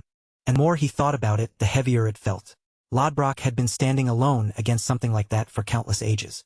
Theo struggled to steady his breathing as he tried to process the impossible thing he had just witnessed. Meanwhile, the blood priest completely lost control. He could not accept how a non-believer like Theo had been granted the Lord's presence, while someone like him, who had devoted his entire life to worship, had never once received that recognition. Theo finally ended it there, cutting down the bald bastard and beheading him without hesitation. That thing might have been called a god by the cult, but to Theo it was not his god. More importantly, Theo was now certain of one thing. The Holy Demon Church was worshipping the nameless sovereign, the very existence Lodbrok had once hinted at. Protecting the world from that horrifying presence had been Lodbrok's duty for a very long time. But without her heart, Lodbrok would not be able to endure for more than 3 years. And in 5 years the Great War would begin. The death of the Guardian Dragon would become the first sign that the end was approaching. The rise of the Holy Demon Church, Ed Troivin's rebellion, and the chaos that would swallow the Empire were all connected. At last, the pieces were beginning to fit together. Theo staggered on his feet, his mind still shaken and scrambled from that out-of-body encounter. Thankfully, Evelyn was right there beside him, stepping in and letting him lean on her shoulder.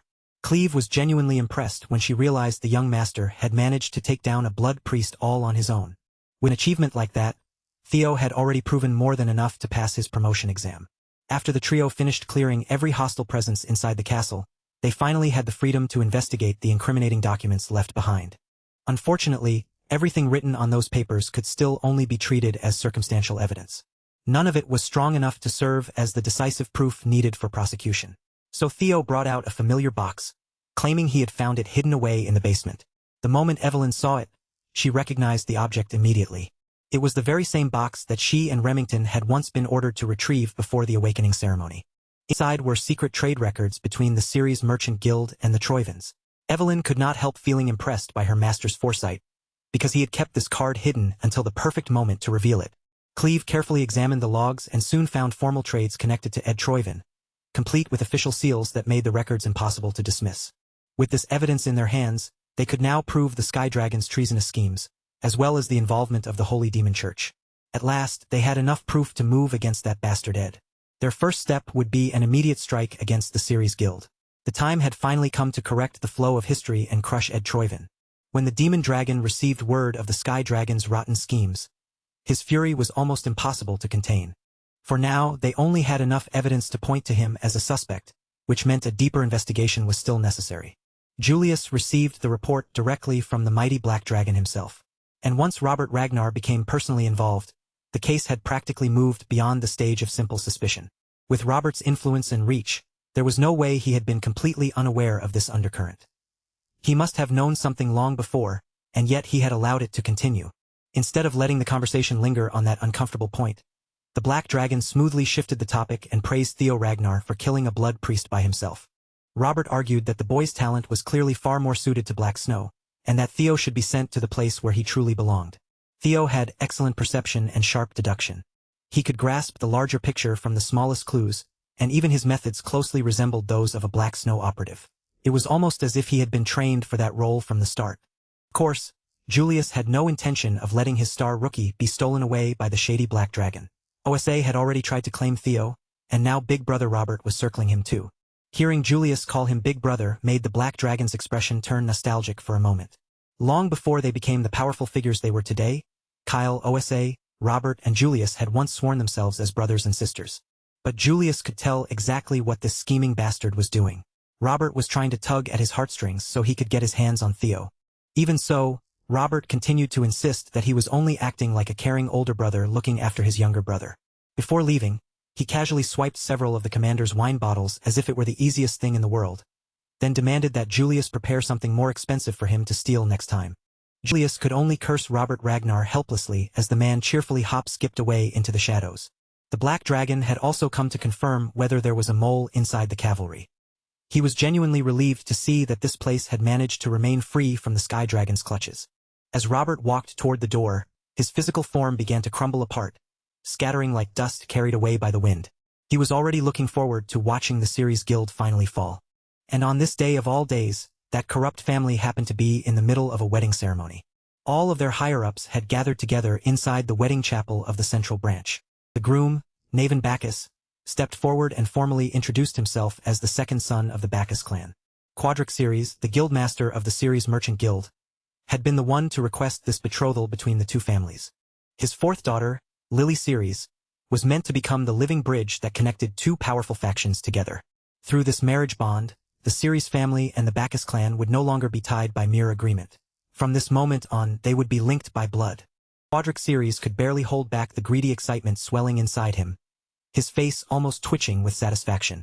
With this marriage, he would finally get his hands on the name of an elite noble.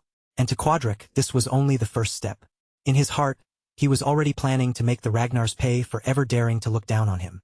Soon enough, he intended to unleash a grand and bloody vengeance. While Quadric was practically glowing with piggish delight, the patriarch of the Bacchus clan was silently burning with anger.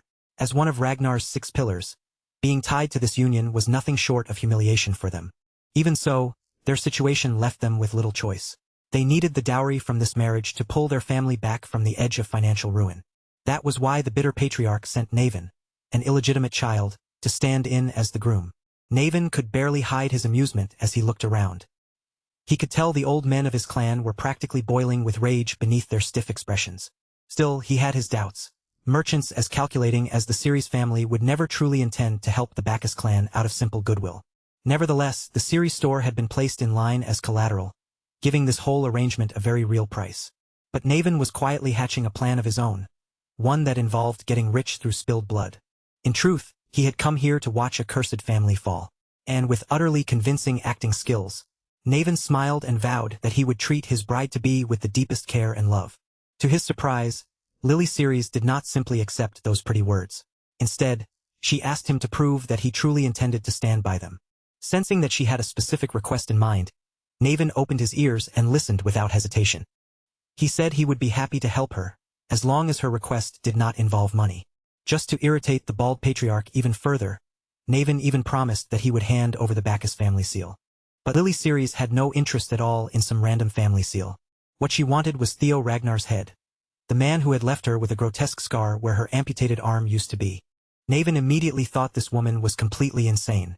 She was basically asking him to assassinate a Ragnar family heir in public. Quadric quickly jumped in, trying to shut his daughter up before she could say anything worse. But what Naven said next was arguably even crazier. He agreed to give his young bride exactly what she wanted, saying he would gladly lop off Theo Ragnar's head to seal this marriage. Outside the chapel, the citizens of the central branch all lifted their heads together, staring up at the sky as wyverns began filling the air above them. After reaching their destination, Theo, Evelyn, and Cleve abandoned their ride midair and dropped down for a bold, flashy landing. Unlike their previous covert operation, this strike was not hidden in the shadows at all. This time, they came openly and proudly beneath the banner of the Ragnar clan. From this point on, they would be carrying out clan justice in full view of everyone. Cleve announced the crimes committed by the Ceres merchant group against the Ragnars, then presented the warrant granting them authority to search and examine every possible trace of treason. She made it clear that anyone who interfered would be killed on the spot, without exception. Then she advised the culprits to surrender peacefully and allow the investigation to proceed thoroughly. Quadric knew perfectly well just how many crimes he had committed, but instead of backing down, he chose to put on a strong front. Cleve gave the criminals a countdown, offering them one final chance to walk out of the chapel peacefully. However, Quadric argued that a little piece of paper could easily be fabricated, and insisted that his family would never yield to such a thing. He claimed this was nothing more than a frame-up, accusing the authorities of playing dirty to trap an innocent family. Quadric kept his stance firm, declaring that his family's loyalty to Ragnar had never wavered. Then, to fight what he called unreasonable accusations, he ordered his soldiers forward to exterminate the law enforcers. He certainly looked innocent right now, but nearby, Patriarch Bacchus found himself trapped and visibly tied to a group of criminals, so he immediately tried to wash his hands of the matter. Seeing that the situation was about to spiral out of control, he attempted to dissolve the marriage agreement on the spot. But after coming this far, that pig Quadric had no intention of accepting such a convenient escape. It was already far too late. In the eyes of the enforcers, the two families had become bound by marriage and were working together. Quadric argued that if the cavalry truly had solid proof, they would not have sent only 3 people. They would have deployed an entire army large enough to cover the sky. Using that logic, the pig planned to borrow the blades of the Bacchus clan, break through the enforcement team and escape. Before the two family heads could continue their tense discussion, Naven calmly stepped in and joined the chaos as if he were simply here to enjoy the show. To him, this sudden turn of events was nothing more than a perfect chance to deliver a wedding present to his bride. Despite the patriarch's obvious disapproval, Naven drew his blade, launched himself through the city with agile movements, and aimed straight for the law enforcers. The moment he picked up that sword, the Bacchus house had effectively become an accomplice of the Ceres family. Forced to work with the hand he had been dealt, the bald patriarch ordered his men to follow Naven and assist him. Meanwhile, Theo, Evelyn, and Cleve had already been surrounded by city guards, with spear tips closing in around them from every side. Cleve gave the frightened civilians one final solemn warning, telling them to move away before her hand was forced and everyone involved had to be executed for treason. Then Naven suddenly leapt into the middle of the trio, landing right at the center of the confrontation and stealing everyone's attention for himself. He muttered under his breath that Ragnar's people really did love reaching for the execution block the moment they found even the smallest excuse. Theo and Evelyn both froze for a beat, their expressions tightening as the same thought hit them at once. Whoever this man was, he was absolutely dangerous. Then, with one smooth circular swing of his blade, he forced all three of them to spring apart, scattering them in different directions as they raised their guards just to survive the pressure. And that violent slash was apparently Naven's idea of a greeting for Ragnar's entire entourage. But more than anyone else, that greeting was aimed straight at young Master Theo. For a moment, our boy was completely stun-locked, because he knew exactly who Naven Bacchus was. Maybe not everyone knew him now, but in the future, his name would become impossible to ignore. During the Great War, Naven had been like a walking disaster, a force of nature who threw Ragnar into chaos again and again. Later on, he would marry into the Sarah merchant group and stand on the front lines beside Ed Troyvin, carving his name into history through sheer bloodshed. People would come to call him Ghost Sword Naven, a terrifying swordsman whose blade seemed to appear from nowhere. And for some reason, that very man now wanted Theo's head. He barely paid any attention to the women around Theo. Ghost Sword Naven's eyes stayed locked on the Ragnar heir alone, as if killing Theo was the only thing that mattered. Theo's thoughts began racing at full speed. If he could properly use what he knew from his past life, this terrifying encounter might actually turn into a huge opportunity, one that could push his strength to an entirely new level. So Theo called ISO forward against Naven, then told the ladies to continue the mission without him. While they pushed ahead, he would stay behind and face the eccentric swordsman on his own. Evelyn clearly didn't like that decision. Her hesitation showed right away, and she looked reluctant to leave Theo alone with someone this dangerous. But Cleve accepted Theo's judgment. The Sarah crooks were probably destroying evidence at that very moment, so they couldn't afford to waste time. For now, they had no choice but to trust that Theo could hold back a monster like Naven.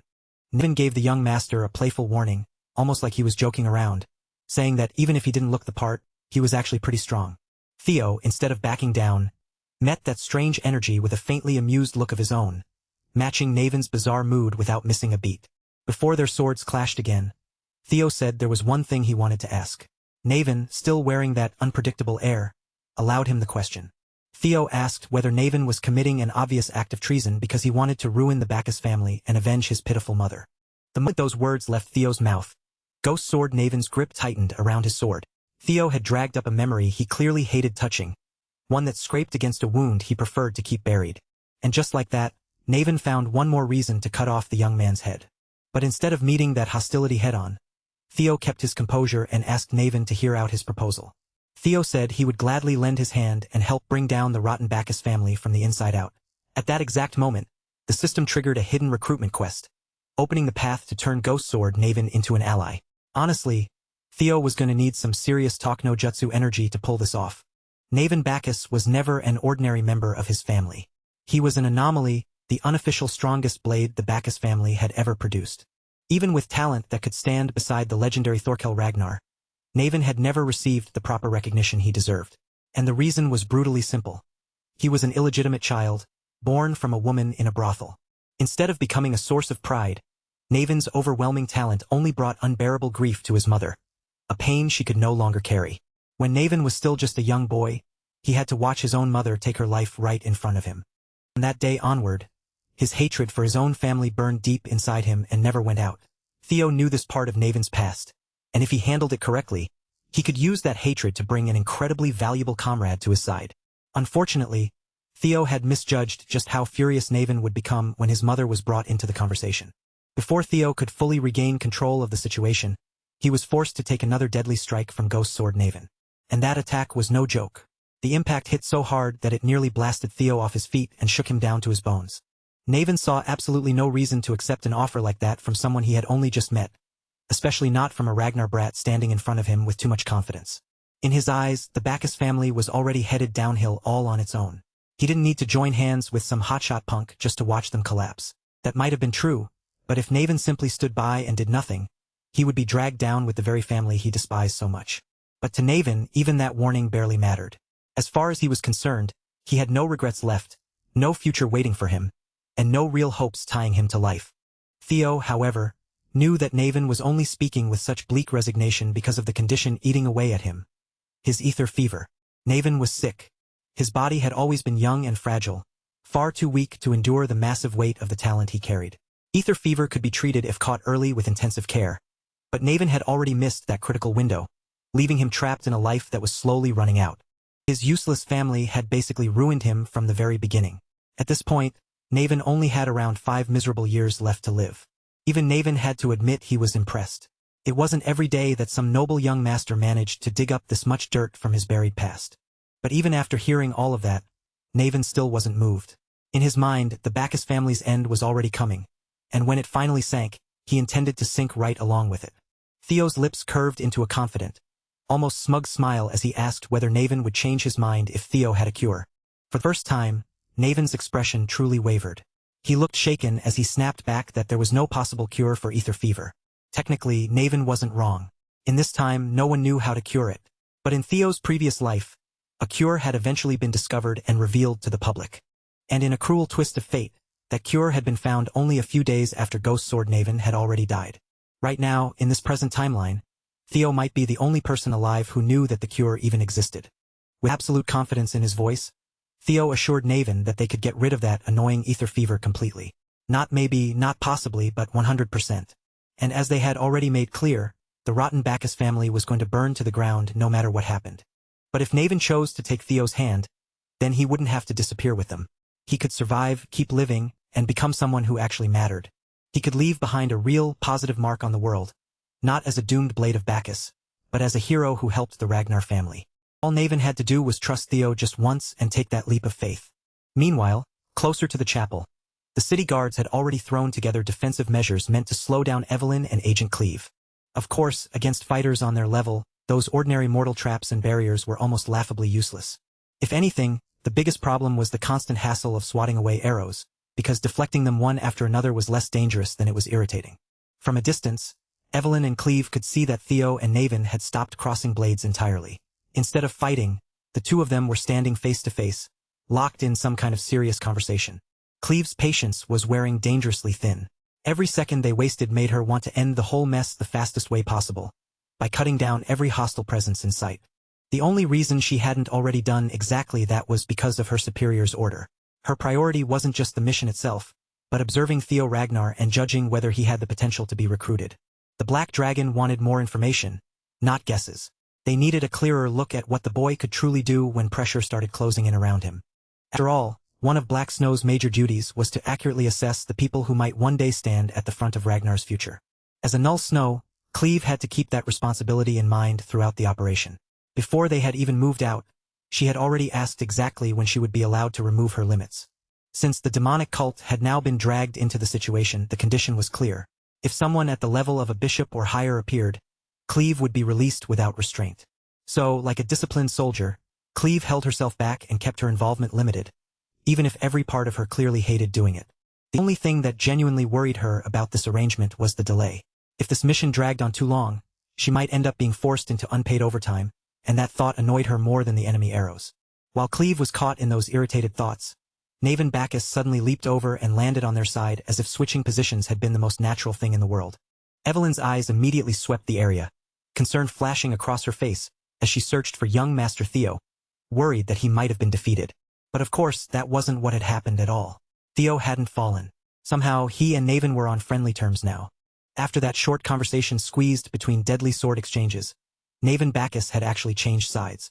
And honestly, having someone like him standing with them instead of against them made the entire battlefield feel a lot less terrifying.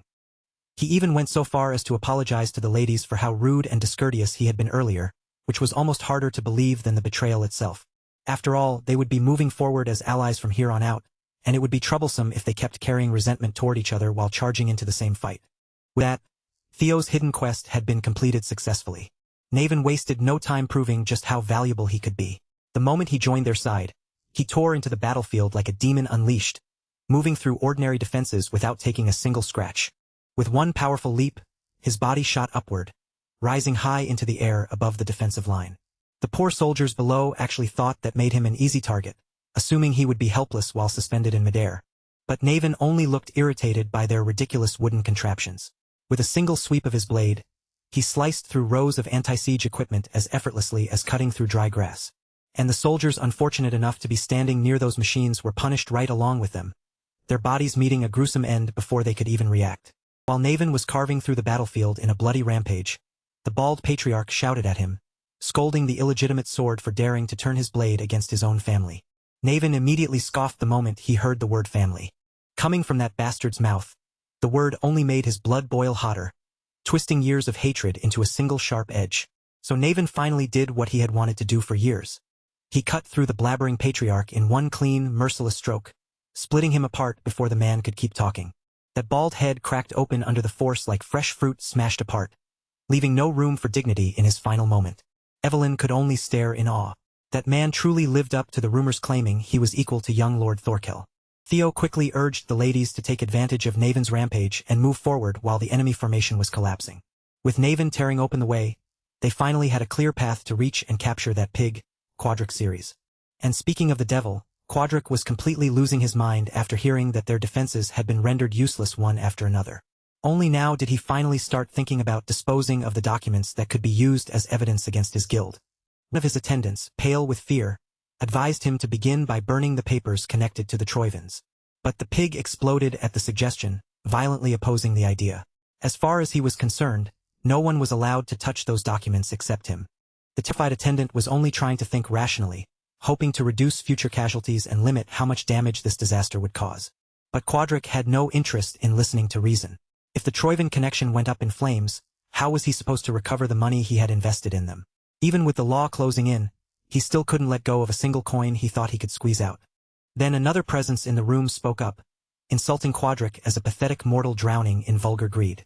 The pig's eyes immediately lit up.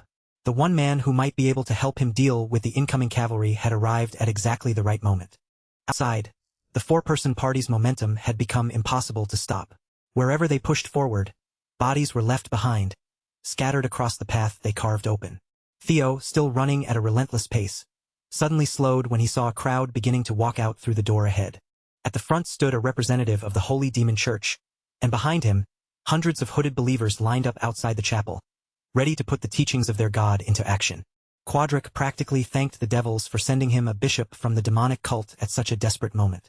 Since these lunatics were also tied to the Troivans, he figured there was at least a chance they might be willing to lend him some help. The bishop agreed to provide assistance, but only because the pig might still prove useful when the day of judgment finally arrived. However, when the bishop demanded that Quadric hand over the Troivan documents, the pig immediately clammed up again.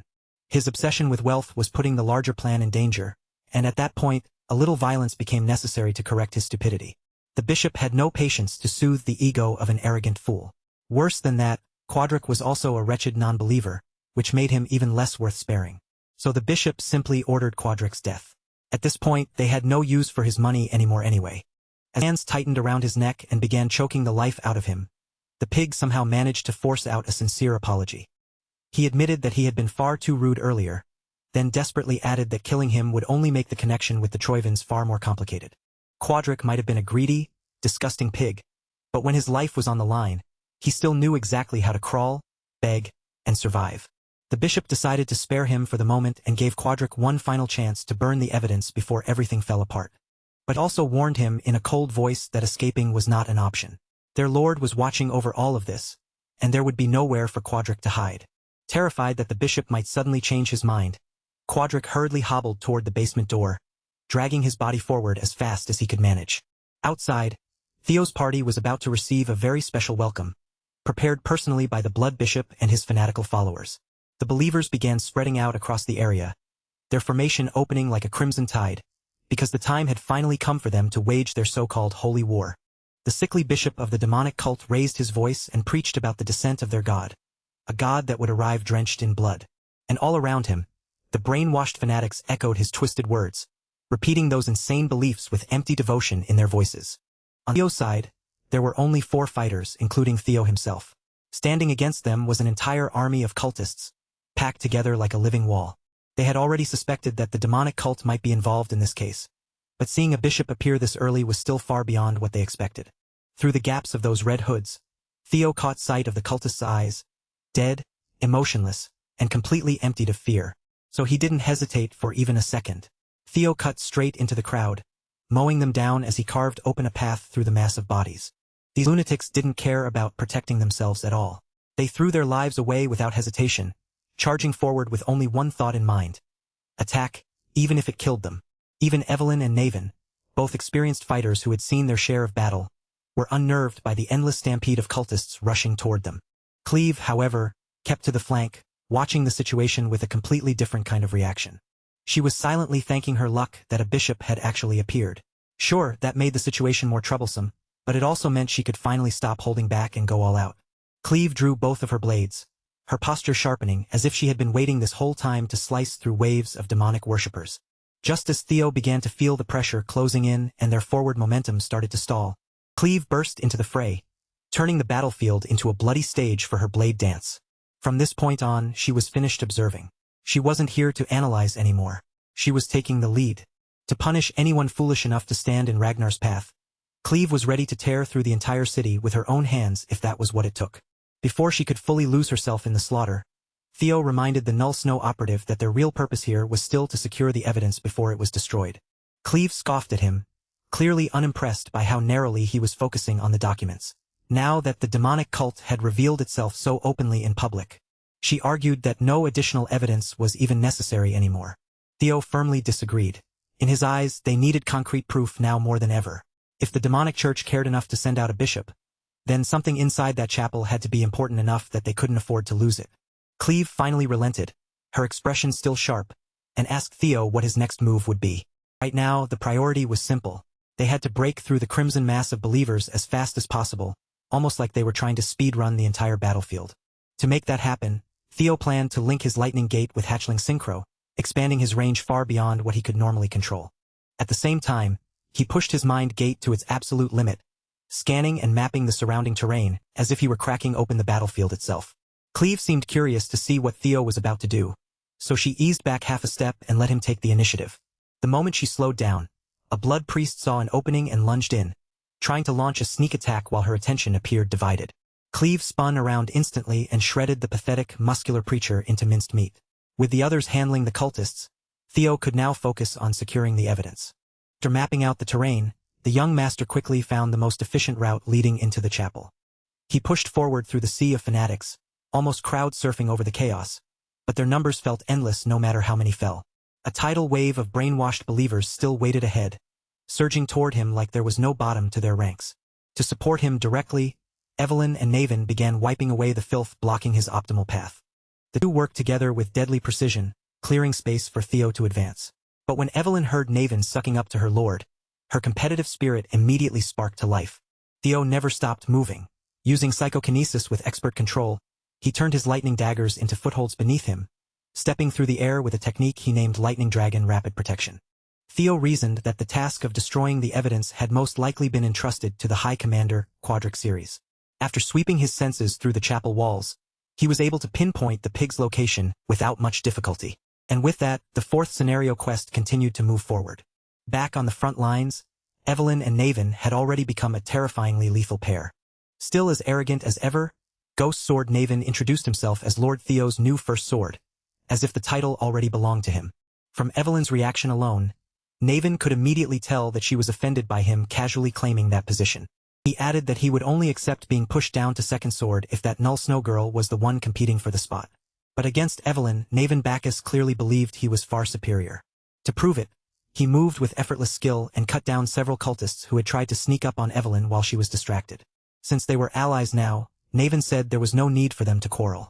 They could simply decide who deserved to be Theo's first sword by seeing who killed more believers.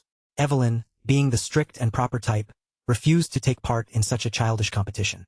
But the moment Naven called her a scaredy cat who was afraid to lose, Evelyn's temper almost exploded right there on the battlefield.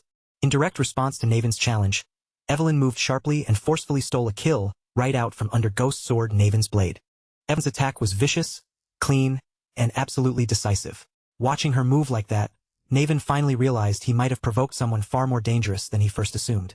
With the Tempest God's legacy at her side, Evelyn was determined to prove, right there on the battlefield, that she deserved the title of Theo Ragnar's first sword. Naven, however, looked more thrilled than threatened. In the middle of all that bloodshed, he had somehow found a proper rival, and the excitement in his eyes made that painfully obvious. Meanwhile, inside the chapel, Quadric Ceres continued hobbling deeper and deeper underground, dragging himself toward the lowest floor as panic gnawed at his back. He snatched up torches along the way, broke through several locks, and finally reached the most heavily secured room in the entire place. At the center of that sealed room sat a chest, and inside it were documents powerful enough to shake nations and bring entire empires crashing down. But Quadric didn't see them as world-shattering evidence. To him, they were just paperwork, bargaining chips he could use to squeeze even more money from the Troivans. If he burned them now, he might at least reduce the treason charges waiting for him. Even knowing that, his greed still refused to let him drop the torch onto what he saw as his future payday. He already poured far too much money into the Sky Dragon's plans.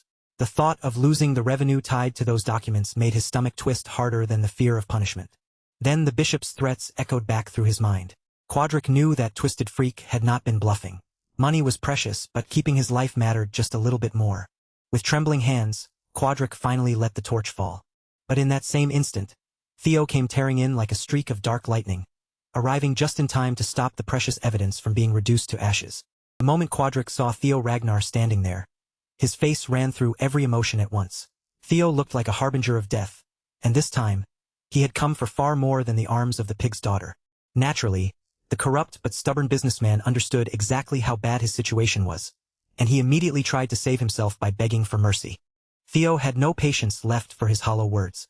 Electric energy began filling the cramped room, crackling through the air as the pressure around him sharpened.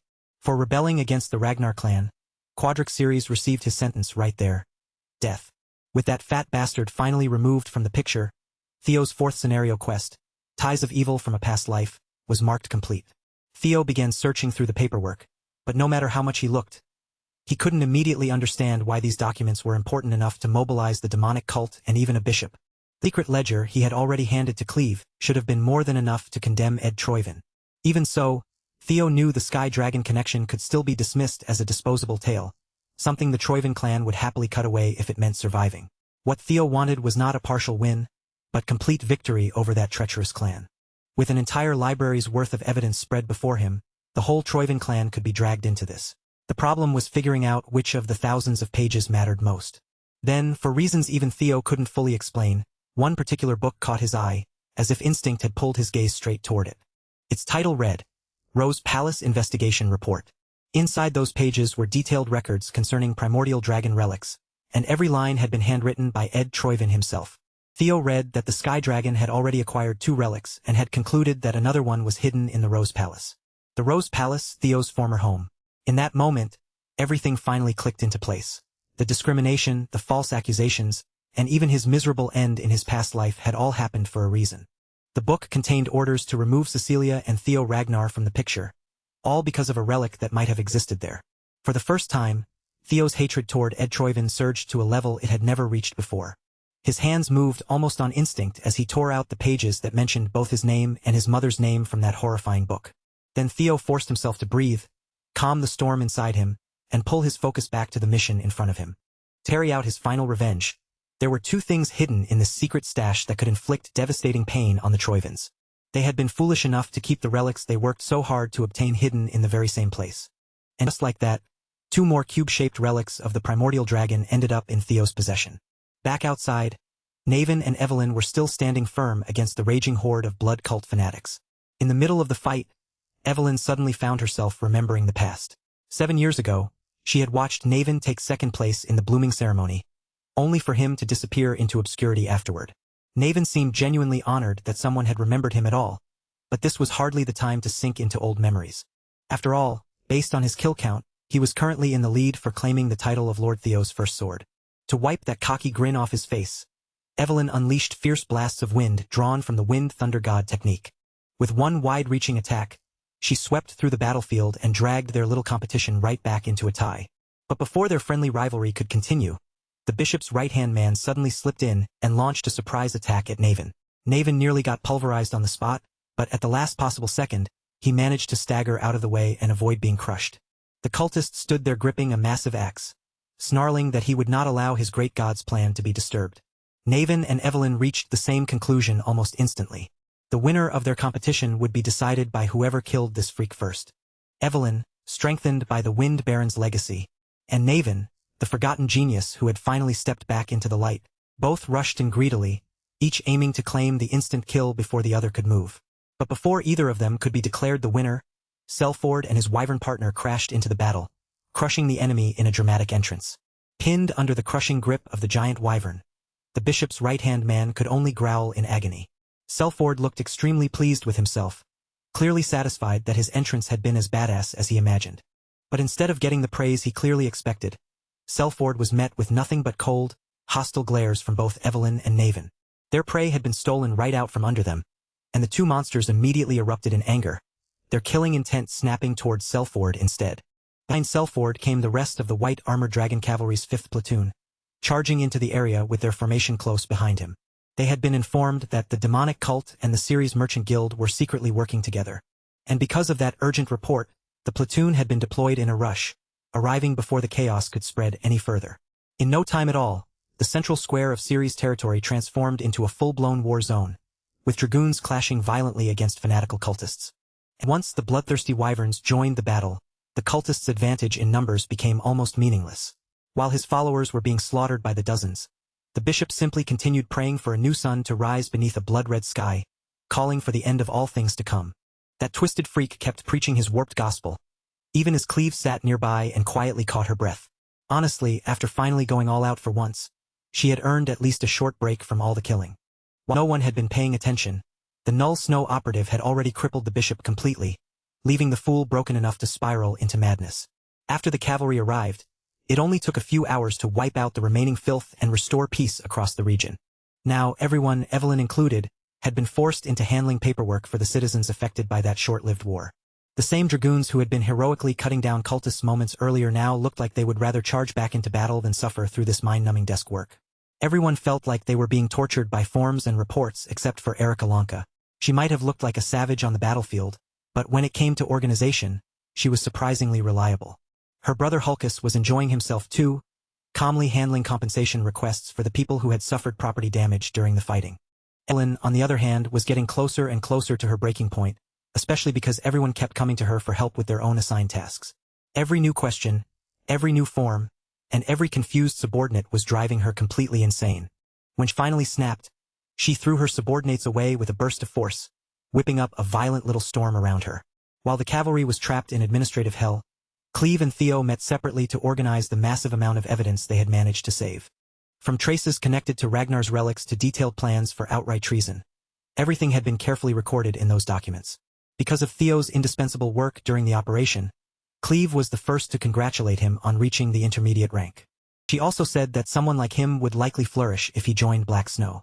Theo immediately grew awkward and tried to dodge the topic, clearly not wanting to get pulled into a serious conversation about being recruited by the Black Dragon. Then Cleve brought up one more piece of good news. The operation to capture the Sky Dragon had officially begun. The ledger they had obtained earlier had been judged as sufficient proof to begin the hunt. That meant Black Snow's elite arrest team had already moved out and was currently making its way toward the capital. But before they could even enjoy that good news, a messenger suddenly burst into the temporary camp with an urgent update. The elite arrest team had been hit with a brutal surprise. Ed Troyvin had been hiding the true level of his power all along. And now that he no longer had any reason to stay concealed in the shadows, the Sky Dragon was finally letting loose. Ed understood perfectly well that revealing all his cards at this stage was not the smartest move. But if he could leave enough bodies behind him, he could still cripple Black Snow to a meaningful degree. In his own twisted way, Ed Troyvin even congratulated Theo Ragnar for forcing him into such a desperate position. The Amelia Palace, Axion, the Dragonslayer sword, and now the Ceres Guild. Everything Ed had painstakingly prepared had been ruined because of that one imbecile. Ed Troyvin was finally slipping into that unhinged, dramatic madness, his sanity cracking after one loss after another. But deep down, he was still a hater to the core. He would allow Theo to celebrate for a little while, but the Troyvin plan was far from over. The Dragonslayer sword had been lost, but Ed had still managed to secure a replacement contingency. Now he was heading back to his father to call upon something that might turn the tide back in his favor. With the Ceres disaster finally settled, Theo was able to return home to the Camellia Palace. The palace was unbelievably busy, packed with nobles getting fitted for garments and attendants rushing from one place to another. Kirsten looked around the place in surprise, visibly taken aback by the sheer chaos unfolding around her. Just walking through the palace felt like marching through a battlefield. except instead of swords and blood, there were fabrics, measurements, and garment cutters everywhere. She probably would have gotten lost in the middle of that hectic crowd if her daughter hadn't found her among all the busy workers. Cecilia excitedly explained that she was opening a new business, a high-end brand built around luxurious fabrics and glittering jewels. She continued happily talking about the finer details of the business, while Kirsten listened in a dazed, absent-minded way. The elf mother was far too distracted by her daughter's bright smile and overflowing enthusiasm to properly catch any of the important details. To Kirsten, Cecilia's happiness made her shine even brighter than any jewel in the entire estate. But Kirsten hadn't come all this way just to admire her daughter's joy. She had arrived in person because there was news she needed to deliver. Whispers about the Rose Palace had reached her ears, and those rumors were serious enough that she couldn't simply ignore them. The moment Cecilia heard that, her anxious mind jumped straight to the worst possible outcome, and she immediately asked whether her son was safe. Watching her daughter go from radiant happiness to a trembling mess of worry in an instant made Kirsten's heart ache. So she quickly eased Cecilia's fears, making it clear that she hadn't come carrying disaster. If anything, the news she brought was the complete opposite of something dreadful. Amel, that hateful woman who had caused so much misery, had been discovered dead, and not alone. Her entire camp had fallen with her, wiped out to the last. Their severed heads had been displayed across the walls of Rose Palace, a grim and unmistakable sign that their threat had finally been crushed. The moment Cecilia heard it, it was as if an unbearable weight had finally slipped from her shoulders, letting her breathe properly for the first time in ages. Relief washed over her completely, because at long last, she could believe that this nightmare had truly come to an end.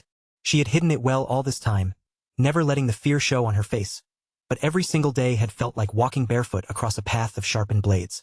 Because of that vile Amel, Cecilia had been framed, accused, cornered, threatened, and even targeted by assassins. And no matter how desperate things became, she couldn't reach out for help, terrified that her own son would be dragged into the scandal. Now that the rotten mistress was dead, the long chain of suffering wrapped around Cecilia's life had finally been broken. While Theo Ragnar remained shut away in recovery, the world outside had shifted dramatically, with the political order beginning to twist into something far more dangerous. And that change had not come peacefully. It had been carved out through bloodshed, with heads falling one after another and mighty strongholds stained deep crimson. The Troyven family had ignored the Draker family summons and refused to answer their appeal within the given deadline. In the language of power, that silence was nothing less than a declaration of war. That night, the Nine Dragons Council Chamber was forced to gather for an emergency meeting. They had clearly underestimated Ed Troyven's cunning, because that man had been preparing his grand scheme for far longer than anyone realized. And now, the suspicious movements of the Northern Continent's warlords seemed impossible to separate from his plan. Still, some of the more old-fashioned members of the chamber wanted nothing to do with the Troyven issue. To them, a few warlords gathering in the north was hardly worth panic. What concerned them far more was the empty seat left behind by the Sky Dragon. The family head remained silent for the time being, but several elders were already restless, eager to reopen the question of succession that had been left unresolved for far too long. Then, to everyone's surprise, the Black Dragon spoke up and insisted that this was exactly the right moment to decide who their next leader should be. If the heirs began fighting among themselves right before a full-scale war erupted, the result would be catastrophic. He was trying to reduce the unpredictable dangers that could explode once war began, but the older heads in the chamber snapped back at him, accusing his words of being nothing short of blasphemy. Fortunately, one of the Nine Dragons finally stepped in, his command cutting through the rising tension and forcing the chamber to settle down. In his view, what they truly needed was a proper gathering where every concerned party could be brought together, and he made it clear that he would begin arranging it at once. Conveniently, he already had a suitable event coming up that could serve as the perfect opportunity to test the waters. Once they saw how matters unfolded there, they could decide which issue deserved their full attention. Meanwhile, Theo had remained tucked away inside Lodbrok's lair, cut off from the noise and schemes spreading through the outside world. After being thoroughly beaten down by his father, he was recovering surprisingly well. With no outside distractions pressing in on him, he spent his days refining himself and sharpening his blade. The marks left behind by the Patriarch's fury were still fresh across his body, visible reminders of that brutal encounter. Yet Theo's condition had never been better. His movements were clean, fast, and frighteningly precise. Each strike cut through the air with purpose, snuffing out the flames of a neatly arranged formation of candlesticks one after another. Physically, he had become as honed and deadly as the relic blade in his hand. But inside his mind, the struggle was far from over. The same voices that had once driven his grandfather into madness continued to creep into Theo's thoughts, slipping in whenever his guard wavered. They whispered with malice, filling his head with violent urges, pushing him to kill everyone before him and seize everything with his own hands.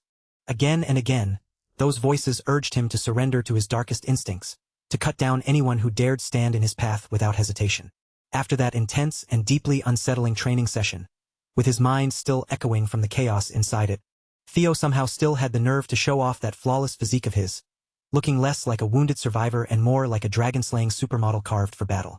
Once he finally lowered his sword and set it aside, a familiar voice reached him, asking whether those voices had begun to weigh heavily on him. Guardian Dragon Lodbrok emerged, her presence calm yet piercing, as she reflected on the lingering grudge left behind by the mad Dragon Emperor. Because Theo knew he could trust Dragon Mommy, he answered honestly. The voices had been troubling him more than he wanted to admit, and even though a fair amount of time had passed since he received the half-sword, the grudge clinging to it still refused to stop interfering. It hadn't reached a point where he could no longer endure it, but the fact that the power came from the Mad Dragon Emperor made it impossible to treat lightly. Still, Theo couldn't say that everything about it was a curse. Thanks to that very power, he had managed to catch a glimpse of the Emperor's realm, even if only for a brief moment. Lodbrok understood the weight of what he was facing. No matter how much time passed, that man's name was one she could never erase from her memory. After all, he was the one who had stolen her heart. She had already told Theo that story before, which only made his feelings more tangled. He still couldn't understand why his father had spared him, or why he had gone so far as to grant him that weapon. Noticing that Theo was starting to rush ahead in his thoughts again, Lodbrok firmly reminded him to slow down. If they moved too recklessly, he would end up facing something far beyond his current ability, just like he had before. For now, they still had time, and thanks to the High Priest treating Theo immediately, even his severed arm had been reattached without any real complication. Even so, Lodbrok wasn't about to leave it to chance, so she leaned in and personally gave him a very close, very thorough examination to make sure everything had healed properly. Once she was satisfied that the checkup had been detailed enough, Lodbrok dismissed Theo for the day. She could sense that someone else was already searching for him. Before he left, however, Lodbrok gave him one sharp warning. He needed to stop wrecking her nest every time he came over just to swing his blade around. After all, their little routine had become painfully obvious. Theo made the mess, and someone else had to clean it up afterward. As soon as Theo made his way back to Camellia Palace, he was met by a familiar face he hadn't seen in quite some time. The person waiting for him was one of his devoted fanboys, Sybil Dree. Sybil approached with obvious excitement, personally delivering an important message to his young lord. It was an invitation. According to the letter, Daffodil Palace was graciously inviting Theo Ragnar to attend a banquet held in celebration of Lady Ray Ragnar's 18th birthday. Sybil, however, couldn't help pointing out how strange the whole thing felt.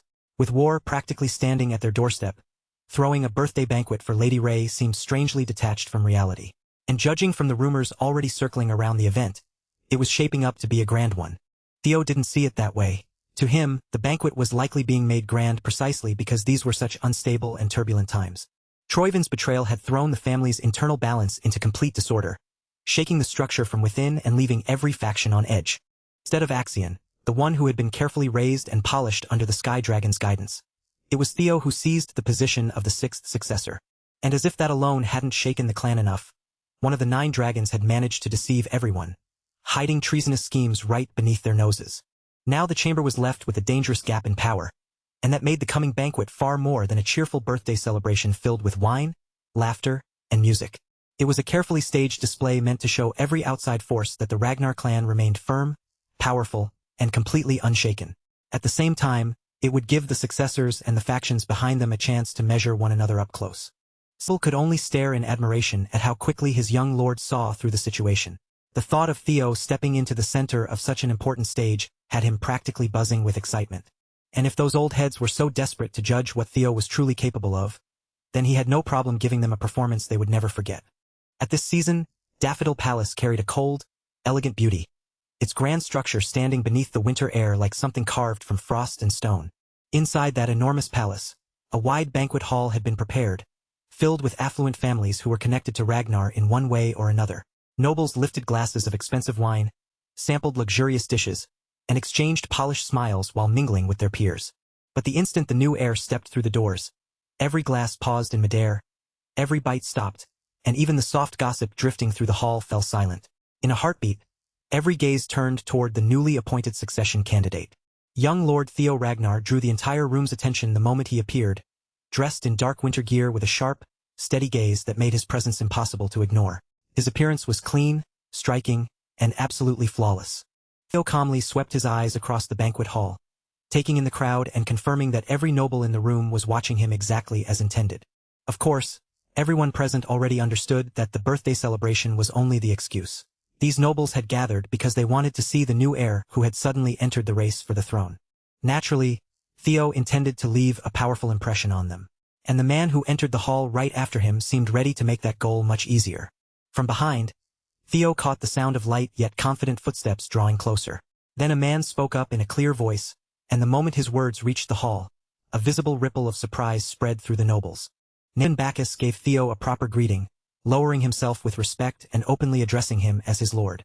And he made sure his voice carried clearly through the entire hall, loud enough that not a single person could pretend they hadn't heard him. Theo's expression brightened when he recognized his friend. For a moment, he almost failed to recognize the rascal, because even on the day of his sham wedding, Naven hadn't bothered shaving his beard. Yet now, there he stood, clean-shaven and looking completely different. The nosy nobles immediately began murmuring among themselves. Everyone had already heard about the bloody purge within the Bacchus family, and how the lone survivor had risen as the new family head. Even after the clan's collapse, Bacchus still remained one of the 6 pillars. So when that new family head publicly called the 6th successor Lord, it created exactly the kind of stir Theo had expected. With nothing more than a perfectly timed entrance and a few deliberate words, the atmosphere of the banquet had shifted. Just as Theo was about to tell Naven the next part of the plan, a man built like a living fortress slipped up behind him without making his presence known. The instant Theo and Naven sensed the threat at their backs, their instincts flared at once, both of them reacting as if a mortal danger had suddenly appeared beside them. The massive man eased back the pressure of his overwhelming presence, softening that crushing intensity before introducing himself properly. With a relaxed smile on his face, he casually revealed that he was the 5th successor. Theo was thrown slightly off balance. He had expected to meet this beast eventually, but he hadn't thought the man would approach him quite this soon. This was Thorkel Ragnar, commander of the Black Iron Cavalry and one of Theo's direct rivals in the succession battle. Standing tall enough to dwarf Theo's frame, Thorkel extended his hand with a broad, almost generous air, offering a handshake as though they were simply exchanging polite greetings. At long last, 2 of the newest successors had come face to face, and every noble in the banquet hall seemed to hold their breath at once. One was the heir who had once stood at the front of the race, and the other was the newly risen successor whose name had suddenly shaken the entire clan. Everyone could feel the question hanging in the air. When everything was finally settled, which of them would stand above the other? Wearing a charming, disarming smile, Thorkel assured Theo that there was no reason to be so tense. He claimed he had only come over to meet the rising star that everyone had been talking about. He even laughed and said he was honestly relieved that the childish Axion had been swept aside, and that someone more suitable had received the patriarch's blessing instead.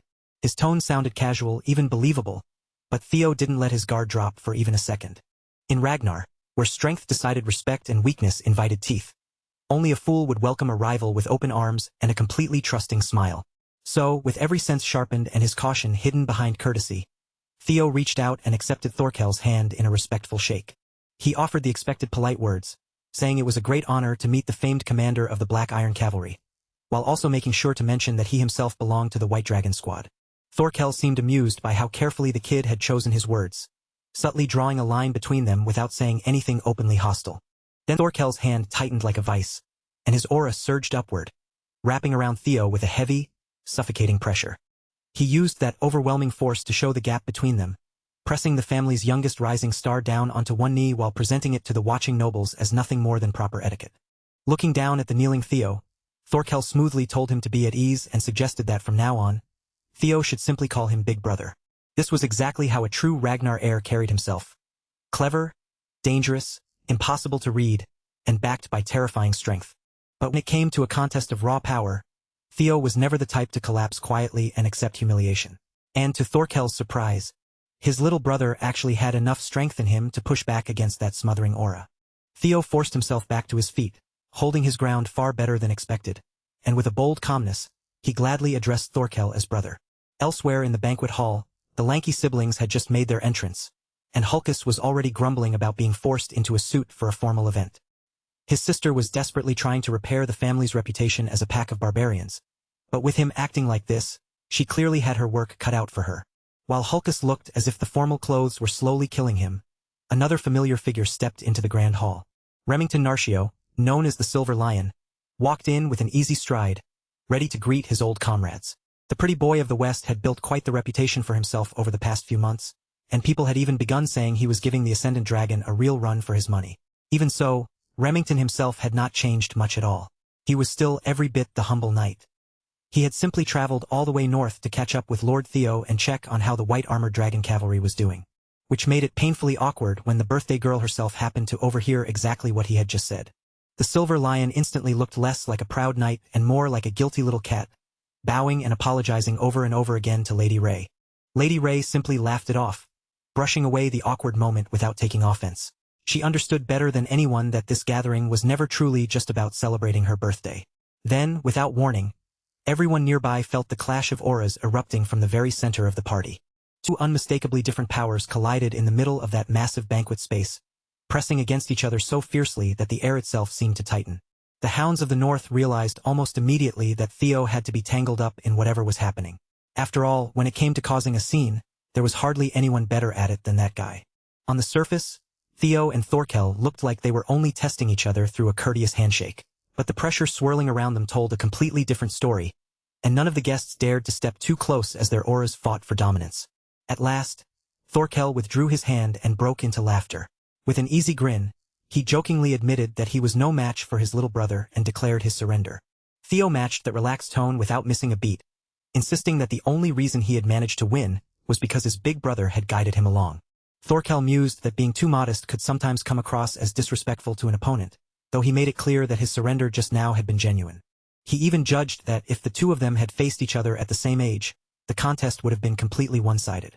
Theo immediately understood how heavy that praise was, especially coming from the most celebrated young genius in the clan's recent history.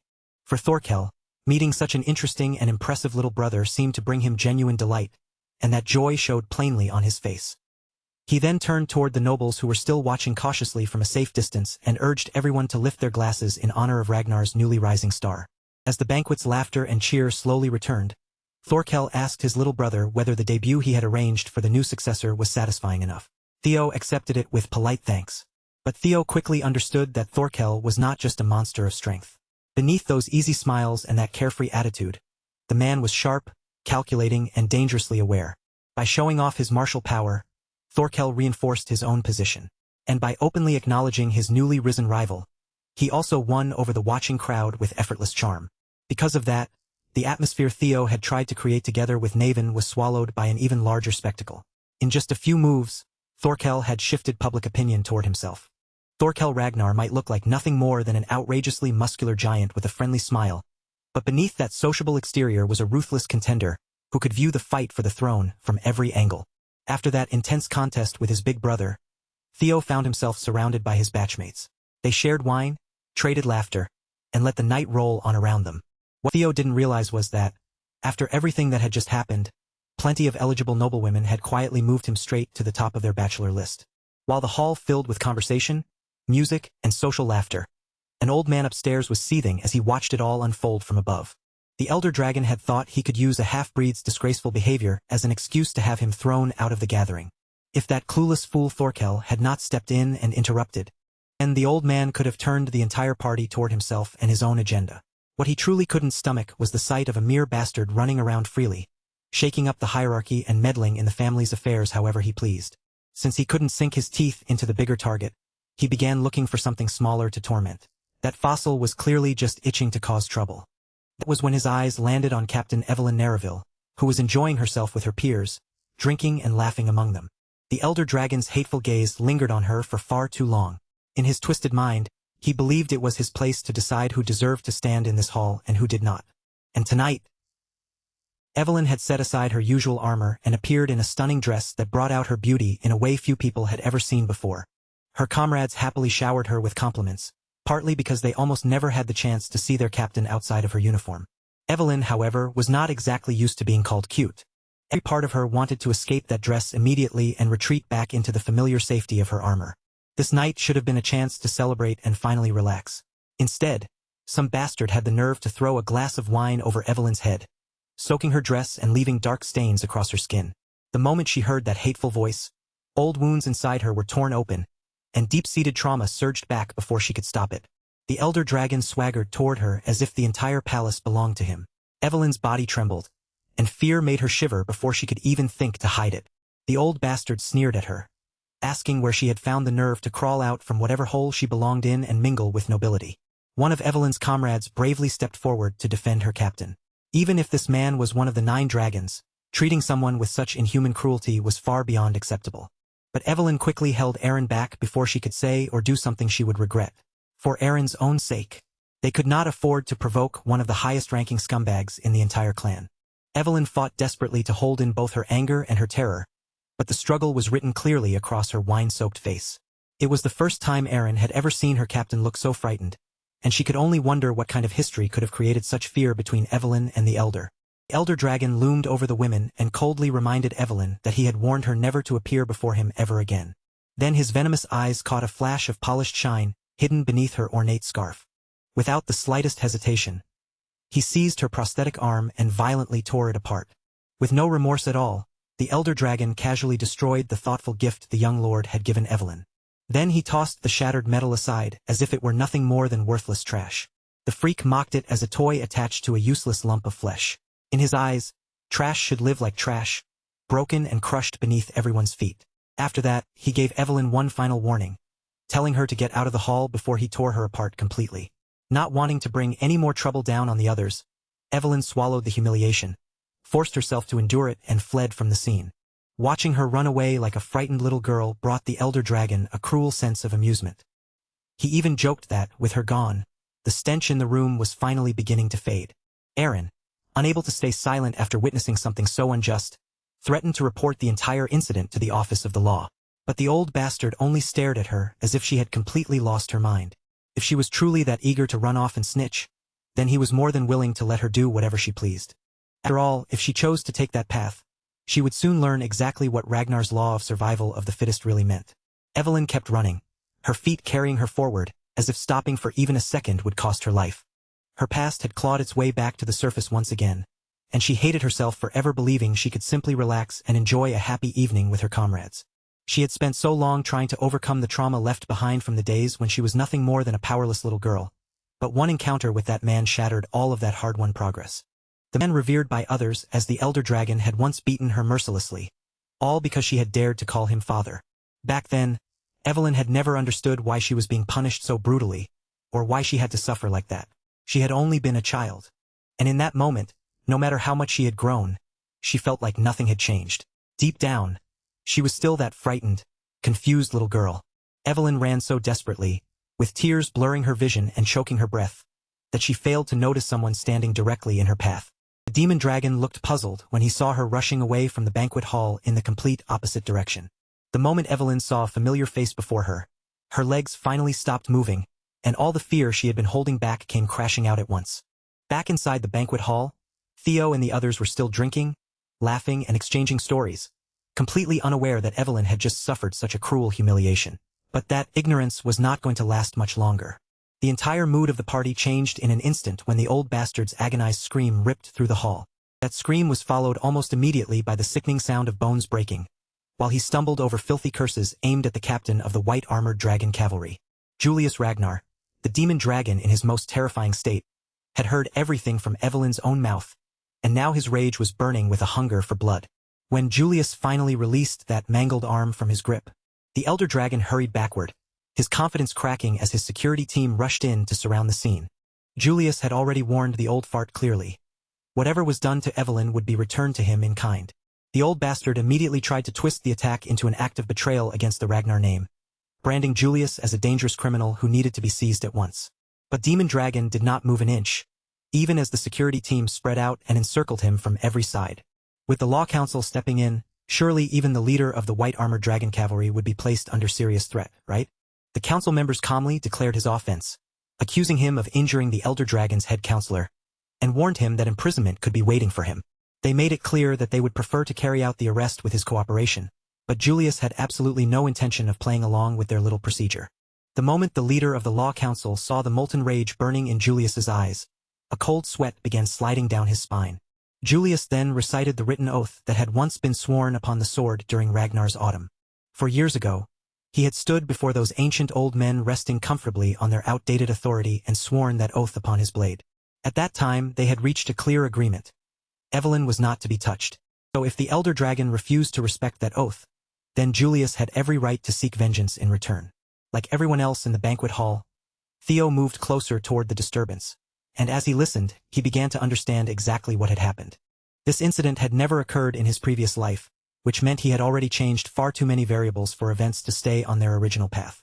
As far as Theo knew, Evelyn Nereville had been born as the illegitimate child of Wolfgang Ragnar, though a name that impressive was completely wasted on a man that rotten. Wolfgang valued pure blood above nearly everything else, yet he had never been able to keep his own desires under control. Evelyn's very existence contradicted everything he claimed to stand for. To him, she was a living disgrace, someone he desperately wanted hidden away from the public eye. He had planned to cast her out of the family permanently, but Julius stepped forward before that could happen. Recognizing the child's potential, Julius brought Evelyn into the white armored dragon cavalry, and with that single decision, Wolfgang's vile plan fell apart. From there, Evelyn grew into a capable fighter and a reliable leader, rising quickly through the cavalry's ranks. And when she finally became known as the young captain of her own unit, Wolfgang's fear of being exposed as a monster flared up all over again. Ignoring the consequences, he attempted to murder his own daughter while pretending it had been a mistake. His killing blow failed to land, but the attack still severed her left arm cleanly. Evelyn barely survived, and losing that limb left her unable to properly hold the reins of her mount. Because of that, Evelyn was forced into an early retirement. Afterward, she spent her life managing the 4th training hall, kept far away from noble affairs forever. But after meeting Theo Ragnar, her path had been pulled back toward honor and glory. In that sense, the chain of events that led to this commotion could be traced directly to Theo's actions after his regression. And that was the case, then it was only right for Theo to step forward and set the matter straight himself. Still, preventing the situation from spiraling any further would not be easy, especially with the demon dragon's killing intent pressing down on the hall. Wolfgang turned toward the gathered nobles, trying to draw them to his side. He condemned Julius for showing such blatant contempt toward an elder who had protected Ragnar for decades. He then accused the demon dragon of using the authority of the 9 dragons to threaten his own blood, claiming that such behavior was practically treason. Hearing that old fart whine about the abuse of authority only made Julius's rage burn even hotter. The whole situation might have turned into a complete disaster if Theo had not stepped forward to intervene. Theo reminded both sides that this day was supposed to be a joyful celebration of his dear friend's birth, not an occasion to terrify every guest in the hall. Because Julius respected the young lord and was willing to listen to him, he forced himself to rein in his temper before the violence could go any further. Wolfgang, on the other hand, looked visibly irritated, his expression twisting as he realized the bait he had thrown out in anger had been completely neutralized. Since 2 high-ranking members of the family were clearly ready to rip each other apart right there, Theo proposed that they settle the matter through one of Ragnar's long-standing traditions. Instead of turning a birthday celebration into a bloodbath on the dance floor, they should take their feud into a proper duel trial and let the blades decide. Wolfgang immediately rejected the idea, insisting that he was obviously the victim in this situation. In his mind, there was no need for any trial at all when he had done absolutely nothing wrong. Theo kept his composure and calmly urged the old bastard to accept the proposal anyway, if only to stop the disturbance from growing any larger in front of everyone. That was when Theo noticed the Lord of Daffodil Palace making her entrance, and her expression made it painfully clear that she was furious her daughter's event had been ruined by 2 muscle-brained idiots. With every step she took, the temperature around her dropped sharply, and frost began crawling across the floor beneath her feet. Neil Ragnarton, the woman known as the Ice Dragon, was not the kind of opponent anyone in their right mind would want to stand against. As usual, Wolfgang tried to hide behind the victim act, but Neil cut him off coldly and told him to shut his mouth. She had no interest in excuses, and petty quarrels meant nothing to her right now. For her daughter's sake, she firmly pushed both sides to follow Theo's suggestion and settle this without dragging the celebration any deeper into disgrace. That was the last bit of mercy her steadily thinning patience was willing to grant them. The nobles began murmuring quietly among themselves, most of them assuming Wolfgang and the elders on his side would surely win. After all, even in retirement, those men were still high-ranking inspectors. Wolfgang was thinking the exact same thing. He trusted his men to beat down whoever Julius chose to send out without much trouble. Under the rules of the duel trial, the plaintiff and defendant would only face each other in the final round, while the first 2 matches had to be fought by representatives chosen from each side. And when Wolfgang looked across the room, all Julius seemed to have in his corner was a one-armed cripple and a wretched bastard child with no proper standing in his eyes. By Wolfgang's calculation, he would not even need to lift a finger himself. His own men should be able to settle everything with a clean 2-0 victory. So although he acted reluctant, Wolfgang eventually agreed to a pure contest of blades to determine who was right and who was wrong. As the guests began filtering out of the banquet hall to witness the duel trial, whispers spread through the crowd, everyone speculating about how the matches would end. Among them, Thorkel watched with an amused smile fixed on his face, calmly sipping his wine as though the whole thing were entertainment arranged just for him. To be honest, he had not expected his little brother to step forward and handle the situation in such a bold way. Knowing the demon dragon's famously short temper, this entire confrontation had been one breath away from spiraling completely out of control. If Theo had not intervened, the rage-baiting dragon would have used the corrupt legal system to crush Julius, leaving him politically ruined before the night was over. Yet in that brief moment, Theo had found a solution that eased the ticking bomb while keeping the terms acceptable enough for both sides to swallow. Thorkel could already tell that whatever came next was going to be extremely entertaining to watch. Soon, everyone gathered outside Daffodil Palace and settled around a snow-cleared arena, the cold night air wrapping around the crowd. From that moment on, under the supervision of the Law Council, the duel trial would begin.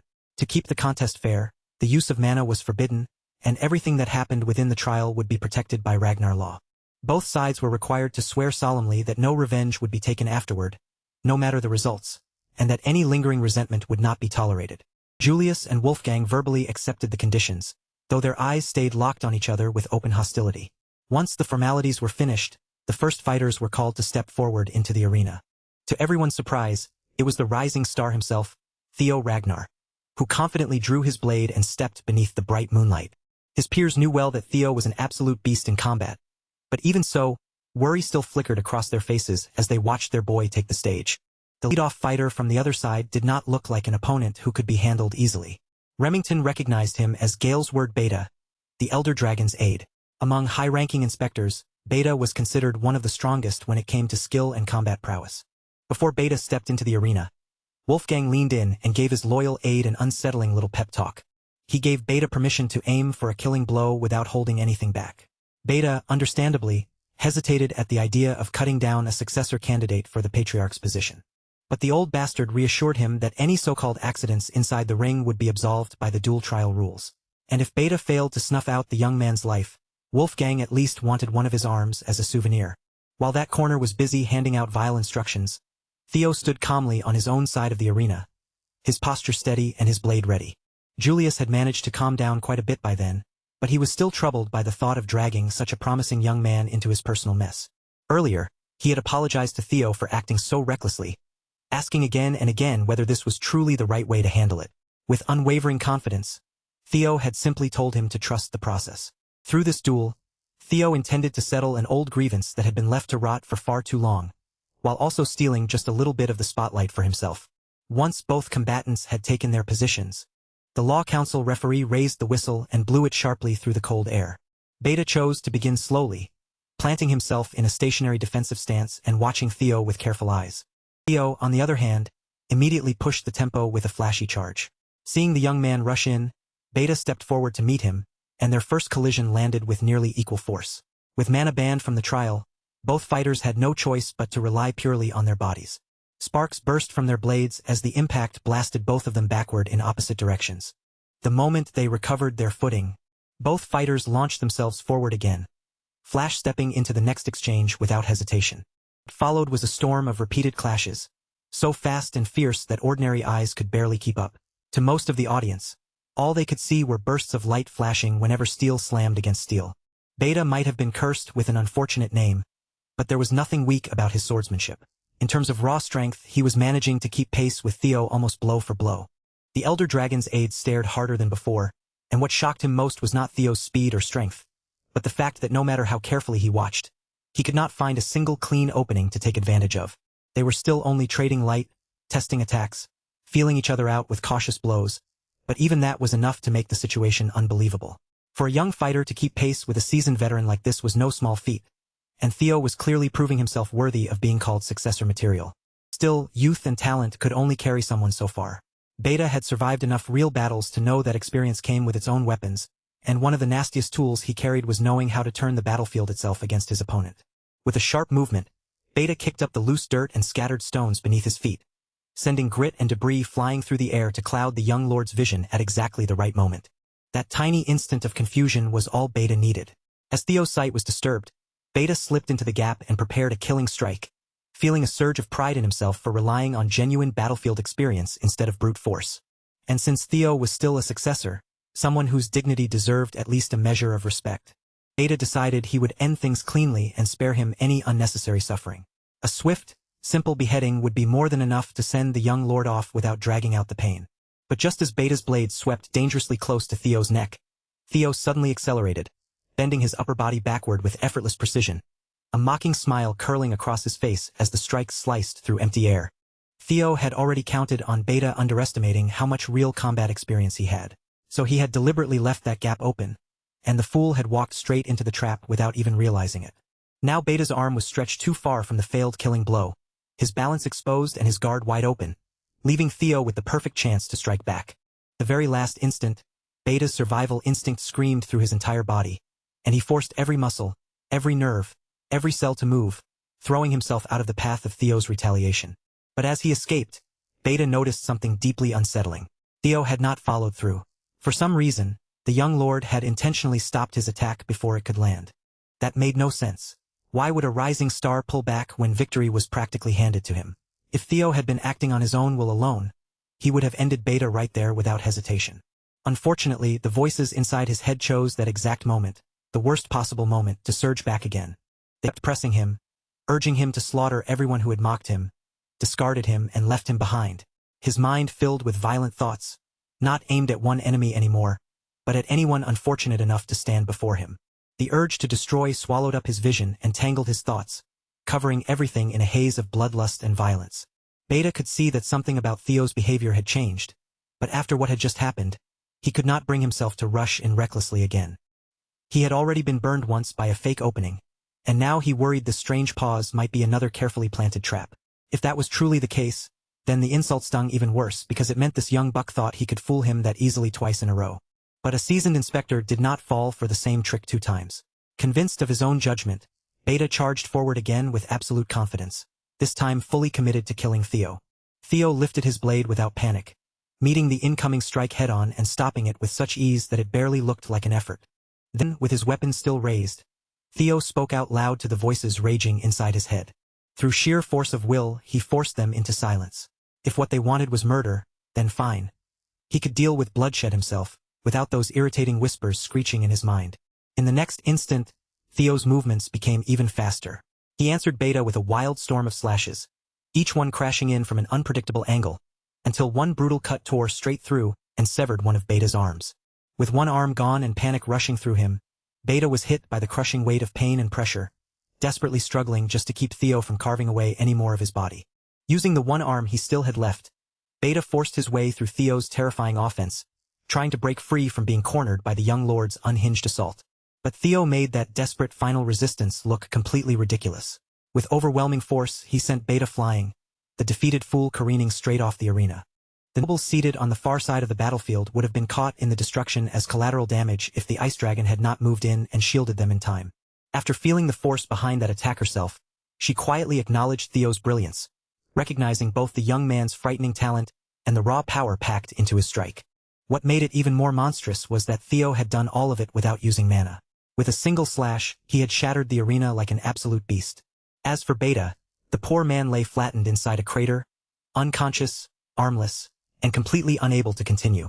Half his outfit had basically been erased along with his pride. Bro did not just lose, he got absolutely cooked in front of everyone. The Law Council referee only needed one look at Beta's condition before immediately calling an end to the first round. In the opening duel trial, Theo Ragnar stood as the undeniable victor. The crowd erupted around him, but even as the cheers rang out, Theo was still fighting inwardly to push down the growing hunger to kill. Thankfully, he managed to regain enough control before those maddening urges could fully take over.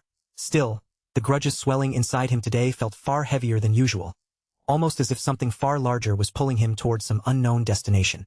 The terrifying power he had unleashed only appeared when he willingly gave himself over to that strange sensation. But trusting himself to the grudges of the past was a dangerous path, one that could easily turn into a slippery slope. The risk was undeniable, but if Theo could learn to control that power properly, it could become an enormous boost to his strength in battle. Honestly, with that power at his command, he might be able to double his strength as easily as flipping a switch. Once the debris had been cleared away and the ruined arena was patched up enough for another match, the second round began, and both fighters were called forward to take their places. But everyone's surprise, Theo walked toward the corner and announced that his side would be choosing consecutive battles. The referee accepted Theo's participation in the second round as the representative of the defense, but Wolfgang was not pleased in the slightest. To him, the decision looked unbearably arrogant. So Wolfgang answered by sending out one of his most trusted fighters, the Sword of Mystics, and the former Dragon Gate swordmaster, Paige Grayson. The Lanka siblings immediately lit up with excitement when they saw the old man step forward, carrying an absurdly massive sword without using even a trace of mana. Beside them, Remington looked like his anxiety had reached its absolute peak, but the Lanka siblings simply told him to calm down and stop worrying so much. The Silver Lion pointed out that this round was different from the first. Earlier, the opposition had sent a high-ranking inspector to preserve their reputation, but Paige Grayson was not just some official. He was a famous elder in his own right. Anyone with common sense could tell that Wolfgang's corner was now aiming to kill Lord Theo without fail. Even so, with the wreckage from Theo's previous battle still fresh in everyone's mind, it was difficult to imagine him actually losing. The moment the referee blew the whistle and signaled the official start of the second round, Theo calmly and politely raised one hand into the air. Instead of wasting time crossing blades with yet another old man, Theo simply waved the white flag and forfeited the match on the spot. The entire arena fell into shock at his sudden decision, and no one looked more stunned than old man Page himself. Theo then explained with unexpected humility that a mid-ranked inspector like him could never hope to match an established elder. Even without exchanging blows, he could already recognize the difference in their level.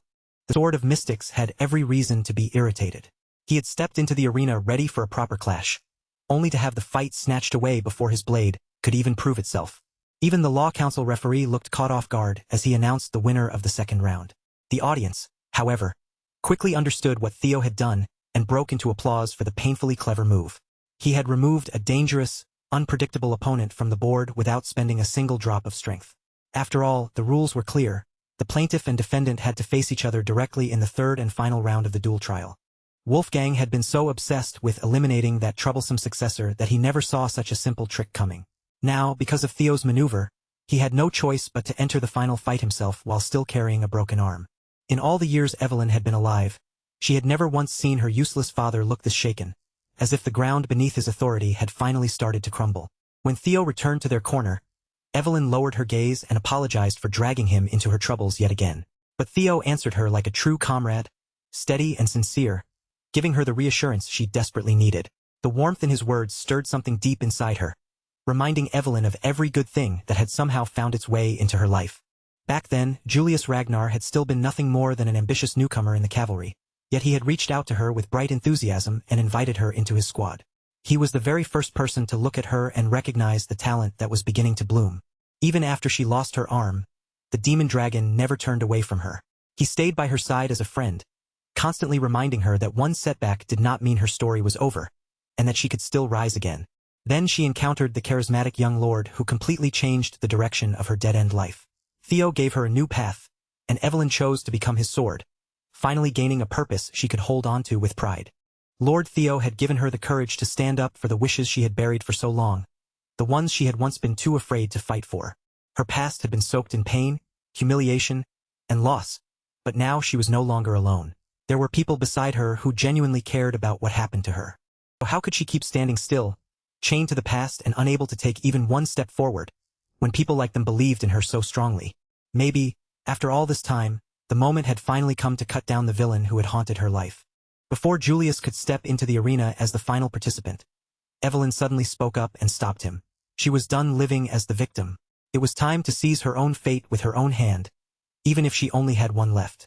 For the final round of the duel trial, the Law Council referee wasted no time and called for the plaintiff and defendant to come forward into the arena. Even with his broken arm bound in a sling, Wolfgang Ragnar still carried himself with a threatening presence, strutting into the ring as if he could still intimidate everyone watching. Inside, however, he was still cursing that sly successor for forcing him into a corner with no reputation left to protect. Wolfgang had already accepted that Julius might very well kill him in this fight, but even then, he was determined to take at least one arm before going down. After all, chopping off arms had always been one of his favorite habits. After a brief exchange with the referee, the defense's request to change their fighter for the third round was officially accepted. Dressed in her fitted outfit and holding a blade at her side, The one-armed captain stepped into the arena with calm confidence, her posture straight and her resolve unmistakable. The moment Wolfgang saw his crippled, unlawful daughter walking toward him, he burst into cruel laughter. With a mocking sneer, he asked if she had come to beg him for mercy one final time. But his pathetic trash talk had no effect on her at all, landing with all the force of a dull blade against stone. Evelyn raised her rapier, the point glinting as she fixed her eyes on the disgusting man standing before her. She did not need a long speech to shatter his composure. One single word from her was enough to drive Wolfgang into a rage. Because this pathetic man absolutely despised being called father. The audience was stunned silent the instant Evelyn spoke that forbidden word. None of them had known the true connection between the elder dragon and Evelyn Nareville. Sure, rumors about an illegitimate child had floated around before, but most nobles had dismissed them as idle gossip and never bothered looking any deeper. Caught off guard and desperate, Wolfgang immediately tried to make Evelyn look insane, claiming she was just spouting nonsense. Seeing how violently he reacted, Evelyn almost seemed to realize that if one word could rattle him this badly, she should have used it much sooner.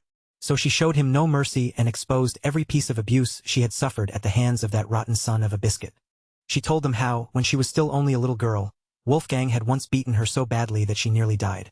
And even later, after she fought her way up through the ranks of the white-armored dragon cavalry, he had tried to end her life again, all because her existence threatened the polished image he wanted to protect. Wolfgang's rage finally ripped away the mask he had been wearing. He barked that, as an esteemed elder of House Ragnar, he had every right to erase anything that stained his history. Evelyn had baited him so perfectly that, in his anger, he practically confessed to his filthy crimes in front of everyone. The nobles watching could not help feeling sympathy for Evelyn and disgust toward the old bastard. Who would have imagined that the high and mighty elder, who always obsessed over bloodlines, was guilty of spreading his own seed outside the family? Those who had known about Wolfgang's shameful habits stayed completely silent. They had already warned him long ago that a day like this would come if he kept acting so carelessly. And Wolfgang himself knew it. In that moment, he understood that his reputation had already been stained beyond easy repair. On the sidelines, Julius and Theo simply watched the entire confrontation unfold, letting the truth tear through the arena on its own. The demon dragon still wanted to take the final fight himself, hoping to spare Evelyn from even more pain. But Theo remained firm, believing that this was a problem Evelyn had to face and settle with her own hands. The instant the whistle rang out, Evelyn surged forward, immediately launching into an aggressive offense without giving Wolfgang room to breathe. With Evelyn missing an arm and Wolfgang's own arm broken, the clash between them was surprisingly balanced. But Evelyn had lived with her handicap far longer, and that experience allowed her to control the rhythm, forcing Wolfgang onto defense as she dictated the pace of the fight. Then, when she judged that the timing was finally right, Evelyn revealed the new weapon she had been holding back. As a veteran who had survived countless battlefields, Julius immediately sensed the shift in her stance and felt the air around her change. Evelyn was using the Wind Thunder God technique, Dockhart. With nothing but pure technique, she stirred the air around her and quite literally kicked up a storm. The older spectators narrowed their eyes as they faintly recognized the Sword of Windstorm.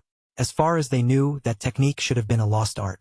So how in the world had Evelyn managed not only to use such a technique, but to master it well enough to bring it into a duel like this? The Wind Thunder God technique more than lived up to its name. Evelyn stood at the center of the clash like the calm eye of a violent storm, her movements sharp and controlled as she blocked Wolfgang's sword, while relentlessly driving him backward. It was not every day that someone so young could stand toe-to-toe with a top swordsman like Wolfgang. Theo watched the fight with clear delight, his eyes following Evelyn's movements as if he was savoring every second of her breakthrough. Mana was forbidden in the duel trial, pure swordsmanship finally had room to shine. With the gap in magical power removed from the equation, a refined technique like Evelyn's could show its true brilliance. More than anything, Wolfgang was a fraud who had always leaned on the firm foundation of his pure-blood lineage. Without that privilege acting as a crutch, his actual swordsmanship was mediocre at best. Still, Evelyn's pressure was suffocating him, and the elder dragon eventually forced his way out of the corner through raw strength alone.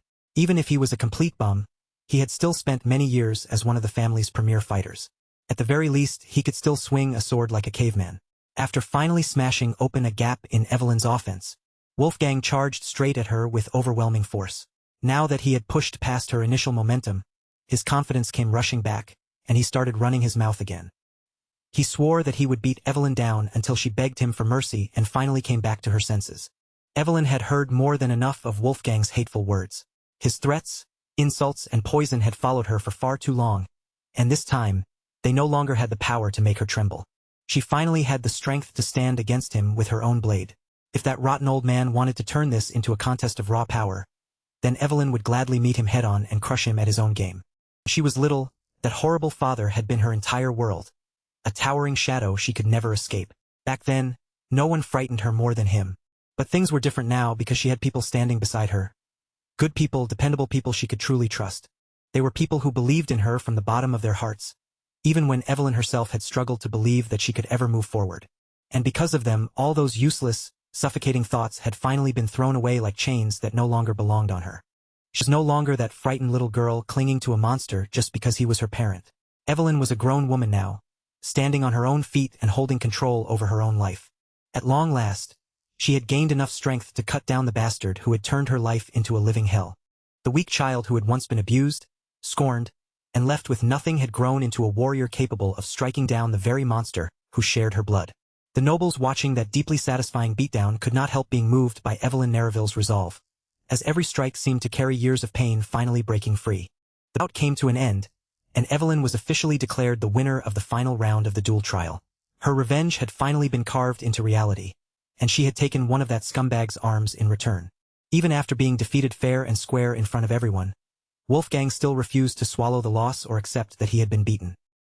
He moved as if he meant to charge at Evelyn again with everything he had left, but before he could unleash that fury, icy restraints snapped into place and held him back.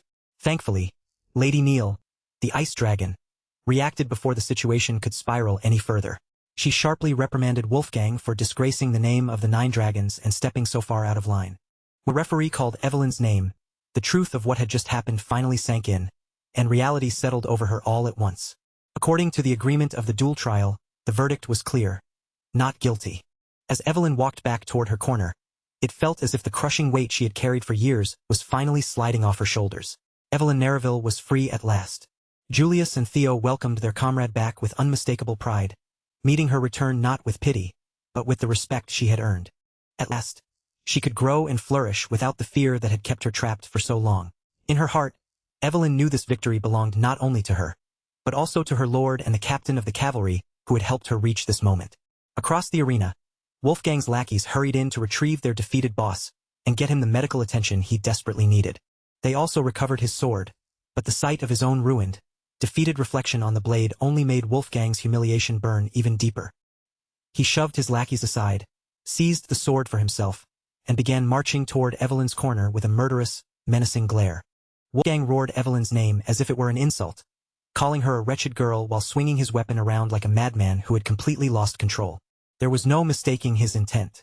That piece of garbage wanted to cut Evelyn down once and for all, even after the duel had already ended. But this time, Julius stepped in before Wolfgang could even get close enough to threaten her. The demon dragon caught him with his only remaining hand and forced him down like an obedient child being put in his place. Wolfgang's rage had clouded his senses so badly that he must have forgotten he had already escaped lightly with just one severed arm. Julius stared the old fool down with cold pressure in his eyes and asked whether he truly wanted to lose the arm he still had left. If Wolfgang was so desperate to end up looking like a mannequin, then the demon dragon would be more than happy to make that wish come true. The tension hanging over the arena reached its absolute peak, with every eye locked on the clash that was seconds away from exploding again. The situation might have turned even bloodier if not for a sudden urgent interruption. A messenger rushed in and announced that the Troyven family had begun their invasion, and every person present had to return to their posts immediately. Julius clicked his tongue in frustration, because the timing could not have been worse. He wanted nothing more than to leave Wolfgang with serious damage, but that revenge would have to wait. It took real willpower for Julius to turn away and release him, but once he did, he called to his trusted aides. They were now officially at war, and the white-armored dragon cavalry would be standing on the front lines. Wolfgang, being the absolute idiot that he was, still somehow failed to understand that the room had moved on without him. He kept running his mouth, whining that the duel was not over yet, but by then, no one in the arena was paying attention to his tantrum anymore. In the end, the ice dragon had to threaten him with cold, very literal violence just to make him finally shut his trap. Lady Neil gave him one final warning. If he ever brought shame upon the 9 dragons again, her ice blades would happily turn him into a frozen pincushion. Wolfgang still tried to argue, desperately leaning on his rank and claiming that laying a hand on him would be an insult to the entire Elder Council. Lady Neil simply told him to look at the council for himself. When Wolfgang turned his eyes toward them, every last one had already turned their back on their disgraced leader. They had completely washed their hands of his shameful behavior. None of them could continue supporting a representative who violated the sacred nature of the duel and swung his sword after losing like a spoiled child. By the end of that night, the elder dragon had lost far more than a match. He had lost an arm, his council, and the respect of the entire Ragnar clan. Seeing Wolfgang broken, humiliated, and stripped of everything gave Julius at least some sense of justice. The pitiful sight of a greedy old man losing all he had clung to made for a deeply satisfying end. But while the higher-ups of Ragnar were still tangled in their political games and internal drama, Troyvin was already moving in the shadows like a full-blown villain, calm and confident as his plan advanced. His troops had already taken control of the central plateau, and from there, they were steadily closing in on Castle Harmon. According to the latest reports, the Ragnar forces, both the Lord's cavalry and the private troops of the Six Pillars, were preparing to meet Troyvin's army at the central plateau. Troyvin laughed quietly to himself. Those foolish old dragons were moving exactly the way he had predicted. Now it was almost time for them to realize that this war was only one part of a much larger scheme, because the One Piece was real. While their attention and forces were locked onto the plateau, Troyvin would be free to sink his teeth into the real prize. Every piece had already fallen into place for his wicked takeover, and all that remained was to set the final motion in action. Meanwhile, on the other side of the map, the Bacchus family territory was strangely quiet. After the Sarah's Guild debacle, one of the Six Pillars had gone through a drastic change. Even the guards stationed along the walls could not stop themselves from gossiping about the new head of the house. Ever since Lord Naven took control, all he had done was shut himself away from the world and drown himself in alcohol from morning to night. With the territory facing such unstable times, even his own people had started whispering about whether a man like that deserved to be called the head of the family at all. One of the older, more experienced guards insisted that, with nearly the entire family imprisoned, the only thing left in Bacchus territory was a mountain of debt. In his eyes, a lord was useless if even the knights and vassals who had served the Bacchus family for generations had already abandoned them. Still, it was hard to blame the new family head for choosing to drink himself numb every single day. At this point, having the freedom to do even that might have been a blessing. Recently, the guards had also received reinforcements sent over by the Ragnar clan. Those troops were supposed to solve the territory's manpower shortage, but instead, they turned out to be little more than useless freeloaders taking up space. Just like the family head, they spent their days drinking and wasting time. And as fate would have it, the captain leading those Ragnar reinforcements was none other than Sybil Dree, accompanied by A.D. Naren and the rest of Theo's loyal fanboys. They were assigned to handle the night watch, but every night without fail, they ended up sprawled across the streets in a drunken mess. Their deployment felt less like real support and more like the main family's polite way of telling them to disappear. One of the guards stationed along the wall overheard all of this troubling information, but instead of looking worried, he seemed almost a little too pleased by what he had learned. The moment the sun disappeared beneath the horizon, the guard quietly slipped out of the territory and made his way to report to someone waiting in the shadows. He explained that the morale inside Bacchus territory had already collapsed to rock bottom. With things in such a miserable state, the operation could practically be treated as an automatic success. More hooded figures emerged from the darkness one after another, their faces hidden as they began moving toward Bacchus territory. They had heard enough. It was time to begin, and with the fallen household in such terrible shape, they believed they could finish their objective in record time. And just as expected, Captain Sybil, the man who was supposed to be guarding the walls, was slumped over unconscious with a bottle still hanging from his hand. One of the hooded figures quietly slipped into his position, twirling a knife with practiced ease as he cursed the drunken bastard for falling asleep while on guard duty. Then, with terrifying precision, he aimed straight for Sybil's head and drove the blade down without the slightest hesitation. Meanwhile, back at the White Armored Dragon Cavalry headquarters, Julius had just been hit with a request so unreasonable that it practically demanded an instant rejection. Theo had asked to invoke his independent operation rights as an intermediate inspector. Captain Demon Dragon immediately shut the idea down, making it clear that in wartime, military operations took absolute priority, and not even a successor could be granted an exception that easily. Theo, however, calmly insisted that his request was directly connected to the war effort. He had not come empty-handed either, and the documents in his possession were there to support every word. As Julius skimmed through the contents, his eyes widened in visible shock, the weight of the information sinking in with every line he read.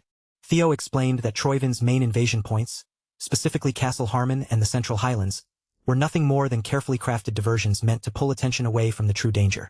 He was convinced that the real target of the invasion was the floating archipelago, along with the already weakened and compromised Bacchus territory. With the reports backing up Theo's theory spread out before him, Julius could tell that the young lord's assessment was not some wild guess. The logic was solid. Looking back at the Black Skull's recent actions during the series' hostage crisis, it became obvious that they had been working in cooperation with the Troivan family. Theo went on to add that Black Skull had originally been a maritime league from the floating archipelago, a place once known as the hub where all the Empire's gold passed through. That single detail explained a great deal, including how the Troivan clan had managed to gather what looked like an unbelievably massive supply of war funds. And considering the archipelago's geographical position, it was only a matter of time before that place became a direct and serious threat to Ragnar territory itself. Because of that, Theo proposed raising the priority of reinforcing the neglected Bacchus territory before it became too late to do anything meaningful. Even if Theo's calculations were perfectly accurate, the problem was that the bulk of Troivan's forces had already gathered near the Central Highlands and Castle Harmon. Their numbers were large enough to wage an all-out war, and Ragnar had already deployed troops to respond to that imminent clash. The clan simply had no extra manpower left to spare. Even so, they could not afford to abandon the true strategic points. That was exactly why Theo wanted independent command authority. He intended to oversee the reinforcement of Bacchus territory while also investigating the archipelago. If they moved correctly, they could expose the financial artery feeding Troivan's entire war machine. With a small group of carefully chosen troops and just a little time, Theo was confident he could strike somewhere far more important and make a direct impact on the war. Julius was genuinely impressed by the young man's sharp thinking. With a plan this bold and this carefully reasoned, how could he possibly refuse? This was not some personal whim.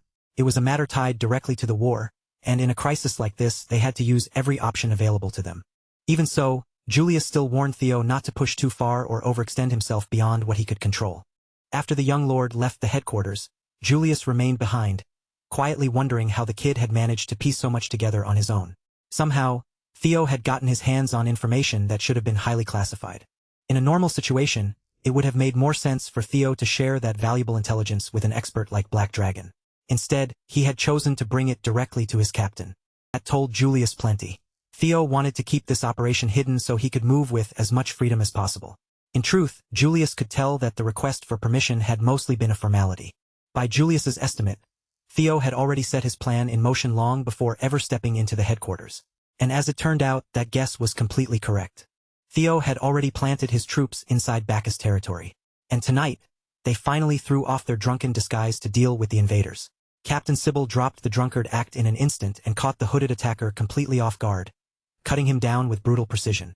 As the bottle of booze flew from Sybil's hand and spun through the air, the liquid inside splashed out in a bright arc.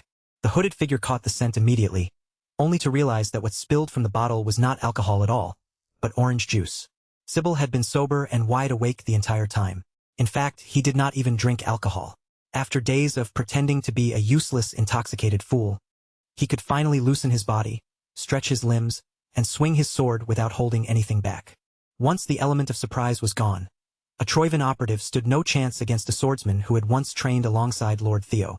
Sybil's troops quickly swept through the enemy vanguard with ease. Now that the first wave had been cleared out, their next move was to light the beacon. None of them had ever expected their first real assignment to involve killing Troivan operatives in enemy shadows. Back at the blooming ceremony, they never could have imagined ending up in a mission like this. While Sybil focused on getting the signal fire started, the sneaky operative he had just gutted suddenly sprang back into motion after lying face down and waiting for the perfect chance. Sybil's squad let their guard slip for a single moment, and because of that opening, Sybil came dangerously close to being killed. Thankfully, someone appeared out of nowhere at the perfect instant and cleanly took the deceptive operative's head before the attack could land. It was none other than Naven, and naturally, the first thing he did was scold the boys for dropping their guard. If any of them had been hurt, how could he ever face Lord Theo afterward? Realizing he had made a serious mistake, Sybil immediately straightened his posture and respectfully paid his respects to the head of the Bacchus family. Naven simply told him not to be so stiff, saying he should be at ease and relax a little. Of course, if they truly wanted to relax for real, then they still had one thing to handle first. They needed to finish carrying out Lord Theo's orders. With a grin spreading across his face, Sybil turned back to his duty and continued working to light the beacon. Naven found himself unexpectedly fond of having these boys stationed in his territory. Their energy, their looseness, and their odd little rhythm suited his own mood surprisingly well.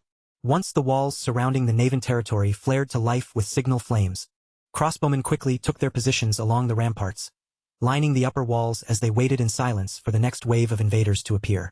From the highest point of the castle, Naven watched the battlefield with an almost casual calm, keeping an eye on every movement below. Just as his lord had predicted, enemies were going to come crawling out of the darkness tonight. Still, Naven could not help wondering how Theo had managed to see through the Troivan's attack plan with such terrifying accuracy. At this point, there was no other way to put it. Theo really was just built different. With the beacon fire exposing the Troivan rats in the darkness, Sybil raised his voice and roared out the command to defend Bacchus Castle at all costs. As the hooded invaders clawed their way up the towering walls, thousands of arrows rained down from above, hammering into them one after another until the assault turned into a brutal bloodbath. By the time Theo reached the castle on the back of his viper wyvern, Umbra, the battle had already erupted in full force. He arrived just in time to look down and see his boys proving themselves in action. Seeing those familiar faces fighting below, Theo's excitement rose, and he urged Umbra forward even faster, eager to reunite with them after so long.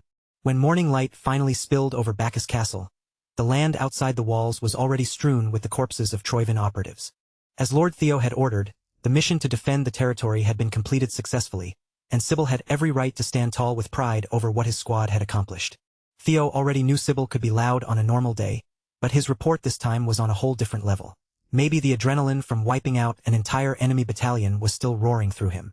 Of course, after such an outstanding defense of Bacchus territory, the reinforcements absolutely deserved recognition and praise. And for good old Sybil, just one compliment and one bit of acknowledgement from Theo was enough to send tears rushing straight to his eyes. His comrades could barely hide how jealous they were of their captain. Naven, meanwhile, had not expected Theo to appear in person, but the visit was a welcome surprise. Thankfully, there had been no need for Theo to interfere at all. Thanks to the reinforcement squad's performance, the operation had gone far more smoothly than expected, to the point that even Naven was caught off guard by how well they handled it. Theo gathered up all of his loyal fanboys and recruited them to join the Camellia Palace Guards. Seeing how quickly they had grown delighted him, especially since their performance had even managed to impress Naven. At first, the family head had not expected much from them. They were only intermediate inspectors, and their actual experience was still thin at best. But when the moment mattered most, they stepped up, held their ground, and delivered exactly when they needed to.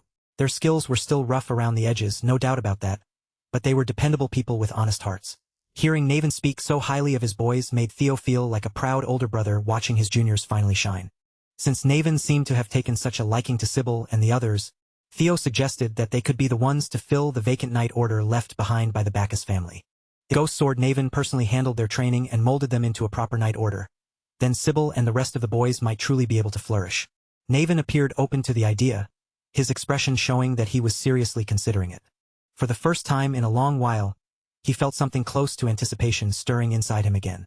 Theo was glad his subordinates had found a place where they could stay together, grow stronger, and still help advance his wider plans. Since there was no longer any need for him to remain in the territory, Lord Theo offered his farewells. He had seen everything he came to confirm, so now it was time for him to move on toward his next destination. That destination was the floating archipelago, where he planned to conduct a thorough investigation for himself.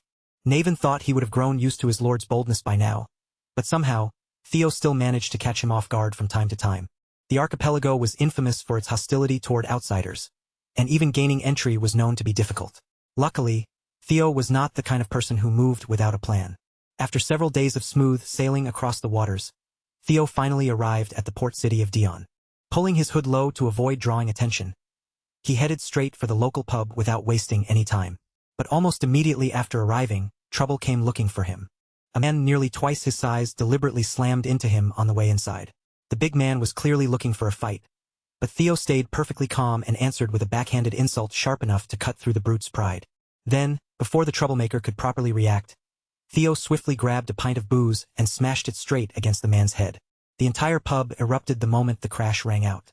Everyone turned toward the commotion, eager to watch a fight break loose. And judging by how the pub staff kept serving drinks as if nothing unusual was happening at the entrance, trouble like this was probably just another normal day in the area. Beyond the door at the far end of the pub hallway, however, was a neatly maintained office that felt completely separate from the chaos outside.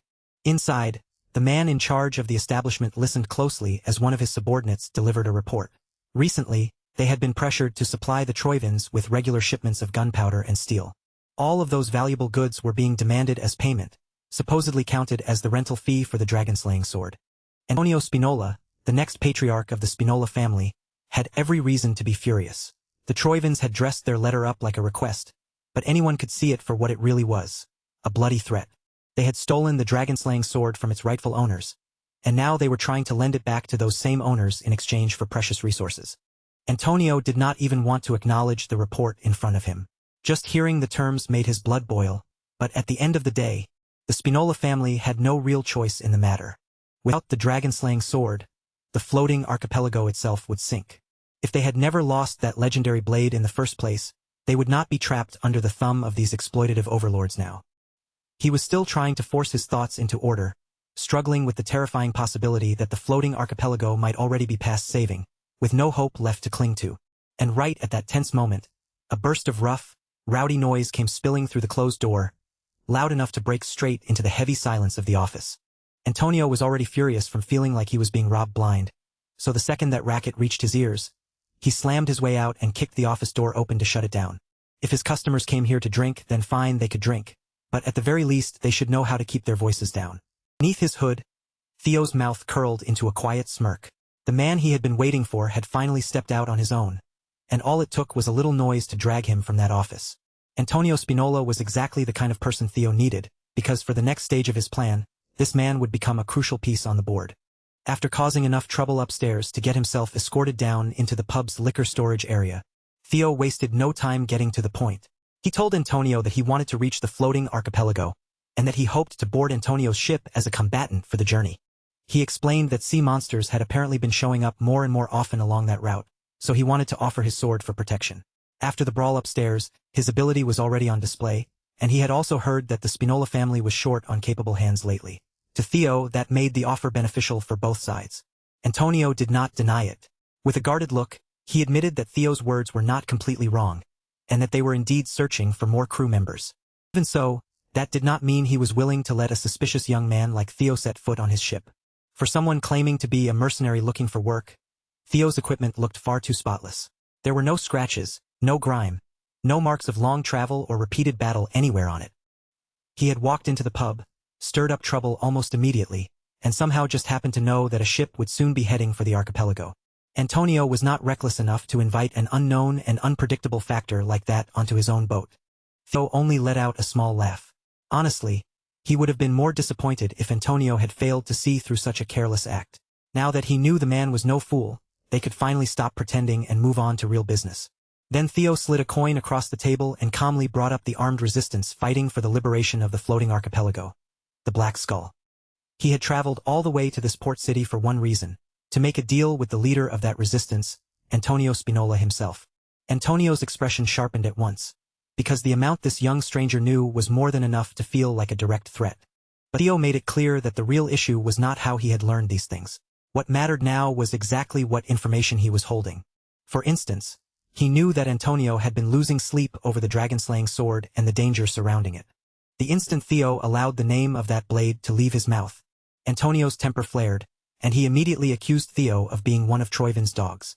Theo simply laughed at the accusation and lightly warned the businessman to keep himself composed instead of letting his anger take over. Antonio caught himself before the situation could explode any further, forcing down the hostility that had risen to the surface. When his guards heard the commotion and came to check on them, Antonio lifted a hand and silently waved them away, making it clear that they were not needed. Theo then hinted that the dragon-slaying sword was already in his possession. Antonio immediately called the claim absurd, because as far as he knew, those Troivin dogs had the blade locked away under strict guard. But Theo calmly pressed on, poking a clear hole in the belief Antonio had been clinging to. After all, those Troivin dogs could have simply claimed they had the sword. There was no solid proof that the blade was truly in their hands.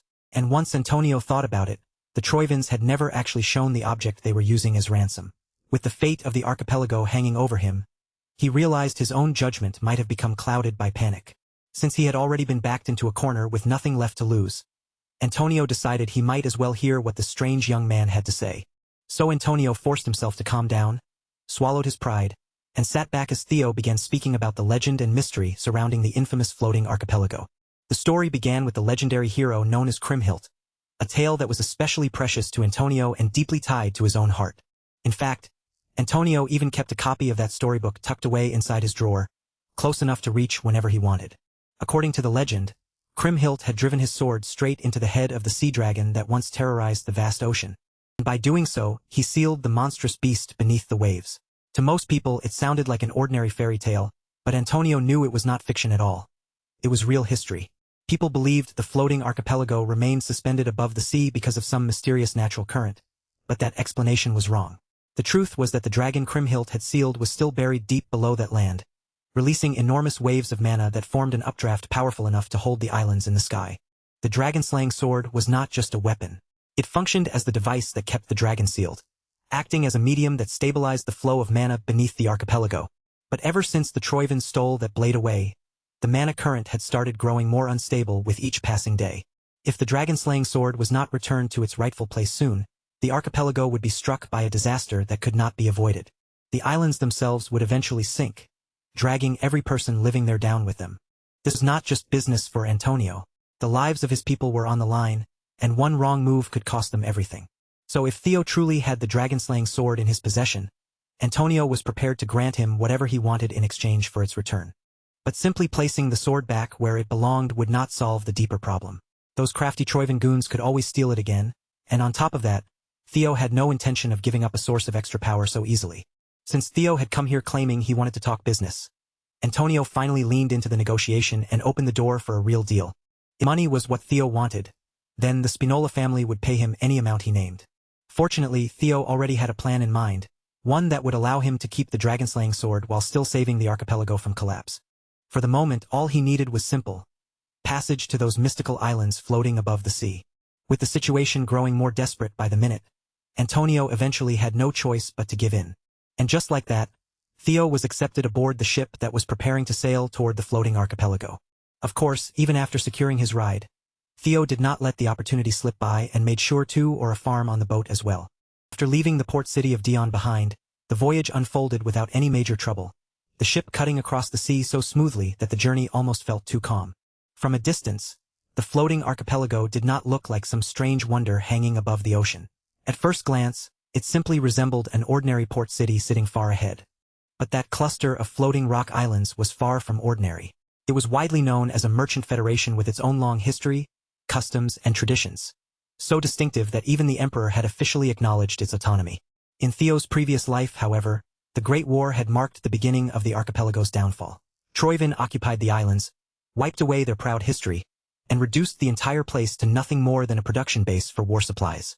And by the final stage of the Great War, the whole archipelago had sunk beneath the sea, disappearing from the map as if it had never existed. For Ragnar's sake, and for the sake of every person living on those islands, Theo was determined to drive those dogs out before history could repeat itself. Antonio had been promised that his homeland could still be saved, but even with that hope placed in front of him, he still could not bring himself to fully trust Theo. The young man's plan sounded absurd from the very beginning, and what bothered Antonio most was the part where Theo claimed he could move the entire landmass. Yet Theo faced the nervous businessman without a trace of doubt, confidently assuring him that the plan was not some fantasy, but a solution that could actually be carried out. After all, the sea dragon sealed beneath the archipelago was not just any monster.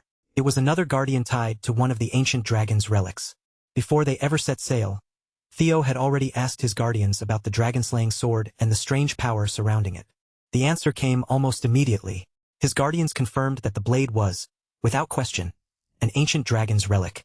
But only made the mystery even harder for Theo to understand, because if it truly was such a relic, then why was it so incompatible with the Ragnars? He could not even touch the sword without feeling that painful rejection surge through him. The lesser Drake did not know every detail, but he could sense one thing clearly: the guardian connected to that blade had abandoned its duty and escaped from the relic entirely. And strangely enough, there had already been a similar case before. Griffin, standing right there, had once attempted the same reckless stunt and failed. That made Theo curious, so he asked his guardians if they could escape their own relics as long as they were willing to pay the required price. Every one of them insisted that escaping and continuing to exist afterward was only possible because it had been done by that particular guy. It was not something an ordinary guardian could simply pull off, and this sea dragon was powerful enough that even its leftover mana could keep an entire archipelago floating above the ocean. That was the moment a bold, almost ridiculous idea flashed through Theo's mind. If he could subdue that beast, then he would gain enough power to move the entire landmass by himself. In theory, Theo's idea was not wrong. The problem was that before anything else could happen, the sea dragon had to be sealed again. Even if the beast had lost most of its strength after escaping the relic, it was still one of the most powerful guardians in existence, far beyond something that could be treated lightly. Griffin mocked him, saying Theo did not even have a way to reach the bottom of the ocean. But Griffin was mistaken, because Theo had already prepared a plan for exactly this kind of impossible situation. From the method of getting down to the seafloor to the steps needed to reseal the beast, Theo already had the entire operation mapped out in his head. He told Antonio that the key to this outrageous plan was the colossal statue standing on one of the islands, a statue that carried a hidden power even the native people themselves did not know about. Theo had already shown Antonio the sword, but even after seeing it with his own eyes, Antonio still could not fully believe this plan would work. And honestly, it was hard to blame him, because the fate of his homeland and all his people was resting on this gamble. Either way, there was no point arguing forever. Once they reached their destination, the truth of Theo's plan would reveal itself. Just as Theo expected, his system soon alerted him to a new subquest. Return Bameng to its rightful place, find the correct location, subdue the Guardian, and prove that he was worthy to stand as its master. By the time night fell over the sea, their ship had finally docked at one of the many ports scattered across the archipelago. Under Antonio's command, the Black Skull revolutionaries gathered together and received their assignment: guide Theo safely to the Kriemhild statue. Once they had brought him there, their next order was simple. They were to stay out of the way and let the young man handle the rest on his own. Everyone already knew that the heads of the major families had been bought off by Troyvin. Security around the statue had been tightened, so instead of walking in openly, they would use a hidden infiltration route. Floating archipelago, every member of Black Skull growled those words with fierce resolve, their determination burning through the darkness. Before the operation began, Antonio gave Theo one final wish of good luck while Theo quietly scanned the lineup of Black Skull members standing before him. And almost immediately, Theo noticed the one person who did not seem to belong with the others. As expected, the colossal statue was guarded from every direction, with watchful soldiers stationed all around the historical site. The corrupt families had clearly spared no effort when it came to fortifying the area, turning the statue's surroundings into a heavily watched zone. But while those diligent guards kept their eyes fixed on the obvious paths, the Black Skull agents had already slipped close by using their secret route. Theo followed his guides through the hidden tunnel, moving swiftly through the darkness, and before long, he found himself surprisingly close to the target. From that point onward, the roar of the nearby waterfall swallowed up every stray sound, giving them enough cover to move far more freely. Theo pulled the dragon-slaying sword from his subspace, and the moment it appeared, that electrifying rejection shot through him again.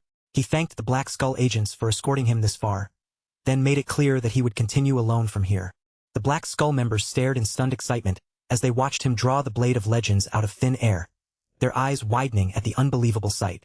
As Theo moved closer to the statue, he noticed that the sword's negative reaction was growing stronger, almost as if the blade itself was resisting with greater force.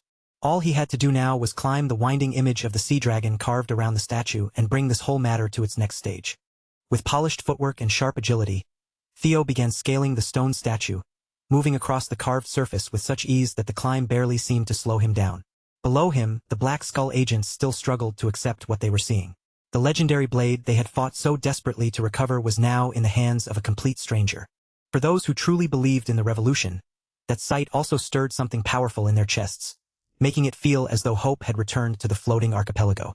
Unfortunately, the odd man out had finally grown tired of simply watching. Without warning, he sprang into action and cut down his fellow Black Skull agents. As it turned out, the armed resistance had already been infiltrated by spies. And now that Bameng was finally within sight, they dropped the act completely and made their move.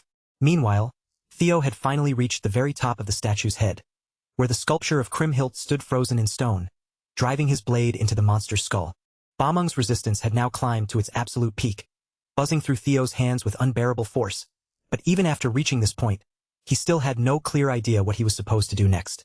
So, as a first attempt, Theo tried copying the pose of Kriemhild's statue, raising the blade and driving it into the head of the colossal sculpture. Unfortunately, even after the sword sank in, nothing happened at all. With one hand badly burned from Bameng's rejection, Theo drank a healing potion and let the medicine work through the pain, all while turning over every clue from the system's subquest message in his mind. That was when the spies finally revealed themselves and moved in, trying to catch him off guard with a sudden ambush from his blind spot. It was a decent sneak attack, sharp and well-timed, but Theo's senses were far too refined for him to fall for such an obvious dirty trick. The spy froze in surprise, clearly shaken that the attack had failed. He had assumed this would be a quick, simple job, but when his eyes darted around the area, Bameng was nowhere to be seen. That brief moment of distraction was all Theo needed, and he drove a brutal kick straight into the spy's stomach. The spy grimaced in rage, furious that one tiny lapse in focus had left him injured and exposed in front of his enemy. The bald spy struggled to keep his footing, forcing himself to stay upright even as the impact left him dealing with light internal injuries. The other spies immediately rushed over to his side, their faces tightening with concern as they called out to their Lord Grey. Grey warned his men not to charge at Theo carelessly, making it clear that if they rushed in without thinking, they would be taken down in a single blow. Outside the site, the guards suddenly went on alert when the sharp sound of something breaking echoed from within the statue grounds. When they lifted their heads and looked upward, they were struck speechless by what they saw. The statue of Kriemhild, a monument that had stood there for who knew how many generations, was violently cracking apart and crumbling into pieces. Further away from the statue, Antonio and his team remained on standby, waiting anxiously for any update, since quite some time had passed since the infiltration squad first departed. Then one of the agents from that squad came rushing back through the secret tunnel, wounded, breathless, and barely holding herself together, reporting that Grey and his brothers had suddenly turned on everyone and slaughtered them. Antonio immediately understood the weight of his mistake. Troivin's servants had already slipped into his organization and hidden themselves right under his nose. Meanwhile, high up on the sea dragon statue, Theo was locked in battle with the traitors who had betrayed the cause. They were not strong enough to truly threaten him, but they were irritatingly effective at slowing him down and dragging out his mission. What made things even more troublesome was that Grey and his group clearly knew how to fight, moving with the caution and timing of experienced combatants. Even when Theo deliberately gave them an opening, they refused to take the bait or rush forward aggressively, making it obvious that their real goal was to stall for time. Theo figured they must have already taken control of the nearby 3rd District and were only waiting for reinforcements to arrive. They refused to bite at the openings he gave them. Then Theo had no choice but to stop waiting and take the offensive himself. He launched into a relentless assault, his strikes tearing across the colossal statue and sending chunks of stone flying from its surface. As his indiscriminate attacks chipped away at the outer layers, the stone grew thinner and thinner until an ancient metal box hidden beneath the statue was finally revealed. The moment Grey saw the narrow hollow slit carved into the box, clearly shaped to receive a blade, he shouted for his brothers to stop Theo no matter what it took. Theo inwardly cursed himself for making the mission more complicated than it needed to be. The subquest had already told him that Bamung needed to return to its original place, so all he had to do was follow the direction the blade had been pulling him toward. Now the hollow slit of the ancient box was right in front of him, and all that remained was to fit the sword's tip into place. Grey threw his whole body toward Theo, desperately trying to block him and stop the inevitable from happening. But Grey was too slow, and Theo's movements were simply far too quick. Theo drove the blade into its rightful place, and in the next instant, a blinding light flooded the entire area, releasing a powerful shockwave that blasted the Troivin dogs away. Even as Bamung's rejection tore through him and the overwhelming impact pressed against his body, Theo endured it all and kept both hands locked firmly around the sword's hilt. That was when the thunderous sound of the statue shattering finally alerted the useless guards stationed outside. When they raised their eyes toward the monument they had been assigned to protect, it was already breaking apart before them. None of them could have imagined that tonight, of all nights, they would witness the collapse of the Colossus. The fall knocked Theo unconscious, and for reasons he could not explain, it transported him to an unfamiliar place he did not recognize. When Theo finally regained consciousness, the first thing that hit him was the worst headache he had ever felt. The pain was almost unbearable, but at the very least, it proved that he was still alive. As he slowly took in his changed surroundings, Theo guessed that he must have been transferred into the relic dungeon. Tall, lush greenery surrounded him from every side, making this place completely different from any relic dungeon he had ever entered before. While he was still carefully gathering as much information as possible, a tiny voice suddenly reached him from close beside him. All 4 of his guardians had chosen to appear outside their relics, each one taking on a small chibi-like form.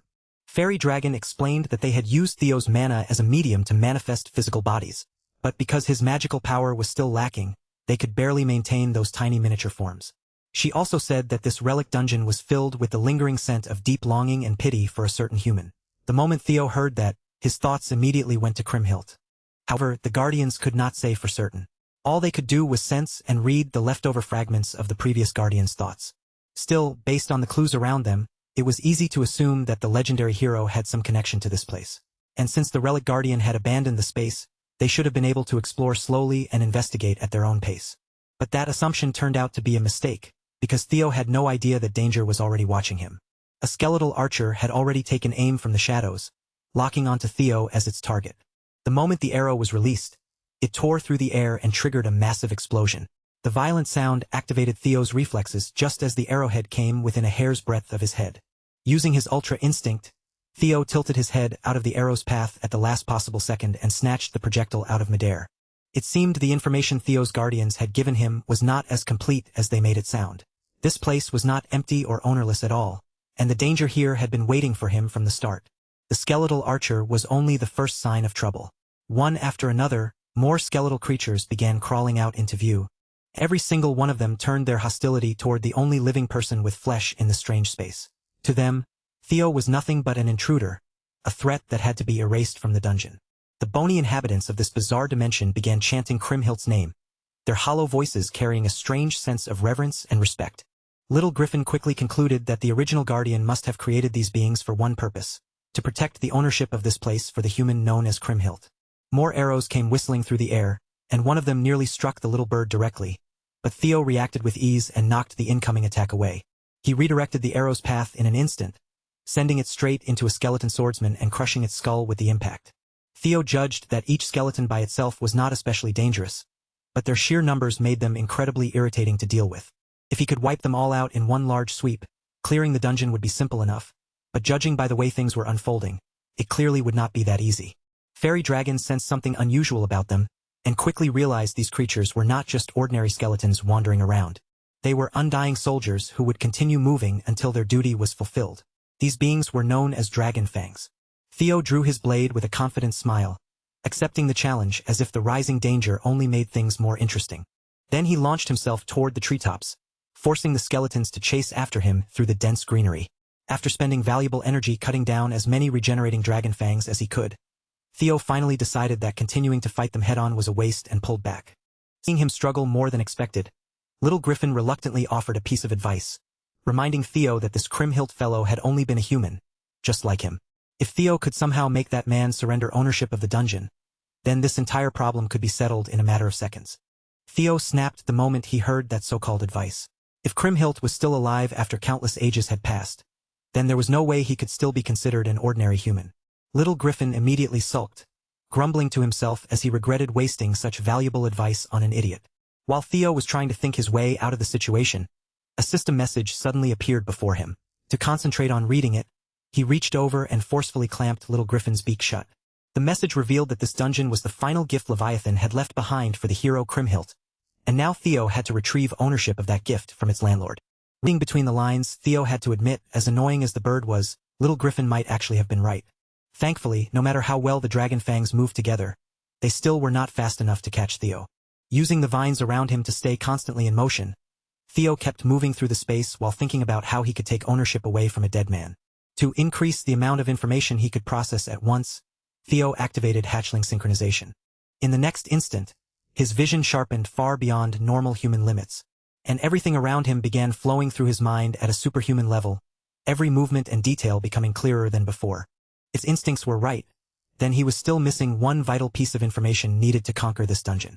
Through hatchling synchronization, Theo finally spotted a lone dragon fang staying back from the others, keeping its distance from the aggressive pack. That one carried a different aura from the ordinary skeletal nightmares around it, standing out in a way Theo could not ignore. When the other dragon fangs all rushed toward him at once, Theo noticed that the single one turned away and tried to run. That made him even more certain that the odd one out was the real target he needed to hunt. With ridiculous speed, Theo closed the distance almost effortlessly and caught up to the abnormal fang in no time. He unleashed his fastest attack, the lightning dragon flash technique, crossing the remaining gap in the blink of an eye. Black lightning spread out around the lone dragon fang, forming a crackling cage that left it with nowhere to escape. The lightning cage erupted into a massive explosion, pulverizing everything caught within its range. Lightning Needle was not only unbelievably fast, but also devastatingly destructive. Once the unusual dragon fang was destroyed, a new system notification appeared. Theo now had to gather 206 pieces of Kriemhildt's remains, and after all that effort, he had only collected one. The required number was absurdly high, but at the very least, Theo finally had a clear objective to follow. The particular dragon fang he had just defeated had dropped Kriemhildt's third cervical bone. Now that the path was clear, Theo only needed to collect the bones of a dead man, and then he could finally get himself out of this place. Meanwhile, back in the real world, a sailing fleet arrived at the floating archipelago's port in the middle of a violent storm. Porters hurried toward the ship as an attendant approached the only man who stepped down from it. Looking into the thick fog, the man remarked that the weather would actually work in favor of his objective. When the porters climbed aboard the newly arrived ship, they froze in horror at what was waiting for them. The entire deck was soaked and stained with blood, and every member of the crew had been massacred without a trace of mercy. The man had heard that the foolish spies from the floating archipelago, the ones he had sent to infiltrate Black Skull, had allowed the dragon-slaying sword to slip away. But in the end, it did not really matter whether those weaklings failed or who currently held Bamong. After all, the floating archipelago itself was already firmly within Troivin's grasp. Noil, the ninth of Troivin's 9 lords, had personally arrived to finish the job himself. In middle of that rain-soaked night, the citizens of the floating archipelago were jolted awake by the terrifying roar of explosions. They could only watch in shock as the great merchant who had protected the archipelago for hundreds of years finally fell. Back inside the relic dungeon, Theo had just completed his bone-hunting speedrun, successfully fulfilling the requirement by recovering all 206 pieces of Kriemhildt's remains. The system then urged Theo to look deeper, prompting him to view the memories that had been engraved into the scattered remnants of the hero. As the world around him began to blur and lose its shape, Theo found himself wondering what the true hero behind the old legend had actually looked like. Then, without warning, Theo's consciousness was pulled into a fragment of Kriemhildt's past. In that distant moment, she was still just a child, happily crossing the island again and again because she could not wait to visit her friend, Levi. With food carried along for the trip, the young girl would make her way across the tropical island, trekking all the way toward a massive cavern hidden in the landscape. Inside that plain, unremarkable cave, the Dragonslayer sword had been left lying around as if it were nothing special, resting quietly in the dim space. The child approached with bright excitement and tapped on Bamong, eagerly urging Levi to wake up and talk with her. Sleeping within the ancient relic was its guardian, the mighty Leviathan, though the girl called him Levi for short. And from the very beginning, Levi was the kind of proud beast who carried himself with plenty of arrogance. Again and again, he insisted that the young human address him properly by his full title, Leviathan, guardian of the primordial dragon's relic. He even declared that not even the Ragnars would dare call him something as casual as Levi. The child was not bothered by his sharp attitude at all. His proper title was far too long and difficult to pronounce, and in her eyes Levi worked perfectly fine. Eventually, the guardian gave up trying to correct her, accepting that this stubborn child was never going to learn how to show his name the proper respect. Just talking to such a foolish little girl was enough to make his jaw ache. To save his strength, Levi would often shrink into his miniature form, sitting with the cheerful girl and sharing bread with her inside the cave. They would spend time together until the sun began to sink, with the girl chattering endlessly about her ordinary daily life. Levi had grown used to her non-stop rambling, though at first, he only sat there and listened because bread was part of the bargain. But as more days passed, he slowly found comfort in her lively voice and the colorful stories she brought to him. Year after year, Levi watched her grow before his eyes, listening to every little story she wanted to share with him. Trapped inside the Dragonslayer sword, the only thing that truly kept his long days from feeling empty was the girl's daily visits. Even as the years passed, Levi kept acting aloof and indifferent, but it was obvious that underneath all that pride, he had grown deeply attached. Whenever he heard footsteps entering the cave, he would pretend not to care, even though he was quietly looking forward to whatever new story she had brought with her this time. But that hidden anticipation shattered the moment the scent of fresh blood drifted into the cave. Kriemhild had suffered a fatal wound, yet she forced her failing body to run toward her friend for help.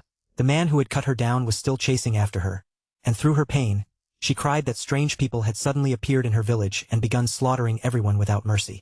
Before she could reach Levi, one of the soldiers grabbed her by the hair and dragged her back, then stabbed her without hesitation. He pushed the blade even deeper into her body, treating the girl as if she were nothing more than a savage. These soldiers were acting under the mandate of the Empire's emperor, claiming that this brutality was their way of showing compassion to a remote, rural island. And since the chance had presented itself, that soldier decided he wanted to indulge in something even more disgusting. As he loomed over the dying girl with filthy intentions, Levi's rage rose to its absolute peak. The guardian of the ancient relic finally sprang into action, ignoring the restraints that should have kept him bound. Blinded by fury, Levi unleashed his power and pulverized the cave that had served as his home for so many years. By then, Kriemhildt's village had already been completely seized by the Empire's dogs, who threatened the citizens with death by fire if they refused to obey. That cruel invasion would have continued without end if a towering beast had not descended upon the village, driven forward by vengeance. Levi let out a thunderous roar and launched an attack so devastating that every Empire soldier in the area was erased from existence. Sitting on top of Leviathan's head was a single person. Thankfully, Kriemhild had survived her horrifying encounter with that disgusting dog of the Empire. On that very day, she awakened the strength needed to carry the Dragon Slayer sword. The moment the remaining soldiers saw her seated atop the dragon's head, they turned all their efforts towards sniping the girl down. But no matter how desperately they tried, they were powerless against a force of nature that overwhelming. As the Empire's dogs fell one after another, the villagers were protected beneath barrier spells. When the battle finally ended, the Empire's forces had been wiped out, but the village itself had been burned to the ground. Kriemhild apologized to Levi over and over for picking up the sword, believing she had ruined everything by failing to wait for the true chosen one to claim the blade. Levi gently comforted her, reassuring Kriemhild that things had actually turned out better than she thought. He wrapped her in the same protective barrier that had shielded the villagers, then carefully presented the hero before her people. Villagers began chanting her name and praising her from every side, celebrating the girl who had saved them from the greed and cruelty of the Empire. Levi admitted that he might have abandoned his sacred duty, but even so, he felt completely at peace with the choice he had made. For the first time in his long existence, he had acted according to his own will, not simply according to the command of the primordial dragon. If it meant protecting Kriemhild's bright smile, Levi was willing to disobey his creator without a single regret. Before long, word spread that the mighty army of the Empire had been defeated by a so-called savage girl who commanded a sea dragon. When that report reached greater threats, the Emperor refused to accept such a loss on his record and immediately dispatched his royal guards to reclaim the land. Against all odds, the Empire's royal guards managed to do the impossible. They wounded Leviathan and succeeded in restraining him. But they only pulled it off through filthy tactics, kidnapping the villagers and threatening to kill every single one of them if Levi kept resisting. Those royal dogs then turned their attention to Kriemhild, pressuring her to reveal the secret that would let them finally kill the beast. Levi urged her to save herself and confess, reminding her that he was a guardian, an undying being. For him, death would only mean sinking into a deeper sleep. The magic that had remained inside the Dragonslayer sword after he emerged should have been enough to put him back into that slumber.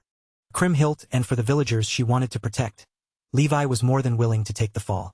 Compared to the countless years he had lived, the time he spent with her had been painfully short. Even so, he had never felt so closely connected to anyone before.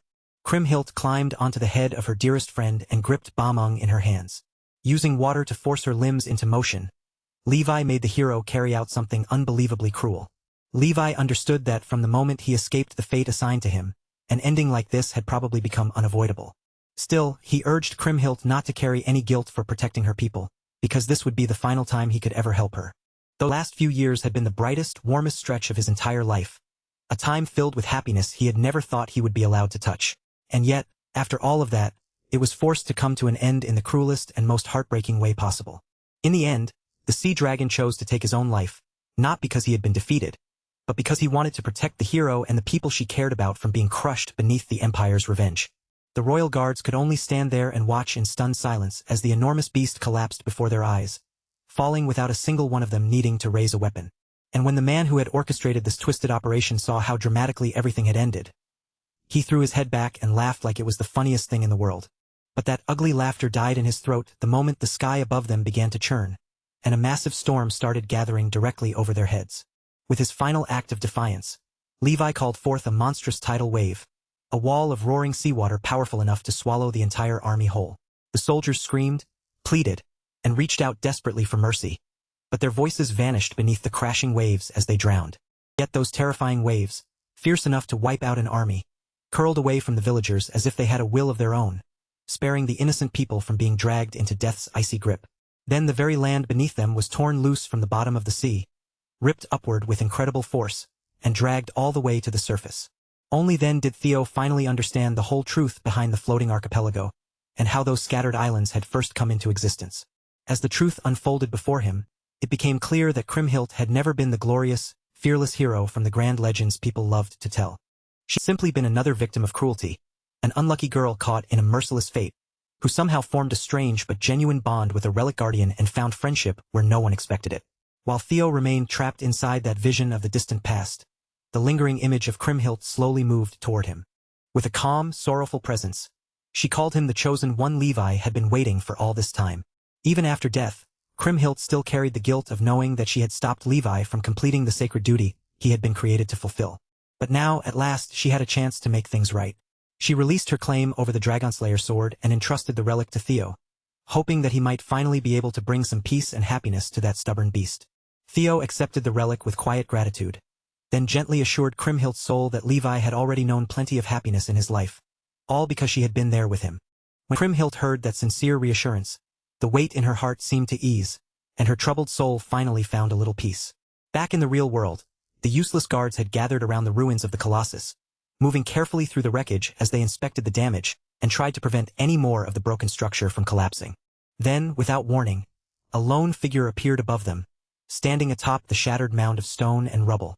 Overhead, the dark storm clouds began to split apart, and after all the violence of the storm, sunlight finally poured through the opening in the sky.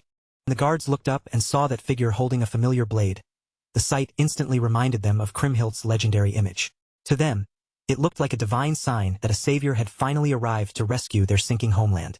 Meanwhile, far away from the cheering crowds, the wealthiest people who controlled the floating archipelago had gathered in secret for an underground meeting, all trying to decide what their next move should be. Troivin's ninth dragon, Noil, watched these parasites assemble with surprising speed, and the sight seemed to please him. One of the old leaders quickly insisted that this was not the time for anyone to sit back and relax, especially now that a massive disruption had thrown all of their plans into chaos. As far as the islanders had always understood, the dragon-slaying sword was supposed to be safely kept under Troivin's control. But now, a foreigner had suddenly emerged from the shattered remains of the Colossus, while holding that very blade. Because of him, the residents had begun gathering around a new hero, loudly calling him Kriemhild's second coming. If things continued like this, the authority held by the three shipping clans would soon slip away and fall straight into that foreigner's hands. This was never the arrangement they had agreed to when they allied themselves with the Troivins. After all, they had personally handed over Bamung in exchange for keeping their comfortable positions safe. Noil brushed aside their fear as though it was nothing more than a minor inconvenience. In fact, the mere sound of all their panicked complaints was already starting to irritate him. Even so, one of the powerful merchants dared to push back against him, clearly offended that a representative of the Troivin family would look down on the three shipping clans so openly. That defiance turned out to be a terrible mistake. Noil calmly lifted his hand, and in the next instant, the man was reduced to a gruesome mist of blood and torn flesh. Noil had not come here to soothe the egos of greedy pigs.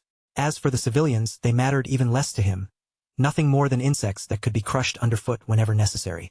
Truthfully, Noil found these business moguls repulsive. In his eyes, they were traitors who had willingly sold out their own homeland just to protect their profits and status. If they had simply obeyed their orders exactly as they were given, none of this chaos would have happened in the first place. But now that their grip on the sinking archipelago was slipping, they had started panicking like cornered animals. One of the moguls, gathering what little courage he had left, called out Noil's hypocrisy directly. They all knew just how heavily the traitorous Troivin family depended on the archipelago's resources. The ninth dragon immediately stepped in close, crowding the old man's space and using his presence alone to intimidate him for daring to state the truth. Then Noil reduced everyone's role to one brutally simple command: shut their mouths and follow orders. If the three clans wanted to keep breathing, they would work together and retrieve the dragon-slaying sword without further complaint. With careful respect, one of Noil's soldiers spoke up and asked whether it was truly wise to leave such an important mission in the hands of merchant clans that had already proven themselves incompetent. Noil acknowledged the soldier's concern without denying it. He would have preferred to handle the matter himself as well, but the current situation made it impossible for him to move personally just yet. He had just received word that one of Ragnar's 9 dragons, the hegemony dragon, was already on the way to this very archipelago. Compared to everything else, restraining a threat of that level had to take priority. Outside, almost every citizen of the archipelago had gathered together, all eager to see even a glimpse of the person they now believed to be their new hero. Their voices rose together as they chanted Kriemhild's name with absolute admiration, repeating it with the same reverence their ancestors must have once shown long ago. Theo had known that Kriemhild had been worshipped almost like a deity over the years, but even he had not expected the people's devotion to reach such an intense, almost fanatical level. Perhaps Theo was the only person left who still knew the real Kriemhild. She had not been a god, and she had never truly been the perfect hero from the legends. She had simply been a kind, ordinary girl forced into a cruel destiny far too heavy for her. On top of that, the dragon-slaying sword itself was no ordinary heroic weapon. It was an artifact of the primordial dragon, something originally meant to be wielded by a Ragnar. Then, from somewhere deep within the crowd, one frustrated citizen suddenly raised his voice and shouted out a desperate request. Everyone knew that ever since the Troivin scoundrels arrived, their land had slowly begun to sink, and as if that were not terrible enough, the people were now being forbidden from leaving their own doomed home. All they were asking was for the hero's second coming to save the floating archipelago before it disappeared beneath the sea. Choosing to lean into the misunderstanding and stir the atmosphere in his favor, Theo lifted the legendary blade high above the crowd and began addressing the people. With the eyes of the people fixed on him, Theo made a solemn vow right there in their homeland. He promised that he would save them, and that the sword in his hand would become the blade that brought salvation to their sinking archipelago. After slipping away from the noisy, chaotic district, Theo finally found a moment to breathe, only to be greeted by a rather unusual-looking fellow waiting for him. Standing with a group of priestesses behind him, the delicate-looking priest introduced himself as Marty, the one responsible for overseeing Kriemhildt's temple. From this moment forward, Marty declared that he and everyone under the temple's care would devote themselves fully to serving Theo. With Marty guiding the way, Theo began his pilgrimage toward the temple. The excited crowd trailed after them all the way to the bridge that connected the city to the sacred grounds, refusing to let their new hope out of sight. Once they reached the bridge, Marty sent everyone else away and continued walking with Theo alone. As they moved deeper into the holy grounds, he explained that Theo's arrival had been foretold long ago, and that the temple had been protected and maintained across generations for this very day. Inside the quiet halls of the sacred place, Marty presented a necklace that Kriemhild herself had once worn hundreds of years in the past. The system immediately identified it as a magical enchanted accessory, as well as a key connected to a hidden gate. That necklace would be absolutely necessary if Theo wanted to reach the sea dragon lying asleep somewhere deep beneath the archipelago. Seeing the way the delicate priest treated him with the full honor and reverence reserved for a legendary hero, Theo decided that he could not keep hiding behind the misunderstanding any longer. But Marty calmly reassured him that he already knew exactly who Lord Theo Ragnar truly was. That unexpected answer struck Theo so hard that he could only stare back in surprise. The priest explained that he knew Balmung's true origin as an artifact of the primordial dragon. He was also well aware that a relic of that nature could only awaken in the hands of someone from Ragnar. And yet, even with all of that knowledge, Marty still continued to call Theo the reincarnation of Kriemhild.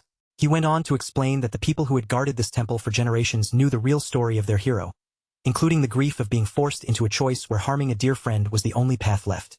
Because Theo had been acknowledged by their reluctant savior, the temple believed he deserved the same respect, honor, and careful treatment given to the one they had waited for.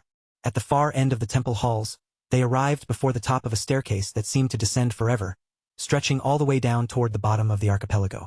Marty instructed Theo to throw the necklace below, and once he did, a gate leading to the sea dragon would open.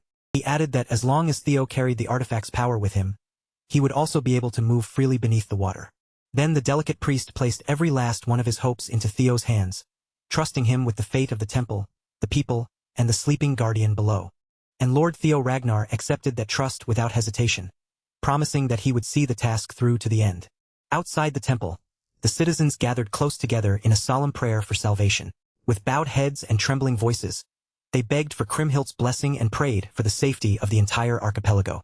But that quiet, desperate vigil was suddenly broken by the arrival of open hostility. The three clans had marched onto the scene, and their purpose was clear from the start. They intended to force the gathered crowd to scatter. They loudly announced that after conducting an investigation, they had determined that the man falsely presenting himself as the hero was actually a terrorist. The coalition of the three clans was determined to pin the theft of the Dragonslayer sword on this supposed terrorist. With that accusation thrown into the air, they strongly ordered the citizens to disperse at once. Umberto Spinola, the head of the Spinola family's shipping clan, insisted that his judgment was correct. Antonio may have shared the same family name as this insect, but in Umberto's eyes, the two could not have been more different. Umberto understood that this decision would likely damage his reputation, but reputation meant nothing when his life was hanging by a thread. If he failed to recover the blade, he knew cruel Noel would kill him without hesitation, so prestige and public opinion no longer mattered. Even if he had to spill the blood of every person gathered there, Umberto was more than willing to trade all of their lives if it meant saving his own. With that ruthless resolve, he ordered his kill squad to cut down anyone who refused to obey. While chaos and bloodshed were beginning to break out above, Theo was far below the temple, carefully making his way down the long descent into the depths. After what felt like an endless climb downward, he finally felt cold water brush against his foot. He reached the very bottom at last. The quiet, still space around him had to be the place where the hidden gate was meant to be unlocked. Theo took out Kriemhildt's necklace, held it carefully for a moment, and then gently tossed it into the water, where it landed with a soft ripple spreading across the surface. That small ripple began to grow, twisting and swelling until it became a bubbling whirlpool, as a tremendous power rose up from somewhere beneath the water. As the necklace key was accepted, the current gathered and twisted together, forming a swirling doorway directly in front of Theo. Without a second of hesitation, Theo leapt straight into the water, letting his body loosen as the current pulled him into a place completely unfamiliar to him. In the next instant, he found himself drifting at the bottom of the sea. All around him, countless forms of marine life moved through the water, but beneath that calm beauty, something vicious and hungry was waiting in the dark. With Bamung gripped firmly in his hand, Theo scanned the surrounding waters. He could tell he was close to the slumbering guardian, but he had no idea which direction he should search first. Unfortunately, reaching his goal this time was not going to be easy. Then Theo felt killing intent circling around him through the water. Something had marked him as prey, and whatever it was enormous. When he finally caught sight of the thing lurking nearby, even he was left stunned. An entire army of starving sea serpents had surrounded him, closing in from every possible direction. Every single one of them stared at Theo with ravenous hunger, like he was the last piece of food left in front of a pack of starving monsters. As the swarm of sea serpents circled him again and again, slowly cutting off every escape route, Theo Ragnar simply smiled. No matter how terrifying they looked in their own territory, these sea serpents were still nowhere near enough to shake him. Back on the surface, the Spinola Patriarch had officially given the order to crush anyone who stood in their path. But instead of scattering in fear, the crowd instinctively gathered together and prepared to defend themselves. They tried to reason with the armed guards, pleading for them to stop and listen, but every desperate word was ignored as if their voices meant nothing. The armed forces only came to a halt when Marty, the delicate priest, stepped forward and cut through the chaos with a commanding shout. He was furious that these fools would dare accuse the temple and innocent civilians of being terrorists without even the slightest real proof. Marty declared that the man he had personally escorted was clearly the reincarnation of Kriemhild. He swore it on the honor of all the priests who had served before him across countless generations, and if anyone needed to explain themselves, it was the three clans and the thugs they had brought with them. Then Marty exposed the shameless Spinola Patriarch in front of everyone, accusing him of hiring Troivan mercenaries and dragging them into the archipelago's sacred religious sanctuary. The moment the people heard that the very same forces who had stolen the dragon-slaying sword were now trying to spread chaos once again, their anger erupted. The anger instantly pushed the confrontation beyond mere shouting and turned it into a full-blown brawl. After everything the people had endured, their fury and resentment were more than justified. The devout believers of the temple formed a human barricade, pressing shoulder to shoulder and putting their own bodies in danger to protect the hero they believed in. Umberto had assumed he could simply bulldoze through the crowd without facing much resistance, but he had badly underestimated the strength of their faith. Even some of the people on his own side began urging him to stop making such a reckless and embarrassing scene. In their eyes, it would be wiser to retreat for now and come back with a more carefully prepared plan. When Umberto's own local soldiers hesitated and refused to turn their weapons against the people of the archipelago, his expression hardened with cold impatience. So instead, Umberto handed the dirty work to the Troivan mercenary corps, hidden within their formation. Those hired killers had no hesitation about spilling innocent blood, as long as they were being paid for it. They moved fast, struck brutally, and operated like a ruthless execution squad. What unfolded outside the holy sanctuary was nothing short of a nightmare, a disgraceful massacre staining sacred ground with the blood of civilians. Umberto's most trusted aides desperately tried to persuade the senile old patriarch to pull back. They warned him that using this kind of force would only deepen the people's hatred and destroy what little remained of the family's reputation. But the cruel patriarch snapped back that he was only doing what had to be done, and anyone who wanted to survive needed to keep up. In his eyes, reputation meant absolutely nothing once a man was already buried in the ground. Once the floating archipelago was reduced to nothing more than Troivan's filthy resource factory, the three clans would have no choice but to adapt, lower their heads, and become obedient hunting dogs. The ordinary soldiers, who had believed they were merely being sent to capture a terrorist, could only stare in horror as people wearing the same uniform as them began butchering civilians right in front of their eyes. The Troivan mercenaries plunged straight into the crowd, cutting people down without mercy and indulging in violence, as if every scream only encouraged them further. Even in the middle of all that chaos, Marty refused to move from his place. At that moment, he knew his duty was to stand alongside the citizens and fight with them. The civilians showed the same resolve, planting their feet firmly and refusing to retreat even an inch, despite the threat of death pressing closer with every passing second. They wanted to fight back against this outrageous tyranny with everything they had, but courage was hard to hold onto when a sharpened spear was already flying straight towards someone's heart. Thankfully, Antonio Spinola, the prodigal son himself, arrived at the perfect moment and stopped his insane father's massacre before it could go any further. He had brought his armed resistance force, the Black Skull, with him, and they immediately began picking off the Troivan mercenaries mixed into the crowd. Umberto clearly had not expected his own son to crash this bloody spectacle, and the moment he saw Antonio, He erupted into a furious tantrum like an overgrown child.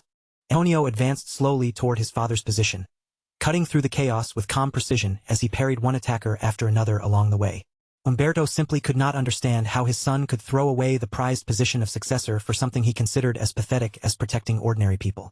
Antonio, on the other hand, was absolutely furious. He was disgusted that his father had reduced himself to a loyal dog, willing to sell their own country to villains without even a trace of shame. And worse than that, Umberto had gone so far as to murder innocent people just to chase after scraps handed down by Troivin. Fueled by rage and by the need to correct the sins his father had committed, Antonio commanded his Black Skull soldiers to subdue every last one of those Troivin dogs, while making absolutely sure the citizens were kept safe. His fierce command rang out like a battle cry and somehow lifted everyone's spirits. But even with that morale boost, the truth was still grim. They were outmatched and outnumbered in every possible way, and if the battle dragged on, they would not be able to hold the line for long. Their only real hope was still far beneath the surface, deep under the sea, surrounded by a swarm of hungry sea serpents. To be fair, even Theo Ragnar felt a flicker of concern when he saw just how many sea serpents were circling him and measuring him up.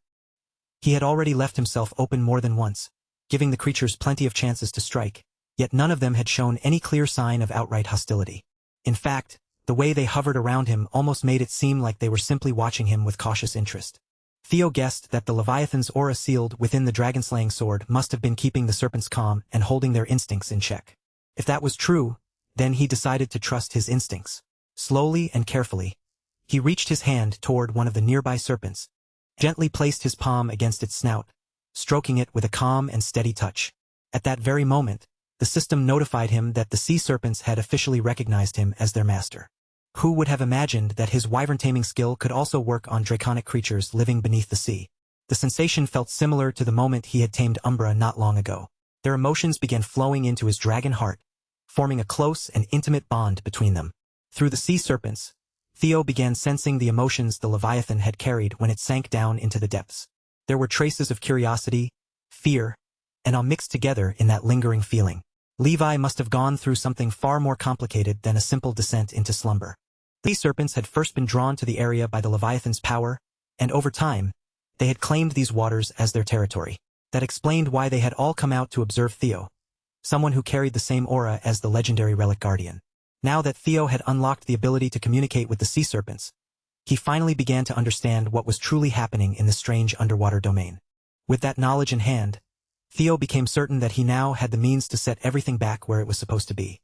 He climbed onto one of the sea serpents, and the entire army of creatures immediately began guiding their new master toward his destination.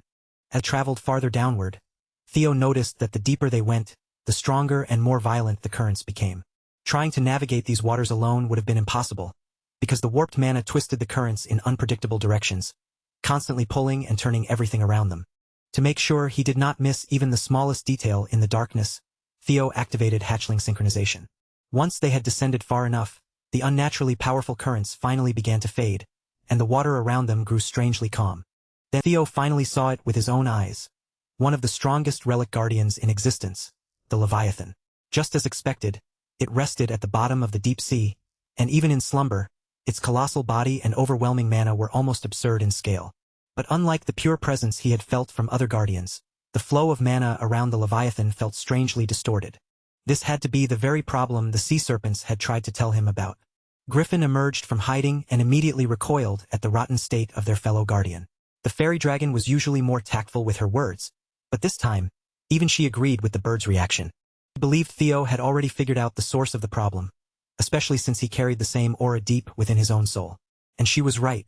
The Leviathan was suffering from a severe case of demonic corruption. Levi the Leviathan had been exposed to demonic corruption for far too long, and over time, that prolonged contamination had completely compromised its state. With Levi the Leviathan corrupted and unstable, the wild currents beneath the archipelago had begun producing massive waves along the coast above. Somewhere among the scattered islands of the archipelago, inside what should have been a peaceful house of worship, a sinister meeting was quietly taking place behind closed doors. Noel, Troivin's ninth vassal, stepped into the sacred building with a cold expression, there to confront someone about the growing war between two enormous powers. Although the two of them stood on opposing sides, there were still matters they needed to discuss in private, far away from the eyes and ears of everyone else. His secret co-conspirator, Baryon, greeted him with a careless, unserious smile. as if the whole situation was nothing more than a casual reunion. It had been quite some time since Noel and this barefoot, ridiculously muscular wanderer had met face-to-face to talk business. The moment Noel saw that irritating grin, his patience began to fray. He had not come here to exchange friendly greetings. Their cooperation existed only because both sides had found it necessary. Baryon had been expected to seize the northern territory, while Troivin's forces clashed with Ragnar. In exchange, Troivin's annexation of the archipelago would be kept quiet and handled discreetly.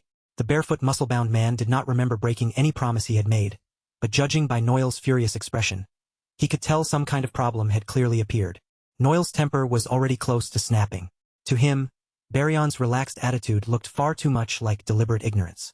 Theo Ragnar, that troublesome outsider, had somehow discovered the archipelago and started interfering in its affairs. There was no way Baryon, another heir to the throne, could have failed to notice the movements of a rival like him. With his words wrapped in a thin layer of threat, Noel pressed Baryon to stop dodging the issue and speak honestly. Make it clear that he was not in the mood for games. The ninth vassal released a thick, bubbling murderous intent directly toward Baryon. Since the mischievous heir seemed determined to play dumb and dance around the truth, Noel made his decision on the spot and chose to end their little arrangement. Deep beneath the sea, Theo Ragnar was still struggling to process just how terrible the Leviathan's current condition truly was. The guardian that should have seemed nearly indomitable had been infected by demonic sea poison, and its massive body was already on the verge of being completely consumed by that vile toxin. From the subdued yet savage aura leaking from it, Theo could tell there was a strong chance its reason had already been worn away almost entirely. He did not have solid proof yet, but Theo strongly suspected that the Troivin bastards were somehow involved in poisoning the guardian. The fairy dragon added that under normal circumstances, once the dragon sword was drawn and its seal released, the Leviathan should have awakened to protect the archipelago. What puzzled her even more was how mere mortals had managed to intoxicate a relic guardian with such a disgusting demonic sea poison in the first place. Only some grotesque and twisted method could have made something like this possible. Either way, the Leviathan was only moments away from completely losing control. With its logic and reason tainted by demonic influence, it was about to unleash destruction on a terrifying scale. Fortunately, Theo seemed to have gone unnoticed for the time being. The safest choice would have been to keep his distance, observe carefully, and come up with a proper plan. But the Chosen One had a much more direct method in mind. With Bamung drawn in his hand, he rushed forward, aiming to seize the brief chance before the beast could sense him. He activated hatchling synchronization, sharpening his senses so he could lock onto the exact point where the poison had first begun spreading. Thanks to that heightened perception, Theo located the source right on top of the guardian's head.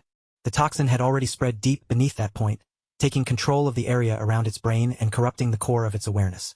If Theo could destroy the very source of the guardian's suffering, then maybe there was still a chance to save the situation and stop the contamination from spreading any further. The tip of Bamung shot toward the crystallized origin of the sickness, carrying enough lethal force to pierce straight through it. But just a few centimeters before the blade could make contact, an overwhelming force suddenly stopped his attack cold.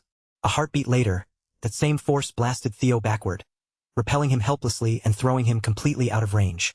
The repelling power showed him no mercy at all, slamming the Chosen One away so violently that he was sent crashing into the rocks. Theo realized he had made a reckless move. Whoever had created this disaster had also placed some kind of protective ward around the source, making sure the contamination would continue unhindered. The good news was that he now knew for certain he had found the weak point. The bad news was that the enormous dragon had finally noticed him. Theo had nearly been crushed by that protective ward alone, and trying to withstand the full force of a rampaging Leviathan was clearly not a wise option. The guardian moved across the seafloor with such monstrous force that the surrounding waters erupted into a storm of violent currents. Now that he had provoked the beast, escape was no longer realistic. All Theo could do was take another gamble and aim for the wound on its forehead. This time, failure was not something he could afford. The plan itself was simple, but actually pulling it off was a completely different problem. The creature before him was absurdly massive, like some legendary monster pulled straight from a nightmare card game, and Theo desperately searched his mind for an approach that could get him out of this overwhelming mess. Before he could settle on another method, the Leviathan opened its jaws wide, and an unimaginable amount of power began gathering inside its mouth. Then it released a blast of pure energy, a devastating attack powerful enough to erase entire cities in a single strike. Theo had to pour everything he had into escaping, barely scraping past the edge of the blast's radius in time. As he felt the full weight of a guardian's power crashing through the sea around him, an idea suddenly flashed through his mind. First, he sprang backward to create more distance, drawing the Leviathan after him as it gave chase. Fortunately, An ally arrived just in time to help with his retreat. One of the sea serpents he had tamed must have sensed the disturbance and rushed over to support him in battle. Theo could breathe and fight underwater, but moving through the sea still felt unnatural and restricted. With the sea serpent's help, however, that limitation changed completely. Now boosted by the serpent's speed, Theo commanded it to charge straight back in and aim directly for the wound on the Leviathan's brow. The closer they drew to the crystal, the thicker and more suffocating the demonic miasma became around them. Once Theo entered his effective range, he kicked off from his mount and launched himself forward. It was time to put the lessons he had learned while fighting the griffin into action. His eyes shifted to black and red, and his features began taking on a more draconic form. Theo pushed every one of his stats higher with the support of his guardians. He activated Griffin's power to suppress enemies stronger than himself, then layered on Fairy's protection to strengthen his resistance against demonic influence, Flame Eater's enhanced attack power to counter demonic energy, and Lesser Drake's suppressive fear. A Guardian Relic could only be subdued by power on the level of another Guardian Relic. In the strongest state he could possibly draw out, Theo unleashed a magnificent dragon's 5 talons straight toward the source of the corruption. Theo's supercharged strike finally reached the crystal, driving straight toward the heart of the corruption with all the power he had gathered. This time, his attack pushed past the force of the protective ward, breaking through the invisible barrier that had stopped him before. Theo pressed down with every ounce of strength in his body, staking everything on that single decisive slash as Bamong tore forward. Once the ward was effectively destroyed, there was nothing left to fully protect the toxic source, and the moment Bamong breached it, its destruction became unavoidable. Even then, Theo refused to ease up for a second, forcing the blade onward until he was absolutely sure the mission had been completed. A thunderous explosion erupted through the depths, the sound and impact rolling across the deep sea. It drained nearly everything Theo had left in him. But in that moment, Theo had done exactly what Kriemhild herself would have done. As soon as the source of the demonic sea poison was crushed into fragments, Levi's own power began moving through his body, cleansing the toxins that had been eating away at him. A few moments later, a faint spark of life returned to the Guardian, and a clearer light slowly came back into his eyes. Still shaken and confused from the lingering effects of the demonic corruption, Levi looked at Theo for a moment and thought he was seeing an old friend. When Levi saw the dragon-slaying sword in Theo's hand, the image before him blurred into the memory of Kriemhild standing there once again. Theo had to pull him back to the present and explain who he really was, the chosen one meant to wield the Guardian's power. He had come all this way to deliver the hero's final words. As Levi listened to Theo's message, memories of Kriemhild surged through his mind all at once, both the beautiful moments they had shared and the painful ones that still lingered. Levi accepted Theo's words and quietly mourned the sacrifice of his dear friend, realizing that her consciousness had remained behind all that time for his sake. Griffin had to interrupt the bittersweet mood and urged the sea dragon to return to the relic immediately. Fairy quickly added her voice as well, trying to convince Levi that Theo truly was the chosen one they needed to lend their strength to. Although Levi had waited and longed for this moment for so long, doing things the proper way was no longer possible. He had already defied the ancient dragon's will by leaving his vessel on his own. The instant he abandoned his relic, his position as a guardian was taken from him. And even though Theo's intervention had restored his mind, the demonic taint had already caused permanent damage to his body, leaving his physical form destined to vanish soon. So before that final moment arrived, Levi offered Theo another path. Before fading away completely, he wanted to entrust Theo Ragnar with every last drop of power he had remaining. Levi warned the chosen one that the process would be unbearably painful, and that very few people could endure such a transfer without breaking. Even so, Theo accepted without the slightest hesitation. After coming this far, there was no way he would turn down the chance to inherit a sea dragon's power. That fearless confidence was exactly the kind of answer the sea dragon wanted to hear. All Levi asked in return was that Theo use this immense power for the people Kriemhild had once wished to protect. Since that had been Theo's intention from the very beginning, he swore upon the hero's sword that he would do exactly that. For one final time, the sea dragon offered his gratitude to the chosen one who had freed him. Then Levi's body began to fade, dissolving into an ethereal mass formed from his remaining energy and life force. Thanks to Theo arriving in time, he could finally leave this world and reunite with his friend. But the moment Levi's physical form disappeared, the currents that had kept the floating archipelago suspended began to weaken. If nothing was done, the entire place would sink into the sea. There was no time left to hesitate. Theo had to absorb the Leviathan's final gift as quickly as possible. He plunged straight into the vortex where the crystallized form of the sea dragon's power was gathered. Theo grabbed onto that final gift and held tight as if his life depended on it.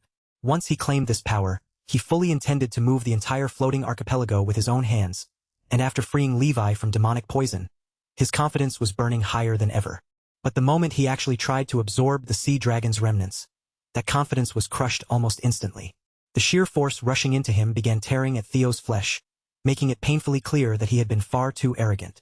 His guardians had warned him that the Leviathan stood on a completely different level from other relic guardians, but even so, Theo had not expected power this overwhelming.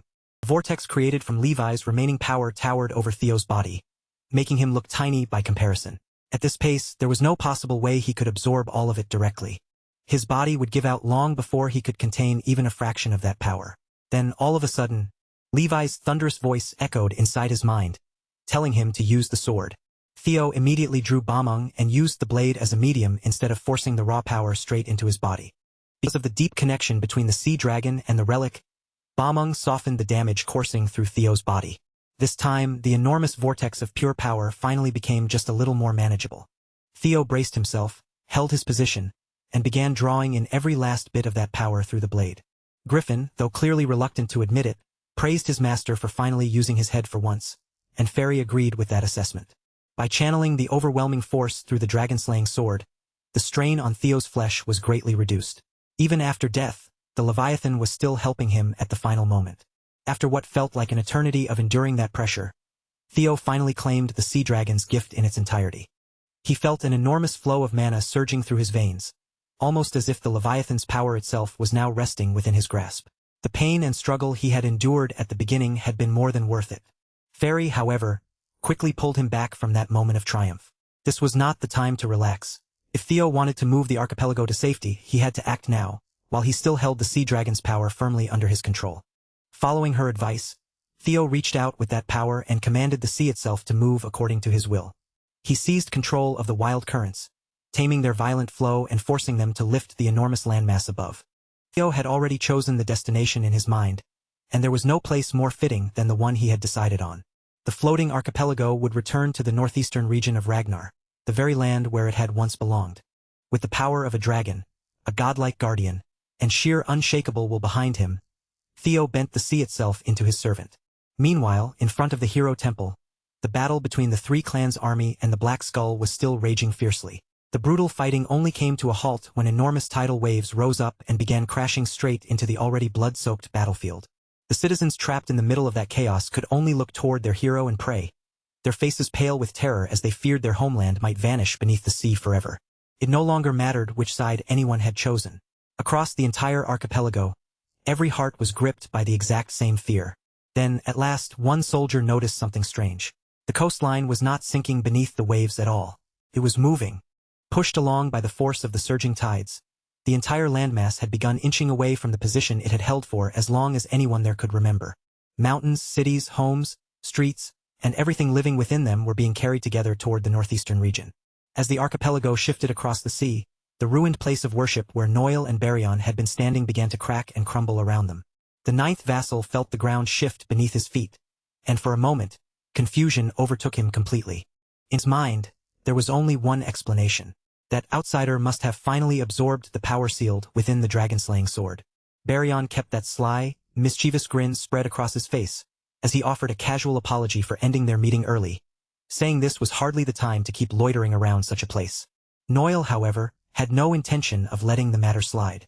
He remained furious, clearly irritated by Baryon's complete lack of commitment.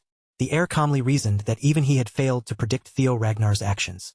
Even so, the plan was already approaching its final stage, and in Baryon's eyes, Theo taming the sword could be twisted into something useful. Now that Bameng had been unlocked, all that remained was to kill Theo and take the blade back. In the end, Baryon was trying to use Noel to erase a growing political threat while keeping his own hands perfectly clean. The rough, muscle-bound wanderer ignored Noel's endless complaints and urged him to start moving instead of wasting more time. After all, if handled properly, this could bring enormous profit to the Troivans. Back on the front lines, Antonia Spinola immediately understood that Theo was behind the island's movement. That little bastard had actually pulled it off and kept his promise. He quickly ordered his men to stop fighting, now that the true danger of the archipelago sinking had been removed. With the people finally able to survive, there was no longer any reason to spill another drop of blood. But that reasonable command became the perfect opening for someone else to exploit. From behind, a blade flashed forward, aiming to sneakily sever the head of the Black Skull leader. Fortunately, the hero's successor surfaced at the perfect moment, saving Antonio's life yet again. As for the soldier who had tried to murder the very man attempting to end the war, Theo had absolutely no mercy to spare for him. With his gleaming new sword in hand, he sliced that bastard clean in half before the attack could go any further. The believers burst into joy, convinced that Kriemhild had returned to stand beside them after sealing the sea dragon and saving their homeland. Antonio immediately asked whether the crisis had truly been handled, and whether the archipelago and its people were finally safe. Once Theo gave him the answer, the crushing weight on his shoulders finally lifted. With sincere gratitude in his voice, he thanked their unlikely savior from the bottom of his heart, only to shamelessly ask him for one more favor. Theo did not even need to hear the request. One glance was enough for him to understand exactly what Antonio wanted. All around the battlefield, civilian bodies lay scattered across the ground, while survivors with terrible wounds struggled to stay conscious. It was painfully clear what had happened in this place that was supposed to be sacred. The Black Skull and the citizens had fought for him, risking their lives to protect both the archipelago and their hero. Now it was only right for Theo to repay that debt. The moment the three clans' army saw Theo advancing toward them, fear overtook them so strongly that many seriously considered throwing down their weapons. But their master, Umberto Spinola, saw the situation very differently. To him, the dragon-slaying sword itself was walking straight into their reach, and he forced his men to stop hesitating and seize the prize. Terrified of the Spinola patriarch, the soldiers obeyed his command and charged at Theo. But before their weapons could even reach him, a true menace returned to the battlefield, spreading a thick, suffocating killing intent over the entire area. In the short time he had been gone, his worthless pawns had turned everything into a complete disaster. Theo's instincts screamed through his body like a shock. Someone monstrously dangerous had just entered the fight. With every bit of volume he could force from his lungs, he shouted for everyone nearby, ally and enemy alike, to drop face down immediately. A single slash tore across the bridge in one perfectly clean, unbroken line. Those caught by the terrifying attack never even realized it was coming. For that instant, it was as if time itself had frozen. The first things to fall were the bridge's banisters, sliced neatly through at their base. Then came the scalps of every soldier who had ignored Theo's warning. At the very least, they were left with half their brains, while the already blood-drenched battlefield was painted in an even darker, thicker crimson. In the span of a single instant, the entire three-clan coalition was wiped out. The only reason the people behind Theo survived was because he had interfered, and because they trusted his warning enough to obey. Nobles and soldiers alike were slaughtered in the most helpless way imaginable. The one responsible was, of course, Noil, the ninth vassal of Troyvin. He cursed those worm-like pirate bastards for failing to get rid of one brat and allowing the situation to spiral this badly. Among the dead was Umberto Spinola. Like everyone else, his head had been sliced open, though his mustache somehow remained intact. Antonio hated his father with every fiber of his being, but seeing the old man's corpse in such a gruesome state still filled him with cold dread. Theo had to snap him back to his senses. The leader of the Black Skull needed to pull himself together and evacuate the citizens, because the floating archipelago would need him when it came time to rebuild. For the moment, Antonio forced his emotions aside and immediately sprang into action. While everyone else retreated into the temple, Theo stayed behind, standing his ground as he measured the slaughterer before him. Noil's hatred for the Ragnar burned even hotter. He wanted nothing more than to cut down the insolent whelp who kept interfering with Troyvin's grand plans. He was practically burning to tear the young lord apart so completely that even his own father would not recognize what was left of his bastard son. With every slow step Noil took, his blood-soaked aura spread heavier through the air. Theo Ragnar clenched his teeth hard.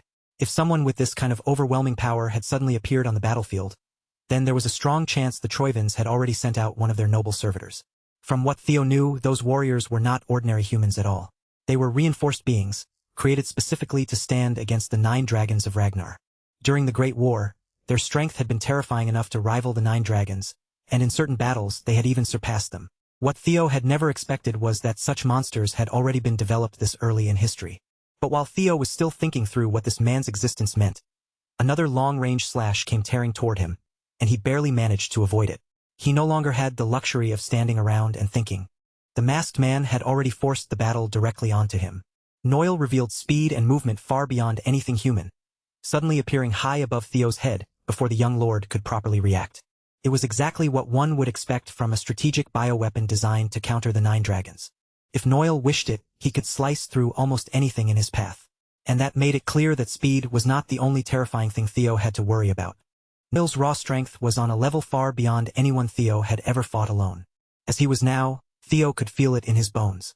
He had no real chance of defeating one of the noble servitors head-on. And after carefully testing Theo's reactions, Noel finally closed the remaining distance between himself and the young lord. Theo lifted the dragon-slaying sword at the very last second, barely blocking that unstoppable force, but the impact still hurled him violently backward. Pain shot through his body as he absorbed the probing strike head-on, the force rattling him down to his bones. Noel was genuinely surprised that Theo, at his current level, could endure that much power at all. The noble servitor quickly concluded that such an unexpected defense could only be thanks to Bamung's dragon-slaying power. Without letting up for even a breath, Noel rushed in again, closing the gap and refusing to give Theo even a single moment to recover. Troiven's research had claimed that no one with dragon blood running through their veins should even be capable of holding Bamung. Theo had just proven that conclusion wrong, but Noel did not care in the slightest. After hammering the young lord with relentless attacks, Noel finally paused and coldly urged Theo to surrender before he decided to make the pain even worse. Using the swirling dust before it could fully settle, Theo launched several blades infused with thunder straight toward his assailant. Noel saw through the move at once and caught the crackling blades in midair, stopping their momentum as if they were nothing. He mocked Theo for depending on cheap little tricks, never realizing at first that the hidden blades were only meant to distract him long enough for Theo to close the distance. Unfortunately, Noel's perception was sharp enough to follow Theo's concealed sneak attack, and he responded with nothing more than a dismissive scoff. For one brief instant, their eyes met, and every warning instinct inside Theo's head screamed at once. Before Theo could complete his swing and drive Bamung into his opponent's flank, Noel's blade struck first and knocked him down. At that moment, the noble servitor finally understood what Lord Ed Troiven had meant when he warned them all about this boy named Theo. Among the next generation of Ragnar, Ed had watched Theo more closely than anyone else, and he had ordered his servitors to treat the boy with the same caution. If they ever crossed paths with Theo Ragnar, their orders were absolute. They were to make certain that the boy was eliminated once and for all. Noel intended to carry out his lord's command right here, right now on this drifting archipelago. He cleared the area with a sweeping circular slash that stretched across a wide radius, but when the attack passed, Theo was nowhere in sight. By then, Noel was convinced that the young lord would one day become a massive, unpredictable factor in the coming war. At the tip of his blade, Theo's blood slowly gathered and dripped down. His last attack must have grazed Theo as the young lord escaped. And at that very moment, Theo was pressing one hand against a deep wound, desperately trying to slow the bleeding while failing to activate the fairy dragon's support. His guardians still needed more time before they could come to the Chosen One's aid. Even so, Theo refused to collapse in front of an enemy who seemed completely impossible to defeat. According to the system, he still had to endure for 2 minutes and 15 seconds before the dragon-slaying sword, Bamung, fully stabilized. If he could survive that long, he would be able to borrow Leviathan's power once again, but Noel had no intention of giving him any chance to stall. When Theo glanced down at his reflection in the water, he saw the noble servitor above him, already locking onto his position. The empty port of the floating archipelago had stood for hundreds of years without ever knowing the chaos of battle. That very same port was shattered into pieces by a single attack from Noel. Theo took even more injuries, and his blood loss worsened, but through clever movement and desperate maneuvering, he somehow managed to survive. He kept his eyes wide open, refusing to miss even the smallest sign of another lightning-fast strike. As expected, Noel unleashed even more destruction, aiming to take Theo's head. This time, Theo bent his body backward with incredible flexibility, barely slipping under a clean cut that cleaved through the buildings behind him. Keeping careful track of everything around him, Theo acrobatically slipped into the sliced building and, as he rushed through, quickly snatched up a chair on his way toward the other side. He hurled the chair straight at Noel, using it as an irritating distraction while he prepared his next move. At the same time, Theo flew backward to open more distance between them. That brief delay was enough for him to use the inevitable collapse of the building to his advantage. Hidden behind the storm of debris, he poured an enormous amount of mana into the dragon-slaying sword. Then he unleashed a brilliant blade attack, a radiant strike that tore through everything standing in its path. Theo let the attack fly without holding back, paying no mind to the destruction it carved through the battlefield. Theo had hoped that one overwhelming strike would be enough to bury Noel beneath the chaos and finally break his momentum. But the moment the smoke and wreckage cleared, it was obvious that he had miscalculated.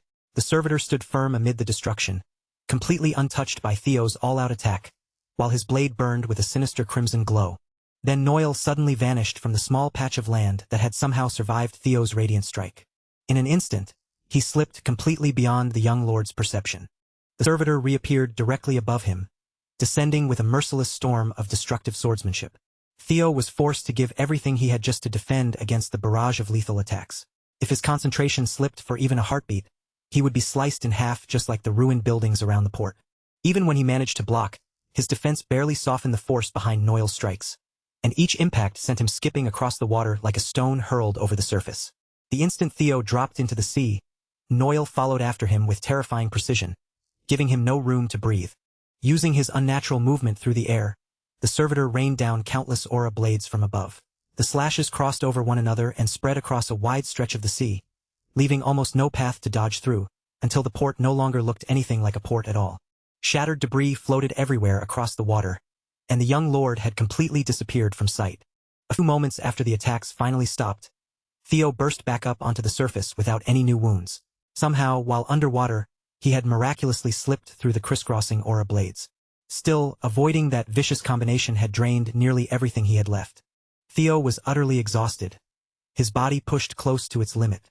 Thankfully, all those desperate defensive maneuvers had bought him almost 2 full minutes. According to the system, Bameng would stabilize in exactly 17 seconds. Unfortunately, Noel had grown bored and visibly irritated by Theo's slippery way of fighting. Determined to end the battle once and for all, Theo felt the servitor gathering a terrifying amount of energy into his blade. He knew he absolutely could not fall here. All he needed was a few more seconds, just enough of a distraction to unlock the full extent of his power.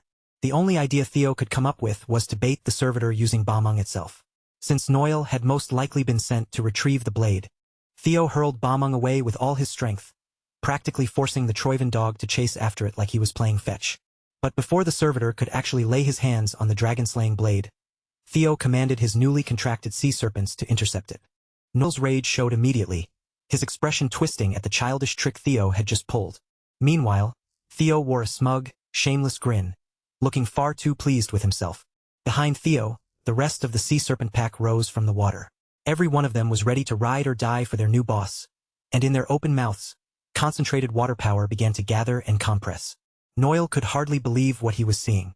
He was overwhelmingly stronger, miles ahead in raw power, yet this boy kept dragging out the fight with one trick after another.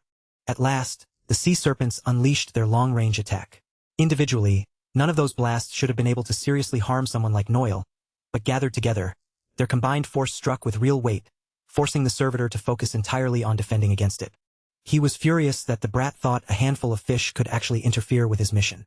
With one powerful swing of his blade, Noel erased the sea serpent's combined attack in a single blow. Theo had spent the entire fight running, dodging, and creating distance, but now he came charging straight in with no concern for defense. Noel could not immediately figure out what the young lord was planning. Even so, he welcomed the challenge, spreading his aura wide and daring Theo to come at him with everything he had. Then, right in the middle of their clash, Theo's timer finally reached 0. The dragon-slaying sword Bameng had fully stabilized at last. For one brief moment, time seemed to stop around him, and Leviathan's voice echoed inside his mind. Levi thanked the Chosen One, hoping that the remnants of his power would now serve to protect Theo. For the first time since the fight began, Noel felt a genuine threat rising before him. The young lord had finally obtained Nibelung, the skill embedded within the blade. Theo activated the skill by instinct, and Nibelung manifested in the shape of a dragon that resembled the raging Leviathan. The monstrous draconic construct tore straight through Noel and his blade, ripping into them with the crushing pressure of the deep sea. The impact blasted Noel off his feet and sent him flying violently toward the open water. Theo's plan had worked. He had bought enough time to survive, and in doing so, unlocked a devastating new weapon for his growing arsenal. Nibelung was nothing less than a force of nature. The attack, infused with a guardian's will, tore into Noel's body, snapping bones and leaving him grievously wounded. Noel plunged down into the sea, and as he sank, the water itself seemed to press him deeper toward the bottom. Theo landed back at the port, or at least on whatever broken remains of the port were still left, with Bameng held firmly in his hand. As an artificially enhanced warrior, Noel's durability was monstrous. Even after taking a direct hit, he clung stubbornly to life and forced himself to swim upward against the vortex trying to drag him down. After breaking the surface and dragging in a fresh breath of air, he laughed mockingly at Theo for failing to finish him with his final trump card. But his mask had been destroyed, revealing a grotesque face and body warped by the side effects of human experimentation. Fortunately, Theo had never been foolish enough to believe that one attack would be enough to kill an enhanced monster for good. No matter how deformed Noel looked now, he was still a noble servitor capable of rivaling the 9 dragons, and beings like him were infamous for their resilience and durability. Even so, Theo was confident that his newly acquired power could tear through the limits imposed by human intervention. Using the sea itself as his conduit, Theo reshaped Nibelung into the form of a gigantic hand rising behind Noel. If he could not completely destroy the artificially enhanced body of that monster, then he would simply drag it down and sink it to the ocean floor. Noel felt the sea current squeeze in from every direction, crushing his body so tightly that he could barely move while that massive hand drew closer. To make absolutely certain the servitor had no chance to resist, Theo poured out enough force to wrap the pressure of the sea around the entire archipelago. With one final roar, he ordered that enormous body of water to swallow the noble servitor whole. Noel was dragged toward the bottom of the damn sea, and as the crushing currents locked him in place, he finally realized he had no way out. A violent vortex, packed with terrifying suction force, seized him completely and pulled him helplessly down into the abyss. Once Noel's presence disappeared beneath the depths, Theo's shoulders finally sagged, and the pain from all his wounds came rushing back at once.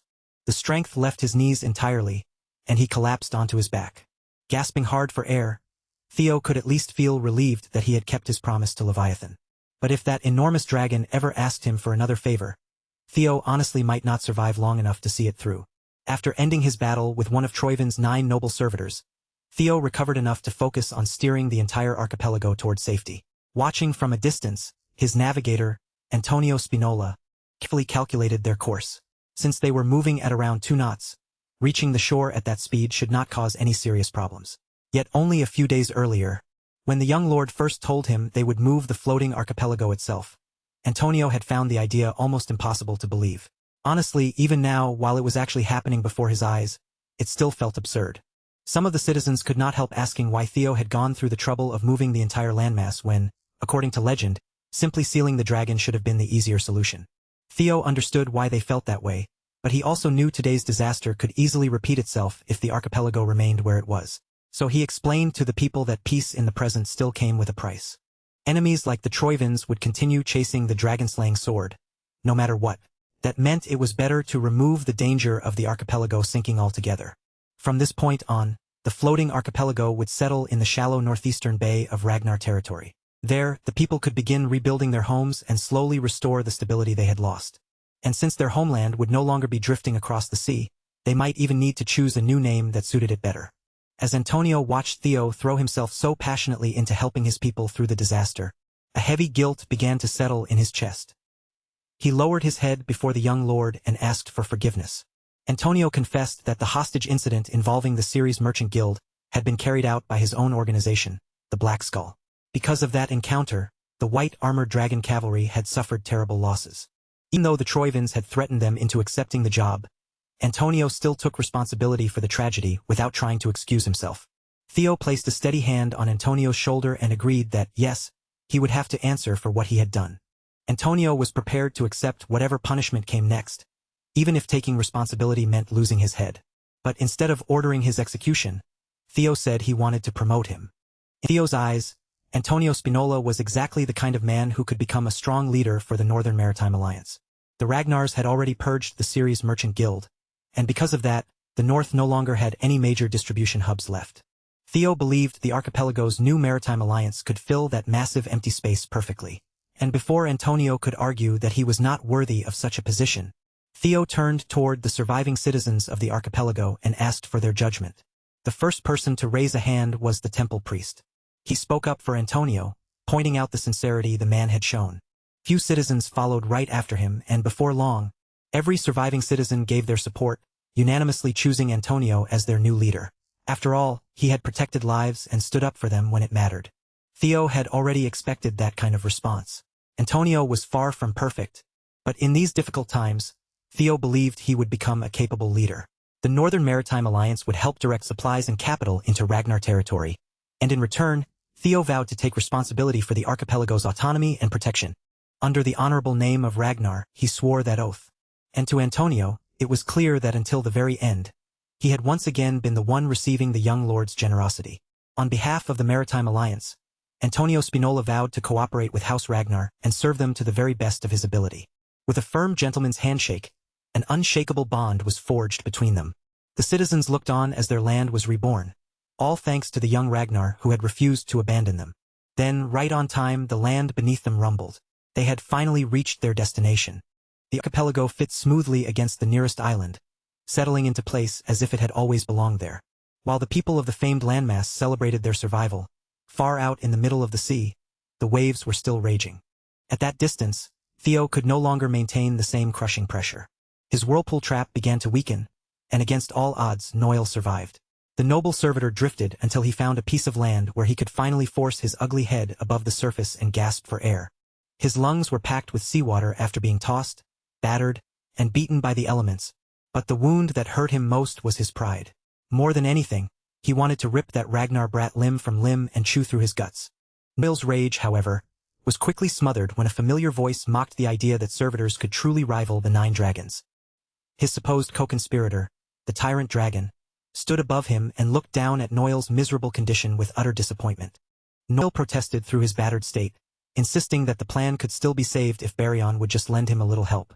Maybe the hulking, homeless-looking man had given this abomination far more credit than he ever deserved. Even then, Noel still seemed completely unaware of what Baryon had truly wanted from the beginning. From the very start, Baryon's real goal had been to take the archipelago for himself. Playing around with the Troivan dog had only been a passing amusement. What he wanted was simple: the entire landmass, every inch of it, under his own control. Baryon had planned to dress the whole incident up as a righteous campaign to reclaim what had been stolen. It had a nice ring to it, and if things went well, he could have removed that annoying brat too. The only problem was that he had overestimated Noel. In the end, this modified worm could not even handle a single dragon brat.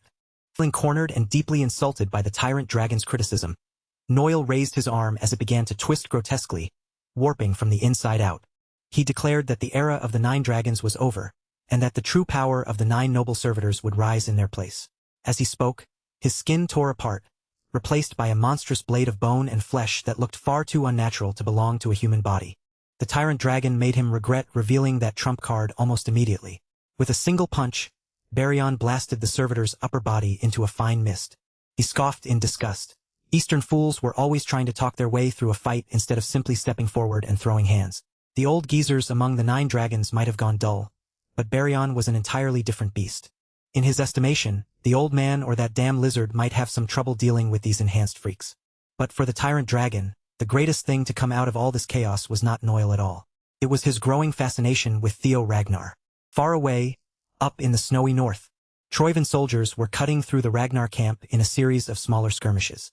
With Ed Troivan personally leading them, those battles had been decided before they even truly began. No matter how fiercely the remaining Ragnar soldiers cursed at the disgusting traitors, they had already been defeated, bound, and left helpless. Lord Ed had no patience for prisoners who kept shouting about the pride of Ragnar. He simply slashed their throats and silenced the noise. Without the slightest blink, he coldly severed their heads, already sick of hearing the same stubborn final words over and over again. While Ed was occupied with the executions, a messenger arrived in a hurry, bringing urgent news about the failure of the floating archipelago operation. On top of that, all contact with Noel had been lost. Another noble servitor appeared from nowhere and bowed humbly, apologizing for the failure of that defective piece of filth. The servitor wearing a metal-plague doctor's mask understood that losing their main distribution hub could drastically shift the direction of the war. As Troivan's #1 servitor, Ein wanted to seize this opening and correct such a serious mistake himself.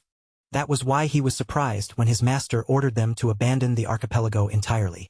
After all, they had already secured the landmass's enormous capital. They would suffer financially from losing it, but they could not afford to let that loss distract them from their true priorities.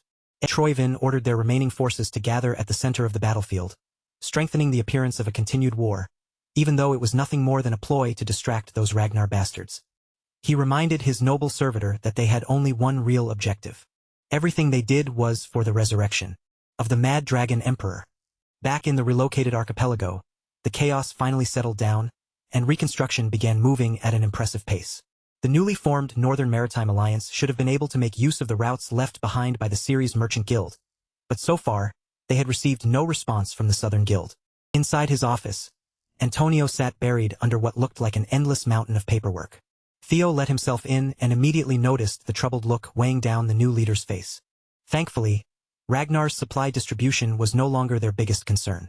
Transporting goods should now be far simpler without the sea constantly adding unpredictable risks. Still, if Antonio was being completely honest, Ragnar's influence frightened him. He was grateful that his people had escaped Troivin's grip, but he also understood that nothing in this world came free. With just one flick of Theo's finger, they could end up in the same situation as before, only this time serving a different master. Antonio hesitated to bring such a concern directly to Theo, but he could not stop himself from wondering whether they had actually been safer out in the middle of the sea. The young lord understood exactly why Antonio felt that way. After all, any responsible leader should be wary of a hostile takeover. But Theo saw the situation from the opposite angle. In his eyes, the floating archipelago had been at its most vulnerable precisely because it was surrounded by the sea. Isolation had made it seem like no enemy would dare attack them, but that same isolation had dulled their ability to protect themselves when battle finally came. The recent Troivin takeover had exposed that weakness completely. They could not solve the problem of national defense by always depending on someone else to save them. Even if their new location brought risks of its own, any nation that wanted to survive needed the means to defend itself. In fact, Theo considered Antonio's concern a good sign. It meant he was thinking like a leader, and Theo already had a few ideas that might ease his worries, one of them tied to the white-armored dragon cavalry. That famous cavalry relied on airborne wyverns, and the archipelago happened to be surrounded by creatures with a similar kind of potential. Antonio immediately realized Theo was talking about the sea serpents, but those creatures were infamous for swarming anything in their path and smashing it apart, causing nothing but headaches and emergencies for the people. As if summoned by the mention of them, sea serpents were suddenly spotted at the docks. Civilians immediately began evacuating, while the fighters prepared themselves for battle. Before Antonio could even spin around in his chair, Theo calmly assured him that there was no need to panic. The young lord welcomed his sea serpents into the floating archipelago as if they were honored guests, opening the way for them without the slightest hesitation. Antonio, however, had every reason to stare at the whole situation with suspicion. After all, for as long as Antonio could remember, these creatures had never been seen as anything but violent sea monsters, the kind of destructive ocean thugs that brought fear wherever they appeared. Theo, on the other hand, calmly promised that he would teach the people of the archipelago how to handle them, tame them, and eventually treat those powerful creatures as something far greater than simple threats. If the white-armored dragon cavalry could exist, then there was no reason the archipelago could not build its own force as well, a troop of riders soaring over the seas on the backs of dragons. To the citizens, the idea sounded completely insane. As far as they were concerned, riding dragons into battle was the kind of thing that belonged in bedtime stories, not something real people actually did. But to Theo, that ridiculousness was exactly what made it strangely fitting. In the archipelago's own fairy tales, their legendary hero Kriemhild had fought while riding a sea serpent, so naming this future force the Kriemhild Knight Order felt almost too perfect. And as if the idea wanted to prove itself, one of the sea serpents had already started showing a clear fondness for Antonio, hovering near him as though it had chosen him first.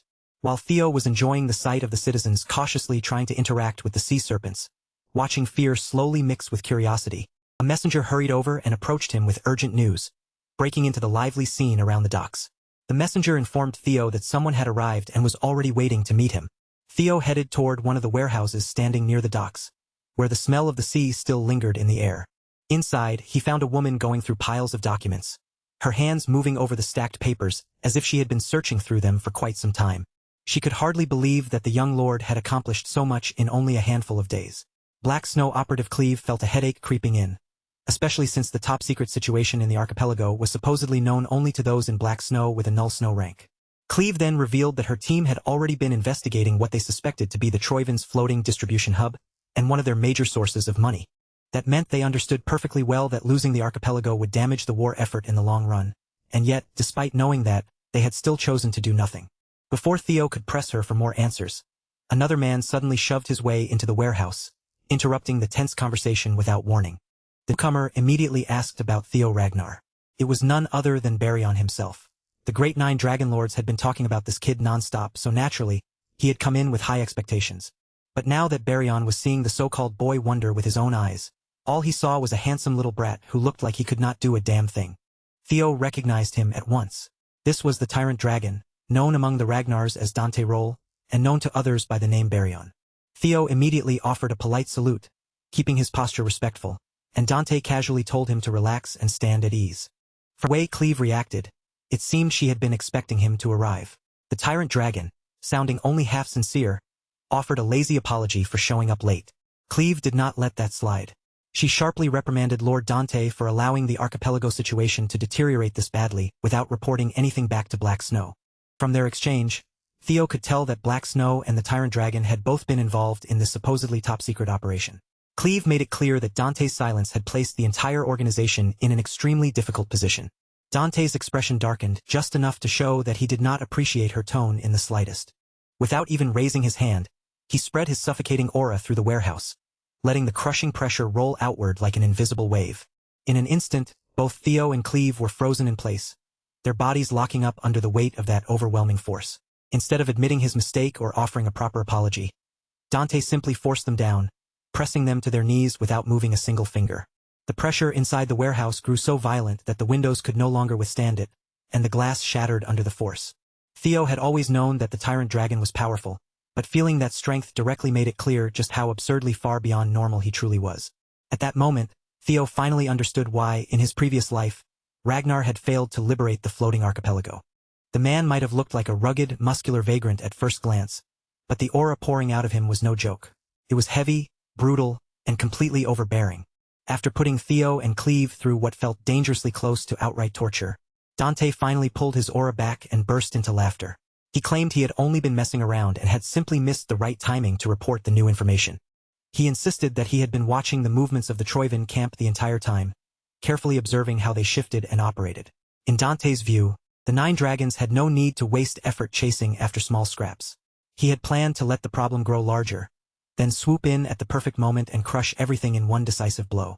But then the Ragnar kid appeared and cleaned up the situation before Dante could make his move. Laughing lightly, Dante slapped Theo on the back, and the blow nearly knocked the young lord unconscious. The Tyrant Dragon might have been joking around and pretending to be relaxed, but Theo could tell that underneath that casual act, Dante was genuinely irritated. Dante Roll was not just one of the 9 dragons. Even among that terrifying group, he stood near the upper ranks. At his core, he was a man driven by one thing above all else: the hunger for more power. The only reason he had joined Ragnar was to serve that desire. Every bit of authority he held would be used to gain even greater strength. And in Theo's previous life, Dante Roll had possessed a suspiciously enormous amount of financial power. Now it made sense. Back then, he must have taken control of the floating archipelago for himself.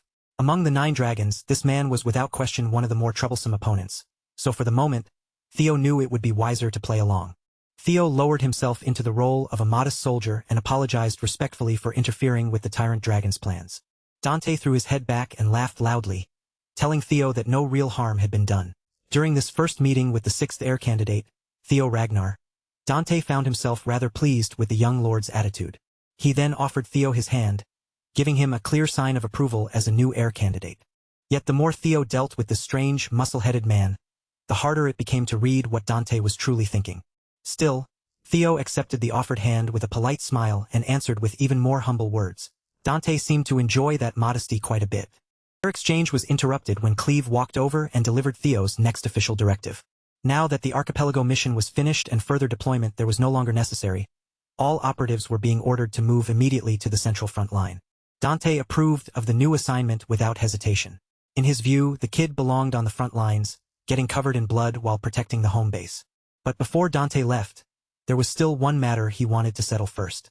The Tyrant Dragon's posture suddenly stiffened, and the air around him sharpened as he turned his gaze toward Cleve. In a low, dangerous voice, he asked if the order to question him about the archipelago scouting mission had truly come from the Black Dragon himself.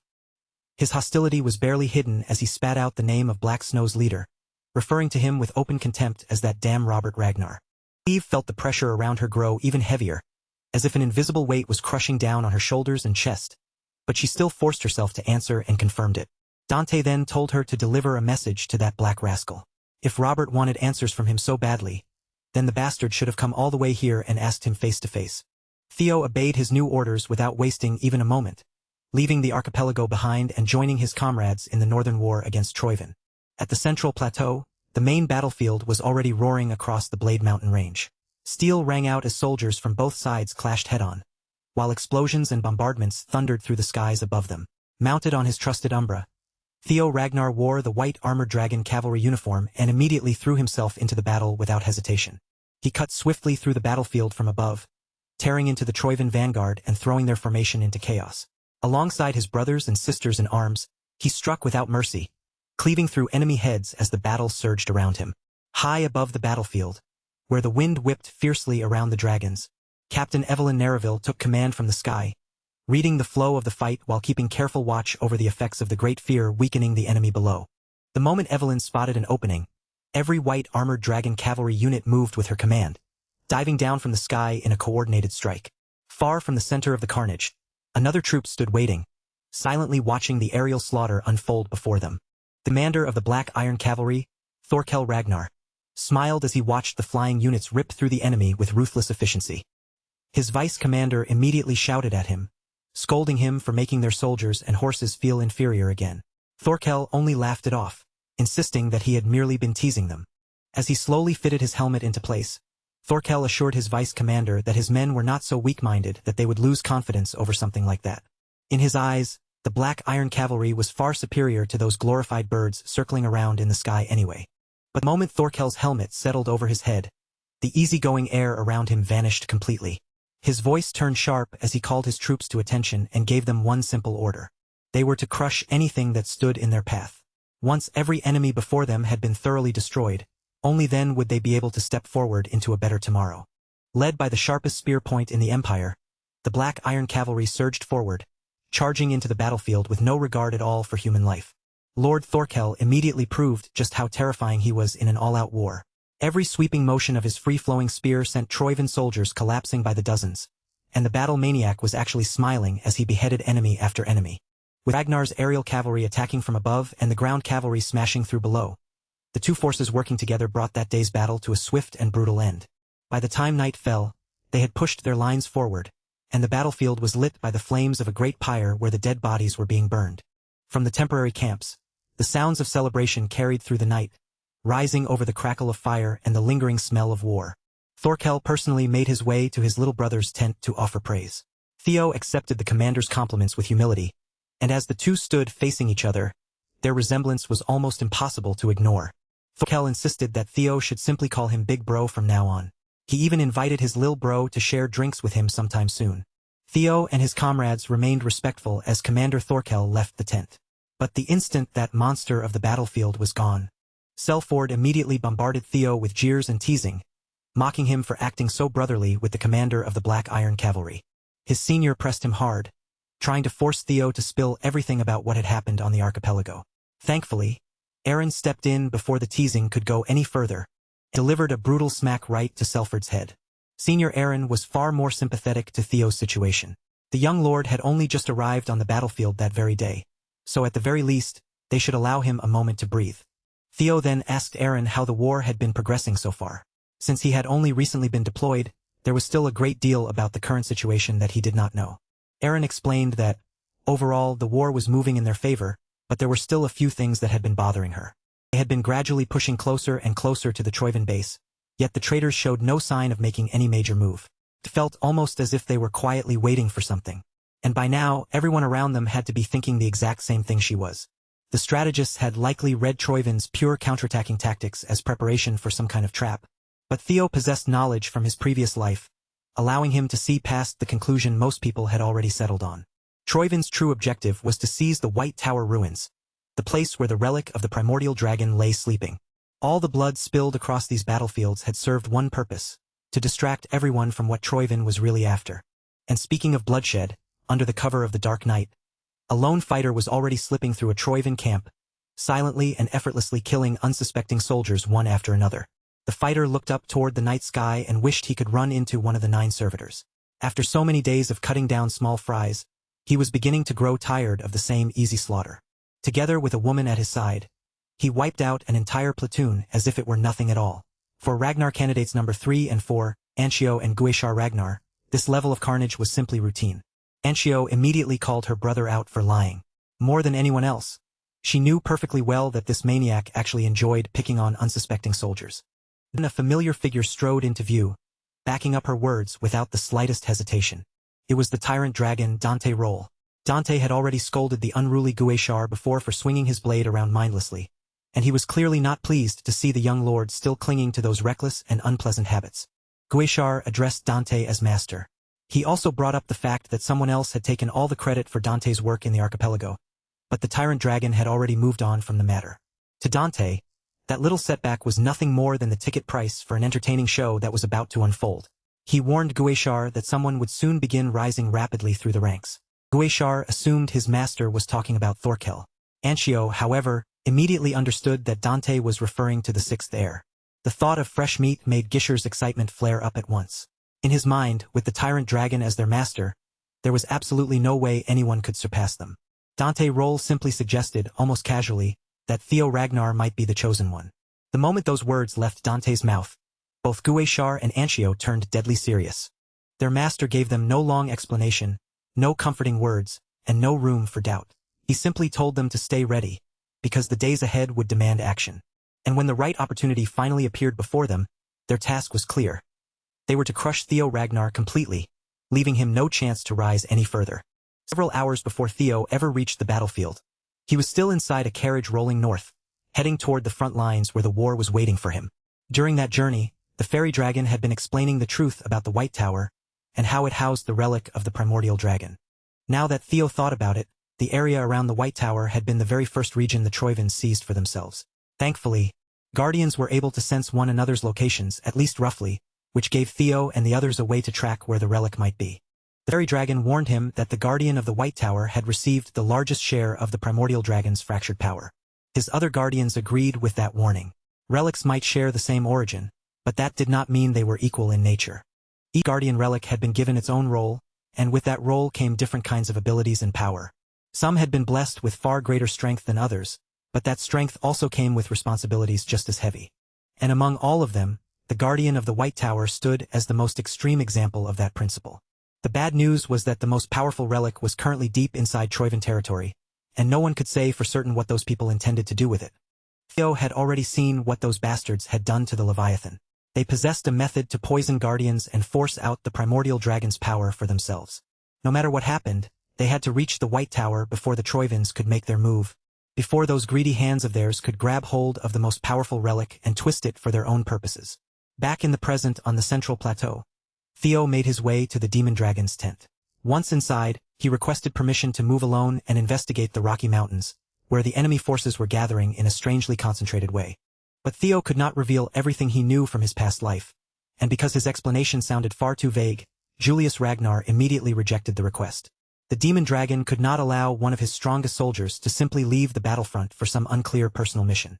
Even if Theo had recently become an heir candidate, that did not mean he could abandon his duties. Theo wanted to argue back because from his perspective he was not avoiding responsibility at all. In fact, he was trying to make up for the time he would be away. Seeing the young lord grow visibly frustrated, Julius let an amused smile tug at his face.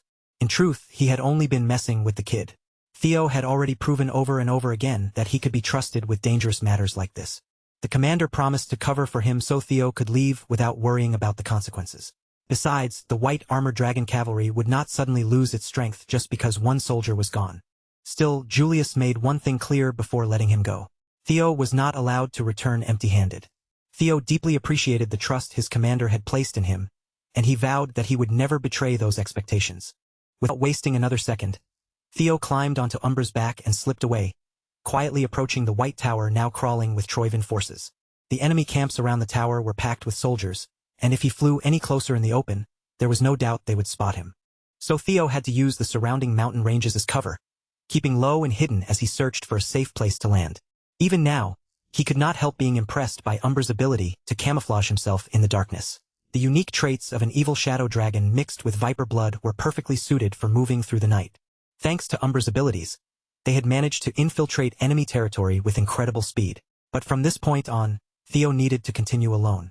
So he gave Umbra the order to turn back and fly to the base camp, leaving Theo to proceed on foot from there.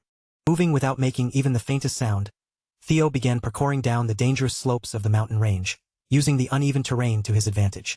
He made certain that his presence stayed completely hidden, and he had even equipped himself with spy gear to help him move undetected. As he studied the situation near the base of the tower, the security looked every bit as tight as he had expected. Theo was still a decent distance away from the entrance, yet some of the patrolling guards had already sensed the faintest trace of movement around him. One guard in particular grew uneasy and decided to investigate the rocks Theo had been using as cover. The patrol guard circled the ordinary-looking rock with slow, cautious steps, his hand tightening around his weapon as he gradually drew his blade. When he finally leaned in and peeked behind the rugged stone pillar, there was absolutely nothing there. After making a few more quick checks, the patrolman sheathed his sword and let his guard drop, convinced that he had been worrying over nothing. That was a serious mistake. While he had been focused on checking the rocks, his companion hanging back nearby had already been taken out by a silent intruder. The patrol guard realized something was wrong and tried to follow protocol, preparing to call out and send a warning to the others. But Theo moved faster. Before the man could alert anyone, Theo struck him down hard and sent him crashing to the ground as well. A few miles away from the tower, Ed Troyven stood before a shrine stained with a spreading pool of blood, admiring the ominous blob of flesh resting on top of it. From behind him, a hermit priest approached, his presence quiet but twisted. The priest giggled wickedly as he looked over the altar. He never would have imagined that the Troyvens would join hands with their holy demon church for a forbidden ritual meant to resurrect the dethroned Mad Dragon Emperor. Inside that grotesque mass of flesh, a fleshy figure sat curled in a strange fetal position, steadily absorbing the corrupted power. The entire thing throbbed and pulsed like an exposed organ, alive in the most unnatural way. Ed did not appreciate the priest's casual tone when speaking to him. And more than that, he absolutely despised hearing the word dethroned used for the Mad Dragon Emperor. In Ed's eyes, there was only one true Ragnar Master, and the one currently sitting on the throne was nothing more than an impostor. Soon, the Mad Dragon Emperor would reclaim his rightful throne. Ed Troyven and those he considered true Ragnars were merely servants of the true masters, and he expected the holy demon priest to remember that clearly. At that very moment, the resurrection ritual he had demanded was already nearing completion. But to bring their great and mighty master back from the underworld, the ritual still lacked one crucial ingredient. The proper material, the perfect vessel, a Ragnar body carrying the power of the primordial dragon. Ed was not worried about securing that final piece. In his mind, obtaining the vessel was only a matter of time. What truly concerned him was finding the key to conquering the White Tower. According to the latest reports, the power sealed within the tower was far too enormous. They had been flooding it with shadow demon toxin, yet the resistance from inside remained overwhelmingly strong. Even with the high priests of the Holy Demon Church pushing themselves to the limit and barely holding the ritual together, conquering the tower before time ran out seemed almost impossible. Ed did not like that report in the slightest. The slow progress grated on his nerves, and frustration twisted across his face. Unable to contain his anger, he released his aura and punished the messenger on the spot, forcing the poor man down until he was eating dirt. Ed had already gone far too far for the Mad Dragon Emperor's resurrection to stop here. All he needed was the primordial dragon's power to complete the ritual, and he refused to accept the word impossible. Ed Troyven warned his people to pull out every last option and use any means necessary to make it happen. Terrified that he might lose his head right then and there, the messenger quickly apologized for his lack of vision and swore that he would make it possible. In the end, instead of being beheaded for delivering bad news, he walked away with only a broken nose. Considering Ed's mood, that was practically a huge win. Then another messenger rushed in with an urgent report for Junior Clan head Ed. An intruder had successfully slipped into the White Tower camp. Whoever the intruder was, they had taken the clothing of one of the guards and used it to hide among the enemy. The moment the other patrolmen discovered one of their comrades stripped of his uniform and lying unconscious, they immediately rang the alarm bells and began organizing a full search of the area. From a distance, someone quietly observed the spreading chaos. Before long, they spotted a patrolman wearing a mask, moving so naturally with the search party that he blended in without the slightest mistake. Through his long-range vision, Gueshar was surprised to see the new air candidate slipping deep behind enemy lines. He figured Theo had killed only the bare minimum needed and then fooled the enemy with flawless ease. The method strongly reminded him of Black Snow, making Gueshar suspect that the kid must have worked with that sneaky group in his past life. He had to admit that the young lord was much more entertaining than he had expected, and he could hardly wait to get a taste for himself. Anshio told him to stop drooling and focus on tailing their target, reminding him that they had already messed up once with Thorkel. Gueshar understood the weight of this mission and promised that he would behave, but the warped grin stretching across his face made his words hard to believe. When Ed heard that an intruder had slipped past the White Tower security, he nearly lost control on the spot. Something like this should not have been possible at all. Only a tiny handful of people knew the true objective behind their operation. The entire war itself had been nothing more than a ploy to distract the Ragnars. And yet, deep in his gut, Ed felt a certainty rising. There was only one person who could possibly throw a wrench into his supposedly flawless plan. Again and again, Theo Ragnar had proven himself to be nothing but a thorn in Ed's side. But before rage and frustration could fully take over, the colder, more rational side of Ed Troyven forced its way to the surface. The messenger, still trembling, suggested increasing the number of guards to strengthen the search and capture the intruder as quickly as possible. Ed, however, had a completely different plan in mind. From this point onward, they would change their approach. He ordered a full retreat from the White Tower camp, leaving only the absolute minimum number of troops behind on the ground. It was a bizarre command, to say the least, since doing so would only increase the risk of losing the primordial dragon's power to whoever had breached their defenses. But that was exactly what Ed Troyven wanted. He was completely certain that the intruder was the troublesome Theo Ragnar. And judging by how quickly the kid had been progressing lately, Theo would surely conquer the White Tower on his own and emerge with the primordial dragon's power in his grasp. With a simple wave of his hand, Ed summoned the troops he trusted most, the noble servitors who served directly under him. If conquering the White Tower was impossible for them, then they would simply do what they did best and steal the prize from the kid after he succeeded. To make sure the job was carried out perfectly, Ed assigned the task to his number one, Ein. Standing beside the plague doctor was a massive Goliath carrying a ridiculously heavy warhammer, Ed's number 2, Sway.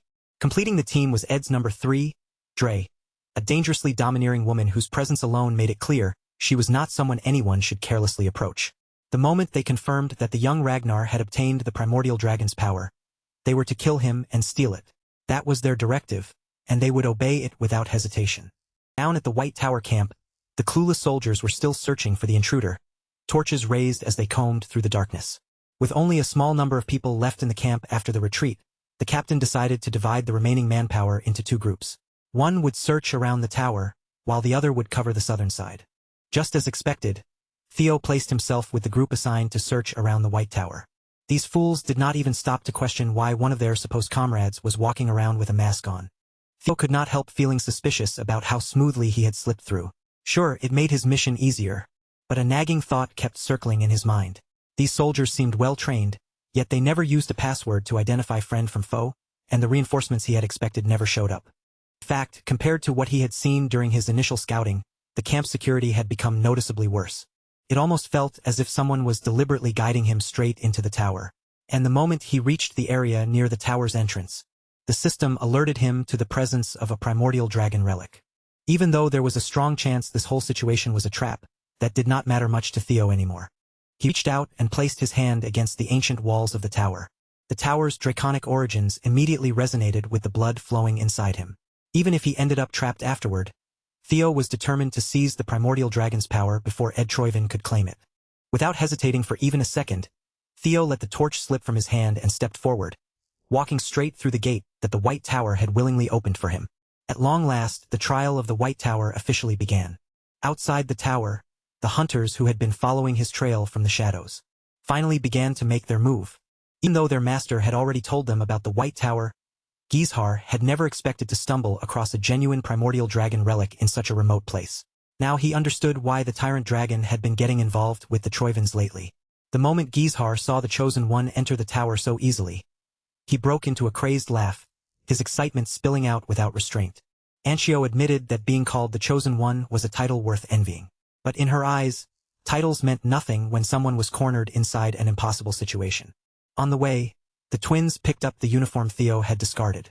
They could probably use it to stir up trouble later, though the whole thing felt a little too convenient, almost like bait. Still, whether it was bait or not, that hardly changed what they had to do. For now, they needed to pull back and prepare the stage before the Chosen One returned from the tower. But Gizhar had no intention of leaving. He wanted to wait right outside the tower for Theo, a decision that immediately made Anshio's irritation show. The battle maniac was simply too curious. He wanted to see what kind of face the so-called Golden Boy would make when he died by the blade of another Ragnar. After Theo stepped into the White Tower, the blinding light surrounding him slowly began to fade. Theo's eyes gradually adjusted to the brightness, and when he opened them fully, he found himself standing inside a vast superstructure built from pure white materials, with countless pillars and rooms stretching out around him. Knowing that the tower itself could pose a serious threat to his life, Theo immediately drew the white moonlight blade and kept it ready in his hand. Since the guardian of this place had inherited the greatest share of the primordial dragon's power, Theo expected something ferocious to appear at any moment. Right on cue, a draconic figure with burning red eyes emerged from one of the many doors. Theo tightened his grip around his blade, every muscle prepared to unleash his full strength if the creature attacked. So imagine his shock when the guardian of the White Tower finally walked out, only to reveal himself as a tiny little creature with round, cute, beady eyes. The little guardian was already in tears, grumbling about strange people trying to sneak into his domain and infect him with demon shadow toxin. Apparently, Stopping them had been unbelievably annoying. Theo wondered if someone was playing a joke on him. Completely speechless, he just stared at the flailing little lizard, wondering whether he had somehow entered the wrong tower by mistake. He even called out his other guardians to confirm whether this was truly the one they had all feared.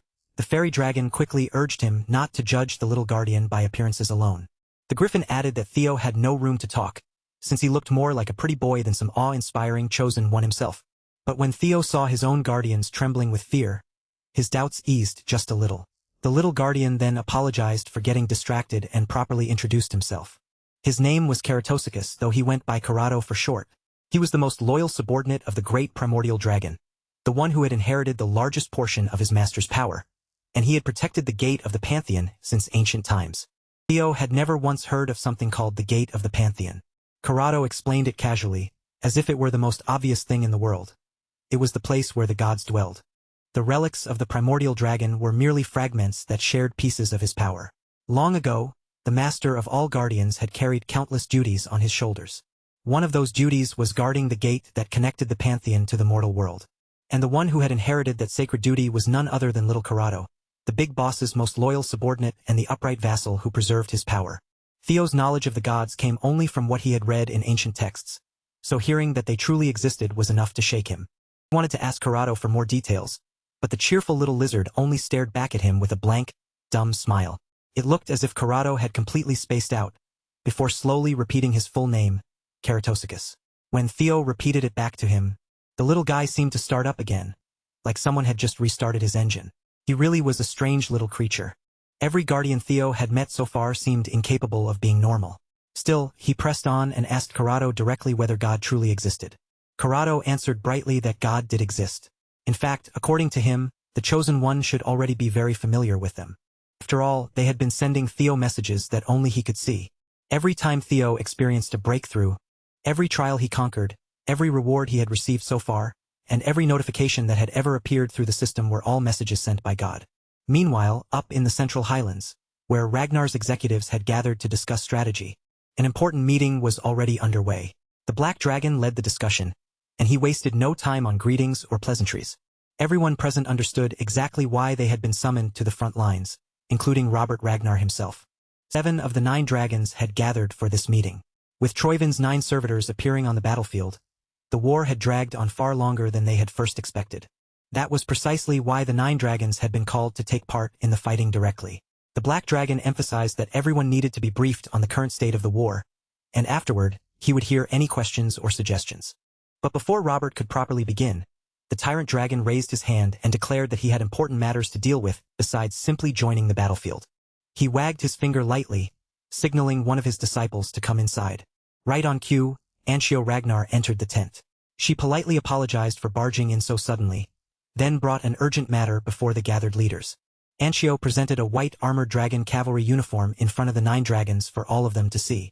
She claimed that she had personally witnessed Theo Ragnar's betrayal, and the uniform she held in her hands, according to her, was the glaring proof that made his betrayal impossible to deny.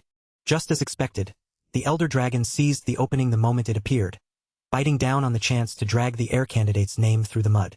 Before anyone else could even settle on a response, he was already the first to point out that discarding a Ragnar uniform was not a small mistake, but an unmistakable act of treason.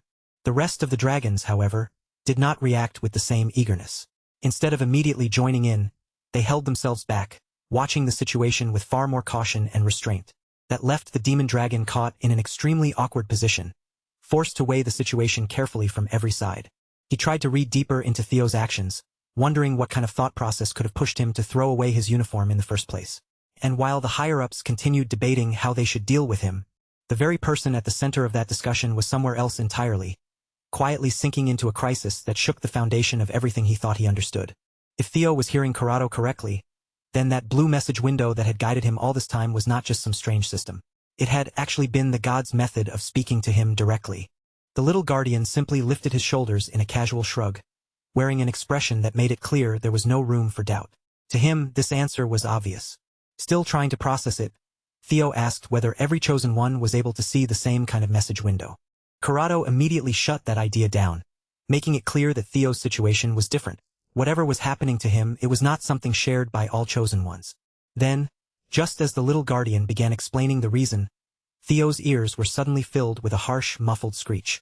The sound slammed into him so violently that his balance nearly gave out on the spot. Corrado scratched the side of his head, looking almost troubled by the reaction. Apparently, the Chosen One was not meant to hear that information yet, and some higher power was forcibly filtering it before it could reach him. Theo, desperate for a clearer answer, pushed for more details.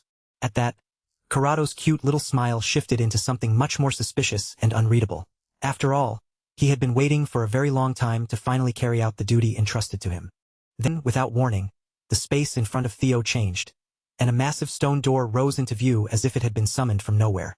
According to that strange little guardian, if Theo truly wanted to uncover the truth behind this world, then he could not expect it to be handed to him for free. He would have to earn it himself. One of Corrado's sacred responsibilities was to grant the Chosen One access to the Trial of the Pantheon.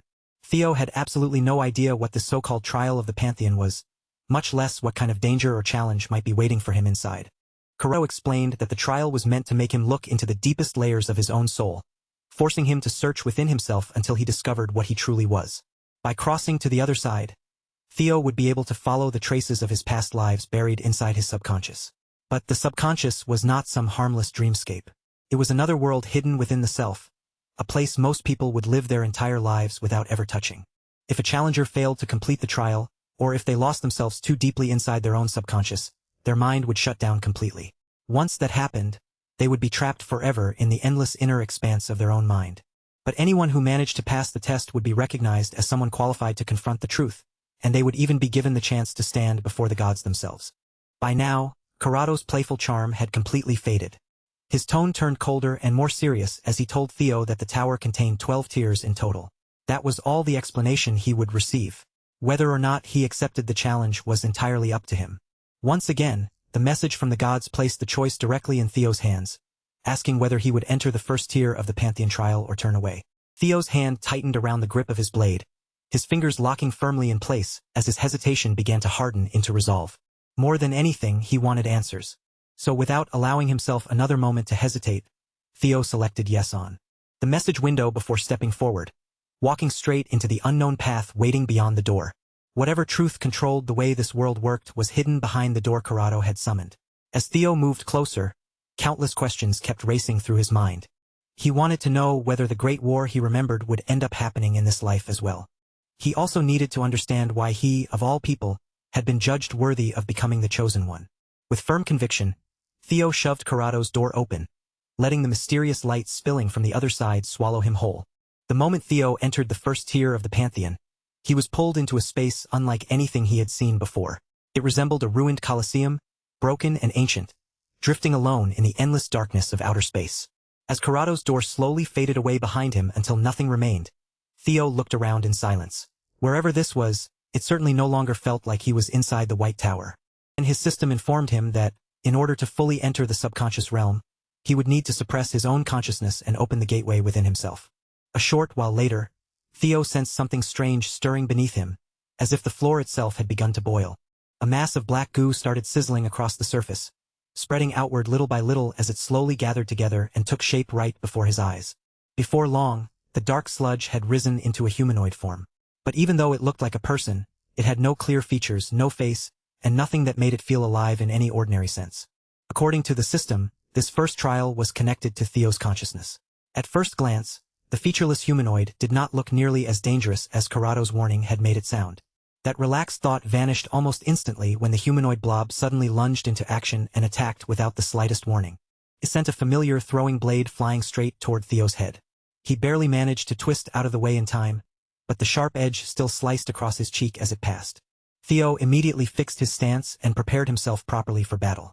Whatever that figure was, it had made its hostility unmistakably clear. His eyes widened as the black sludge's form became clearer, and he finally recognized what it had taken the shape of. The guardian standing before the door to the subconscious was none other than the self. The entity known as I had appeared before him. The system gave Theo a simple and merciless objective: eliminate him. In every possible way, I was a perfect copy of Theo, recreated down to the finest details. The Chosen One and the manifestation of himself stood across from each other in silence, simply staring each other down. At first, Theo felt deeply unsettled by the thought of having to fight himself. But after thinking about it again, he wondered if this might actually work in his favor. Compared to some unknown enemy with abilities he could not predict, would it not be better to face someone he understood better than anyone else? It sounded like a reasonable way to look at it. But the moment I released his full power and spread that thunderous aura through the Colosseum, Theo immediately began questioning that confidence. With not a single wasted movement, I lifted his hand and began charging. His throwing blades with thunder dragon breathing, preparing thunder stab with unmistakable killing intent behind every flicker of energy. Theo had never once experienced what it felt like to be on the receiving end of his own techniques. His eyes followed the incoming attack as he quickly analyzed its path and timing. Then he swung his white moonlight blade into motion, deflecting most of the barrage while slipping away from the blades that were too awkward or dangerous to parry directly. But by the time Theo finally managed to steady his footing again, he realized he had been driven all the way to the edge of the Colosseum, with barely any space left for him to maneuver. Before Theo could fully reclaim his footing or move away from the edge, another storm of blades came screaming through the air.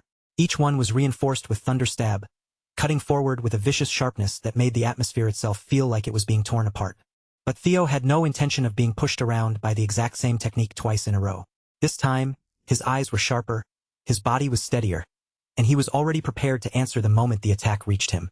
The instant those blades crossed into the range where he could strike back, Theo unleashed Quintuple Dragon's Claw with explosive force. The five-pronged attack ripped across the arena floor, shredding the ground beneath him and smashing through the incoming throwing blades until they lost all momentum. The violent aftermath of that counterattack tore through the already crumbling floating arena, carving even more scars into the broken Colosseum around him. Theo finally let out a small sigh of relief, though his expression remained tense. Ai's attack had been far too powerful for comfort, and even blocking it once had been enough to remind him how dangerous this fight really was. He looked back toward his perfect copy, and despite the pressure of the situation, a faint laugh slipped out of him in amusement. Theo had hoped that Quintuple Dragon's Claw would serve both purposes at once, protecting him while also damaging his opponent. But that hope had been far too optimistic. If I truly was a perfect copy of Theo as a fighter, then Theo had no choice but to admit something surprising. Somewhere along the way, he really had become much stronger than before. With frightening precision, I shifted his stance again, lowering himself like a beast ready to pounce at the first opening. In his hand was a copy of the white moonlight blade, and his lifeless eyes stayed fixed on Theo without even the smallest flicker of emotion. This time, I was the one who struck first, launching a supercharged Quintuple Dragon's Claw straight toward him with terrifying speed. Theo answered immediately with Dragon Flash, driving his blade forward to meet the five-pronged assault and knock it off course. The two attacks collided with equal force, and even their brief probing exchanges were destructive enough to shake the ruined arena. But when the violent energies finally scattered and the smoke-like force cleared, Theo's eyes widened as he realized his copy had vanished. I had quite literally gotten the jump on him. Using Theo's blind spot to his advantage, the copy launched another attack from directly above, dropping in from the sky before Theo could properly reset his guard. Theo only noticed the threat when the copycat had already prepared another Quintuple Dragon's Claw overhead. Even worse, I had cleverly layered two versions of the same technique together, unleashing the full brutality of the move all at once. The force crashed down like a real dragon tearing into its prey, with 10 claws descending straight toward Theo's head and forcing him to think fast. In the end, Theo relied on his blistering speed, pushing his body to move just quickly enough to escape the fatal range of the attack. Even so, he did not come away unscathed. The impact still tore into him, leaving noticeable damage behind and shredding his clothes into ragged pieces. Right after that, Theo charged straight at the expressionless imposter, closing the distance in a rush. Their blades slammed together, and with both of them possessing equal strength, neither side gave an inch. Theo took the offensive, swinging again and again as sparks burst from every collision between their swords. No matter what move Theo tried, I answered with the perfect counter. Every exchange felt like staring into a flawless mirror, with neither side gaining a clean opening. Neither of them had the advantage, and neither of them showed any sign of breaking. All their battle had managed to do so far was push the floating arena closer and closer to complete ruin. Even the copied white moonlight blade was shockingly durable and powerful, matching the original so closely that it felt almost impossible to tell the difference. Theo was beginning to understand just how troublesome he could be as an opponent. Their sword paths were identical, even down to the smallest habits and movements. I slipped away from most attacks with ease, as though he already knew what Theo would do before he did it, and even Theo's strongest techniques were neutralized by the exact same techniques used in return. Bit by bit, Theo pushed himself to think harder, desperately searching for even the smallest hint of how someone was supposed to defeat their own reflection. By almost every measure, this battle could have dragged on forever. But unlike Theo, who was burning through his strength with every clash and every movement. The copycat seemed to have no limit at all, fighting as if his stamina and mana would never run dry. Knowing he would eventually lose if the fight turned into a battle of endurance, Theo started to realize there might be a way to break this ridiculous deadlock wide open. While dodging another thunder-infused strike, his body kept moving on instinct, but his mind was working even faster, searching relentlessly for a way to bring down his evil twin. However, was not giving him any time to settle on a guaranteed method. Theo had already expected that kind of relentless pressure from himself, but experiencing it from the outside was another matter entirely. Because the copycat seemed to possess an endless supply of mana, he simply kept unleashing large-scale attacks again and again without hesitation. As a result, the Colosseum around them was no longer just damaged. It was beginning to look like a complete disaster zone, battered by repeated waves of destruction. Instead of trying to match the enemy's unfair advantage head-on, Theo shifted to smaller, sneakier attacks. And for the first time since the fight began, he managed to catch Ai off guard by throwing his sword at an oddly timed moment. For a tiny fraction of a second, the copycat visibly faltered, unable to immediately understand why Theo would do something so strange. But that confusion did not last long. I quickly recovered and knocked the sword aside without much difficulty. That was when Theo understood what he needed to do. He had to act in a way that would throw even himself off balance. Tossing away his main weapon for what looked like an ineffective attack would definitely do that, and that brief moment of confusion was all he needed to move in with his dragon-slaying sword. No one would expect him to waste a rare sword on a throwing technique, not even a perfect copy of himself. It was a technique he had learned back in his past life. With the copycat's flank exposed and wide open for a decisive strike, Theo drove his blade forward and stabbed his off-colored clone straight through the chest. Ai's body began to collapse little by little, the black sludge losing its shape as it failed to hold together after taking a fatal wound. Theo had to admit it had been an incredible match, especially against what was now, in a sense, his past self. The system acknowledged his victory over himself, declaring that he had cleared the trial of the first tier. Not long after the strange black goo dissolved completely, another one of Carado's stone doors rose up from the ground before him. The system then prompted Theo to decide whether he would accept the second-tier challenge of the Pantheon. Seeing that message, the young lord's expression shifted into a confident smile. After all, Theo had always been the kind of person who finished what he started, no matter how dangerous the path became. Without wasting even another second, he stepped forward and pushed open the door leading to the next tier. Meanwhile, back in the Central Highlands, the Elder Dragon was still loudly and enthusiastically going on about how Theo Ragnar should be slapped with a treason charge. The Demon Dragon immediately questioned Anshio Ragnar's claim, his gaze sharpening as he caught the weight behind her words. She was basically accusing Theo of abandoning his post and defecting to Troivin's side, and that was not some minor complaint.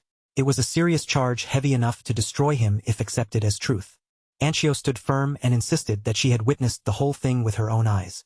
According to her, the young lord had crossed into enemy territory by his own choice, without being forced or dragged there by anyone. And in her mind, the uniform she had brought back was more than enough proof. To her, that discarded Ragnar uniform was undeniable evidence of a betrayal far too disgraceful to ignore. But the Sword Dragon, who had known Theo since his days as a cadet, could not bring herself to accept those accusations so easily. The image Anshio painted simply did not match the Theo she remembered. Quietly exchanged a few words with Julius through mental transmission, trying to get a clearer answer from him without letting the others hear. The Demon Dragon, however, could not resist gloating. He made it clear that he was the only one who truly knew what Theo was planning, and he seemed especially pleased to rub in the fact that the kid had trusted him more than her. Even so, Julius had never imagined the situation would grow into such a complicated mess. What had started as a private arrangement was now turning into a full-blown political storm. The last time he had spoken with Theo, Julius had only given the boy one simple reminder. If he was going to leave, he had better not come back empty-handed.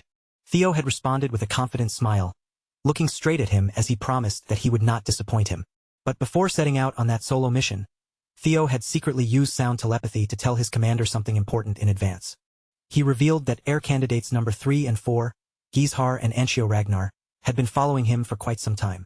In fact, according to Theo, the two of them were already positioned just outside the camp, observing every move he made from a distance. Julius was surprised to hear that the notorious twins had somehow gotten themselves involved with Theo, especially when there seemed to be no ordinary reason for them to do so. From Theo's own estimate, the twins had been sniffing around his trail ever since he returned from the archipelago and joined the front lines. Theo figured they were trying to create a situation that would push him out of the succession race. But he had already come up with a way to turn their scheme back on them, using this very opportunity to expose the weaknesses of his competitors. For that plan to work, Julius only needed to play along and follow whatever the twins tried to push him into doing. So when Julius watched Anchio Ragnar stand there and hurl such grave accusations at Theo, he began to understand what the boy had chosen to set in motion. Theo really was an insolent brat, but Julius could not deny that he enjoyed this kind of drama. If the kid was confident enough to play games with people at this level, then Julius had no reason to ruin the fun. And to everyone's surprise, the demon dragon suddenly agreed with Anchio Ragnar's allegations with fierce conviction. Anchio immediately thanked him for believing her story, clearly pleased that the commander seemed to be backing her up. But the tyrant dragon was not comfortable with how little resistance Julius was showing. The black dragon also sensed that something was off when Julius took control of the discussion and suggested forming a pursuit unit to chase down the supposed traitor. Robert's spies had already confirmed that Theo had deserted his post right after meeting with the demon dragon, which strongly suggested that everything happening now might be part of a performance. Understanding the direction Julius was taking, the black dragon decided to go along with it as well, curious to see exactly how this entire situation would unfold. From that moment on, Black Snow would officially mark Theo Ragnar as a deserter. The Black Dragon even accepted the weak evidence supporting Anchio's claim and committed his organization to quickly forming an elite pursuit unit. The situation had become extremely messy, but one thing was becoming clear. Theo was not simply being swept up by the chaos. He was clearly making a move of his own. Without even standing in front of them, he had somehow forced the 9 dragons to start moving according to his rhythm. Meanwhile, the man they were calling a suspected traitor was nowhere near the kind of battlefield they imagined. Theo was facing otherworldly trials beyond anything they could possibly picture. When Theo stepped into the second tier of the Pantheon, he had no idea what kind of test would be waiting for him on the other side. What he definitely did not expect was to be transported back to the Burning Rose Palace, a place tied directly to the memories of his past life. Like the first trial, the second tier also seemed to be part of the path leading into the depths of his subconscious. As if he had been dragged back into the past, Theo narrowed his eyes the moment a familiar, irritating voice reached his ears. Standing right in front of him were the scumbags who had killed him before, sneering as they called him the imbecile of Ragnar. The system gave him his objective: overcome the trauma that had tormented his mind for so long. But instead of flying into a blind rage, Theo simply smiled, almost as if he found the whole situation amusing. It seemed like whoever designed this second-tier trial had made a serious mistake. These bastards no longer stirred fear or trauma in him. The only thing they awakened inside Theo was cold, murderous intent, making the entire trial feel like a ridiculous joke. Yes, these men had haunted his dreams once before, but that time was long gone. Axion cursed at Theo's strange, almost comedic reaction, believing they could still cut him down whenever they wished. But before they could make fools of themselves any further, Theo moved like a flash of lightning, dashing behind them before they could even properly follow his motion. Then, with almost casual ease, he raised his blade and cleaved the first bastard clean in half. After all, Theo had already dealt with his corrupt instructor once before. Doing it a second time was hardly anything special. Theo even had enough composure to stand there with his aura blazing and his torso exposed, letting the enemy's blood splash over him as if he owned the battlefield. More than the killing itself, Theo simply wanted to see that bastard twist his face in pain and humiliation. And just like that, the second tier's fight against trauma ended in a quick and brutal clear. With the trial completed, Theo was allowed to move on to the next tier. As he pushed open the third door and continued climbing higher, Grotto watched him closely through his small, all-seeing eye. The little guardian's interest had clearly been caught. He wanted to see just how far this young one could truly rise if he kept pressing forward. And Corrado also knew there was another being who must have been watching Theo's ascent with great anticipation: the god of causality. From there, Theo tore through the next several floors at an incredible pace. Starting with the third tier, he fought the persona, then conquered the fourth trial by defeating his shadow self. The fifth trial was said to be a battle against the collective unconscious. But Theo overcame that one as well. At this point, his rise felt less like a possibility and more like something inevitable. By the time he reached the 10th tier, he defeated the ID, the primitive and instinct-driven part of the mind. Theo was a bit battered after climbing so quickly through the trials, but the damage was nothing he could not handle.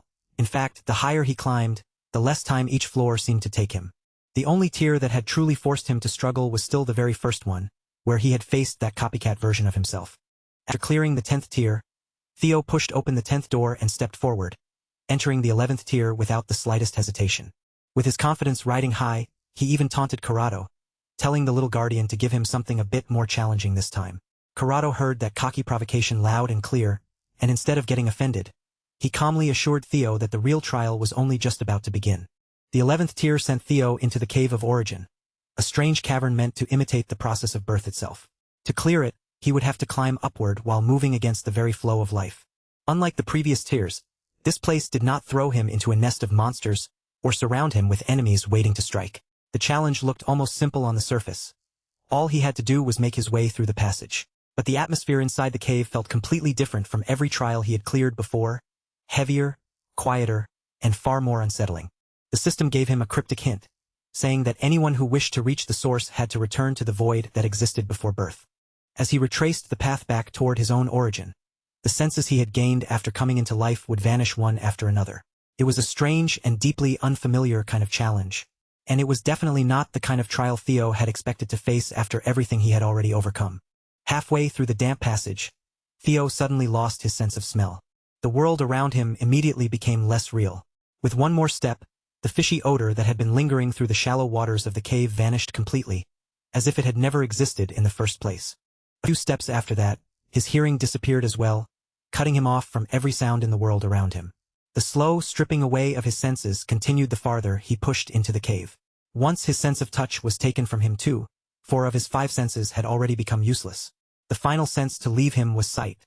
And with that, Theo could no longer perceive the shape, color, or appearance of the world at all. As if that was not bad enough, once all 5 senses were blocked, even his ability to use mana was restricted. Theo was completely caught off guard by the sudden disconnection from his mana. It felt as though he had become something without shape or weight, a formless existence drifting through endless darkness. In that condition, reaching the end of the cave felt impossible. And yet, this was not the first time Theo had experienced something close to this. It reminded him of the moment his father's heartsword had cut him in half. Maybe, just maybe, he could overcome this bizarre sense of nothingness the same way he had endured that experience before. Theo called out to Griffin, Fairy Dragon, Desert Worm, and Lesser Drake, asking them to lend him their strength and guide him through this darkness. But no answer came back. No voice reached him at all as he continued sinking deeper and deeper into the void. Eventually, even his own formless existence began to crack apart, scattering and dissolving into the endless darkness surrounding him. The only thing that still felt real was his consciousness, but even that was beginning to slip away frighteningly fast after his senses vanished. Without his guardian's help, Theo had no idea what to do. The only place left to search for an answer was deep inside himself. While Theo struggled to keep his very existence from being erased, his guardians watched over his body in pure worry. Even Griffin, who was usually sharp-tongued and unpleasant, showed genuine concern for him. To explain what was happening to them, Corrado entered the Cave of Origin and stopped the other guardians from pointlessly calling out to the catatonic Chosen One. In an oddly adorable way, Corrado explained that Theo's senses and mana were currently sealed off, so no matter how loudly they called, their voices would never reach him. Every living being depends on the senses to understand space and time, and once all of those senses are stripped away, one truth becomes painfully clear.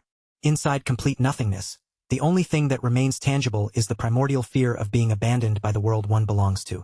For humans who enter the Cave of Origin, the self and the world are bound together as one. If things continued like this, Theo's sense of self would be erased completely, leaving him in a state that was no different from death. Corrado had honestly thought this new Chosen One might be different, especially after watching him climb all the way to the 11th tier so quickly. But in the end, it seemed he was just another disappointment. And just as Corrado was about to give up and leave Theo's lifeless body behind in the cave, the boy's mouth suddenly began to move. Again and again, Theo muttered a single word: kill. Some foreign power had taken over his catatonic body, forcing Theo's vessel to move again with sinister intentions. A thick, bloodthirsty aura burst out of the boy like a violent explosion as he demanded everyone's blood. Even Corrado was startled by the sudden change. Theo rose from the cold, hard ground with a posture more like a wild beast than a human. Seeing him like that, Fairy Dragon guessed that their boss had fallen into madness. The remaining ego of the Mad Dragon Emperor, which the Ragnar Patriarch had planted inside Theo, had seized control of the Chosen One's body. Considering the effects of the Cave of Origin, this outcome had almost been inevitable. But instead of feeling fear or uneasiness at the sight, Corrado found himself fascinated by what was happening. Theo was gathering the fragments of his rapidly fading consciousness through madness, and that method was strange enough to capture the little guardian's interest. Meanwhile, deep inside the void, the remaining pieces of Theo's sanity were being tempted, drawn in by the voice and presence of the Mad Dragon Emperor. In exchange for helping him overcome this trial, the old monster demanded that Theo steal, violate, and destroy everything in the Emperor's name. All Theo had to do was take that offered hand and surrender the entire world to the tiny wisp of ego lying dormant inside him. But instead of choosing the easy way out, Theo's willpower crushed the outside influence that was trying to lure him onto the path of slaughter. With a confident smirk, he forcefully smashed down the Mad Dragon Emperor's will. The old monster felt completely cheated. After all, Theo had only been able to wake up because of the power the Emperor had already injected into him. But no matter how fiercely the Emperor's ego tried to protest, Theo simply scraped that wisp out of his consciousness. He even returned every bit of that monstrous energy back to the Mad Dragon Emperor, almost as if he were doing the honorable thing, before crushing him completely. Theo told the old demon to consider that small bit of help from earlier as an act of kindness from grandfather to grandson. The Mad Dragon Emperor burst into a manic laugh at his defiant grandson. But even as he laughed, he warned Theo that he would remember this betrayal. Theo had finally overcome the void. The senses that had been stripped away from him returned one after another, and the mana that had been cut off flowed back through him once more. At the same time, his self-awareness changed on a level that felt impossible to put into simple words. It did not merely return to its former state. It expanded, deepened, and became something far more refined than before. Theo's sanity fully came back to him, and with that, the 11th tier of the Pantheon was cleared. He still had no idea whether waking up by using the Mad Dragon Emperor's power and then insulting him afterward would come back to haunt him later. But that was not something he needed to solve right now. If trouble came from it someday, then his future self could deal with it. Before Theo could sink too deeply into that worry, the anxious voices of his guardians rang out together and pulled his attention back to the present. All of his little relic guardians were overjoyed to see him conscious and standing again. They swarmed around their master all at once, crowding him from every side until they actually shoved him right back down to the ground. Desert Worm and Lesser Drake were much more honest about how relieved they felt, clinging to him without hiding a thing. Griffin and Fairy Dragon, on the other hand, tried to act like they had not been nearly as worried, even though their reactions gave them away. While Theo struggled to peel the little creatures off him and wrestle himself free from their affectionate pileup, the door leading to the next trial began to shine brightly behind him. At this point, all he had to do was complete the final stretch through the Cave of Origin by following that brilliant, resplendent light ahead. Knowing he had finally escaped the worst of the danger, Theo sat down for a moment and let himself rest beneath the refreshing glow, allowing the light to wash over his tired body. Once he felt ready to move again, Theo stepped forward and entered the 12th tier of the Pantheon's trial. To his surprise, Theo opened his eyes and found himself inside a body that was not familiar to him at all. He carefully slid out from the soft bed, and the moment his feet touched the cold wooden floor, the chill beneath him made the strange room feel even more real. On top of the bed, several plush toys sat scattered around, and each one oddly resembled one of his relic guardians. Theo looked around the room, but nothing in it was something he could recognize.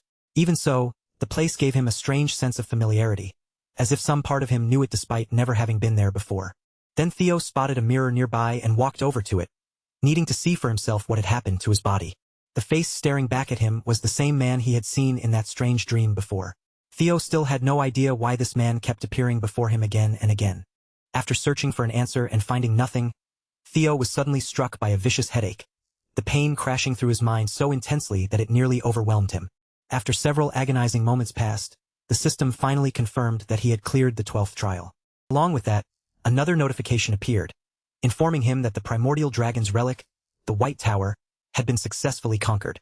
As his reward, Theo was granted access to the 13th and final floor, the Pantheon itself. One moment, he was standing inside that bizarre bedroom, and the next, his vision opened onto countless stars drifting through the vast darkness of space. Almost without realizing it, Theo began walking up an invisible staircase, moving forward with only one destination in mind, an ornate gate standing ahead of him. Beyond that enormous doorway waited the Pantheon of the gods. As a reward for conquering the White Tower, Theo's mind gate had been strengthened, giving his inner world a sturdier and more powerful foundation than before. But before he could move any closer to that mysterious gate, a flirtatious voice drifted through the endless expanse of space and caught his attention. Lodbrok had been waiting there for Theo. The avatar of the ancient dragon stood before him, and his significant other under oath looked as stunning as ever. Her twins seemed as healthy as always too. Theo immediately asked how she had managed to reach a place beyond normal space when her real body was supposed to be trapped inside her nest. Lodbrok explained that her true body had never left her lair. What Theo was seeing in front of him was only a manifestation formed from her residual thoughts. Because Theo's mind gate had expanded, she could now wander outside through that residual manifestation, using the young lord himself as a conduit. Theo's latest change had also deepened his connection with Lodbrok, making it possible for him to communicate with her anytime, no matter where he happened to be. The strengthening of his mind gate must have raised his rank by quite a bit. Even so, Lodbrok had not expected him to climb all the way to the peak of the Pantheon this quickly. More than anyone else, she understood just how hard Theo had worked to reach these unbelievable heights. Theo, however, humbly brushed it off and said that what he had done was nothing extraordinary. He was simply fulfilling his duty as Lodbrok's significant other. Lodbrok was clearly impressed that the boy could say something so sweet without even blinking. In her eyes, he was just as bold now as he had been on the day they first met. Then Lodbrok reached out and placed her hand against the gate leading into the Pantheon, her expression turning complicated as she looked at it. She was certain that beyond this plane, Sigurd was waiting for her. But instead of opening into a radiant path of light, the Pantheon's gate suddenly trembled violently beneath her touch. From the tiniest cracks in its surface, the same black sludge Theo had fought in the first tier began to seep out. Everything happened in an instant. Lodbrok barely managed to retreat and raise a barrier in time, urgently shouting for the young Ragnar to stay close to her no matter what. Within mere seconds, the black sludge gathered together, swelling and twisting until it took the shape of a creature far beyond human understanding. With countless piercing eyes that seemed to see through everything, the nameless sovereign had appeared. The eldritch beast let out a low, twisted grunt and spoke of injustice, ranting that it did not deserve to suffer torment and swearing that it would destroy everything in existence. Every instinct in Theo screamed that this was dangerous. There was nothing more terrifying than the nameless sovereign, and yet something about the situation still felt strangely wrong. According to Lodbrok, the creature covered in endless eyes was one of the beings known as the Outer Gods. She had no time to explain all the details behind that name. Right now, her attention was better spent keeping Theo alive, and the only sensible choice was to get away from this place as quickly as possible. Then, without warning, a brilliant light exploded outward, cutting through the dim emptiness of space. To Lodbrok's shock, the manifestation of the Outer God was blasted back and completely vaporized. The all-consuming radiance pouring out from the now open gate spread everywhere, yet it did not touch or harm Theo or the dragon standing beside him in human form. A man stepped out from the 13th gate of the Pantheon and greeted Lodbrok, speaking to her after eons of separation. The moment she recognized that voice, Lodbrok slowly lifted her head and turned her gaze toward the man she had never been able to forget. With a body carved like something out of divine legend and a face that looked almost unervingly like Theo after years of age and battle had refined him, the man finally revealed himself. Standing there with overwhelming presence was the myth, the origin, and the living legend himself, Sigurd Ragnar. The young lord did not rush forward recklessly. Instead, he held himself back, keeping a cautious distance while his eyes carefully followed everything unfolding before him. Sigurd Ragnar was said to be the very beginning of the Ragnar clan, the ancestor from whom their bloodline had first taken root. But despite carrying the weight of an ancient progenitor, he looked nothing like a frail old man. If anything, his flawless appearance was closer to that of a striking supermodel than some weathered relic of the past. The Outer God, which had been blasted apart and reduced to almost nothing, began restoring itself from the tiniest surviving fragments left behind by the light. Atom by atom, its ruined form started crawling back together, and this time the aura around it was far more vicious. It was no longer simply attacking, it was desperate, obsessed with reaching Sigurd and killing him once again. The nameless sovereign stretched out the tendrils it had just regenerated, each writhing limb lashing forward with a clear and murderous intent. Sigurd Ragnar did not flinch in the slightest. With the same calm expression, he simply raised his hand and brought it down in a clean chopping motion, a strike that somehow looked slow enough to follow and yet impossibly fast at the same time. Whether that motion was slow or fast no longer mattered, because the force behind it was terrifying. The simple downward chop tore through the tentacled Outer God with absolute precision, splitting its grotesque body cleanly into two. The nameless sovereign let out a shriek that twisted through the air. Sigurd's attack had not merely wounded it, it had made the creature's regeneration far more difficult, preventing it from easily restoring its complete form. With the crippled Outer God drifting helplessly above them, Sigurd paid it no further attention. Instead, he turned his focus straight toward Theo and spoke to him in a warm, welcoming tone. Then, one after another, more figures emerged from the gate, and every single one carried an aura so immense it felt almost divine. Sigurd could clearly see the questions piling up in Theo's mind, so he told him that he would answer whatever he was able to answer.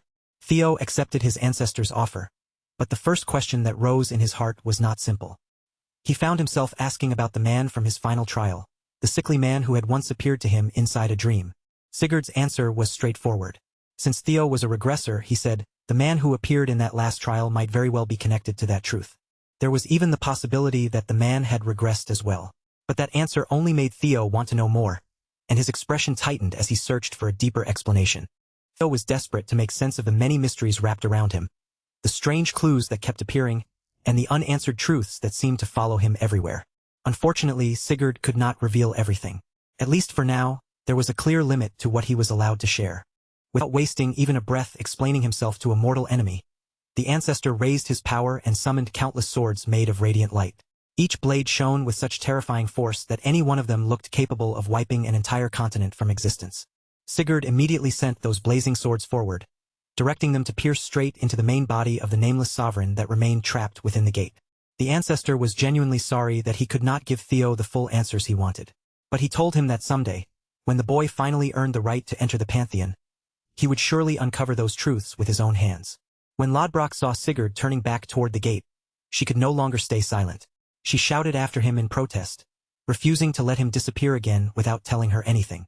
The dragon rushed forward, trying to chase after the contractor she had once been bound to, but before she could reach him, another godlike being stepped into her path and blocked her completely.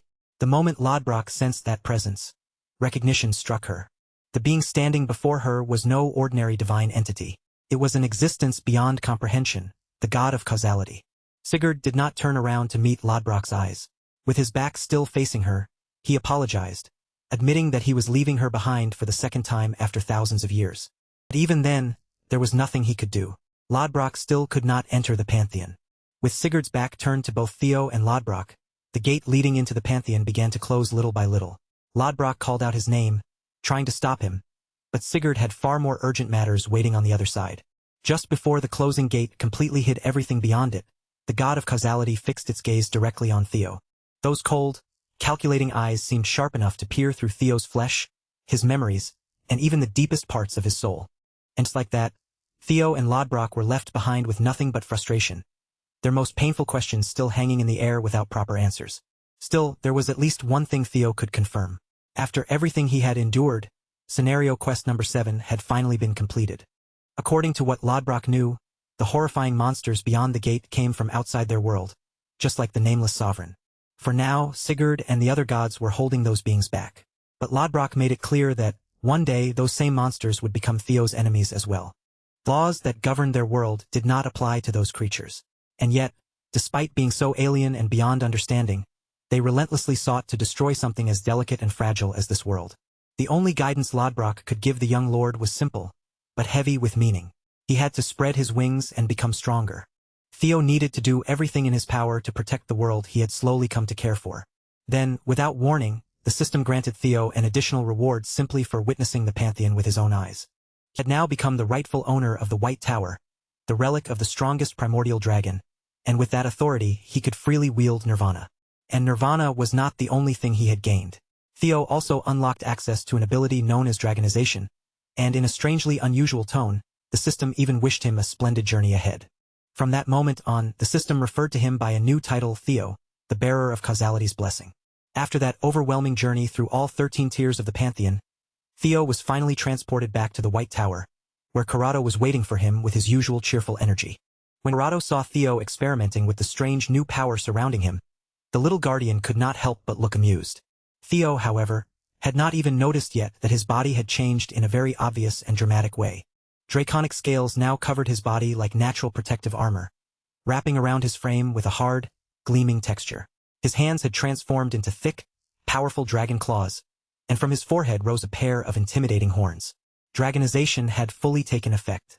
Once Theo finally realized just how drastically his body had changed, he began stretching his arms and legs, testing the weight, reach, and movement of this newly transformed form. Corrado explained that because Theo had gathered so many relics of the primordial dragon, the dormant dragon blood talent inside him had grown much stronger than before. From Theo's first impression, dragonization had clearly boosted both his stamina and his raw physical strength. The sensation was so intense and unfamiliar that it felt almost like he had been reborn in a new body. But the most obvious change was in his magic. While he remained in this dragon form, cultivating mana felt effortless, as natural and instinctive as simply breathing in and out. Theo then deactivated dragonization and quickly discovered that switching the ability on and off was surprisingly easy. More importantly, he had complete control over it. With dragonization tested, Theo turned his attention to his other reward as well, the mysterious power known as nirvana. He might as well have been radiating the restless energy of a reckless youth. The moment Theo activated the newly unlocked power, something inside him shifted at once. His mental realm began spreading outward with terrifying freedom, expanding so far and so fast that even Theo felt a chill run through him. He had never once heard of an ability capable of strengthening the mental realm itself, which made nirvana feel strange in a way he could not easily explain. Using it was almost like gripping the surrounding space in his own hand, as if the entire area had suddenly become something he could feel, measure, and control. But command over it was still rough around the edges, and Theo immediately understood that he would need a great deal of practice before he could truly master nirvana. On top of that, he could not afford to use it carelessly. Theo knew he had to choose the time and place wisely, because every Ragnar child had grown up hearing stories about their ancestor Sigurd ascending into the heavens and entering the realm of the gods. And now, Theo had seen with his own eyes that those so-called legends were not exaggerated fairy tales at all. They were real. Sigurd's words continued echoing in his mind, especially the heavy implication that if Theo wanted to uncover the hidden secrets of this plane of existence, he would have to hurry and rise high enough to become one of the gods of the pantheon himself. But Sigurd's mysterious task was not the only thing weighing on him. The fact that the god of causality had appeared in that same place had completely thrown Theo's thoughts into chaos. From where Theo stood, it almost seemed as though the Ragnar clan was not merely the ruling power of the north. It felt more like Ragnar was something far greater, an existence standing guard over the entire world against disasters too vast and too strange to even properly understand. Corrado confirmed that Theo's guess was almost exactly right. Protecting the world had always been Ragnar's duty, and with that duty came the burden of making the noblest sacrifice. In other words, the Chosen One was born with Ragnar blood, so they could one day ascend as a deity and stand alongside the god of causality in the battle against the vicious outer gods. Trying his luck, Theo asked Corrado whether these enormous truths had anything to do with the mysterious man and the foreign world he had encountered during the 12th tier trial. The little guardian admitted that Theo's 12th trial had fascinated him as well, but he honestly did not know the answer. If Theo wanted the truth behind that strange world, he would have to uncover it on his own. Even after witnessing all those overwhelming godlike sights throughout the 13th tier, Theo's thoughts kept drifting back to that foreign world, as if that mystery had left a hook buried deep in his mind. Now that the trial was finally over, Corrado quickly urged the Chosen One to leave the tower. But before sending him back to where he had come from, Corrado gave him a warning. An uninvited guest was already waiting for him outside. The moment Theo heard that, a faint smirk curved across his face. His bait had worked exactly the way he expected. And since a guest had gone through the trouble of waiting for him, it would be rude to keep them standing around for too long. With that thought, Theo cracked his knuckles. In the next instant, he was transported back to the material world, and one of the entrances to the White Tower erupted with a burst of brilliant light. Theo reappeared at the base of the tower, standing beneath the falling snow. Cold white flakes poured directly onto his bare skin, yet the freezing air did not bother him in the slightest. He did not even need to look around for the guest Corrado had mentioned. Gizhar was already striding toward him across the open field, approaching with an excitement that was almost unsettling. The maniac immediately complained that little brothers should never make their older brothers wait for such a long time. In Gishar's twisted view of the world, Theo should have been the one standing there waiting for him instead. He gripped a pair of strangely shaped double-headed scythes in both hands, taking an aggressive stance that left no room for misunderstanding. His intentions were written all over him. He deliberately kept calling Theo little bro, clearly hoping that the words would dig under the Chosen One's skin and provoke him. But Theo did not react with irritation. Instead, he lowered his head just a little and apologized, calmly saying that he had unintentionally behaved rudely toward his big brother Gizhar. Gizhar continued putting on his sharp-edged tough guy act, insisting that only a tiny handful of people alive could connect his name to his face. And to be fair, Theo would not have recognized him at all if he had not run into Gizhar once before in his past life. Back then, he had only caught a brief glimpse of this absolute freak at a friendly sparring arena meant for influential heir candidates. At the time, Theo had been operating as a spy, quietly blending into the crowd, while nearly every eye in the arena was fixed on the spar taking place on the main stage. On that day, everyone watching learned very clearly that not all heir candidates were built on the same level. Gizhar had been thrilled to hear that a new heir candidate was climbing through the ranks, but when he ended up sparring with Axion, he did not even need to draw a sword to humiliate his so-called little brother. Overpowering Axion Ragnar with his bare hands alone had been an incredible feat at the time. But now, history had taken a completely different path. Theo kept wearing his easygoing, cheerful smile as he casually chatted with Gizhar, and he even managed to leave the man speechless by thanking him for traveling all the way to such a remote region just to save him. Gizhar froze for a moment, completely stunned by what Theo had just said.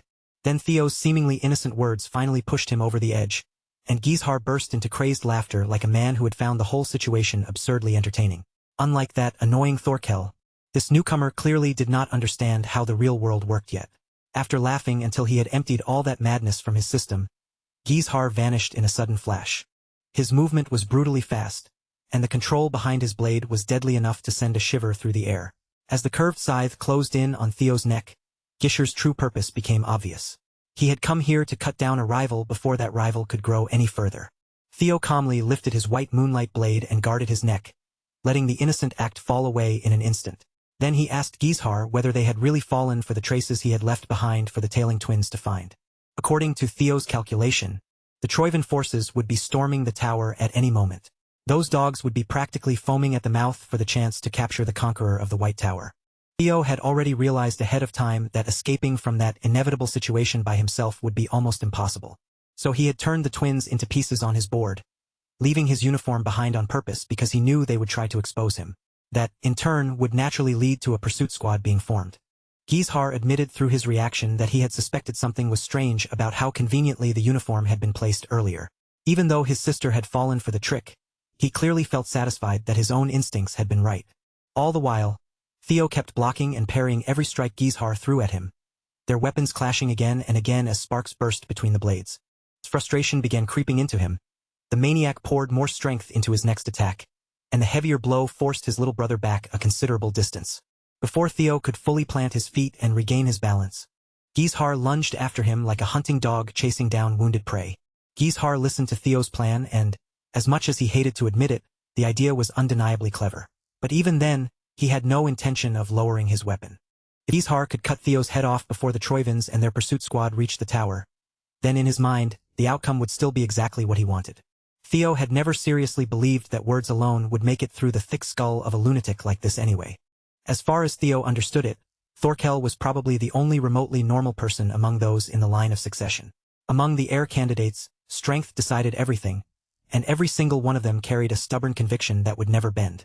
Since Theo was now one of those possible successors as well, that same harsh rule applied to him too. So Theo finally stopped limiting himself to defense. His eyes sharpened, his grip tightened around his sword, and he swung back at his so-called big brother with a trace of spite in the blade.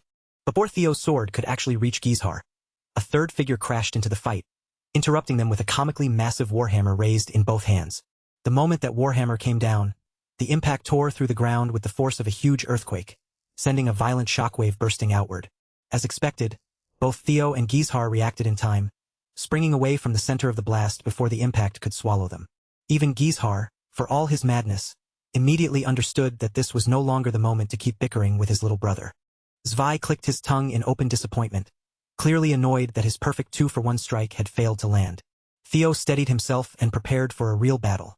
The dangerous players had finally arrived. She spoke from behind her mask, her voice carrying a faint note of amusement as she praised Theo for raising his guard the instant she and her companion landed. She guessed that the young lord must have already noticed they had been purposely delaying their attack until the right moment. Still, she admitted that her pride was a little wounded. The Ragnars actually believed 2 inexperienced boys could stand against 2 of Troivan's 9 servitors. As the second and third servitors, Zvi and Dre had expected something more challenging, though from another angle, they had practically stumbled into a prize. After all, 2 heir candidates had just fallen right into their hands without them needing to chase very far. On paper, Theo and Gizhar were clearly at a disadvantage. These servitors had been trained to fight the 9 dragons themselves, so facing them head-on was anything but simple. Dre even let something slip about turning the 2 boys into a sacrifice. Zvi immediately snapped at his talkative comrade, angrily telling her to watch what she said in front of them. Dre, however, saw no reason to hold her tongue, especially when the 2 boys were supposed to die anyway. If the hulking fool really wanted her to keep quiet, then he should have landed his surprise attack properly from the start and finished the whole thing early. The 2 servitors started bickering and snapping at each other as if Theo and Gizhar were nothing more than an annoying detail standing nearby. It was difficult for Theo to admit, but pressure they gave off through magic alone was overwhelming. The only good thing was that the 2 enemies clearly did not work well together. Theo was already searching for a way to turn that crack between them into an opening when Dre suddenly moved. Without warning, she charged straight toward him, her claws lifted and ready to tear into him. It took only an instant for Theo to realize just how frighteningly fast that woman was. In the span of just a few seconds, Her claws slashed across Theo's body again and again as if she were carving into fresh meat. Fortunately, he managed to shift at the last second each time, keeping the wounds shallow instead of fatal. In that tiny moment of lost focus, Theo counted 30 separate attacks. Worse still, the final strike had come dangerously close to opening his neck with a far heavier cut than the others. Dre looked genuinely impressed that he had survived her opening move.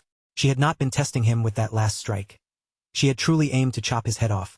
Only then did she remember that Theo was the boy who had taken down Noel on the archipelago. Dre clicked her tongue and grumbled that a failure like Noel should never have been sent on such an important mission. If she had been assigned to that job instead, things might have ended very differently. Hearing her casually dismiss such a fearsome servitor as a failure bruised Theo's pride more than he wanted to admit. After all, Noel had been the first opponent in a long time to truly push him into a real fight. Dre noticed right away that her words had gotten under the young lord's skin, and that only seemed to amuse her more. She enjoyed watching his composure waver, especially since she found him rather handsome. With a cruel, teasing confidence, the dangerous woman promised that she would at least leave his pretty face intact. But Theo did not shrink back, and he did not settle into defense either. Instead, he answered her aggression with his own and pushed straight back against her. Not far from their clash, Gizhar Ragnar spread his power through the shadows, creating identical copies of himself before rushing forward with them at his side. The moment he reached his target, Gizhar and his shadow doubles attacked together, releasing a coordinated flying sword strike from every angle at once. Unfortunately for the maniac, Dre was far too quick to be caught by such a flashy ambush. She slipped away with an effortless leap, dodging the entire attack without even breaking a sweat, while casually trying to provoke Gizhar into turning his blade on Theo instead. No matter how much bad blood they had between them, the two were still connected by Ragnar blood. In Dre's mocking tone, Gizhar had to treasure his little brother at least a little. Gizhar fixed her with a murderous glare and warned the woman to shut her mouth and stop stealing the prey he had already claimed. Dre did not take his sharp-edged threat seriously at all. She had no interest in getting tangled up in some ridiculous love triangle. She only wanted a little private time with her dear Theo. As for some other brat, she could not have cared less. To make Gizhar get lost, Dre closed the distance and started slashing at him with her claws. Her movements were inhumanly fast, and even Gizhar had trouble tracking her properly with his eyes. To make things worse, number 2 finally decided to join in and slammed that enormous hammer into Gizhar from behind. Dre was nearly caught in the reckless swing as well, but she managed to launch herself out of the hammer's path before it could crush her. After landing safely, she immediately changed her rhythm and shifted her target. At that point, friendly fire had fully entered the battlefield. Dre climbed right up onto the brute's shoulder, dragging her sharp claws along his neck as she warned him to stop messing around unless he wanted to be the first one to die. Zvi insisted that he was only trying to finish the job efficiently. After all, whoever claimed the kill first would be the one to receive the prize. Dre clearly hated her teammate's guts, but for the moment, all she could do was curse him out and throw a string of furious insults his way. Theo could only stare in confusion as the two servitors argued, threatened each other, and nearly tore into one another right in the middle of battle. Their ridiculous behavior reminded him far too much of a certain older brother who had a habit of causing the same kind of chaos.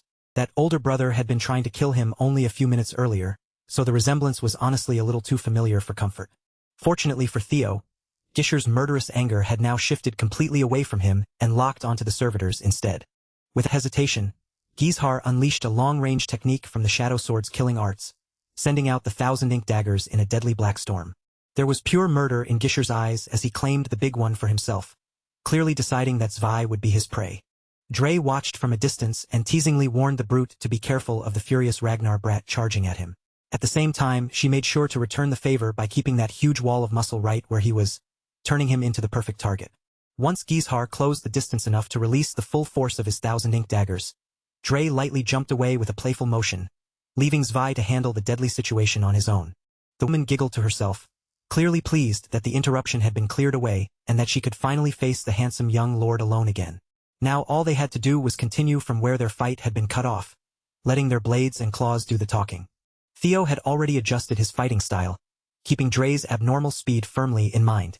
When she came in with a direct attack, he raised his blade at the perfect moment and managed to block both of her claws at once. That exchange made Theo realize just how much harder this kind of high-speed battle was compared to a simple contest of brute strength.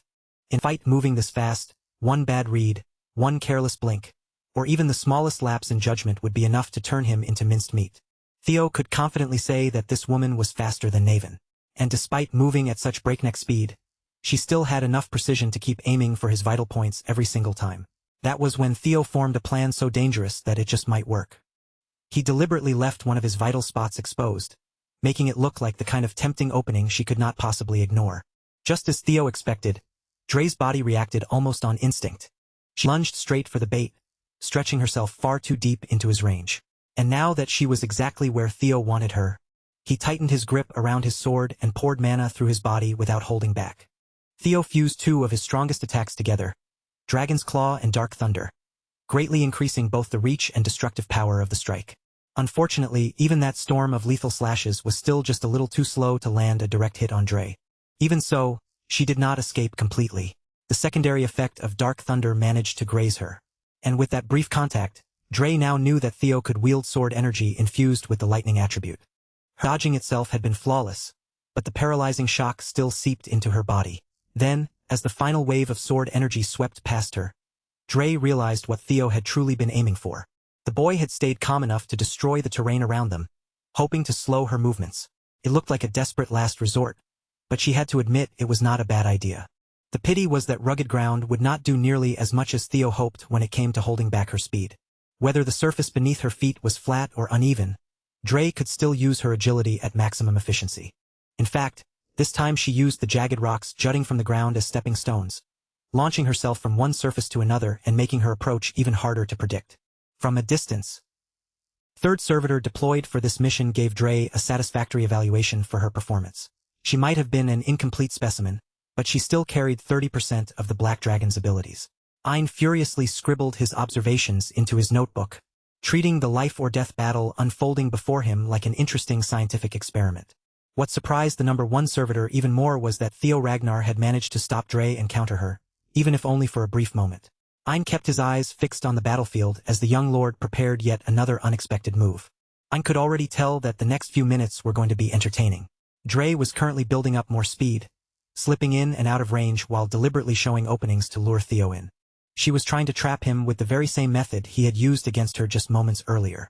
But Theo did not take the bait. He stayed patient, hiding himself within the dust and shattered debris while Dre continued taunting him to come out. She complained that she hated men who made women wait, so Theo responded like a proper gentleman. He summoned his dragon Construct, Nibelung, and sent it lunging forward to bite her head clean off. Even without solid footing beneath her, Dre twisted her body with incredible flexibility and pivoted away from danger at the last possible moment. Then, as the dust began to clear, she saw Theo's transformed figure and froze in disbelief. Their master had warned them that this might happen. The boy was capable of using dragonization. Theo had clearly tried to catch her off guard in midair, and while the attempt failed, it had still been a clever move. Dre stared at his draconic form, and despite herself, a blush rose to her face as she took in that wilder side of him. In his current form, Theo no longer had trouble keeping up with her absurd speed. As the pace of their clash continued rising higher and higher, Dre jokingly accused him of dabbling in suspicious dragon experiments, just like the servitors themselves. Then she openly admitted that she liked this version of him far more than his ordinary human appearance. Looking like this, he was much closer to her type. Theo warned her that the fight was about to become even more entertaining. He infused his blade with a much greater amount of Dark Thunder, and with his boosted speed added on top of that, Dre suddenly found herself in a far more difficult position. Theo slashed forward again and again, forcing the speedy servitor to bear the full weight of his attacks. His draconic eyes stayed locked on her every movement while a mocking smile tugged at his mouth. And for the first time since their exchange began, Theo finally made Dre bleed. Ein climbed up a nearby cliff to get a clearer view of the battlefield, and from that higher position, he found himself impressed by Theo's performance so far. This was Ein's first time witnessing dragonization in action. Only moments earlier, Theo had barely been able to react to Dre's speed, but now he was clearly overpowering her. Ein acknowledged that in his current form, Theo was likely stronger than the 9 servitors in their normal state. The situation was becoming dangerously unstable, but to Ein, there was also a strange beauty in that kind of peril. After landing that wound on Dre, Theo became much bolder with his attacks. Kept pressing forward, worsening her injuries little by little, and Dre finally stopped running her mouth once she realized that taking this fight lightly could genuinely get her killed. Before the situation could spiral any further against her, Dre made the decision to end the young lord with a single decisive strike. If Dre's earlier strikes could only be called light scratches, then the attack she was preparing now was on a completely different level. This time, The force gathering behind her claws felt less like a slash and more like a bomb about to detonate. From his private viewing spot above the battlefield, Ein watched everything unfold and quietly muttered to himself. Theo Ragnar had exceeded his expectations by a ridiculous margin, far beyond what Ein had originally assumed the young lord could show. Meanwhile, on Zwei's side of the battlefield, Gizhar was proving that his title as an heir candidate was not just for decoration. Even against that hulking brute, he kept himself in the fight through pure skill. And with every exchange, Gizhar kept throwing his own body into danger for the sake of landing even a single hit. The worst part was that he did it all with that manic smile stretched across his face, as if risking his life only made the battle more entertaining. Ein was not worried about Zwei at all. Not even slightly. In Ein's eyes, the boy was simply unlucky. Out of all the opponents he could have chosen, he had picked the worst possible monster to fight at close range. Zwei's eyes followed the path of Gishar's next strike with sharp, careful attention. The moment Gizhar brought his blade down in a heavy slash, Zwei shifted aside with shocking speed, slipping out of the attack's path far faster than his massive body should have allowed. His warhammer was already raised, waiting to crush Ragnar flesh the instant an opening appeared. Zwei had kept that monstrous speed perfectly hidden until the exact moment he needed it, using the dodge to expose Gishar's overconfidence.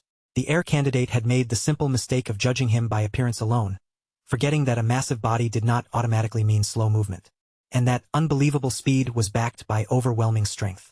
A single blow from Zwei's hammer smashed into the battlefield with enough force to reshape the surrounding terrain. Ein pulled out his notebook and began writing, recording his disappointment with the older heir candidate's performance.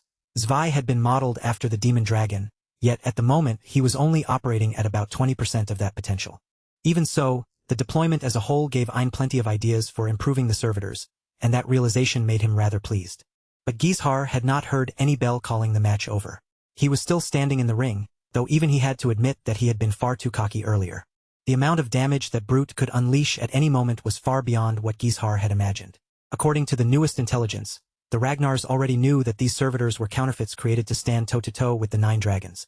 Even so, Gizhar had no desire to imagine a world where he was not strong enough to defeat a cheap imitation. The possibility that this might actually be true forced his ego down a notch. If his current strength was not enough, then he would simply have to use every hidden card he had been keeping up his sleeve. First, he launched himself into the air and began unleashing wave after wave of sword energy. It was a technique from the Shadow Sword's killing arts, Ink Orchid, and the attacks came pouring down in rapid succession. Zwei stood his ground and spun his hammer to deflect the flimsy sword energy strikes, handling the enormous weapon so smoothly that it almost looked weightless in his hands. He only stopped rotating the hammer when it looked as if Gizhar had finally given up. Zwei called the heir candidate pathetic, openly daring the boy to dig deeper, show more, and keep fighting. Gizhar did not look bothered at all. In fact, the real attack was only beginning. After flooding the area with Ink Orchid, he formed inky chains that extended from all over his body. Those chains were anchored by dark blades, each one stabbing deep into the ground and locking itself in place. The elaborate setup wrapped around Zwei and chained him to the very spot where he stood. This technique also came from Gishar's Shadow Sword killing arts.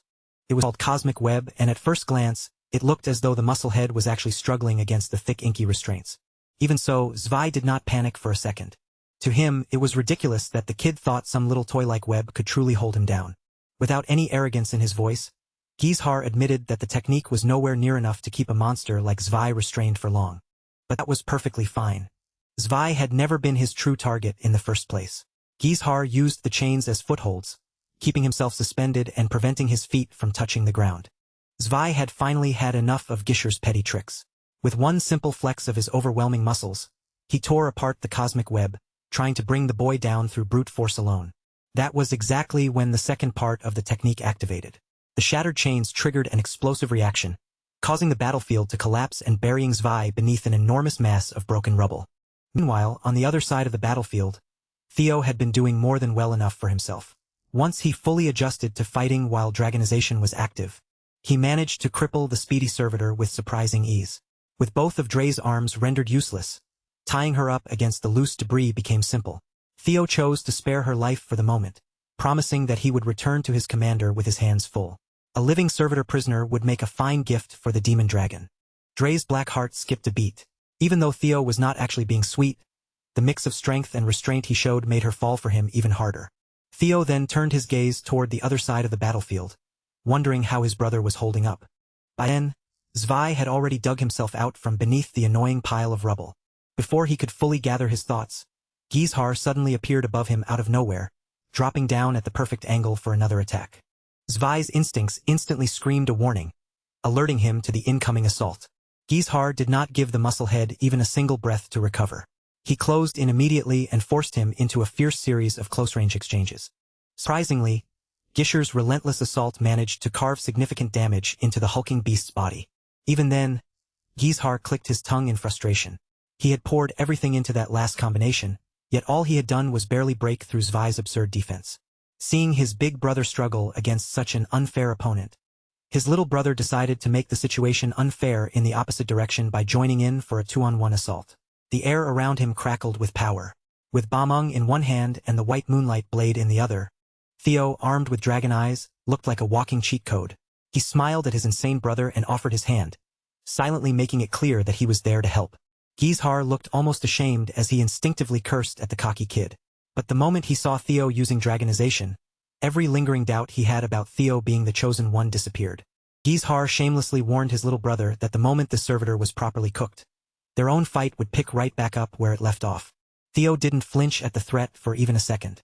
Instead, he met Gishar's challenge head-on, wearing a confident smile like he had already accepted the outcome. Before either of them started spilling Ragnar blood, though, there was something far more urgent in front of them. The traitors had to be dealt with first. Gizhar had the nerve to call Theo complacent, warning him that that exact carelessness would be the thing that got him killed. Gizhar judged at a glance that Zvai was operating on a completely different level from the woman Theo had reduced to an armless mannequin. And on that point, Theo didn't argue at all. He agreed with him completely. Meanwhile, far away from Theo's battlefield, the commander of the Black Iron Cavalry stepped forward before his troops. Thorkel Ragnar rallied the Black Iron Cavalry with a grim declaration. By the sacred laws of Ragnar, they had officially been deployed to arrest Theo Ragnar under suspicion of treason.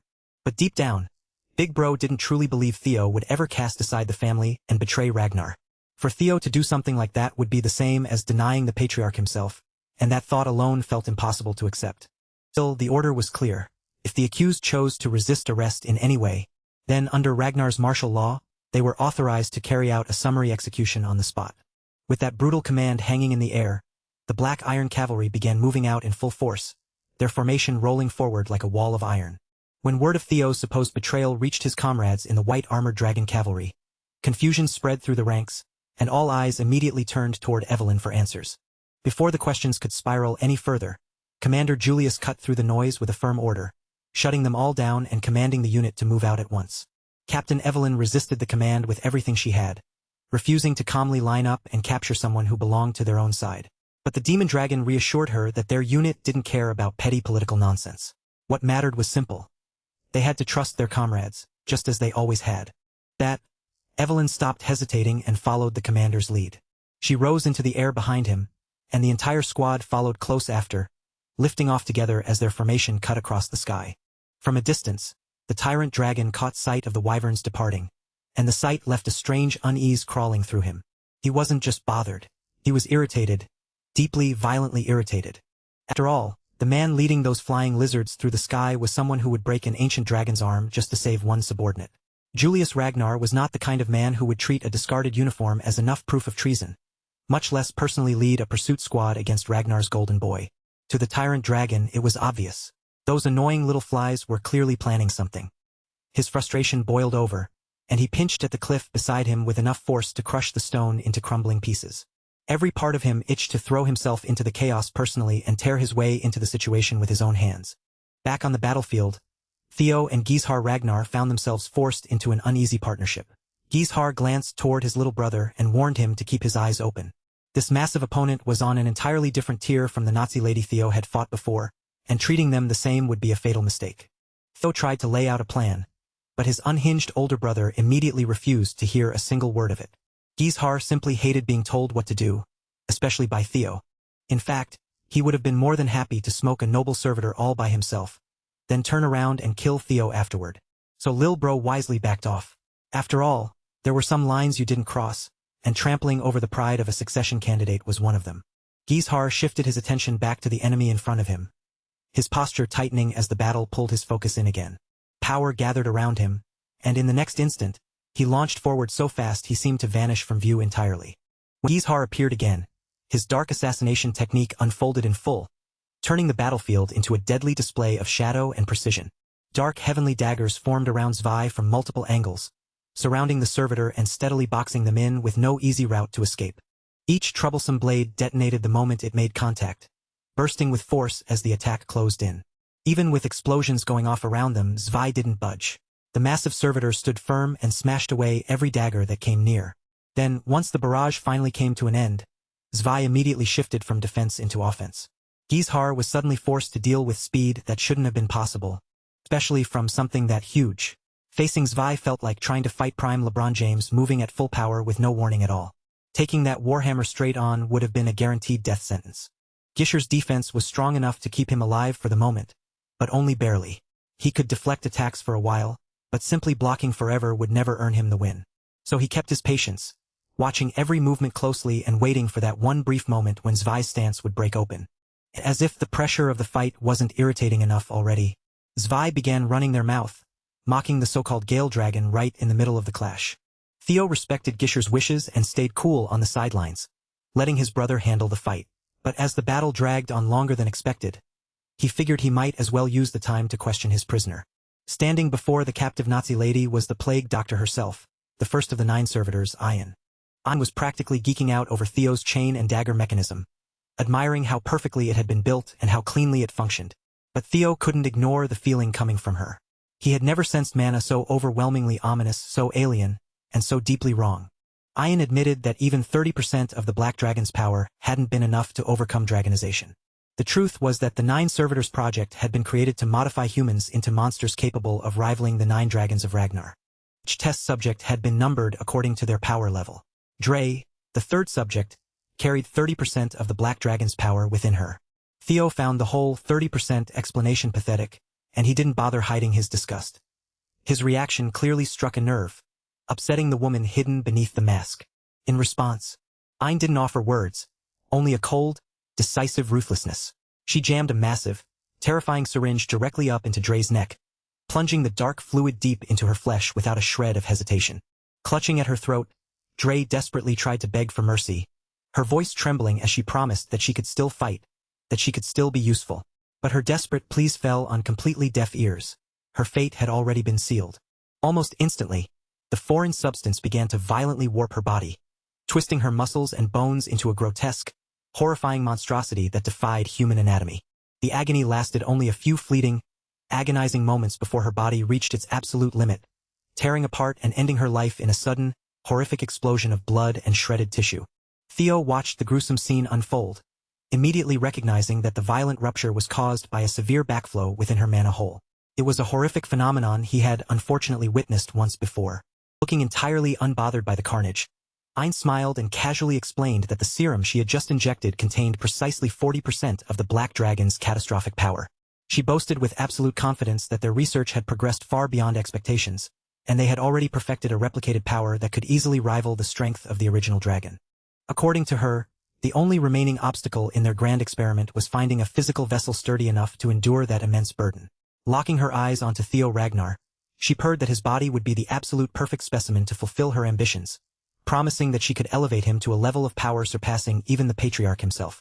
Before she could press her twisted offer any further, the heavy sounds of the ongoing battle echoing in the background abruptly cut their conversation short. Everyone's surprise, Gizhar had actually managed to push Dway to his absolute limits, aggressively tearing away at the freak's defenses until the formidable enemy was left utterly battered. Standing over his wounded opponent, the wild and arrogant warrior couldn't help but revel in his apparent victory, completely consumed by his own hype. Realizing the situation was sliding out of control, Ian decided it was time to personally intervene and put an end to the sideshow.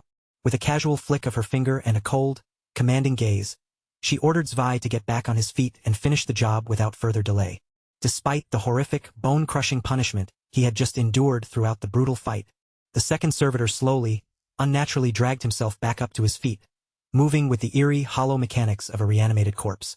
Caught completely off guard by the impossible recovery, Gishar's focus wavered for just a single fatal second, and in that moment of distraction, Zwei's dark energy condensed into a razor-sharp spike, piercing straight through him in a flash.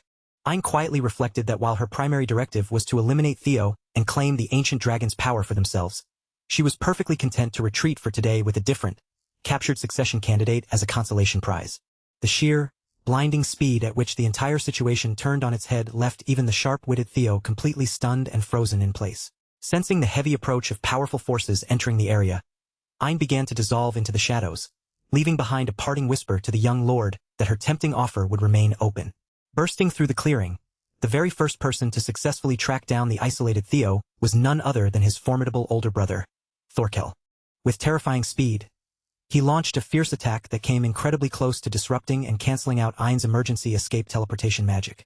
But despite his overwhelming power, the tip of his heavy spear missed the mark by a mere fraction of a second as she vanished. The sheer, explosive momentum of Thorkel's desperate forward charge tore through the area, leaving a massive, deeply gouged crater in the earth beneath him. Hoping to capitalize on the moment, Theo quickly stepped toward his brother to demand an immediate tracking unit to pursue the fleeing enemies. But Thorkel shut him down instantly with a cold, sharp glare. Instead of offering aid, Thorkel pointed his weapon forward and solemnly declared that Theo was officially under arrest under grave suspicions of committing high treason against the family.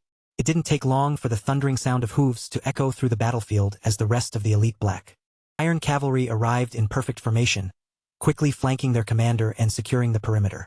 Almost simultaneously, Julius and his gleaming white armored dragon cavalry swept into the clearing from the opposite side, bringing the two opposing factions face to face. With two powerful succession candidates standing their ground and locking eyes, a suffocating razor-thin tension gripped the air, making it hard for the surrounding soldiers to even breathe. Making an already volatile situation significantly worse, the overwhelming pressure of the tyrant dragon heralded the arrival of Dante Roll, alongside a visibly panicked Ancio Ragnar. Scanning the ruined battlefield, Ancio immediately grew frantic upon realizing that her brother was nowhere to be found among the debris. Clutching her weapon, she quickly deduced that the unexpected and chaotic interference of the notorious 9 servitors must have thrown the entire operation into absolute disarray. Fear tightening in her chest, she realized the worst-case scenario had likely come to pass, and Gizhar had been captured by the enemy. Yet, even with the grim news that one of his own students was in mortal peril, the tyrant dragon showed no concern. Instead, a wicked grin spread across his face at the prospect of using this disaster to completely crush the arrogant Theo Ragnar. Stepping forward with an arrogant, heavy stride, the tyrant dragon, Dante Roll, loudly asserted himself into the tense standoff, demanding immediate action. He barked that, in the brutal reality of an active wartime environment, a traitor deserves nothing less than summary execution on the spot. Theo firmly held his ground, desperately wanting to voice his side of the story and expose what really happened. He knew there were far more critical, time-sensitive dangers requiring their attention right now. Refusing to listen, the aggressive tyrant lunged forward, reaching out a massive, heavy hand to forcefully subdue the young lord by raw strength alone. Fortunately, Commander Julius was already moving, stepping directly into the path of the attack to fiercely shield his young protege from harm. Julius drew himself up to his full height, fiercely declaring that he would never allow anyone to lay a hand on his boy based entirely on baseless accusations and flimsy rumors, especially when the undeniable evidence of a dead servitor lay right before their eyes, slain directly by Theo's own hand. When the stubborn tyrant refused to back down and continued to aggressively press the charges like an petulant child, Commander Julius firmly planted his feet and let his massive aura flare. He warned with absolute finality that anyone foolish enough to keep spouting nonsense would have to answer to the brutal, uncompromising discipline of the ancient dragon style. True to his chaotic nature, the tyrant's eyes lit up with excitement. He was always more than willing to trade devastating blows with a powerhouse like Julius. Just as the two monsters were on the absolute brink of unleashing a catastrophic clash, Theo stepped firmly between them, shouting out to shatter the deadly stalemate. He loudly proclaimed that Gizhar had been bested and taken alive by the enemy, meaning they still had a narrow window of opportunity to hunt down the retreating servitors and bring him back. The sudden, shocking revelation that a prominent succession candidate had actually been abducted sent a wave of murmurs through the ranks, quickly shifting the soldiers' sympathies in Theo's favor. Looking directly at his accusers, Theo solemnly vowed to face whatever charges they had in a formal court of law later, but insisted that saving his captured brother had to take absolute priority over family politics. Evelyn had foolishly assumed that even a ruthless tyrant would have some baseline principles. She believed that when the life and safety of a fellow disciple were hanging in the balance, political schemes and petty power struggles would naturally be put on the back burner. But she could not have been more wrong. Dante didn't give a damn about any of that, completely shutting his ears to the mention of Gishar's perilous situation as if it were nothing but white noise. As a matter of fact, the tyrant was completely fed up with all the useless chatter and political maneuvering. His eyes flared with a primal aggression, making it clear that he would much rather skip the talking entirely and settle this with his bare fists right here and now. The air grew thick with immediate danger. If Theo couldn't present definitive, undeniable proof of his innocence at this very moment, Dante looked ready to completely ignore protocol, lose his temper, and brutally execute the young lord on the spot. Bracing himself for the devastating impact of the tyrant's impending strike, Theo gritted his teeth and dug deep within, actively triggering his dragonization as a powerful, shimmering aura began to envelop his body. Standing tall and unwavering right in front of the massive gathering of armed soldiers from both factions, Theo raised his voice to openly denounce the tyrant's reckless behavior, intentionally shifting the focus of every single person present toward the urgent matter of rescuing Gizhar. Looking Dante dead in the eye, he threw out a piercing question, demanding to know whether the preservation of their family's bloodline or the throne he so desperately coveted carried more weight in his selfish heart. As he spoke, the young lord's internal energy began to swell, surging violently and rising higher and higher like an unstoppable tidal wave crashing against the shore. At that exact moment, the chatter ceased as every single pair of eyes on the battlefield locked onto him, completely mesmerized by the majestic and terrifying spectacle of his rapidly unfolding transformation. Theo Ragnar was completely solidifying his status as the true, legendary descendant of the ancient dragon, deliberately manifesting the awe-inspiring presence of his mythical guardians right before the eyes of his deeply hostile family members. Above, Griffin narrowed his eyes, visibly annoyed and far from pleased about being summoned just to be used as a political prop in this family dispute. In truth, Theo had engineered a clever trick, finding a way to manipulate the pure energy of Nirvana to artificially mimic the visual properties of a highly advanced glass domain. However, given his current cultivation level and limitations, this was largely a bluff. The absolute most he could achieve right now was projecting the vivid, towering imagery of a guardian. Even though these colossal figures looked incredibly mighty, divine, and absolutely terrifying to the untrained eye, they lacked the actual physical substance and raw power required to permanently pin down a monster like the tyrant. Theo knew this well, which was why he wasn't genuinely looking to start a fatal war right here. He knew he didn't need to defeat Dante in combat. His actual goal was to completely neutralize the aggressor by swinging the crowd's perception and tilting public opinion decisively in his own favor. And this spectacular, overwhelming display of the true ancient dragon descendant, seemingly commanding legendary guardians with ease, was a calculated masterstroke that would play out perfectly against a martial family whose entire culture, pride, and history were built around the worship of dragons. Sure enough, a ripple went through the crowd, and soldiers from both rival cavalries began raising their weapons, letting out booming cheers of awe for the true descendant standing before them. They roared in approval, completely won over by his noble, honorable declaration to prioritize the rescue of a captured member of the Ragnar bloodline over petty squabbling. With the psychological momentum of the battlefield successfully shifted completely to his side, Theo now had the narrative leverage he needed to spearhead an immediate search and rescue mission without interference. The illusion didn't last long, as the battle-hardened tyrant instantly saw right through the flashy, hollow deception of the projected figures. With a mocking sneer, Dante unleashed a single, devastating punch, shattering Theo's mimicked glass domain into a million glittering fragments that rained down upon the earth.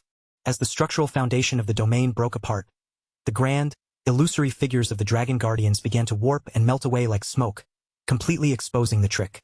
Standing amidst the fading light, the tyrant intentionally raised his booming voice, making absolutely sure that every single soldier present heard him loudly discredit Theo and mock those fading, imaginary lizards. Fueled by adrenaline, he went on a bizarre, aggressive tirade, shouting that the family had grown soft and full of pathetic, blind worms who still believed in childish fairy tales and allowed themselves to be easily tricked by basic stage magic. Dante was so consumed by his own arrogance that by the time he realized he was letting his tongue slip, the damaging words had already escaped his mouth. It was too late to take them back. He had openly insulted his own men, calling the loyal soldiers stupid and easily fooled. A heavy, suffocating silence instantly fell over the entire area, and every man present stared up at the tyrant with expressions of utter disgust and bewilderment, looking at him as if he had just completely lost his mind and disgraced himself in public. Even the highly traditional and deeply proud Elder Dragon felt a surge of profound offense and anger at the sheer disrespect of Dante calling their sacred ancestral symbols mere lizards.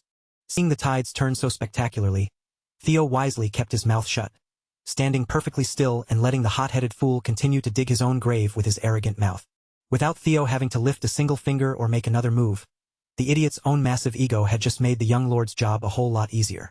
Dante Roll's deeply toxic, disrespectful true feelings had now been laid bare before the entire clan, and those sacred ancestral legends he had so carelessly dismissed as stupid might just end up being the very things that caused his absolute downfall. Realizing the sudden shift in the air but being far too proud to back down in front of his fellow 9 dragons, the tyrant decided to double down on his aggression, choosing to push through the backlash with pure, unadulterated intimidation. He let out a harsh, mocking laugh, loudly conceding that if these ancient legends and bloodlines were supposed to be so incredibly grand and impressive, then surely, a pathetic brat pretending to inherit that power should have absolutely no problem surviving a single serious strike from his fist. Theo's eyes narrowed slightly. Even he had slightly miscalculated just how utterly unhinged and detached from reality this man truly was. But just as Dante launched himself forward, right in the middle of his completely blatant, rule-breaking charge, the entire world suddenly seemed to grind to a violent halt, as if time itself had stood still. An unimaginably heavy, suffocating aura descended upon the battlefield, sending shivers down everyone's spines and freezing every single soldier completely in their tracks. A figure descended from the heavens, landing firmly on the ground with an effortless grace, before asking in a calm, terrifyingly flat tone why his elite soldiers were pointing weapons at one another's throats instead of bringing him the decapitated heads of their actual enemies. As he spoke, the entire dim battlefield seemed to instantaneously light up, completely overwhelmed by the pure, blinding radiance of his sheer pressure. The supreme ruler and patriarch of the entire Ragnar clan, Kyle Ragnar, had officially arrived on the scene, and looking at the chaos, he wondered how he could ever trust the fate of the Empire's front lines to a bunch of bickering, short-sighted children. The moment the armored ranks recognized that unmistakable, terrifying presence, the tension broke, and every single soldier simultaneously dropped to their knees in a synchronized, deeply formal greeting to their lord. Julius bowed his head in respectful silence without offering a single excuse, while Dante, breaking into a nervous sweat, desperately began stammering out a frantic justification, insisting that he was merely attempting to punish a blatant traitor to the clan. He pointed a trembling, angry finger at Theo, loudly citing that the boy was actively wearing the garments of their sworn enemies, a visual betrayal that was actively dragging the prestigious Ragnar name through the absolute mud. Using that single detail as his entire justification, Dante looked up at the ruler, loudly requesting the patriarch's official permission to carry out the boy's execution right then and there. Kyle didn't even look at him, thinking to himself that his lapdog must have completely forgotten its place, barking far too loudly and out of turn today. A vicious hound that thinks it can snap and bite at whoever it pleases, especially while its absolute master is standing right in front of it, is a beast that desperately needs to be broken and taught a severe lesson in discipline. With a mere twitch of Kyle's intent, the downward gravitational pressure in the air multiplied instantly, causing Dante's knees to violently buckle beneath him as he was forced to fold and crash heavily against the dirt. Completely ignoring the groveling tyrant, Kyle turned his cold, piercing gaze toward the standing high commanders, strictly demanding a clear, immediate status report on the actual situation. Commander Thorkel Ragnar was one of the very few powerful warriors present who could still find the breath to speak under the patriarch's suffocating aura. Stepping forward, he clearly detailed the grim news that the fourth successor, Gizhar Ragnar, had been successfully ambushed and kidnapped by the forces of Troyvin.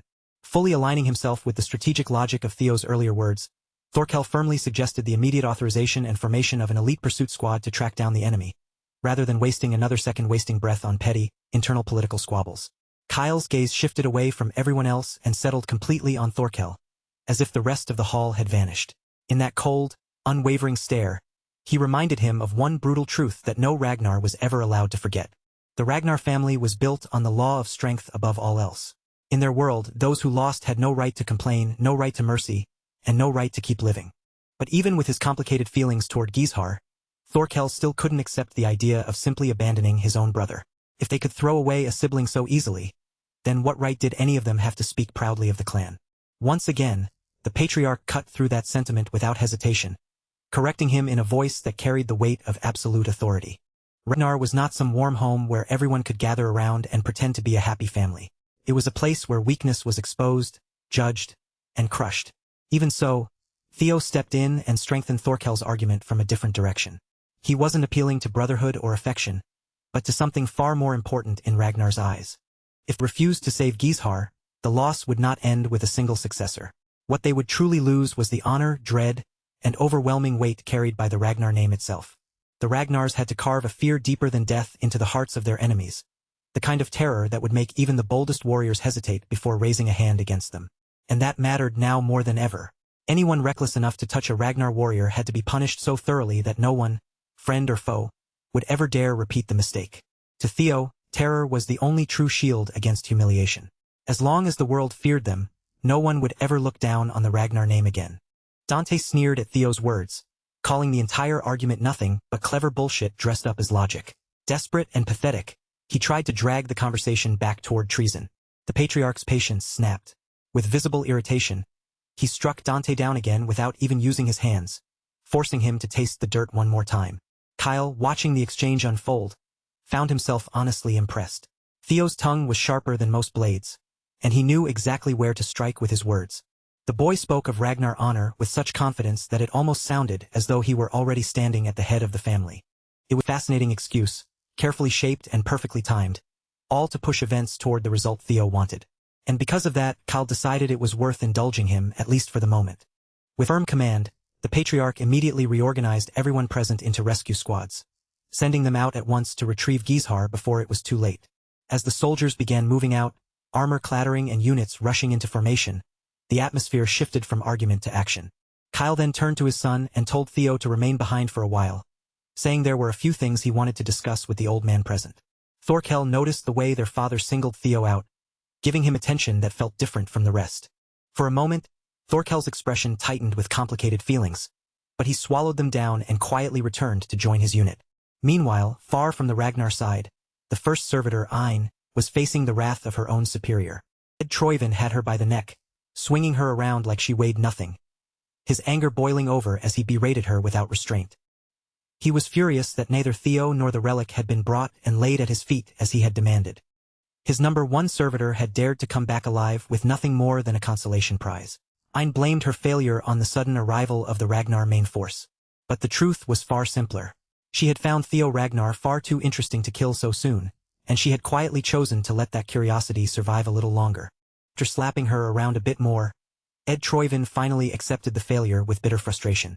Without the relic of the ancient dragon, the resurrection ritual was impossible. The priest who had been brought in to assist them then offered another option, suggesting they use the dragon sword in place of the missing relic. Among the rare weapon-type relics that existed, the dragon sword stood near the very top, powerful enough to serve as a substitute. But there was a problem. The Mad Dragon Emperor would need something of that caliber to stand against Kyle, which meant the dragon sword could not simply be thrown away as a sacrifice. As if the situation for Troyvin were not already desperate enough, the Ragnar main force finally launched their assault in earnest. They tore through the front lines faster than ever before, advancing with terrifying momentum while declaring that they had come to search for their successor. Ed knew Kyle well enough to understand how strange that was. The patriarch was the kind of man who could shrug off the death of one successor and simply cite the law of the strong. Then Gizhar, finally waking from his slumber, used whatever strength he had left to provoke Ed Troyvin with angry, mocking words. In Gishar's mind, it had to be his master and his sister who were pushing so hard to rescue him. The priest warned them that discovery was only a matter of time. Their headquarters could not remain hidden forever with the Ragnars closing in. Even with the demonic cult's barrier buying them some cover, that protection could only delay the inevitable. But if they abandoned the site and fled, the ritual would be pushed back yet again. Worse still, the resurrection of the Mad Dragon Emperor could only be performed in the northern territories. They had barely managed to cling to the very edge of the north as it was. If they retreated now, there was no guarantee they would ever be able to set foot on that frozen land again. Driven into a corner, Ed made a desperate decision. They would use Gizhar Ragnar as a sacrifice together with the dragon sword, an imperfect choice, but the only one left to them. When Gizhar realized he was being dragged toward a horrific ritual, panic erupted through him, but his desperate screams for help were quickly silenced. The demonic cult had to complete everything before the enraged Ragnars broke through. Becoming an offering to the Mad Dragon was a gruesome, blood-soaked fate. From the altar, fleshy tendrils writhed out and tore into Gishar's body, leaving deep, brutal lacerations across his flesh. Beneath the blood-red sky, his wounded body was presented as an offering to the dead. With Ragnar blood and a powerful relic placed into the ritual, Ed Troyvin began the resurrection of the Mad Dragon Emperor, forcing the timeline onto a different path. Kyle's idea of father and son bonding was anything but normal. For him, it meant cutting open the very fabric of space and time with his own power. Then he stepped into that torn opening and brought his son along, showing Theo what waited beyond the impossible gap. For Kyle, this strange and isolated place was perfect for a quiet conversation, far removed from the noise and chaos outside. The moment Theo entered the gap between time and space, Lodbrok's soul sensed it and appeared at his side. What Kyle Ragnar could do with a sword had long since passed the limits of ordinary swordsmanship. At that point, calling it swordsmanship at all almost felt wrong. To Lodbrok, the sight before him was almost impossible to accept. Kyle no longer felt like a mere human standing there with a sword in hand. Kyle, however, clearly had no patience for the silent exchange passing back and forth between Lodbrok and Theo. He had brought his son into this severed space for a private conversation, and in Kyle's eyes, there was no place here for a lingering ghost from the old era. All it took was one sharp, merciless look from Kyle. In an instant, Lodbrok's thunder gate was forcefully shut, cutting her connection to Theo's mind as if Kyle had simply slammed a door closed. The sudden separation struck Lodbrok hard, leaving her damaged from being driven out so violently. Even Theo felt a dull ache pulse through his head. He had never truly understood the full scope of his father's power, and now he could only wonder just how far Kyle's eyes could see. Then, to Theo's surprise, Kyle's expression grew unusually heavy.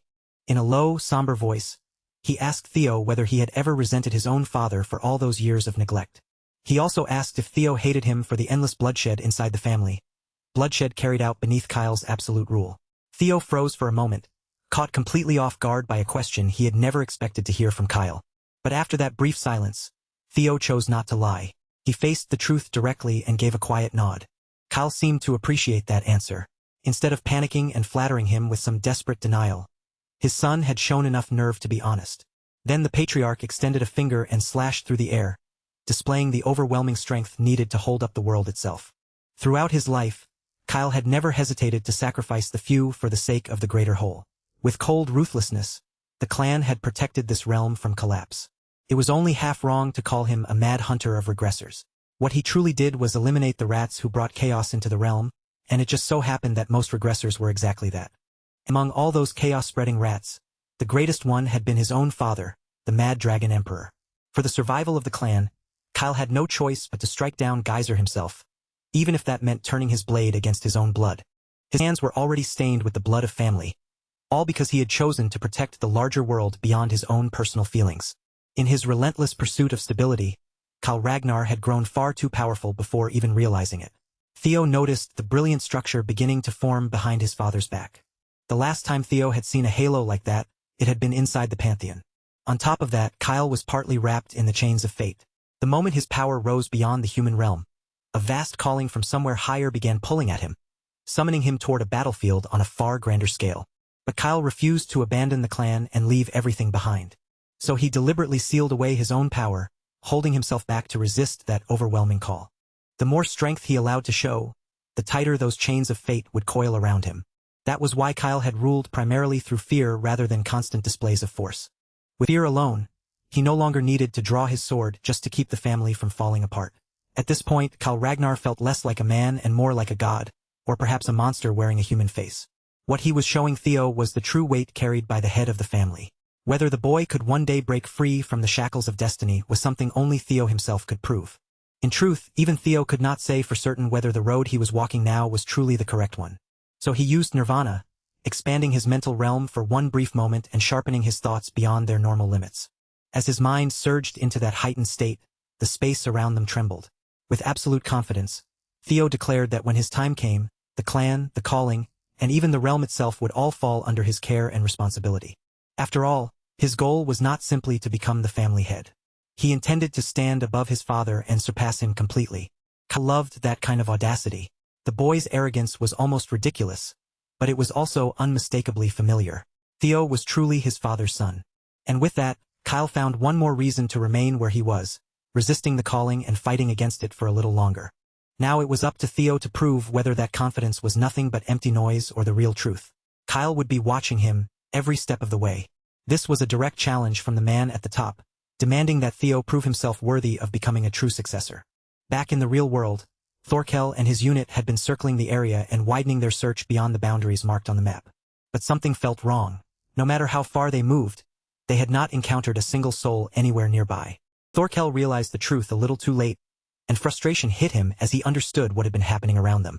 In the seemingly empty air ahead, he sensed a faint disturbance. Without hesitation, Thorkel raised his spear and thrust it forward, as if trying to pierce the invisible space itself. That single strike confirmed it. They had been running in circles inside a mirage barrier created by the demonic cult.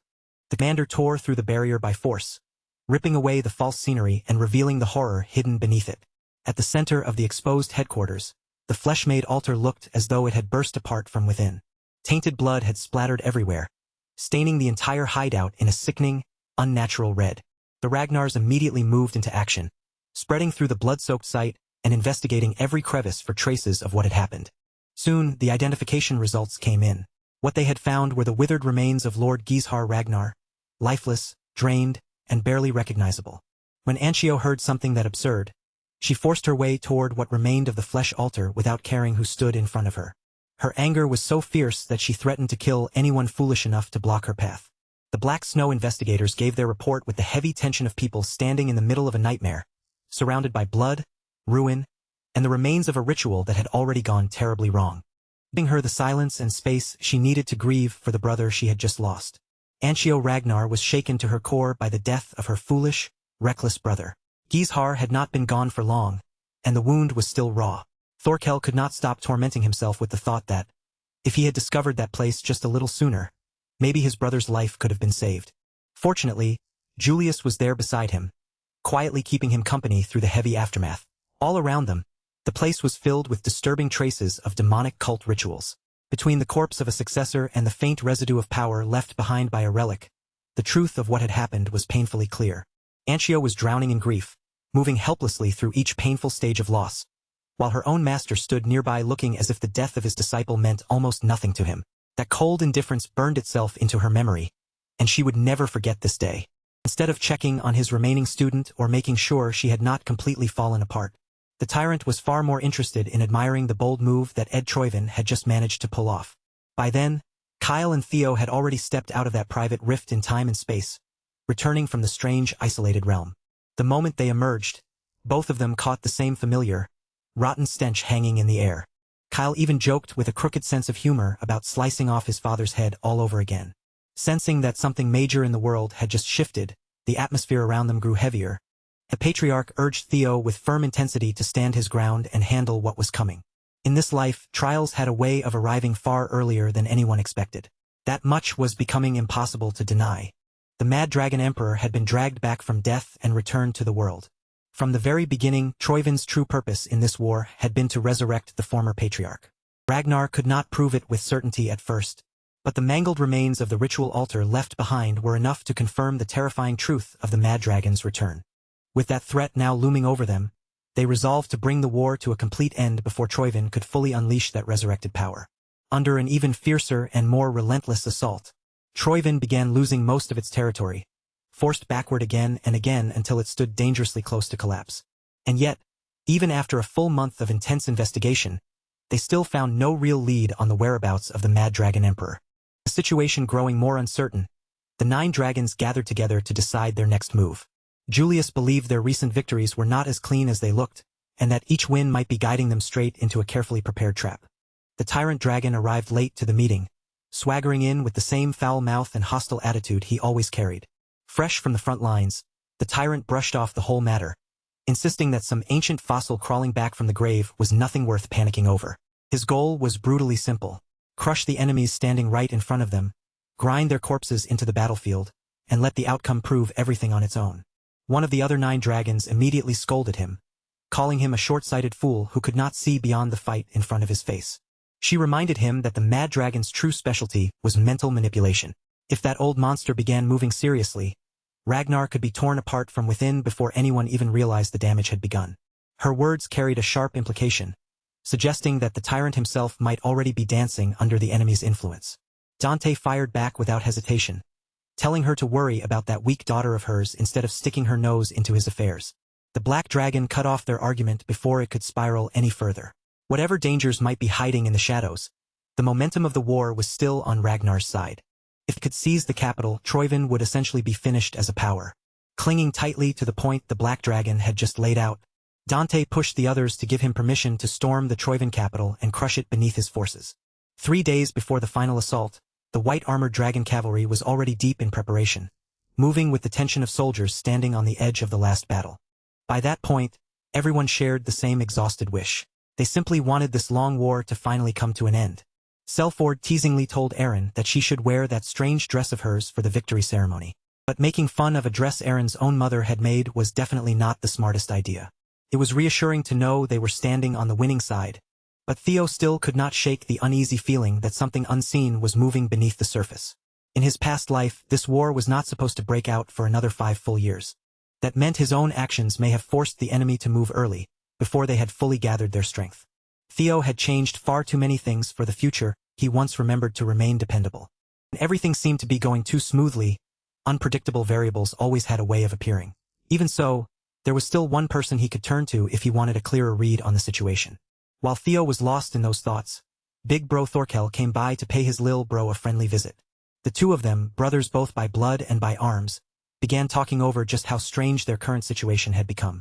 Thorkel jokingly teased his little brother for worrying so much about the enemy, saying he sounded almost like a traitor before laughing it off as nothing more than a joke.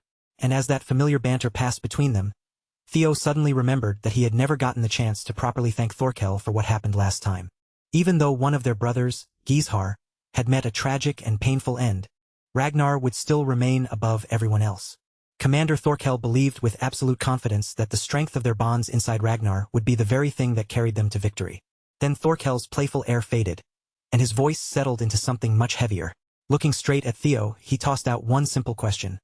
What kind of Ragnar did his little brother actually imagine for the future? Theo answered honestly without dressing up his words. The Ragnar he wanted to build was not one ruled only by the law of the strong. He knew that, to some people, an answer like that might sound childish or far too idealistic. Even so, what Theo truly wanted was a new order where people stood together through trust, not one where everyone obeyed because fear had been carved into their bones. Hearing that, Thorkel looked genuinely satisfied, as if Lil Bro had given him exactly the kind of answer he had hoped to hear. After that, he headed back toward his own unit, leaving Theo with a simple suggestion to get as much rest as he could over the next 3 days. Every exchange they had shared, Theo realized that Thorkel was still the same man he remembered from his previous life. Their way of seeing the world overlapped more often than not. Sure, they were both rivals chasing the seat of family head. But when it came to having someone at his side, Theo could hardly imagine a more dependable ally. Now that a brief pocket of downtime had opened up, Hulchus invited Theo to a quick spar, almost like they were slipping back into old familiar habits. Unfortunately, Theo already had somewhere else he needed to go. Without wasting time, he called for Umbra, then climbed onto his partner's back, preparing to fly out and check on the uncertain future for himself. Left alone in the quiet, Commander Thorkel found himself turning Theo's answer over and over in his mind. In a strange but sincere way, he felt proud to have a brother like that, someone he would never want to truly stand against as an enemy. While Thorkel was taking a moment to relax, his eyes caught sight of an unfamiliar old man struggling to cross a wild, raging river. The old man's legs suddenly gave out under the force of the current, and for a moment, it looked like the rushing water was about to sweep him away. Luckily, Thorkel was close enough to move, and he stepped in just in time to save him from being swallowed by the river. The commander then suggested that the old man take the safer route, even if it meant going the long way around by the bridge. But from the old man's desperate tone, it was clear he could not afford to wait. He needed to get across that river as quickly as possible. Hidden away inside his pack were medicinal herbs meant for his sick grandson, who was waiting somewhere on the opposite bank. Known for his warmth and kindness, Thorkel did not hesitate for long. He simply offered the old man his back. With the old man clinging to him, the valiant commander stepped into the churning water, pushing through the river while the two of them talked as casually as if they were on a quiet road. After the old man spoke about his own family, he gently turned the question back on Thorkel and asked about his. But in truth, Thorkel had never felt close to his father. Kyle Ragnar had made one thing painfully clear to him. The clan was never a place for pretending they were some warm and ordinary family. That question from the old man dug into a tender spot, and the weight of it left Thorkel feeling unexpectedly down. When the far side of the river finally came into view, the old man warmly invited Thorkel to come to his home beyond the water and share dinner with him. The kind commander politely turned down the offer, but the old man clearly had something very different in mind. In that instant, the entire atmosphere shifted, and Grandpa's grip on Thorkel's warm, reliable back tightened just a little too much. Thorkel had made a serious mistake. He had shown a crack in his heart to the one man he should never have allowed anywhere near his weakness. The old man read him with terrifying precision, speaking aloud the very feelings Thorkel had been carrying deep inside himself. Once Thorkel's mind had been caught in Grandpa's manipulation, the Mad Dragon Emperor finally revealed his intent and formally invited him to step over to the dark side. While his brother was being pulled in by their grandfather's sinister grip, Theo was flying through the night sky near the boundary forest of the Demon Sea, north of Ragnar territory. His destination was the Ghost Castle, a hidden place sealed away behind a powerful barrier. Only at midnight, when the barrier's power weakened to its lowest point, would the castle finally reveal itself to the outside world. This elusive hideout belonged to the former family head from 2 generations ago, the mysterious and formidable Hilda Ragnar. Umbra and Theo arrived at just the right moment to slip inside the grounds. And despite being called the Ghost Castle, the entire estate looked surprisingly clean, orderly, and well cared for. As Theo passed through the gates, he actually felt a spark of anticipation at the thought of speaking with that enigmatic woman. Hilda had shown him both goodwill and curiosity during the nomination ceremony, so surely she would not try to kill him the moment he stepped inside. And even if things did turn dangerous, Theo had already prepared a possible escape route just in case. With that in mind, he entered Ghost Castle and began wandering through its quiet halls. Before long, the corridors around him began to reveal visions of a woman training herself with painful, relentless dedication. The image had no real body to it, almost like something he could see but never touch, which made it likely that what he was seeing had been created through illusion magic. It was reasonable to believe that Hilda had arranged these visions herself, deliberately showing Theo pieces of her past with her own hands. As he continued forward, the images of harsh training gradually changed, bleeding into visions of war, where the atmosphere turned violent and suffocating. In the next moment, Theo found himself standing in the middle of a raging battlefield, surrounded by the chaos of battle. The aura radiating from her was so overwhelming that Theo's body reacted before his thoughts could catch up, and his muscles instinctively tightened, even though the woman in front of him was nothing more than an illusion. For reasons Theo still couldn't fully grasp, the Grand Matriarch began pulling him into fragments of her former life, letting those buried memories unfold right before his eyes. And before Theo could even steady his thoughts, he suddenly found himself standing inside Hilda's throne room, as if he had stepped straight through time itself. All around the grand chamber, Hilda Ragnar's loyal soldiers stood in perfect formation, their heads lowered with deep respect, making it clear that this was another piece of the past being forced into view. What Theo was witnessing was not just some random memory, but one particular version of Hilda's life. In that life, Hilda met her end inside her very own home, collapsing in the middle of a bloody nightmare that swallowed everything around her. For Theo, watching a woman with that much power fall before his eyes felt almost impossible to accept. The sight of her dying in such a brutal and grotesque way was so unreal that it left a heavy chill hanging over the entire vision. Then, just as quickly, the memory shifted again, looping back into images of Hilda training with relentless intensity. As one vision piled on top of another, Theo finally began to understand what Hilda had meant when they first met. With just a single glance, she had seen right through him and recognized that he was a regressor. Hilda had no problem admitting the truth either. She was a regressor just like Theo, except in her case, the number of lives granted to her had already been completely used up. Whenever a regressor dies, their life does not simply end. Instead, they are sent back to a fixed moment in time, forced to begin again from that same point.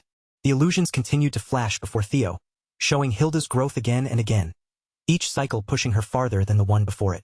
In one of those lives, she seized control through sheer violence, cutting down her enemies, beheading them, and displaying their heads on spikes around her castle as a warning to everyone else.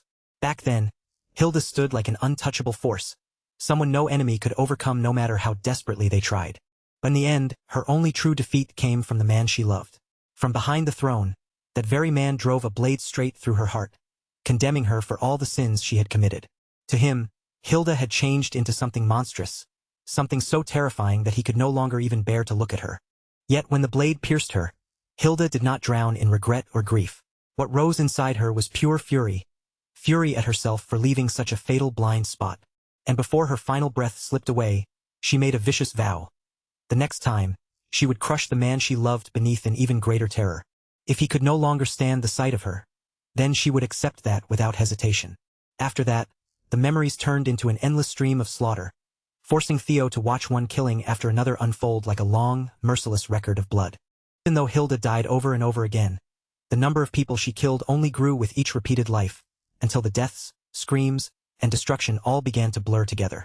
From everything he saw, Theo realized that no matter how many times Hilda regressed, she had never once managed to escape the same tragic conclusion waiting at the end. At that point, it became almost impossible to tell exactly what had pushed her mind over the edge. Was it the endless loop of repeated lives that slowly ate away at her sanity? And if that was true, was Theo himself destined to break the same way as the regressors who came before him? Just as those uneasy thoughts began tightening around him, something interrupted Theo's spiral. The real Hilda finally appeared before him. The false world around him seemed to melt and fold away, and in the next instant, Theo found himself back inside that familiar throne room. Hilda looked at him with calm amusement, asking whether the child had enjoyed the little illusion she had prepared for him. Theo, careful not to show disrespect, lowered his head and offered Lady Hilda a formal greeting with the proper courtesy. The last time they had spoken was all the way back at the nomination ceremony, and Theo knew very well that Hilda was not someone he could afford to relax around. Hilda told him there was no need to be so stiff. After all, the two of them had already shared secrets far deeper than ordinary people ever would.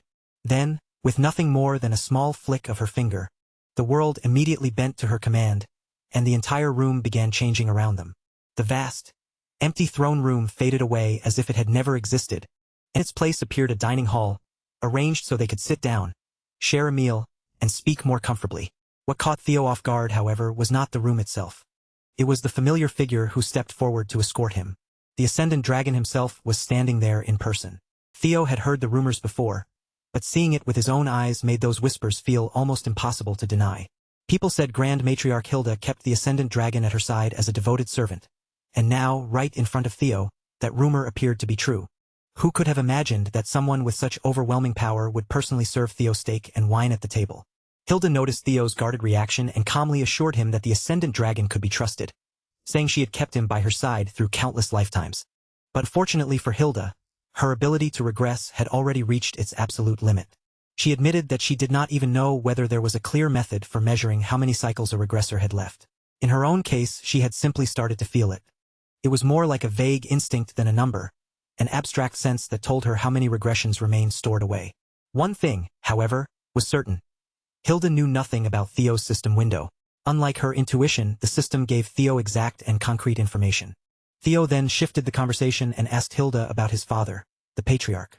He told her about his recent conversation with Kyle, including the moment when the Patriarch revealed his ascendant state. Instant Hilda heard the word ascension. Her expression darkened and the mood around her grew noticeably colder. Then she looked at Theo and asked whether he had already seen the Pantheon with his own eyes. Hilda simply could not accept it. To her, the idea that a brat still living through his very first regression cycle had already reached that point was almost too ridiculous to believe.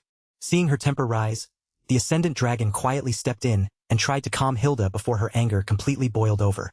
And somehow, his words worked better than expected, even though Hilda's sharp gaze made it look like she was one breath away from tearing Theo apart. After a tense pause, Hilda admitted that when it came to anything involving ascension, she had a habit of becoming far too sensitive. Then Hilda confirmed the truth about Kyle Ragnar. At that very moment, he was using nothing but sheer willpower to suppress the call of the Pantheon and remain in the mortal world. Kyle would not ascend right away, but if he continued meddling in the affairs of the world, the restraints around him would only grow tighter, until the call of the Pantheon could no longer be rejected. That was the real reason the Patriarch stayed off to the side like a useless spectator, watching his own children tear each other apart without stepping in. Hilda did not bother softening her words in the slightest. If anything, she sounded as if she were daring the Patriarch himself to kill his own grandmother before finally leaving the mortal plane behind. For Theo, that answer gave him exactly what he needed.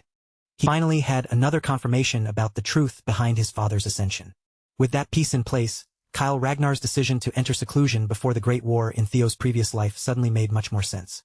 Even so, Theo had not come all the way here just to hear information he had already started piecing together on his own.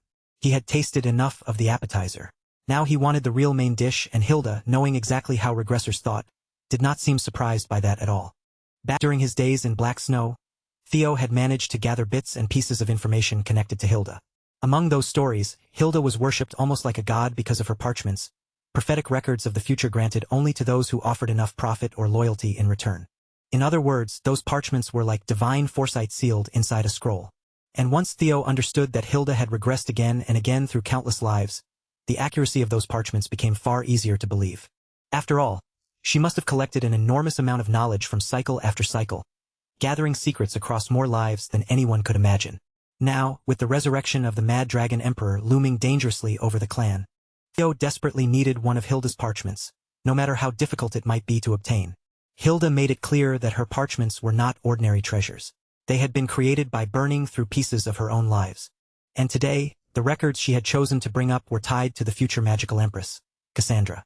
Of course, information that valuable was never going to be handed over out of simple kindness. Hilda said that, as one regressor speaking to another, she would offer him a fair and honest price for a glimpse into the future. All Theo had to do was become her disciple and willingly hand over every detail about his own regression cycle. Theo did not even wait for her to finish laying out the offer before rejecting it outright. Hilda's expression immediately tightened with irritation, making it obvious that she had not been turned down like this in a very long time. Theo explained that he had no intention of being dragged into her carefully laid political games. Even though decades had passed since Hilda stepped down as the family head, there was still one clear way for her to interfere with Kyle's era. She could become the hidden power standing behind the next family head. Theo understood then that Hilda had only shown him the memories of her past lives to create a sense of kinship between them as fellow regressors, but for him it had the complete opposite effect. Those visions only made him realize that her obsession with power was not so different from the Mad Dragon Emperor's madness. At that, Hilda's presence turned ice cold, and she realized that approaching him gently from the beginning had been a mistake. In this family, kindness and persuasion meant very little, because the rule of the strong always came first. The space around Theo began to twist and press in on him, growing heavy and suffocating as reality itself warped under Hilda's control. In the next instant, Theo was pulled away and cast into her deadly domain. There, Hilda offered him one final chance, leaving no room for negotiation. He could either be spared and become the Grand Matriarch's disciple, or face whatever punishment came after refusing her. Inside that strange domain, Theo found himself surrounded by alluring apparitions that closed in from every side. They held him firmly in place, their presence pressing down on him as they slowly began taking control. The Grand Matriarch did not hesitate at all, unleashing her eerie glass-like domain from the very start, the kind of terrifying display that would have made most people surrender instantly. Hilda had lived too long and won too often to accept failure now. No matter what she desired, even if she had to crush it into pieces first, she would make it hers in the end.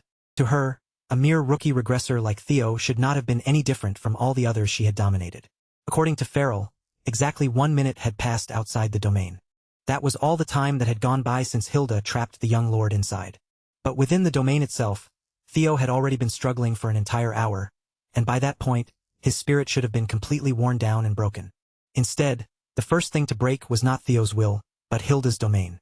With Dragonization and Nirvana both activated, Theo began forcing his way through the pressure that was meant to crush him. Theo's willpower and endurance surged to a completely different level, as if every second inside that crushing domain was forcing his body and spirit to evolve. But the apparitions created by the Grand Matriarch were unbearably persistent, clinging to him from every direction like they had no intention of ever letting go. No matter how many of those phantoms Theo cut down or destroyed, more kept appearing, their numbers swelling as if the domain itself was endlessly producing them. Theo had no choice but to use everything he had, squeezing out every last bit of strength while forcing himself beyond the limits his body should have been able to endure. After an entire hour of relentless struggle, he finally managed to fracture the domain around him. The opening was tiny, barely more than a thin crack in the suffocating space, but it was still enough for Theo to act before it sealed itself shut. Even as Hilda's domain continued dragging him down and trying to force him into submission, Theo called forth a slithering shadow from deep within himself. He pointed straight at the crack and released Umbra in covert form, sending the little shadow dragon toward that fragile opening. Umbra understood exactly what Theo needed from him, and without hesitation, he shot toward the crack as if he had been waiting for that single command. It was dangerously close, but Umbra slipped through at the very last moment, escaping before the gap could close completely. Outside the domain, Hilda noticed it immediately. A small shadow had snuck out through the crack in her domain, moving quietly but not quietly enough to escape her eyes. Hilda already knew about Theo's demonic shadow dragon, and when Farrell asked whether they should pursue it, she dismissed the idea, saying there was no need to waste effort on a beast that had abandoned its master. Mattered far more to her was the fact that Theo had actually cracked her glass domain. Even Robert, the black dragon, had needed more than 3 minutes to break out when he faced it for the first time. Since Theo had shattered that old record, Hilda decided she wanted to torment him just a little longer. Farrell obediently praised his master, calling it a wonderful idea with the proper devotion expected of him. But deep down, he was uneasy, worried that one of Hilda's dangerous old habits had begun resurfacing again.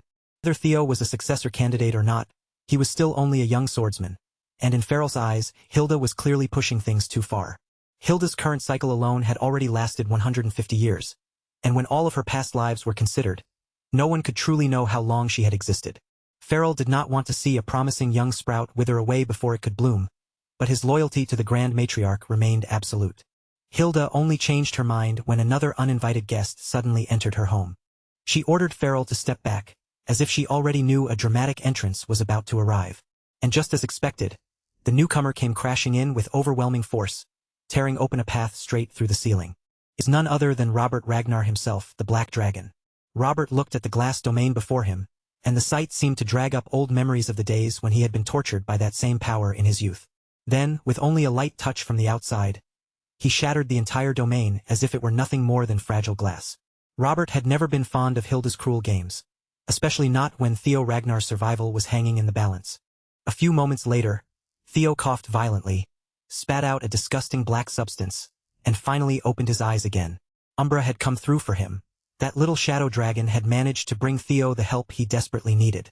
Theo had already known that Robert had been following him ever since his conversation with the patriarch. It was not exactly hidden, since the Black Dragon had hinted at his presence more than once. Most likely, Robert had been sent by Theo's father to watch over him from a distance.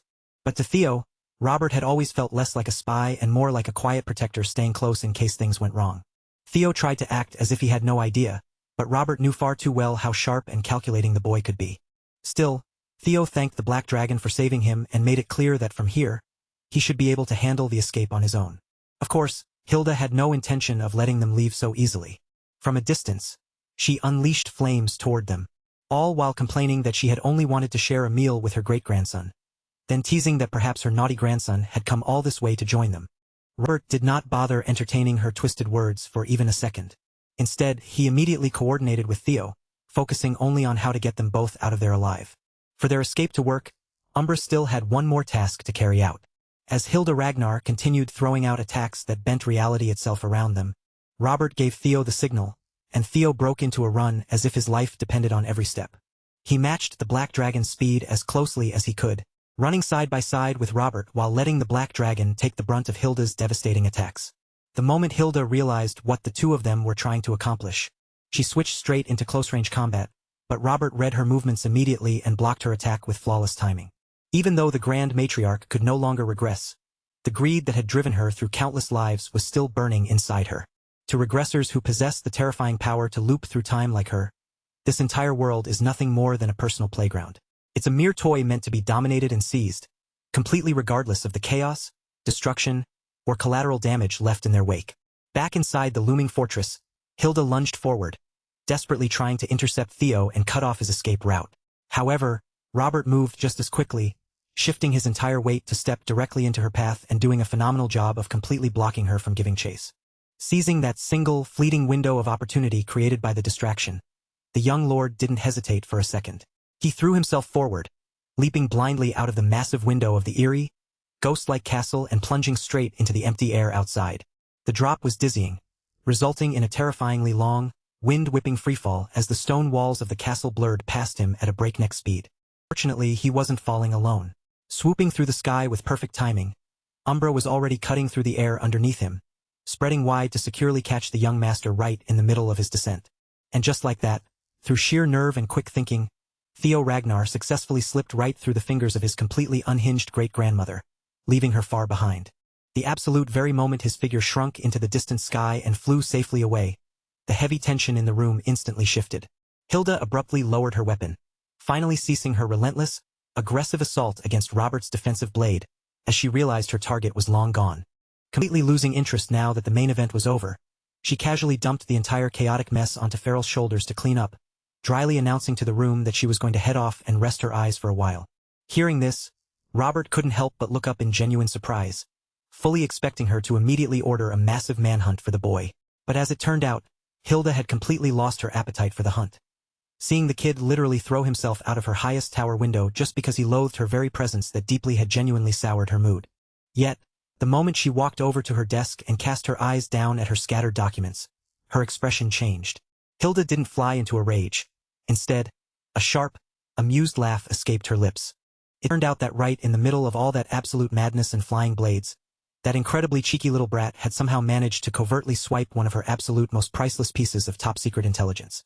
With the stolen documents safely in hand after his incredibly daring heist and breathtaking escape, Theo didn't waste a single moment, steering his course straight toward the desolate, crime-ridden streets of the Priamus East slums, located deep within the borders of the Edda Empire. Deep within the heart of those very slums, tucked away inside a fragile, weather-worn house that looked barely standing, a quiet scene was unfolding. A trembling little girl suddenly bolted upright in her small bed, tears welling in her eyes, as she frantically shook her mother awake after being jolted from yet another terrifying, vivid nightmare. The mother, looking exhausted but deeply tender, immediately pulled her close, softly stroking her hair and whispering reassurances that it was nothing more than a bad dream, a trick of the mind. But the little girl's chest heaved as she sobbed out the horrific details, explaining that in her vision, cruel, faceless monsters had broken in and brutally murdered her mother.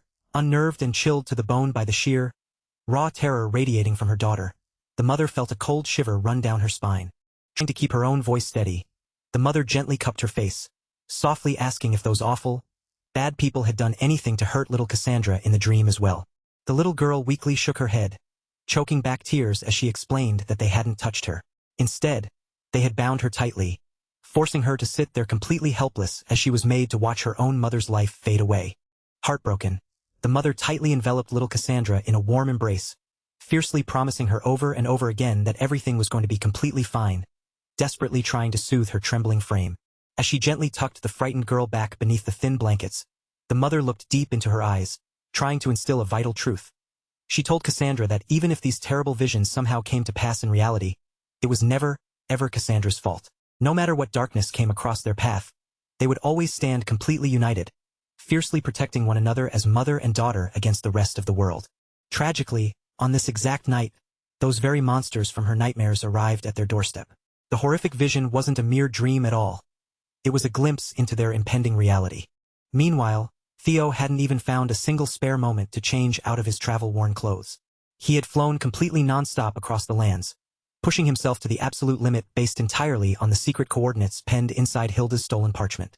It was truly staggering to comprehend that the future, legitimate heir to the absolute highest throne of the land, the legendary figure who would one day be feared and revered across the entire continent as the all-powerful magic empress, Cassandra Edda, was currently spending her tender early years living in absolute squalor deep within the slums.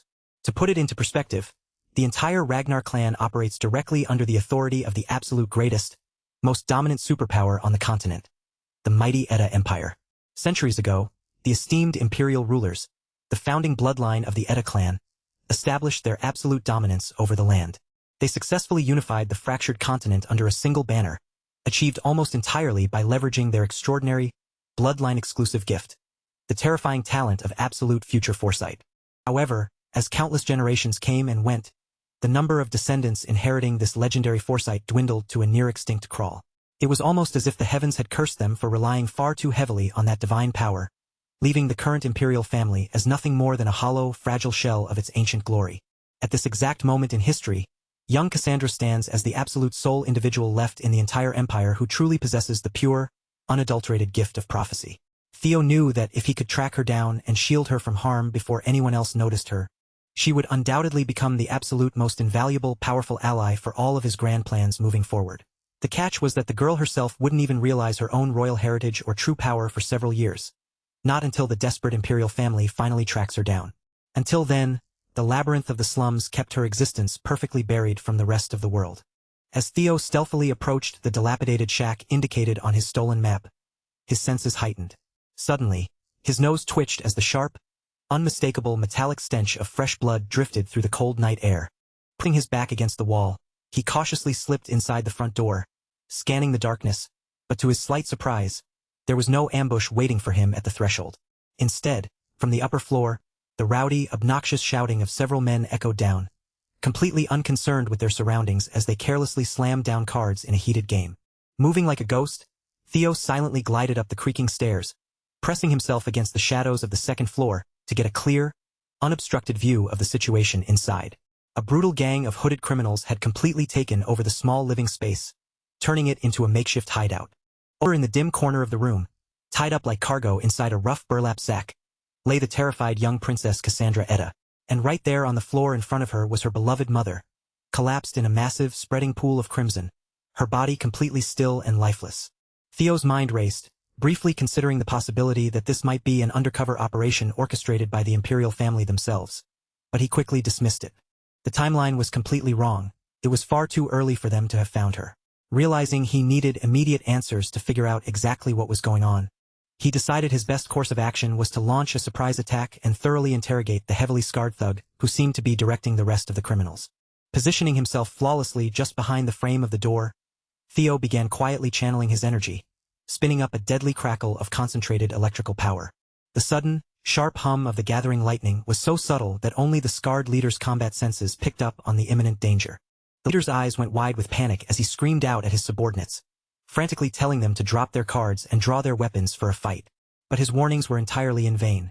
Before his men could even wrap their fingers around their hilts, a blinding flash tore through the room, slaughtering them all in a fraction of a second. Desperate and seeing his entire squad wiped out instantly, the scarred leader lunged forward, trying to break through the smoke. But he didn't make it 2 steps before Theo's crackling, lightning-infused daggers slammed directly into him, pinning him ruthlessly to the floor under a wave of agonizing paralysis. Pinned and helpless on the floor, the scarred thug gritted his teeth and immediately pulled out the classic, arrogant, "Do you know who I am?" card, fiercely glaring up in a desperate bid to intimidate his captor. But that empty threat worked out absolutely perfectly for Theo, as it practically guaranteed the loudmouth was about to spill every single secret he was hiding just to prove his own importance. Right on cue, the scarred man's eyes widened in recognition as he stared at the young lord standing over him, pointing out that someone of his status should be far away serving on the front lines, revealing that he possessed an surprisingly deep amount of knowledge regarding Theo's identity and the current state of the war effort. It quickly became glaringly obvious that this thug was operating as a direct subordinate for Troyvin. Yet, even though the criminal was entirely clueless as to how their paths had crossed so disastrously in this tiny slum house, this man was none other than the feared 8th servitor under Troyvin's command, a loyal fanatic known by the name of October. Recognizing the legendary target before him, October desperately wanted to seize this golden opportunity to violently rip Theo's head from his shoulders by absolute brute force, hoping to claim the ultimate glory for his master. He poured every ounce of his remaining strength into a frantic, earnest effort to grapple with the formidable young Ragnar, but his explosive movement was cut short instantly. With a casual, lightning-fast flick of the wrist, a single gleaming dagger was launched through the air, striking with absolute pinpoint precision to stop the charging zealot dead in his tracks before he could even take another step. Considering that Theo had been constantly tangling with apocalyptic interdimensional threats in his recent battles, it was honestly refreshing to see him easily dismantle a complete, low-level scrub like this without breaking a sweat. Still, as a high-ranking servitor of darkness, October wasn't completely out of options and still had a few desperate, forbidden tricks tucked up his sleeve. Forcing his inner energy to boil over, his skin suddenly flushed a bright, blistering red, sending waves of heat radiating off his body like a second-gear Luffy pushing past his physical limits. With steam rising from his flesh, the fanatic lunged forward in a maddened frenzy, absolutely desperate to drag the young Ragnar heir down to the depths of hell along with him. In truth, October never actually intended to throw his life away in a dump like this. His entire mission had simply been completely derailed while he was trying to rendezvous with the elite Azure Peak Squad, the very unit assigned to arrive shortly and retrieve young Cassandra. Theo didn't look even remotely surprised by the number 8 servitor's suicidal, reckless dash toward him, well aware that these brainwashed cultists always resort to blowing themselves up the second things go sideways. Sidestepping effortlessly, the young lord gracefully danced right around October's entirely predictable, straight-line attack pattern, exposing a fatal opening, and, with a clean, merciless arc of his blade, he cleanly severed that crimson bastard's head, putting an end to his madness once and for all. The severed head and the heavy torso tumbled through the air independently, both hitting the wooden floorboards with separate, dull, lifeless thuds rolling slightly into the shadows just before. The remains abruptly erupted into a violent, crackling blaze of dark, demonic energy, burning into nothingness. Stepping away from the ashes, Theo quietly re-entered the quiet house, knelt down with solemn respect, gently pulling a cloth over the tragic remains of the fallen mother. He frowned as he reflected on the situation. Hilda's secret parchment had detailed Cassandra's location, but it had never mentioned a single word about Troyvin actively targeting the girl. The only logical explanation was that the Mad Dragon Emperor's sudden, chaotic return to the world stage had triggered a massive ripple effect, throwing another wild, unpredictable variable into the timeline. Looking down at the shrouded body, a heavy weight settled in Theo's chest, making him feel partially responsible for this innocent woman's untimely death due to his own interference with time. Hearing the heavy footsteps nearby, little Cassandra shifted within her restraints, her voice trembling as she frantically asked if her mother was all right, begging the mysterious stranger to please say something to reassure her. Stepping closer to take a proper, careful look at the fragile child destined to become the future empress, Theo suddenly froze as he realized her unblinking eyes were completely clouded over. The young girl was entirely blind. It was an incredibly cruel, tragic twist of fate. The one child gifted with the supreme power to perceive the distant future was completely blind to the physical world right in front of her. He hesitated, heavily debating how to gently break the devastating truth about her mother. But, Before he could utter a word, the perceptive little girl's shoulders slumped as she quietly deduced on her own that the loving woman who raised her was already gone. She softly explained that she had already witnessed this horrific night play out perfectly inside her dreams, knowing all too well that every single vision she receives always manifests in reality exactly as she saw it. But as she raised her head toward him, she noted that tonight had broken the pattern. In every single one of her nightmares, she was always violently dragged away into captivity by those awful men. Yet, in this actual reality, a powerful savior had suddenly materialized out of the dark to slaughter her captors and keep her safe. A faint flicker of hope sparked within her, realizing that perhaps this mysterious older brother standing before her possessed the unique strength required to completely rewrite her grim destiny. At that exact moment, a familiar, glowing blue system notification materialized in his field of vision. The 5th scenario quest had officially commenced. Objective: locate and protect the future Empress at all costs. Morning sunlight slowly spills across the frozen slums, bathing the endless snow in a pale and solemn glow. At the center of that bitter landscape lies a freshly dug grave, marked only by a rough wooden cross. Resting beneath it is the fragile glass vase of red flowers once kept inside the cabin, now placed there as one final, heartbreaking farewell to a mother who sacrificed everything. Theo stands silently before the humble memorial, his hand wrapped gently around little Cassandra's trembling fingers. Several steps behind them, a massive white dragon waits in the cutting winter wind, its majestic body perfectly still and ready to carry the young Ragnar heir and the newly orphaned princess far away from this place of tragedy. Cassandra keeps her tear-filled eyes fixed on the grave while tightening her small hand around Theo's fingers. Crushed beneath a grief far too heavy for a child, she finally asks the question tearing at her heart. If Theo truly possessed the power to change the future, then why couldn't he have arrived just a little sooner and saved her mother? Theo lowers his gaze toward the devastated girl beside him. The moment he sees the pain written across her face, a dark and crushing shadow of guilt settles over his own expression, leaving the young swordsman unable to answer immediately. After a heavy silence, Theo quietly apologizes to the crying princess. His voice is filled with bitterness as he admits that he never expected the enemy to change the original course of events and launch their attack so much earlier than they were supposed to. When the time finally comes to leave the lonely grave behind, the unbearable strain of the morning suddenly overwhelms Cassandra. Without the slightest warning, all strength drains from her fragile legs. Her knees buckle beneath her, and her tiny body pitches violently backward toward the freezing snow. Theo reacts in an instant. Lunging forward with lightning-fast reflexes, he reaches Cassandra before she can strike the ground, catching the unconscious princess securely in both arms just inches above the icy surface. Real panic flashes across Theo's face as Cassandra hangs completely limp against him. Holding her tightly, he urgently calls her name and begs her to open her eyes. His gaze races over her pale face and motionless body, desperately searching for a hidden wound, a trace of poison, or anything left behind by the assassins. Yet nothing he sees explains her condition. The more carefully Theo examines her, the deeper his confusion becomes. There isn't a single visible injury anywhere on Cassandra's body. No wound, no blood, and no physical sign that could possibly explain why she collapsed so suddenly. At that moment, a tiny blue guardian dragon suddenly materializes beside them, its mystical body glowing against the white snow. After calmly examining Cassandra, the creature explains to the deeply worried Theo that the girl has simply exhausted every last bit of her strength. The death of her mother, combined with the terror of the assassin attack, placed such an unbearable burden on her mind that it finally shut itself down completely. The guardian dragon hovers gracefully in the frigid air, beating its delicate magical wings as it gives Theo a gentle but urgent scolding. It warns him that he cannot afford to stand there hesitating, because young creatures are especially fragile and can quickly fall into serious danger. The warning immediately strikes home, and Theo's eyes widen as he realizes how severe Cassandra's condition might become. Theo wastes no more time. Cradling the unconscious princess tightly against his chest, he springs onto the broad back of his enormous white dragon. Keeping Cassandra protected in his arms, he urgently calls out, "Move, Umbra! We have to hurry. She's seriously ill." Umbra answers with a thunderous beat of its immense wings and launches violently into the winter sky. The lonely grave and frozen slums rapidly shrink beneath them, but Theo has no time to look back. With Cassandra unconscious in his arms, he is forced to abandon his original route and change his entire plan in mid-flight. Theo glances down at the pale girl pressed against his chest. Her small body is trembling despite his warmth, and the sight makes the situation painfully clear. They cannot risk wasting precious time by flying all the way back home. Raising his eyes toward the distant horizon, Theo directs Umbra toward the nearest Ragnar military outpost instead.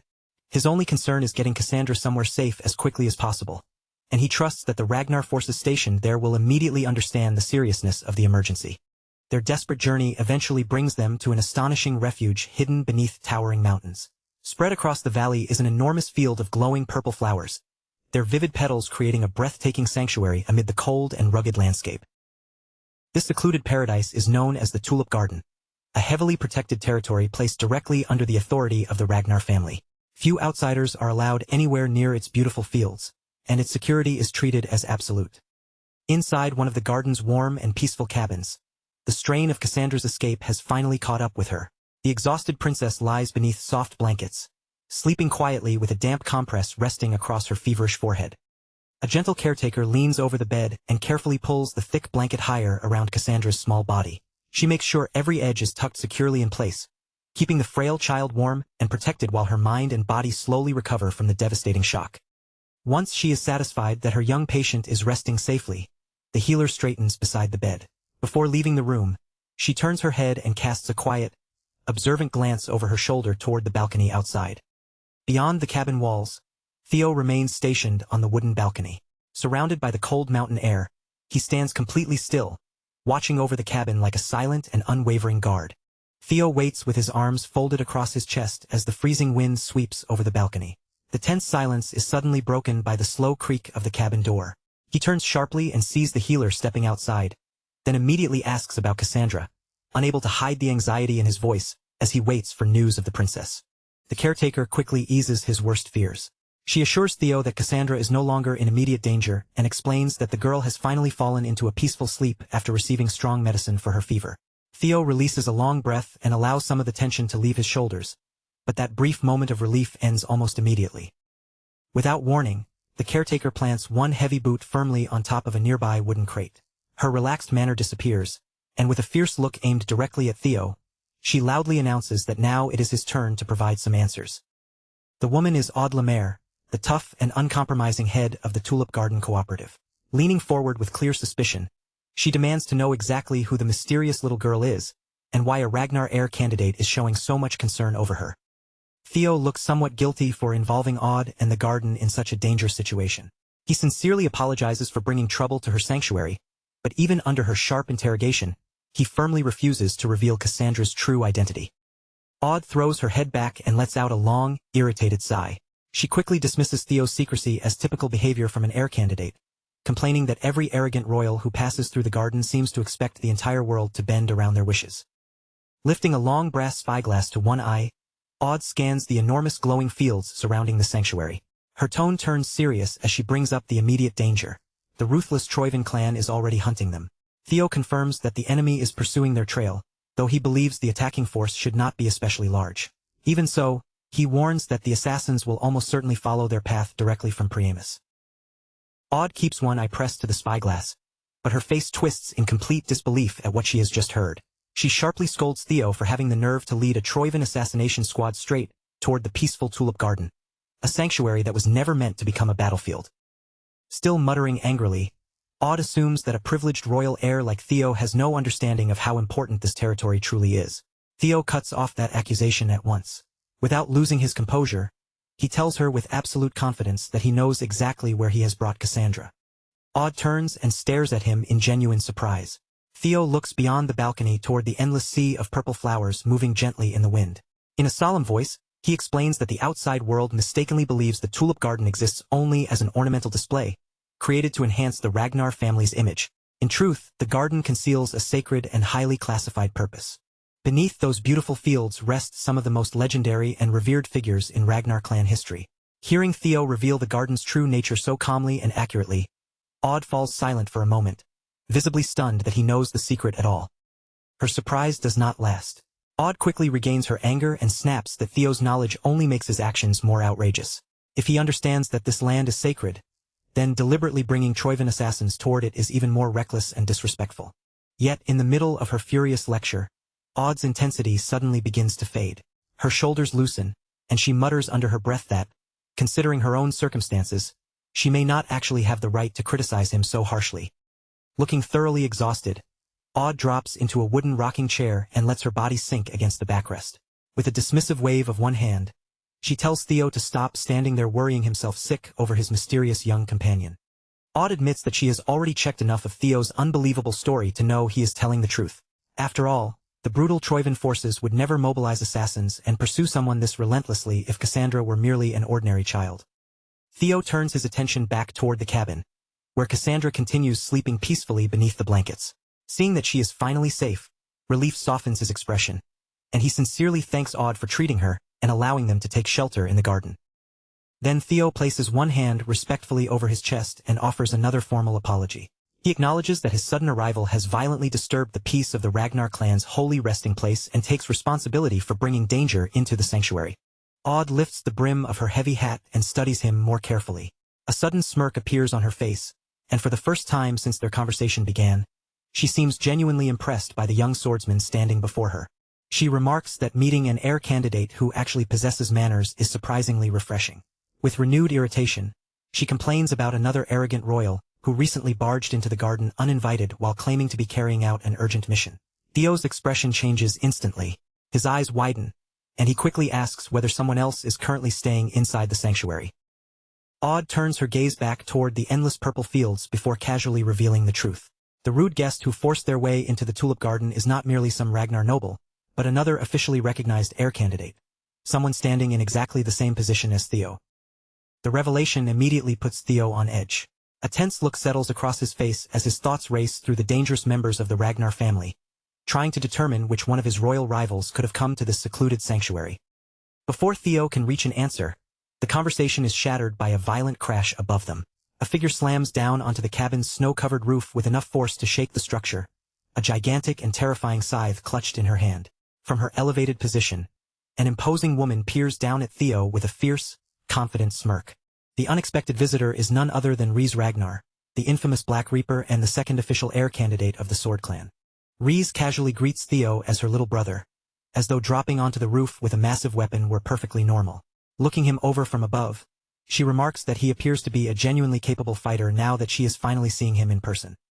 The sudden appearance of another terrifying Ragnar heir completely destroys Odd's remaining courage.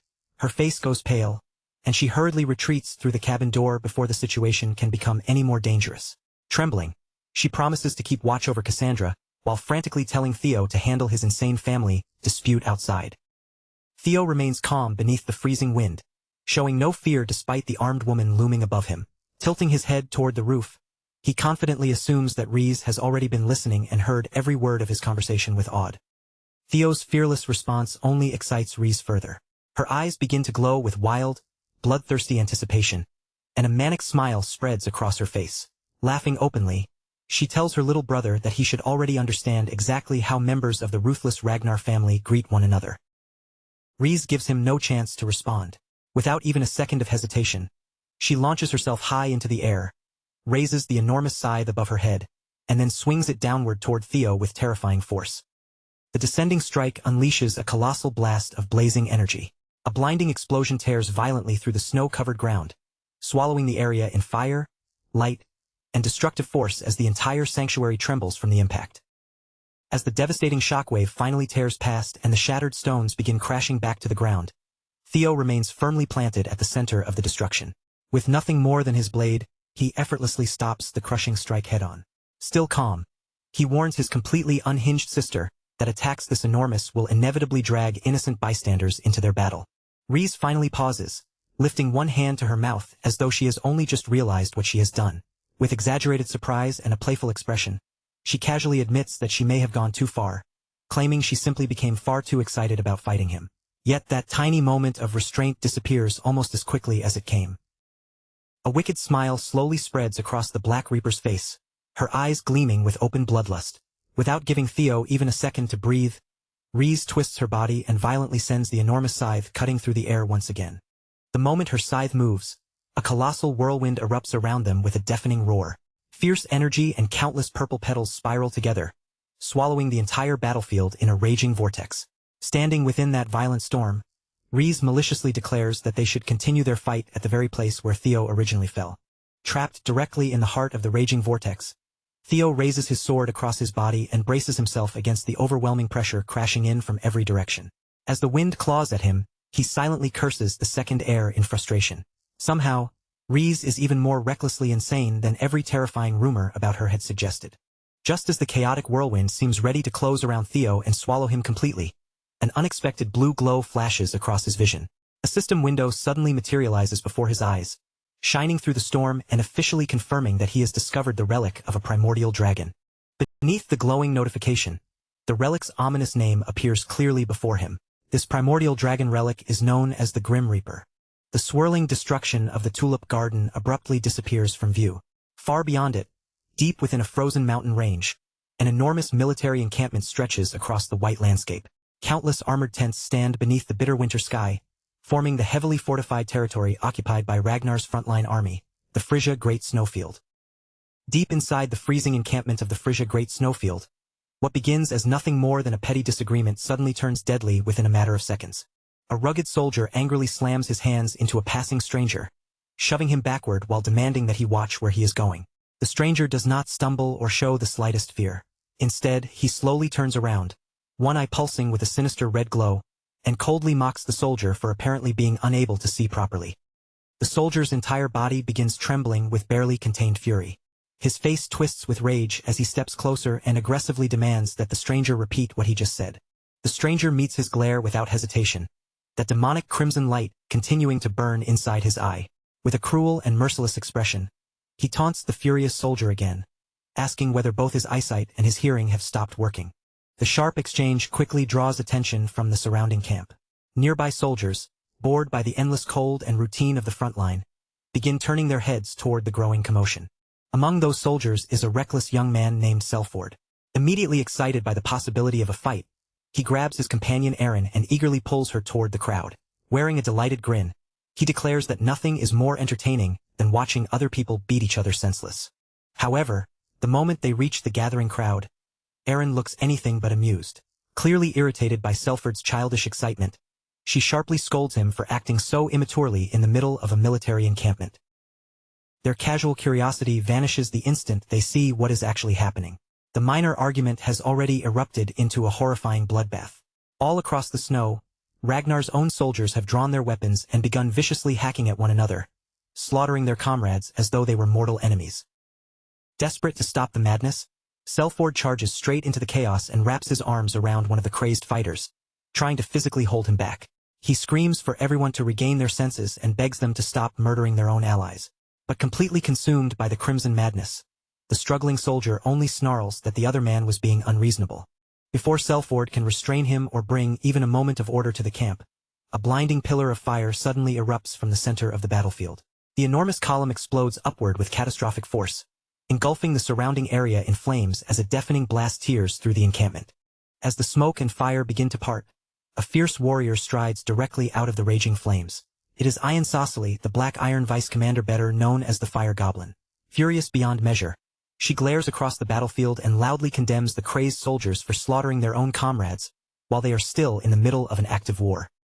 Fiery energy surges violently around Ian's body, as she steps forward and openly challenges the entire camp. If any of those soldiers still have strength left after attacking their own allies, she orders them to come forward and face her personally. Watching the terrifying Vice Commander from the edge of the destruction, the blonde soldier Selford finally releases a small breath of relief. With Ian's overwhelming power and authority now bearing down on everyone, he confidently assumes that the chaos will finally be forced to end. But beside him, the bespectacled Aaron notices something Selford himself has overlooked. During Ian's explosive entrance, the spreading flames lightly scorched his hand, leaving a small burn across his skin. The instant Aaron realizes that her friend has been carelessly injured by their own superior, something inside her suddenly breaks. Whatever patience and reason she possessed disappear all at once. Her irritated expression twists into something far more disturbing.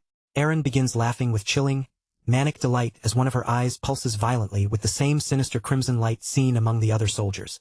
The terrifying force controlling the camp has now infected her as well. Completely overtaken by bloodthirsty madness, Aaron reaches for her weapon without hesitation. In one swift motion, she draws her dagger and lowers herself into an attacking stance, fully prepared to launch a lethal, and almost certainly suicidal, assault directly at the blazing Vice Commander. Selford immediately panics when he sees the dagger in Aaron's hand. Horrified that his own companion has suddenly lost her mind, he desperately tries to calm her down and stop her before she throws herself into a battle she cannot possibly survive.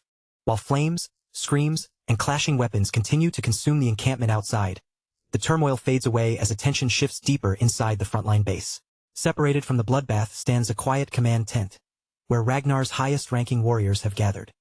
Inside, an imposing veteran hardened by countless battles listens to the chaos outside and scoffs with open disgust. One of the 9 dragons bitterly condemns the army's complete lack of discipline, furious that frontline soldiers could surrender their minds so easily. How are they supposed to fight a proper war when they cannot even stop themselves from killing one another? Wolfgang Ragnar, one of the 9 dragons, explains that the Mad Dragon Emperor's corrupting madness is surging outward with increasing violence from the main Troivin stronghold. Unless they act immediately, the damage to their own forces will become catastrophic. To prevent further losses, Wolfgang proposes withdrawing the frontline troops at once. Tyrant Dragon Dante Roll immediately rejects the proposal with fierce opposition. Their massive offensive is scheduled to begin in only 2 days, and retreating now would destroy their momentum. He insists that this is the greatest opportunity they may ever have to wipe out the Troivin faction once and for all. Before the argument can grow any more heated, Black Dragon Robert Ragnar cuts through the tension with a firm command. Only the strongest elite warriors, those capable of resisting the psychological corruption, will remain at the front. Every high-ranking swordsman and all lower-tier troops must retreat immediately while the leadership reassesses the now compromised military operation. Ice Dragon Neil reluctantly accepts that there is no better option, but her expression remains grim. Even their most powerful elites will not endure this pressure forever. She reminds the council of a terrifying historical example. Even the legendary warrior known as the Wind Baron eventually lost himself to this very same madness. Demon Dragon Julius Ragnar falls silent, visibly shaken by the scale of this unprecedented disaster. As the horrifying implications settle over the command tent, the frozen frontline fades away, revealing a sweeping view of the distant Troivin stronghold. The colossal fortress towers above the frozen landscape, completely engulfed by waves of sinister crimson energy. That ominous red radiance spreads across the sky and hangs over Ragnar's vulnerable encampments below like a looming curse. One terrible truth has become unavoidable. By the time Theo returns to the front lines, the entire tide of this deadly war will have turned violently against them.